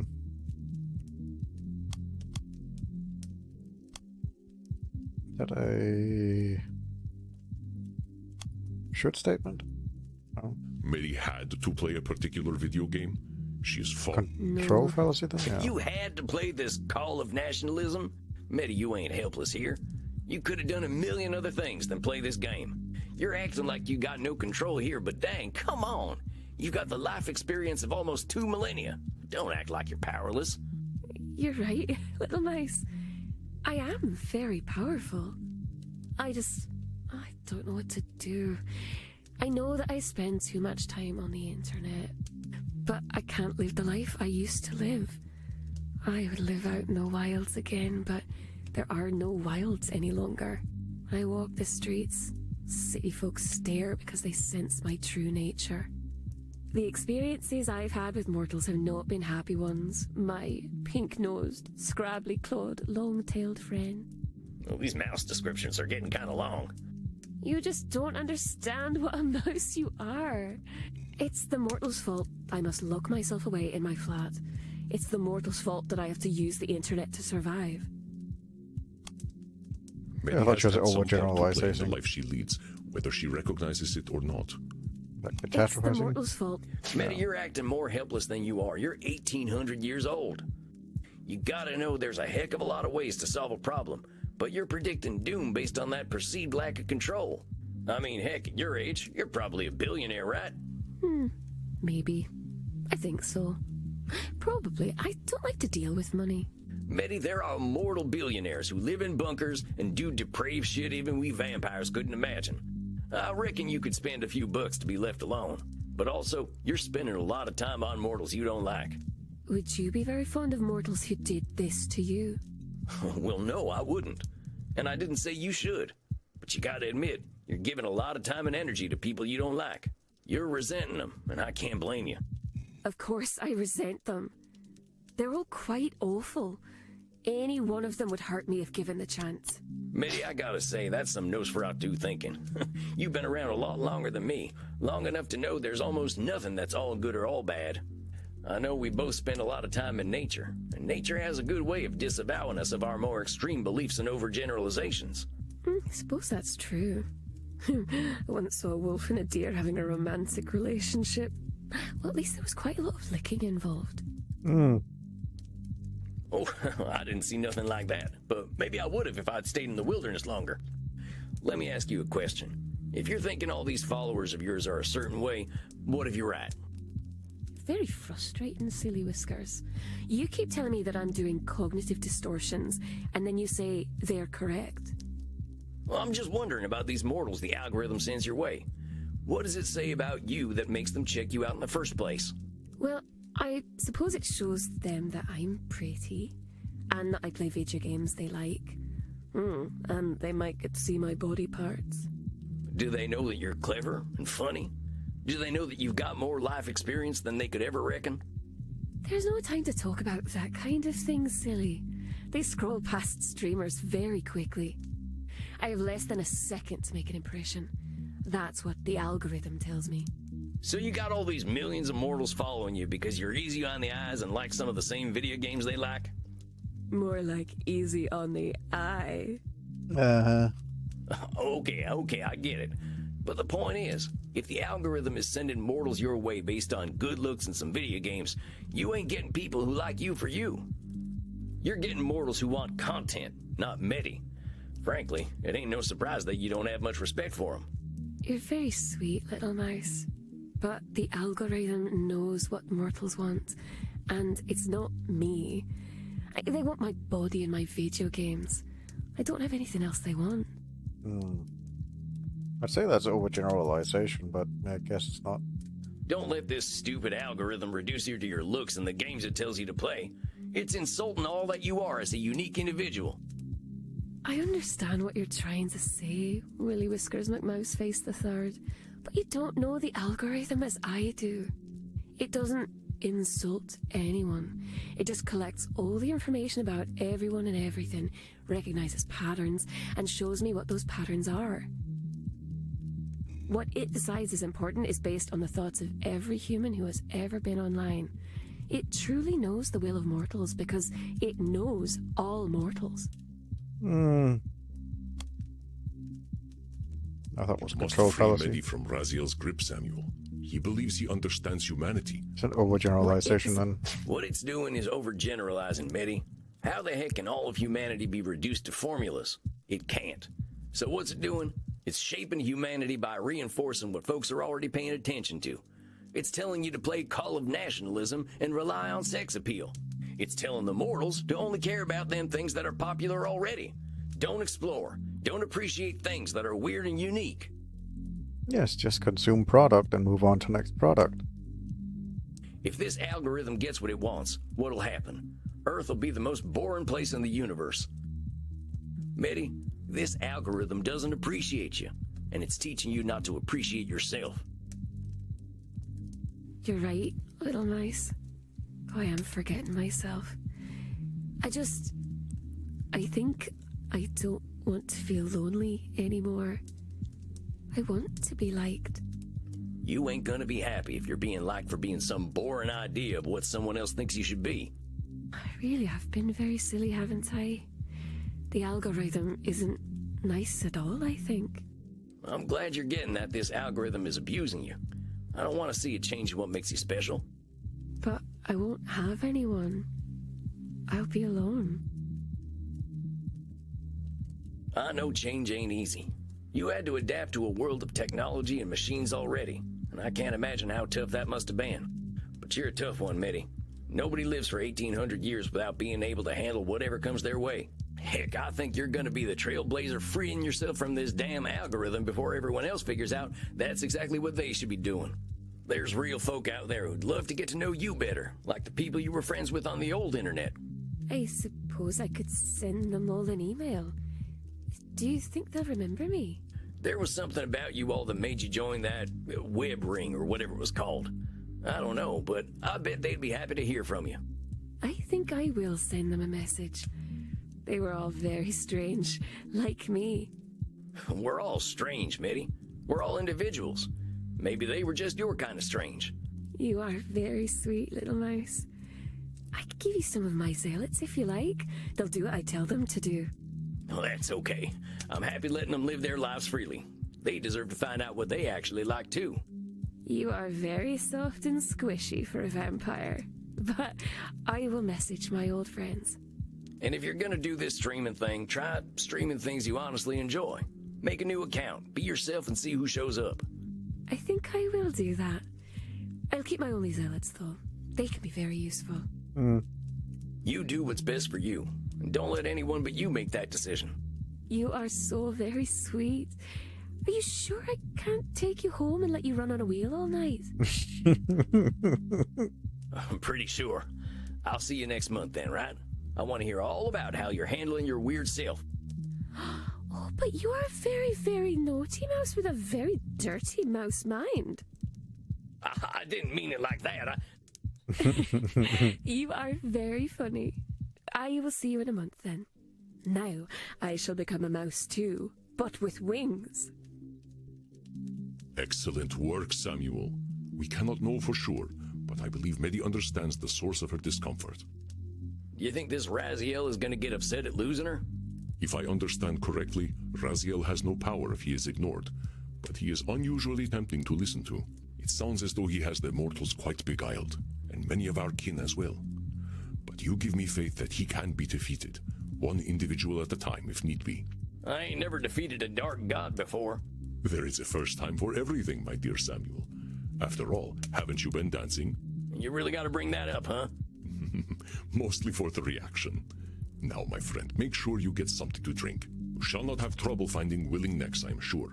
You are becoming quite the celebrity at Immernacht. Beating fallen angels is thirsty work. I'm ready for a drink. Slake your thirst then, my friend. Rest in peace. Rest in peace indeed.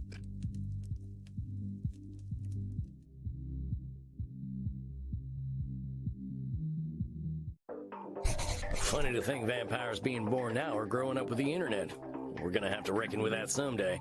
I hope Meddy's realized that being herself is the best person she can be. Well, speaking of which, I should go check on Crimson. Hey, Crimson, what's on tap tonight? Take a look around, cowboy. There's plenty to drink. Well, maybe I'll go looking for a donor. Just figured I'd say howdy to my pal Crimson first. Well, howdy, sharpshooter. You look like you're in a good mood tonight. Yeah, I guess I am. You know that ancient client I told you about? I think she's finally realizing that some people are gonna appreciate her for being who she is. Maybe she ain't gonna have 100 million fans, but the people who genuinely like her will be there for her. How's your blood sugar, honey? I think you're a little too sweet. Oh, come on now. I've been thinking a lot about exactly what you're saying. Folks in DC didn't much like my style, but I'm not sure why I cared. Don't beat yourself up over it. I think we all do the same thing. Easier to do what other folk are doing than blaze a trail, right? I'm not sure it is easier if we're fighting ourselves the whole time. That's some real wisdom right there. Anyway, thanks for making me think. I think I'm done spinning my wheels. Excuse me, I wish to speak with you, vampire, in the kink room. I think my dinner's calling. I'll see you later, Crimson. Ciao, Tex.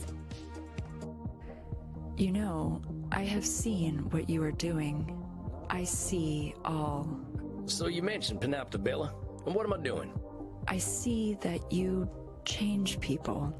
You make them stronger, more confident, more comfortable. I'm pretty sure they're doing all that themselves. No, that is not what I see. I see that without you, they repeat their actions over and over again. Usually, I can see the future because people repeat themselves. But you make the future uncertain. I do not like what I cannot see. Well, why do you need to see everything anyway, Penoptobella? Ain't it exhausting? To see all is to see danger and avoid it. I see that you wish to say something, but are holding back. Well, I try to do my therapy stuff just in therapy. It ain't right to be analyzing folk without their consent. Then consent is given. To see all is to see danger and avoid it. Well, see, what that is a control fallacy. It's a kind of cognitive distortion. The future's always got elements we can't count on. You can be prepared to a certain extent, but you ain't ever gonna know everything. You can only see what's in front of you, after all. Interesting. Then what do you believe I should do? Well, just that. See what's in front of you. See how you feel about right now, not yesterday or tomorrow. Right now, you can see. I see. Yes, I see that. I would like you to drink from my neck right now. See, that wasn't so hard.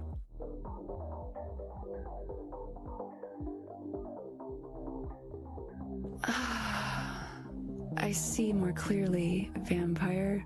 I thank you. And I thank you for the blood. I hope your torpor is most satisfying. I shall see myself out. Oh, yeah. Good night, Penoptobella. I think that was a pretty successful night. Coffin time for old Sam. Alrighty.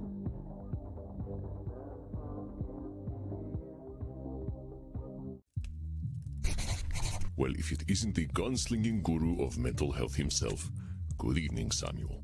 It seems you have made quite a reputation for yourself in a very short time. It's hard to believe I've only been here in Germany for 6 months. In that short time, I think I've grown more than I have in the last 200-some years. You are quite correct, Samuel. It is truly gratifying to see you grow and change. Of course, our mental health journeys never quite end, do they? I am sure you still have much to talk about. But let us first take a moment to breathe and meditate. Okay. That sounds like a good idea. Give me a chance to center myself. Very good. Now close your eyes and enter your place of comfort. Isabella Este. I wonder. How was Andy squeezing to that suit anyway? Is Raziel listening in on our conversation? Princess to the rescue! I sure am a lily-livered coward. Cognitive distortion left and do-si-do. What am I doing hiding out in Germany? Why'd you do this to me, Ernie? You keep running, Sammy boy. You Dummy Sam, loving your horse more than your kin. The United States needs some therapy. Sure am glad I don't sweat. Tarnation. What a great word.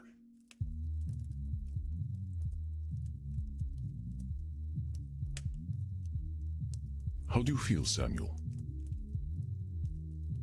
Yeah, not bad. My thoughts are all over the place, but that ain't unusual. I'm glad you have that perspective, my friend. What came up for you tonight? I've still got my head wrapped up in my past wrongs. I feel like kind of a yellow belly for running away from them to come here. But dang it, there's me labeling myself again. Why are you calling yourself a yellow belly then? It's a pattern of mine, that's all. I gave you my history, and it's a history of my running away. I ran from my home, I ran from all the trouble I caused, I ran from my wife and into the hands of a vampire gang, then I ran from them and hid out in the woods. When my gang tracked me down, I ran off to Europe. Whenever the going gets tough, Sam Walls gets going. Samuel, this is quite the oversimplification. I remember a man who came into my office and told me about how he should have made better decisions as a traumatized child. In each of these cases you speak of, you made difficult choices following terrible events. Have some compassion for yourself, my friend. Yeah, well, I haven't even given you the full story yet. There's another thing I've been running from. I got kin, Andy. Distant kin, but kin all the same. See, my wife was pregnant when she up and left me. Didn't even tell me. My line ain't never been strong, thank goodness. But I've got a great-great-great-great-great-granddaughter. Give or take one of them greats. I looked her up, and she ain't living well, Andy. I want to be there for her the way I wasn't for my wife and child. But all I am's the undead man who got her great-great-great-great-great-uncle killed. If I were her, I wouldn't give me the time of night. Which I guess is mind reading, but it seems like common sense to me too. Yeah, I've tried to make amends, but as far as kin is concerned, well, I ain't done shit. Hell, I can always be confident that I'll do the wrong thing when it comes to my family. I guess that's like being always right about being always wrong. I see you are becoming quite perceptive of your own distortions, Samuel. But let me do some reflecting for you, and you can tell me how you perceive what I am saying. You consider yourself a yellow belly, a somewhat archaic term for coward. I guess I'm still doing a little labeling there, huh? A little. I believe you understand that calling ourselves names does nothing to improve ourselves. All right. Maybe calling myself a coward ain't too good for me. Now then, you said you believe that your distant relative will not want to speak to you because you caused the death of another distant relative. Sounds like I'm doing a little mind reading there.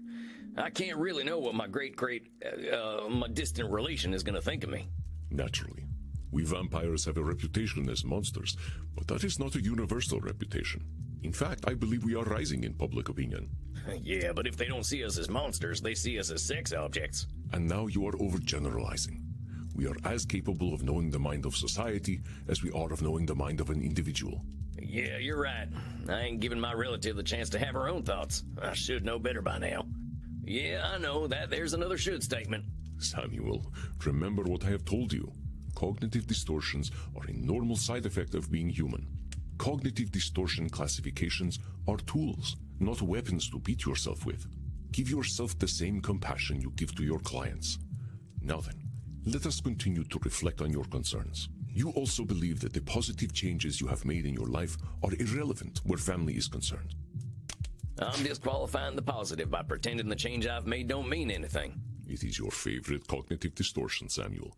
Your humility is most endearing, but it does often enter the realm of cognitive distortion.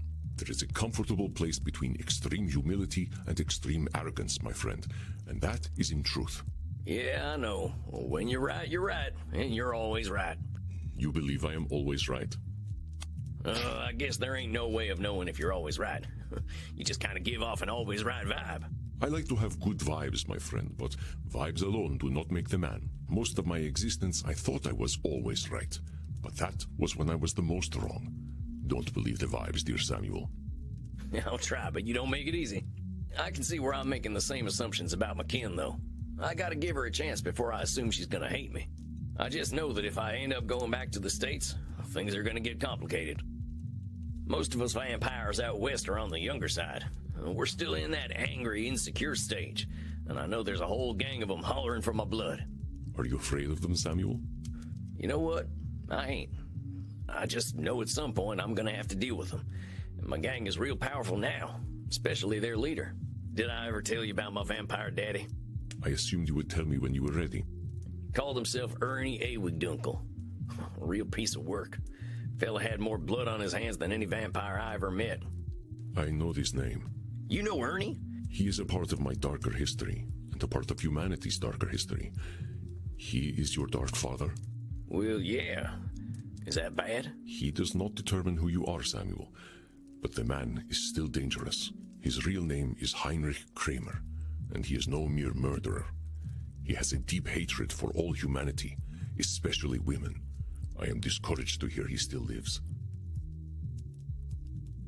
Well, what this Kramer fella do? He wrote a book in 1487 called the Malleus Maleficarum, also known as the Hammer of Witches. It was with this justification that the church was enabled to persecute, torture, and kill women.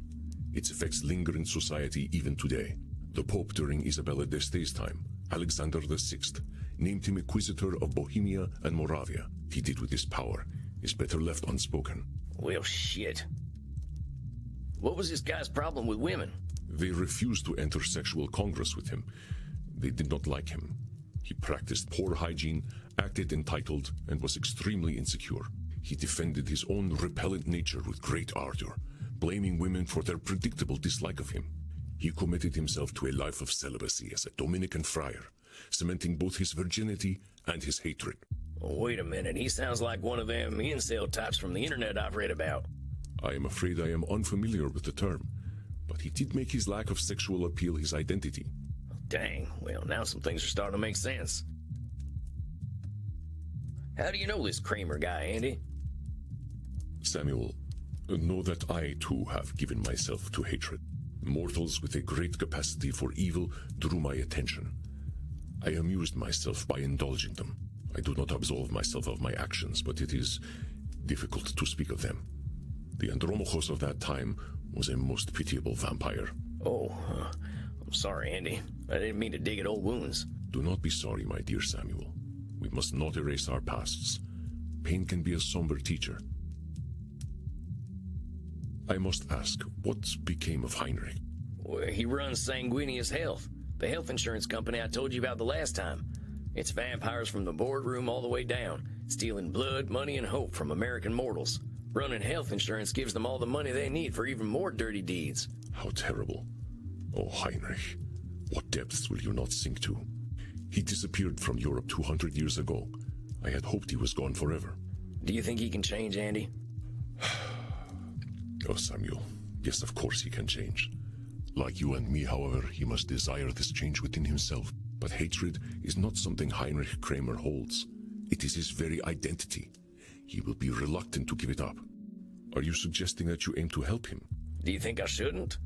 It isn't my choice, my friend. You will do what you are going to do. I guess I don't know what I want to do. But I know Ernie, or Heinrich, and I'm starting to get a handle on this therapy thing. If I can help him, shouldn't I be helping him? Let me reflect for you. You are aware that you have knowledge of Heinrich others do not have, and that you have newfound abilities as a therapist. Therefore, you believe you should help him. I guess that's a should statement, huh? Just because I know him and know something about therapy doesn't mean it's my destiny to try to help Heinrich Kramer. Of course, Samuel. Your own life is your own. You make your own decisions. Yeah, you're right. There ain't no should. I am glad to hear you recognize this, Samuel. Heinrich Kramer is not your should. Well, thanks for talking this through with me, Andy. I think it's been real helpful for sorting out my thoughts. Of course, my dear. You did all the work. I am merely here to help you reflect. You have become quite adept at recognizing your own cognitive distortions. All there is to decide now is the path you choose from here. What drives you forward, my friend?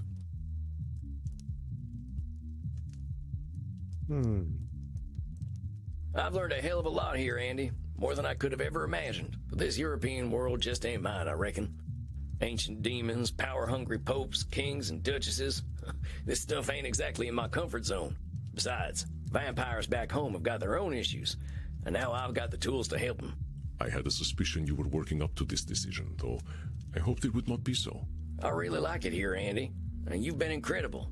But if my heart still beat, it'd be beating for home. I don't want to let my clients down, but I think they're homebodies anyway. Maybe I can get them to do sessions over video calls or something. I think you may be the only person who could get Isabella Este to do a computer video call. And we can continue my sessions from the internet? Of course, Samuel. Natural. Well, I guess that's that then. I ain't gonna run out too quickly, though. I gotta arrange for a new cruise back home, and I want to tell my clients in person. That'll take some time. That would be most considerate. Your clients have grown quite fond of you. Well, Samuel, I must say I am proud of you. It has been inspiring to see your command of cognitive distortions. I have no doubt that you will make your home a better place. Coming from you, that's real flattering. Like I said when I first came here, I'm just a lonesome cowboy looking for answers. You will always seek those answers, my friend. And that is what will ensure you continue to grow. But enough embarrassing Samuel. I believe you should go down and get yourself a drink. That sounds great, Andy. Rest in peace, Samuel. Mm-hmm.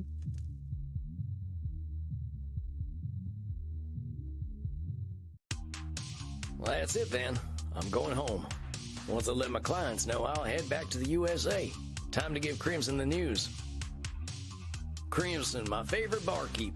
How's the saloon tonight? You sound a little distracted, cowboy. Got something to tell me? Am I that obvious? You are. You're pretty adorable, Sam Walls. I like to say approachably rugged. Sure, let's go with that. What's the news, cowboy? Well, I've been here for a few months now. I came here to get trained up by Andy, and now that I have been, I think it's time for me to go home. No shit. Well, good for you, Sam. I think you're right. I don't think this place is for you. I mean, I ain't gonna learn German, that's for sure. Moving on just seemed like the right choice. I got some unfinished business back home anyway. You don't seem that bothered by my leaving, though. I figured I might earn at least a frown. Well, it just so happens that I've got some news for you. Can you guess what it is? You've got a new kitten. You and Andy are getting married, ain't you? Congratulations, Crimson. A vampire wedding? You serious? Who would even show up on his side? Charlemagne? Well, I don't know. I was just guessing. It's not that. Take a look at me. Notice anything different? Yeah, she's become a vampire. Well, no. How about now? Crimson, you're a vampire. Newly undead and ready to bite some necks. Well, what led to that decision? I thought about what you said. About how vampires have got time to start over and time to do things their way. I'm going back to America too. Gonna join a different kind of bar again. The law moves slowly, but I've got time. Dang, Crimson. A vampire lawyer. Look Out World. Kinda sounds like a neat video game. Vampire lawyer. No, it doesn't. But I think I can make a difference. How'd Andy take the news? He knew it was coming. Like he always does. Can't surprise that man. I love him to death, literally. And I'll come back someday. I just need to go my own way for a while. Dang. Well, this is some big news. When do you think you're leaving? Figure I'll go with you. I'll need someone to show me the ways of the night anyway. Shucks, well that sounds mighty fine, Crimson. Might need your help going up against the big corporation my old gang is running. You got a deal, cowboy. Don't look now, but dinner's just arrived. Maxi, look! Crimson! She is now ein Vampir. You are one of the night children now? Looks that way. And we're in the mood for a little celebrating. Sam and I are headed to America. Why would you want to do that? They do have better network infrastructure. That's a thing, I guess. Right, they work in IT, I forgot. Oh, I suppose that is true. Oh, but we will miss getting our necks beaten by you. If you join us in the kink room, we will have a foursome. Come on, cowboy. We won't be in Germany forever. Alone at last. My veins throb. Who gets to bite me? I'll let you get first pick, Sam.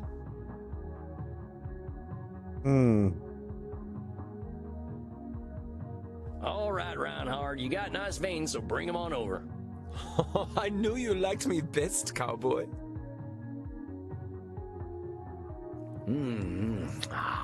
That's the good stuff. Spazi. You give my neck such excellent attention. Kind of my job, if vampires had jobs. Und Crimson bites most erotically. I learned from the best. I guess I should turn in now. Gotta prepare to give my clients the big news. You're not getting away so easily, cowboy. The night is only getting started. Live a little, Tex. We'll be back in the land of Puritan pride before you know it. Ah, what the hell? You only die once. Fair enough. Good evening, Samuel. I believe you are seeing Dr. Drayne tonight. Or is it Lord Lourdes? I sure as heck hope I'm only seeing one client. I don't know how the doc's gonna take the news that I'm leaving, but I'm sure Lord Lourdes would love to see the back of me. I believe Lord Lourdes likes to see the back of everyone. He's a real sumbitch, but you can't say he's picky. I should get my distortions picked. Now let's see. Let's see here. Let's get to him.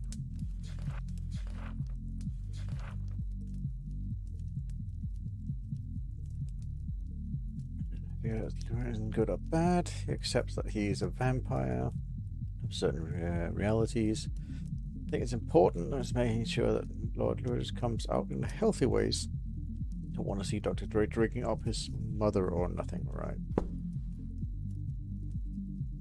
Let's go with a bit of labeling. Some control fallacy. Blaming. And always right. Maybe not.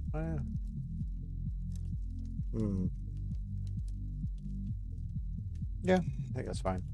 All right, got my chambers loaded up.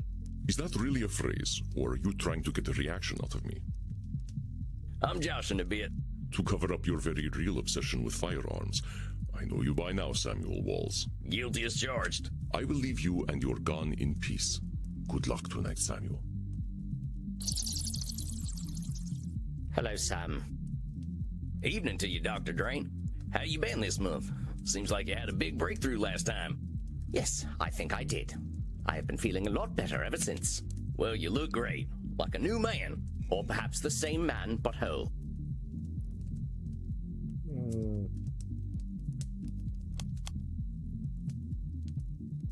What did Dr. Drayne just call himself? Oh, he's labeled. Or perhaps the same man. Now, come on, Doc. I don't know who you're labeling a butthole, but there ain't no call for it. It's not what you're saying. What are you talking about? You said, or perhaps the same man, butthole. Devil preserve us, I meant no longer separate parts. I am whole. Yeah, I got it, but apparently he didn't. Oh, yeah, that. Well, you look a lot more at peace than I've ever seen you. Why don't you fill me in on the last month? I can scarcely believe how the last few weeks have gone. I didn't do a single hour of work. I let my scientists do it. They couldn't believe I backed off. They thought I was dead. But you are dead. They don't know that, do they? Regardless, I thought I owed myself a little space. I actually stayed here in Germany the entire time. Really? Here in Leipzig? I went to Berlin. I heard you can do whatever you like there, and no one cares. I went clubbing, Sam. I bit mortal necks. I really had quite a nice time. Yeah, I remember you were a good dancer. Oh, I sometimes danced for several nights in a row. They keep some of these places free from light, so I was free to party day and night. I did end up doing some pharmaceutical research, though the more recreational kind. Sounds like you were living it up. You're keeping safe, I hope. Oh, Sam, I'm 430 years old. I don't have mortal fears. And did Lord Lourdes show up at any point? I dare say he was there the whole time, in some fashion. He's a much more agreeable chap when he's with me, though. Oh, and Sam, something else quite interesting happened. Oh, yeah? What's that? I engaged in coitus. No shit? Oh, goodness, no. I've got Lord Lourdes under control now. Not to say that it wasn't exciting, though. I was a little nervous at first. I haven't had sex since I died, after all, not counting whatever Lourdes got up to. But riding another human being is like riding a bike, I suppose. It just comes back to you. Well, dang, Doc. I'm just thrilled to hear you're letting yourself live a little. Yes, it's been a satisfying month. I'm headed back to Berlin tonight to meet my paramour again before I fly back to London. So is this some kind of serious thing? Not at all. Having a conversation with him makes me want to yank my hair out, so I just yank his curly locks instead. Who the hell are you and what have you done with Dr. Drayne? It's funny, isn't it? I would have been disgusted with this person 6 months ago. Now I find I quite like him, and others seem to as well.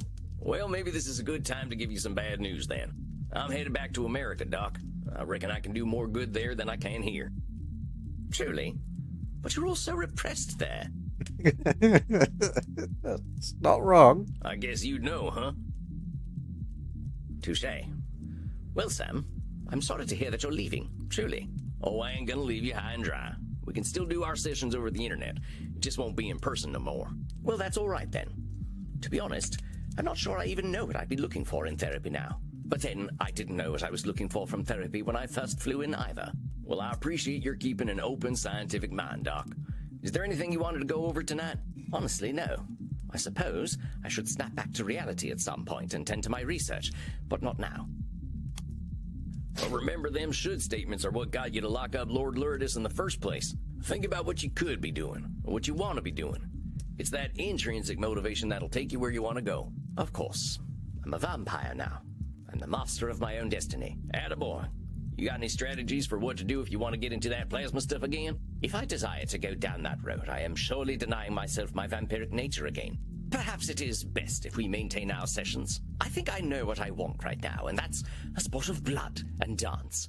What do you say, buckaroo? Oh, sure thing, old chap. Come on. We're dancing again? Okay.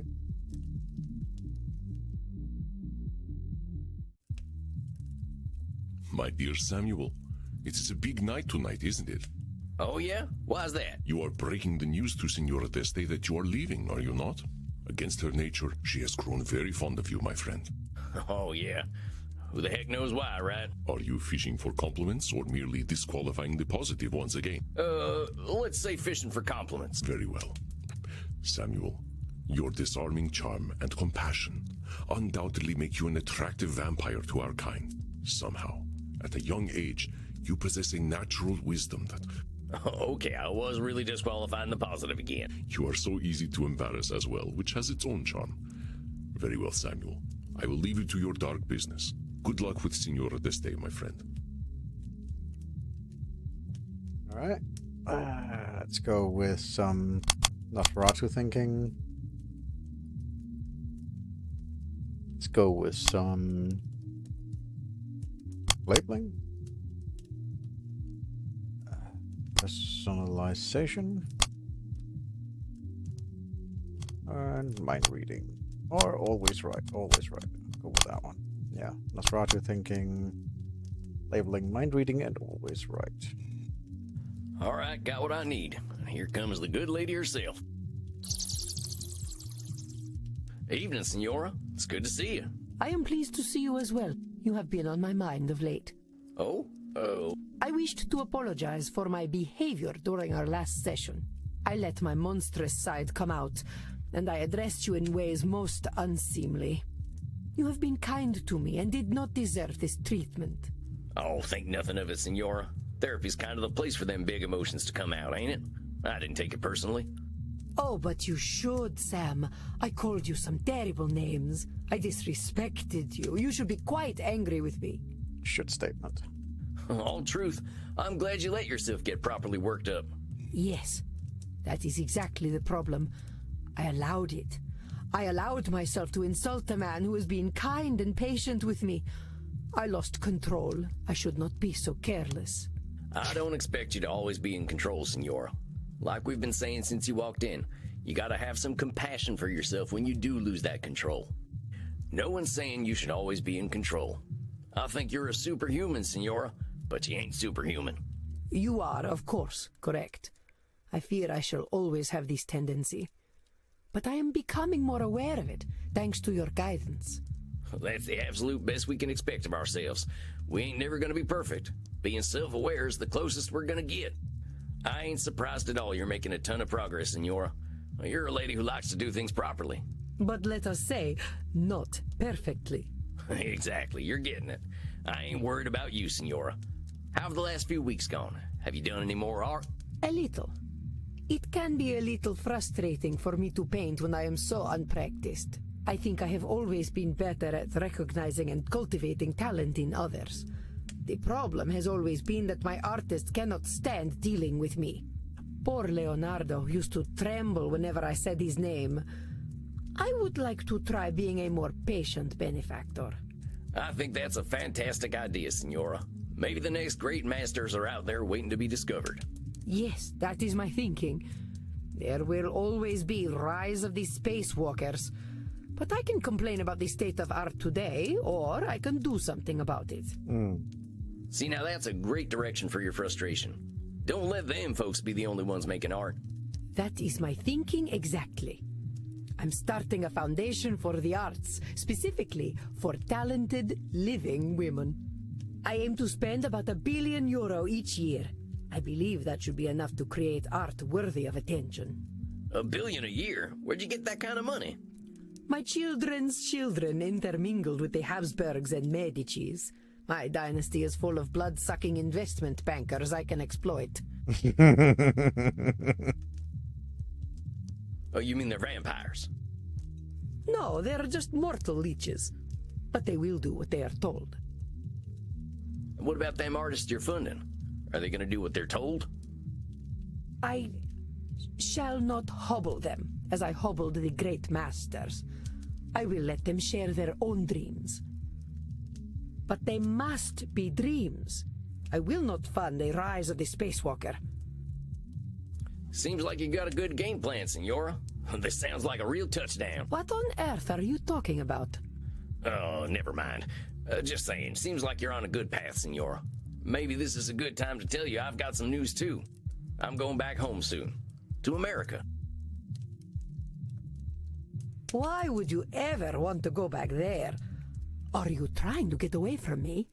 No, it ain't nothing like that. I've got my own reasons. Stuff at home that's waiting for me. I know I can be a little intimidating sometimes. It doesn't have anything to do with you, Senora. It doesn't mean we have to stop doing our sessions. We'll just have to use some of them internet video chat things. But I do not know how to use such things. Can't you stay here? No can do, Senora. Besides, you gotta admit, I don't exactly fit in here in Europe. Perhaps we need more men like you. Well, trust me, Senora. I ain't that special. I got my problems just like anyone. The popes of my time would have hated you, dear Sam. They would feel naked before you. I suppose if you must go, then you must go. Will you at least teach me how to do a video call before you leave? We can take a little time now if you're willing. I would like that. Come on, Senora. I'll show you how it's done. Oh, that's sweet. Samuel, my dear, so lovely to see you. How are you feeling this evening? Oh, all right. A little nervous, I suppose. About Edmund? Yeah, he didn't seem to be doing too well last time. Feel for the guy. You had empathy and compassion for him when not many would. If you continue this approach, I am certain that all will turn out for the best. I ain't so sure, I gotta admit. Maybe Eddie would have been happier living the lie. In the short term, I believe you are correct. Inertia is always the easiest option. But inertia can also lead to a certain decay of spirit. Edmund, as you so astutely pointed out, has time to grow as a human. He will find his joys once more. I sure hope you're right, Andy. I don't think I'm gonna see the same Edmund tonight, though. It sounds as though you have difficult work ahead tonight. I wish you the best of luck, Samuel. Choose your distortions well.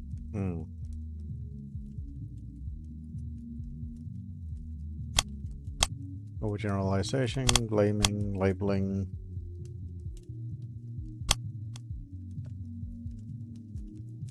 Nosferatu thinking, I would think. Maybe not overgeneralization, but I don't know. Yeah, it's fine. Locked and Let's loaded, try boss. Do you plan to engage in therapy with Edmund or fill him with holes? I was planning on therapy. Then try not to refer to cognitive distortions as ballistic weaponry, my friend. Well, that would probably be for the best, yes. Sorry about that. Thanks, Andy. I'm teasing you, Samuel. Do have a good session. Howdy, Eddie. It's good to see you. Is it? Can it be good to see me if you do not know who I am? Eddie, whoever it is that's sitting in front of me, it's good to see him. Well, I'm glad you think so. You're not feeling too good, are you? Not very. I've spent much of the last weeks in bed, in silence, pondering the only question that matters. And what question is that, Eddie? To be or not to be? Well, that is the question, isn't it? I've said the lines so often, but I never understood them. They were just pretty sounds I used to make the people cheer. I said them with conviction, with emotion, or simulacra of such, and so full of sound and fury, yet in the end, signifying nothing. Now I know that the answer is not so simple. To be, indeed, or not to be. Well, maybe you can walk me through it, Eddie. I never was much of a theater guy. Of course. To be or not to be, that is the question. Mm-hmm. Whether it is nobler in the mind to suffer the slings and arrows of outrageous fortune, or to take arms against a sea of troubles, and by opposing, end them. This part is simple enough. Do we accept our troubles as they are, or do we take the effort to address them? The bard continues with some more pretty speech, and then that the dread of something after death, the undiscovered country from whose bourne no traveller returns, puzzles the will, and makes us rather bear those ills we have than fly to others we know not of. I have borne those ills of my own making. My undiscovered country is the true Edmund Kean. Who is he? To be or not to be? Indeed, I have feared that undiscovered country with all my still heart, and now I have arrived there, not to be. Where is the place upon this cursed orb that was made for Edmund Kean? That sounds really heavy, Eddie, but I want to help you with a little perspective. This idea that there's a place made for you ain't true. You gotta make that place. There ain't no cast list with roles to be filled. You gotta make your own role. Perhaps I have taken all the world's a stage a bit far. Well, maybe a little. You're a clever fella, Eddie, and you're still a human being. You're just dealing with a lot right now. Give yourself some compassion. It ain't easy starting over after 200-some years. I'm proud of you for soldiering on, hombre. I do not understand why. What does the world need of me? All I have ever done is play the clown upon the stage. I am as unnecessary a man as ever there was one. I am as unnecessary a man as there ever was one. Eddie, who says you need to be necessary? Being you is enough, hombre. That's what you're gonna be regardless. I know it's a big, scary step being you, but you took it. And for that, I'm dang proud of you. You are kind. And I suppose it is true that facing the slings and arrows of righteous fortune is a virtue in itself. But the future is now all undiscovered country, and it will be a hard land to navigate for a swaddling babe such as I. I can scarcely crawl, but at least I have you to help me. About that, Eddie. Oh dear. I'm heading back to America, Eddie. I've got growing and changing to do myself, but we can still do our sessions over video call. Oh, no. Oh, no, you cannot leave, you must not. I will be all alone. The mortals wait for me to stumble, and when I do, they will fill my mouth with garlic and cut off my head.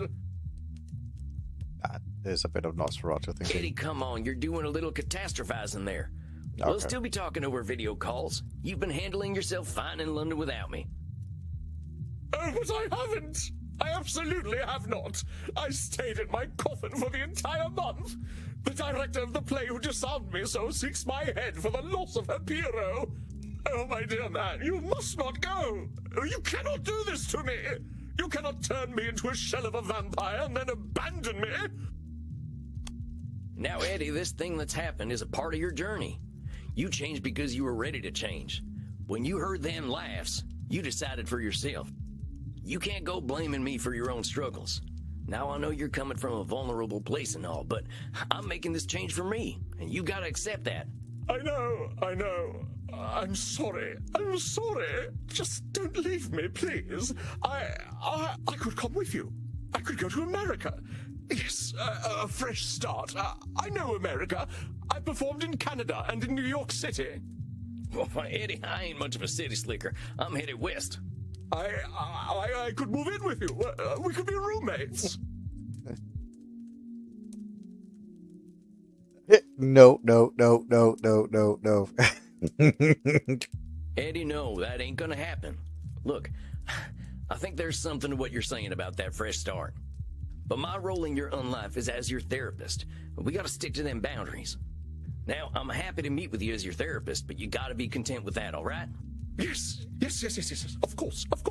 Yes, well then, that's settled. I'm going to America. I shall go home and pack my things immediately.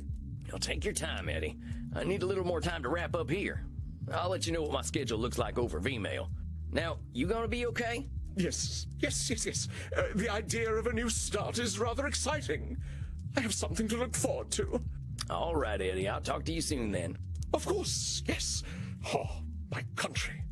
My country, 'tis of the sweet land of liberty. Eddie, we're vampires. We don't have countries. Don't go trading one problematic identity for another. Yes, of course. Well, goodbye, Sam. Adios, muchacho. Well, a new companion, is it, Samuel? Oh, it ain't like that, Andy. I know. I am very pleased with you. You maintained your boundaries well and gave Edmund a lifeline. Well, an unlifeline.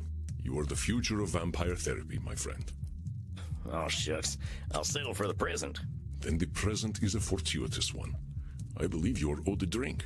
Oh, yeah. After that, I sure as hell need one. Then go downstairs and enjoy yourself.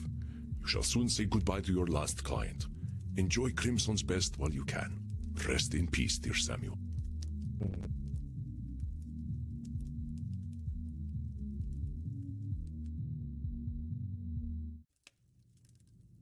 Greetings to you, my dear Samuel. It is, as always, a pleasure to see your face. Oh, thanks, Andy. You got a nice face, too. Why, thank you. It has served me well. I suppose tonight's meeting is bittersweet. You are saying goodbye to your last client, yes? Yeah, that's right. Meddy should be showing up any time. I would like to give you something then, before she arrives. Thanks, I guess. What is this? A piece of wood? From a barrel. One that once contained a naked man whose wisdom I was not ready to appreciate. His name was Diogenes. He would scream at people as they passed by, telling them to break out of the realities they were so comfortable in. He questioned Athenian society, no matter how sacred, and emphasized the return to the beauty of nature. He saw somehow through the constructed reality we have all created and understood the miracle of the individual. You, my friend, through your rebirth and death, your travels in the wilds, remind me so much of the man. Thus, I give this part of the barrel he lived in to you. Wow. Dang, well, thank you, Andy. What's it say, though? Some great insight about what it means to be human? It says Diogenes was here. Right. Makes sense. Well, all the same, I love it. Thank you, Andy. It could have no greater honor. Now then, I will leave you to tend to your client. Alright. Let's go with labeling.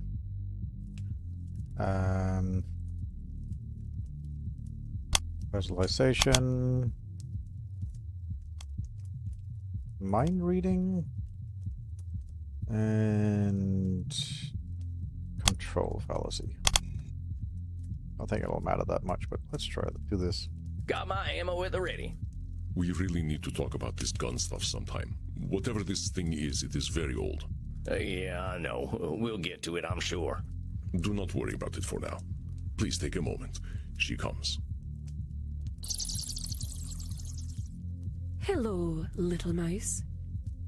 Oh my, he's changed costume. Oh, hello, Meddy.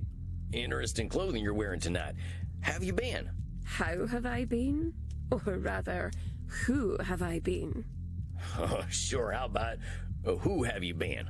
I've been a halfling druid. You've lost me. That's all right, sweet cowboy manling. I've had ever so much fun as a halfling druid. My name is Bulgo Fraggykins, a halfling of Tuckland. When I was a child, I saved a tree from being burned by a group of nasty orcs. The trees gave me magical druidic powers, which I now use to cleanse the land of evildoers. She started playing D&D, or role-playing. Hold on, is this a thing that actually happened? I know you're real old and things were different back in your time. What are you talking about, my sweet? It's happening right now. Me and my companions, we're a fellowship on a noble quest.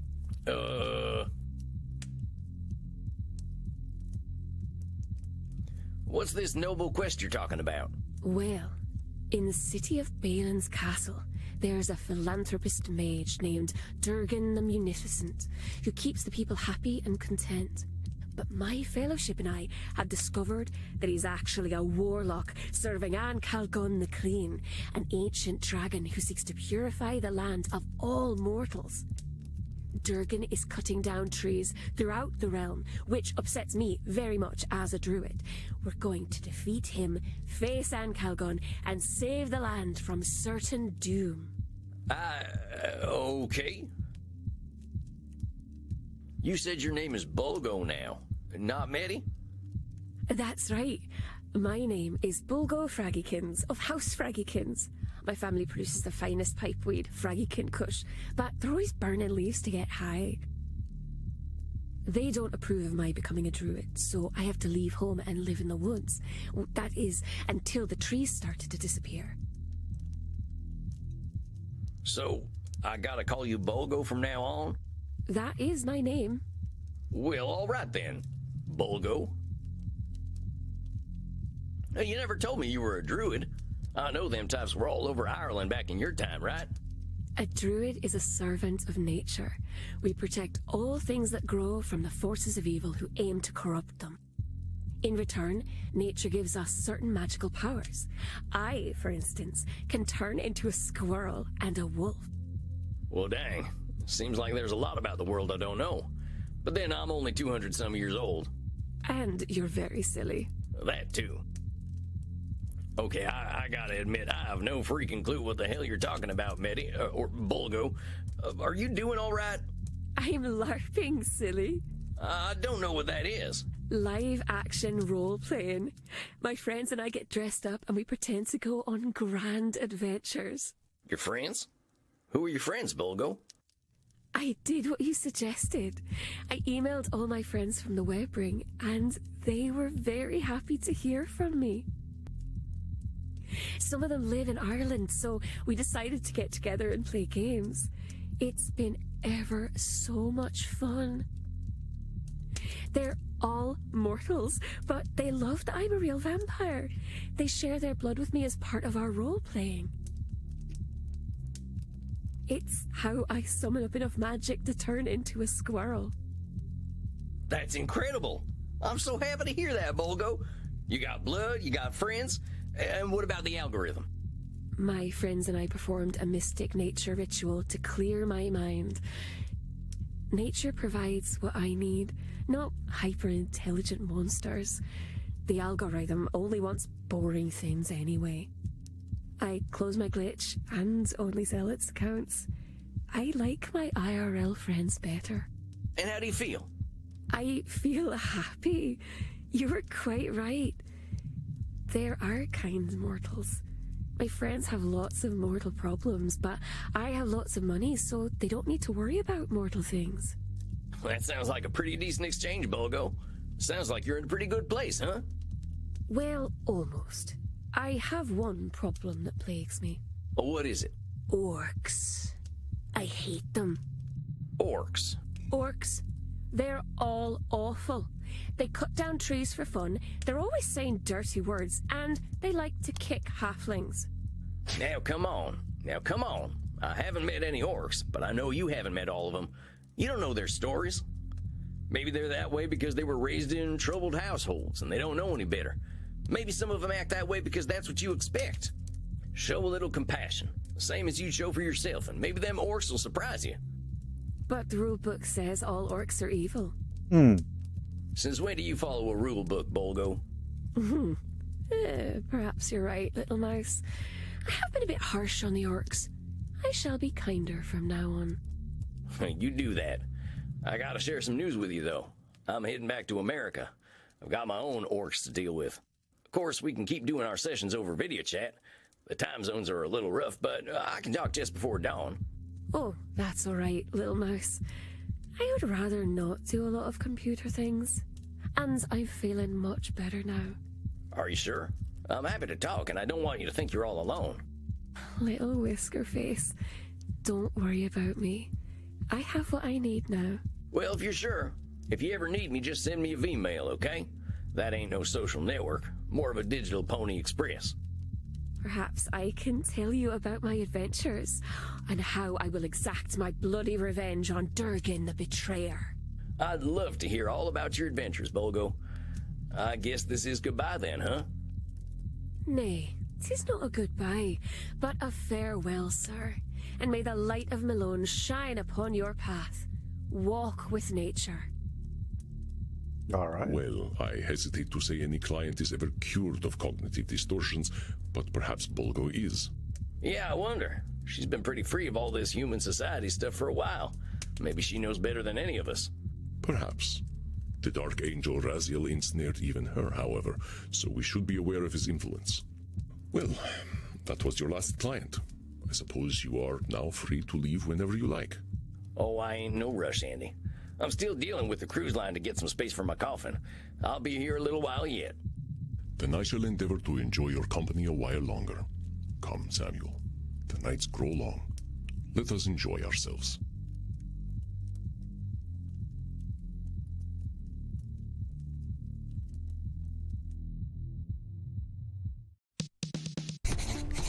Hey, Crimson, you seen Andy? I wanted to have a chat with him before we leave. He slept in tonight. We had a long night yesterday. Had to say our goodbyes, too. Poor guy acts like everything happens for a reason, and he's got to accept it. He was a little quiet. Why don't you check his office? I'll do that. Thanks, Crimson. Andy, you around? Crimson said you were acting a little strange. Andy? Oh, dang it, where the heck is that guy? Oh, he left the window open. It's freezing in here. I'll go close it. Ain't like Andy to be like this. Where the hell's he hiding when it's almost morning anyway? Wait a minute.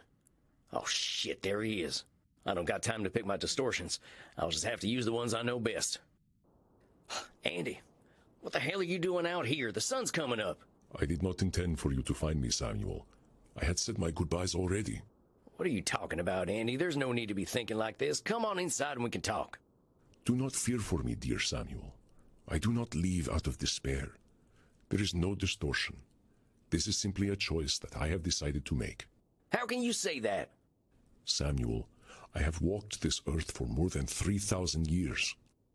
I have watched civilizations rise and fall. I have witnessed horrors and wonders you could not comprehend. I have been hated, and I have been loved. And I have hated and loved. I am a creature of myth, Samuel. A fragment of another age. My time passed long ago. No, I know this. He's branding himself, and it's making him lose hope. I am a... Andy, these things are only true from your own perspective. You're doing some labeling, and you know it. I know you ain't a mythological being. That's a cognitive distortion. My friend, it is not. This is a world of computers, of technology. But I was here before the name Jesus Christ ever existed. I was here before civilization. It is not labeling to say that I am from another time, and indeed older than most myths. This distortion does not apply to me. Well, who cares about that, Andy? I think it's great that you got all this experience.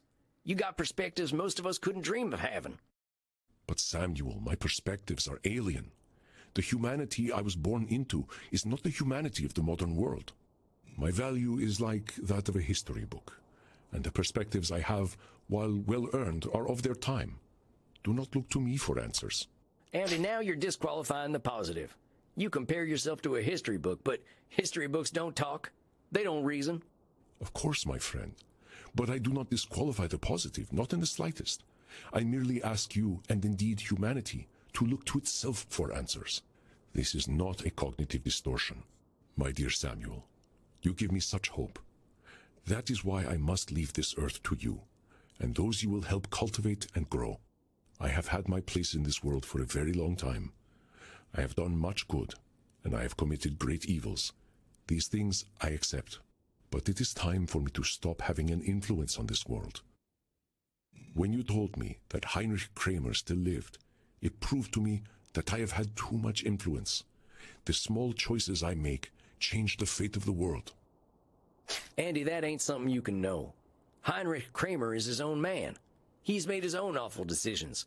It's a control fallacy to think you caused what he's done. It is not a control fallacy, my dear Samuel. My point was that my decision to support Heinrich Kramer had a lingering effect on this world. Like the wings of a butterfly, my actions have consequences for good and ill that cannot be predicted. But even butterflies die to support the natural order. This is not a control fallacy. Samuel, do not mourn me. All things must pass. It is the way of nature, a way that you know well. It is this way that brought you to my door. We have talked much in our time about the value of change and growth. Death is change, my friend. Nothing good can come from my having an eternal existence. Now that's Nosferatu thinking if I ever heard it. Nothing good can come from your having an eternal existence. You're doing plenty of good all the time. Think of the people you've helped. Think about Crimson. Think about me. I did not say that I could do no good, my dear Samuel. I have been honored to be a companion to you, to Crimson, and to so many others. It is the eternal that is incompatible with nature. My thoughts are clear. This is not Nosferatu thinking. I know you look for the best in everyone you meet, Samuel. You see potential where others do not. That is why you seek to rescue me, but I do not need to be rescued. And that is why I am honored to leave the future in your hands. I confess, I did not have hope for Edmund Kean. Rarely can such men be aided, but you persevered. I would not hope to help Heinrich Kramer either, but you dare to hope. I should leave and allow this hope to flourish. Andy, pardon my saying so, but that's a load of horse shit. Where's that should statement coming from, huh? Just because you don't see the same potential I do doesn't mean you should leave. That's Distortion City Population Andy. There are certain shoulds, however, Samuel, that are inevitable for the world to keep turning. The sun should shine, whether we like it or not. We should drink blood, whether we like it or not. And all things should die, whether we like it or not. It is not a cognitive distortion to think so. Please, Samuel, do not make this difficult for me when it need not be. Go. Face your blood father. I believe you will succeed in turning Heinrich, and that will bring me peace in death. But, Andy, I don't want you to go. I know, my dear Samuel, but I must move on, just as you must. I have had my time here. Too much time. Too much blood has been spilled on my account. I have done much to atone for this, but for good or ill, my time must be over. I have a confession, Samuel. Perhaps it will make my decision clearer to you. I am Heinrich's bloodfather. What? I made him into a vampire. I gave him eternal life. In my hatred for humanity, I empowered him in his dark work. It is my choice that brought the Malleus Maleficarum into existence. My choice that fueled the deaths of so many. The beating of my wings 600 years ago killed your brother, destroyed your family, even caused the death of your princess. I am so sorry, Samuel, but I hope you can understand why I must go. The world does not need my continued influence. There is no cognitive distortion that clouds my thoughts. Only the clarity of seeing the long arc of history formed by my hand. I don't know what to say, Andy. Interesting. Go back downstairs. Live your own life. I have accepted my influence on this world, but that influence is over now. Crimson is now a vampire. She needs me no longer. You are a greater therapist than I. I am at peace. If I may offer a last word of advice, my friend, remember your strength. Approach every client with the same mentality you always have, and it will serve you well. Wait a minute. Approach every client the same way. I know what Andy needs. Now, I wish to see the sun rise one last time. There is nothing more you can do for me, Samuel. That's where you're wrong, Andy. I do have something to offer you, and that's compassion. I know you've done some awful things, and that must weigh mighty hard on you. I can imagine the pain you feel at seeing someone like Heinrich Kramer running around reminding you of the vampire you used to be. I appreciate your empathy more than I can say, Samuel. You are right. It is painful. But my decision is about more than pain. I know my presence is unnatural, My world has died so many times over. I know it has, Andy. I watched my friends and family die out a few times. You've done it 100 times at least. If you didn't feel that, there'd definitely be something wrong with you. I'd say that pain is more natural than anything. But you don't have to feel that pain alone, Andy. You've made this world a better place so you don't have to. You are kind, dear Samuel. Too kind to an old relic like myself. But I do not wish to see the history I have created. It is darkness that builds upon itself, regardless of what I do. Andy, I forgive you. A lot of them decisions you made were terrible ones.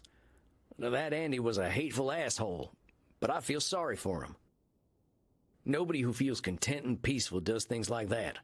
I'm sure he hated himself as much as you hate him now. I know what it's like to look in the mirror and see a murdering sack of shit. But you're a person, Andy. You got needs, joys, regrets, and sorrows. You're deserving of love. And I love you, man. Damn it, Samuel. Don't you know crying is dangerous to a vampire? It is fluid we cannot stand to lose. Well, let's go get you something to drink then. Come on, Andy. Let's get back to the darkness. Thank you, Samuel. Thank you.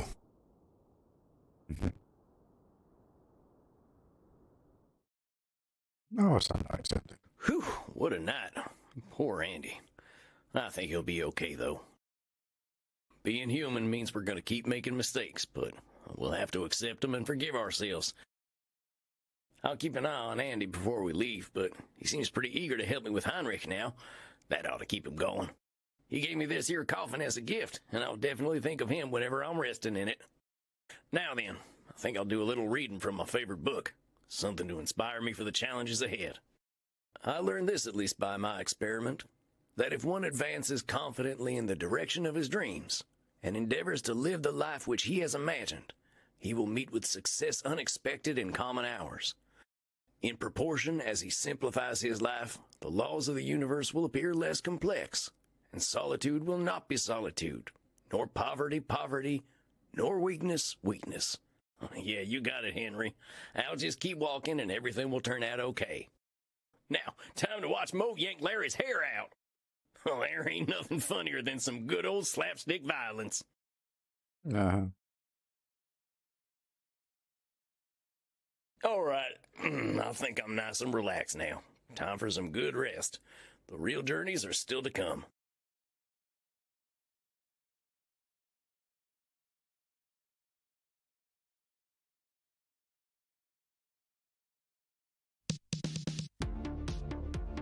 Tonight's the night. Time to hit the dusty trail back home. You ain't gonna take any sunrise strolls, right, Chief? I am fine now. It was a momentary lapse of self-awareness. I have much to regret, but much to live for as well. I believe that you can turn Heinrich Kramer, Samuel, and I wish to help you as much as I can.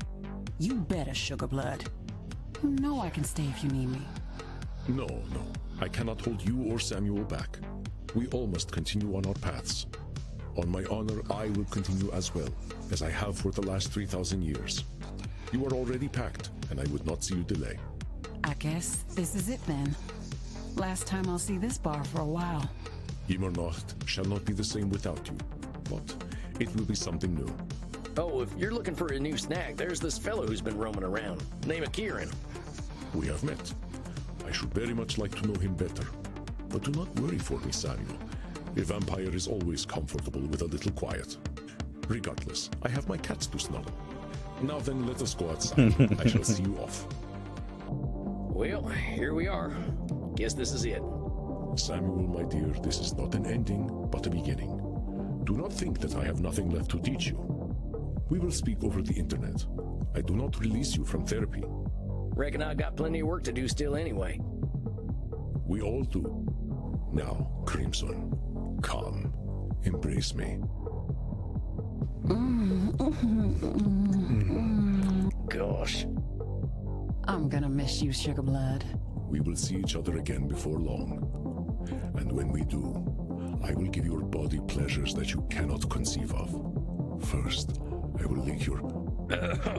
There's the American I know so well. Very well. I bid you both an exciting journey. Now get out of here. Tears are unpleasant to our kind. Oh, hey, Bert. You wanted to say something. I think he wants to see us off. Go on, my friend. Speak your mind. Have fun, mate. Oh, Bert. You always know what to say.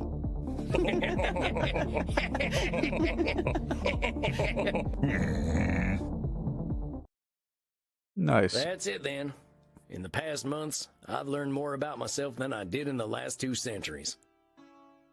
I got reasons to hope that I can put my skills to use back home, and that I can help anyone who's ready to be helped. For the first time in my life, I got real friends who can't die, and together, we can be better vampires than we ever were alone. I was lost once. I didn't know what I was put on this earth to do. I didn't know why I died. I didn't know who I was. I may be a vampire, but I can reflect now. Now I know who I am. Nice. That was a good game. I thoroughly enjoyed that. Well done.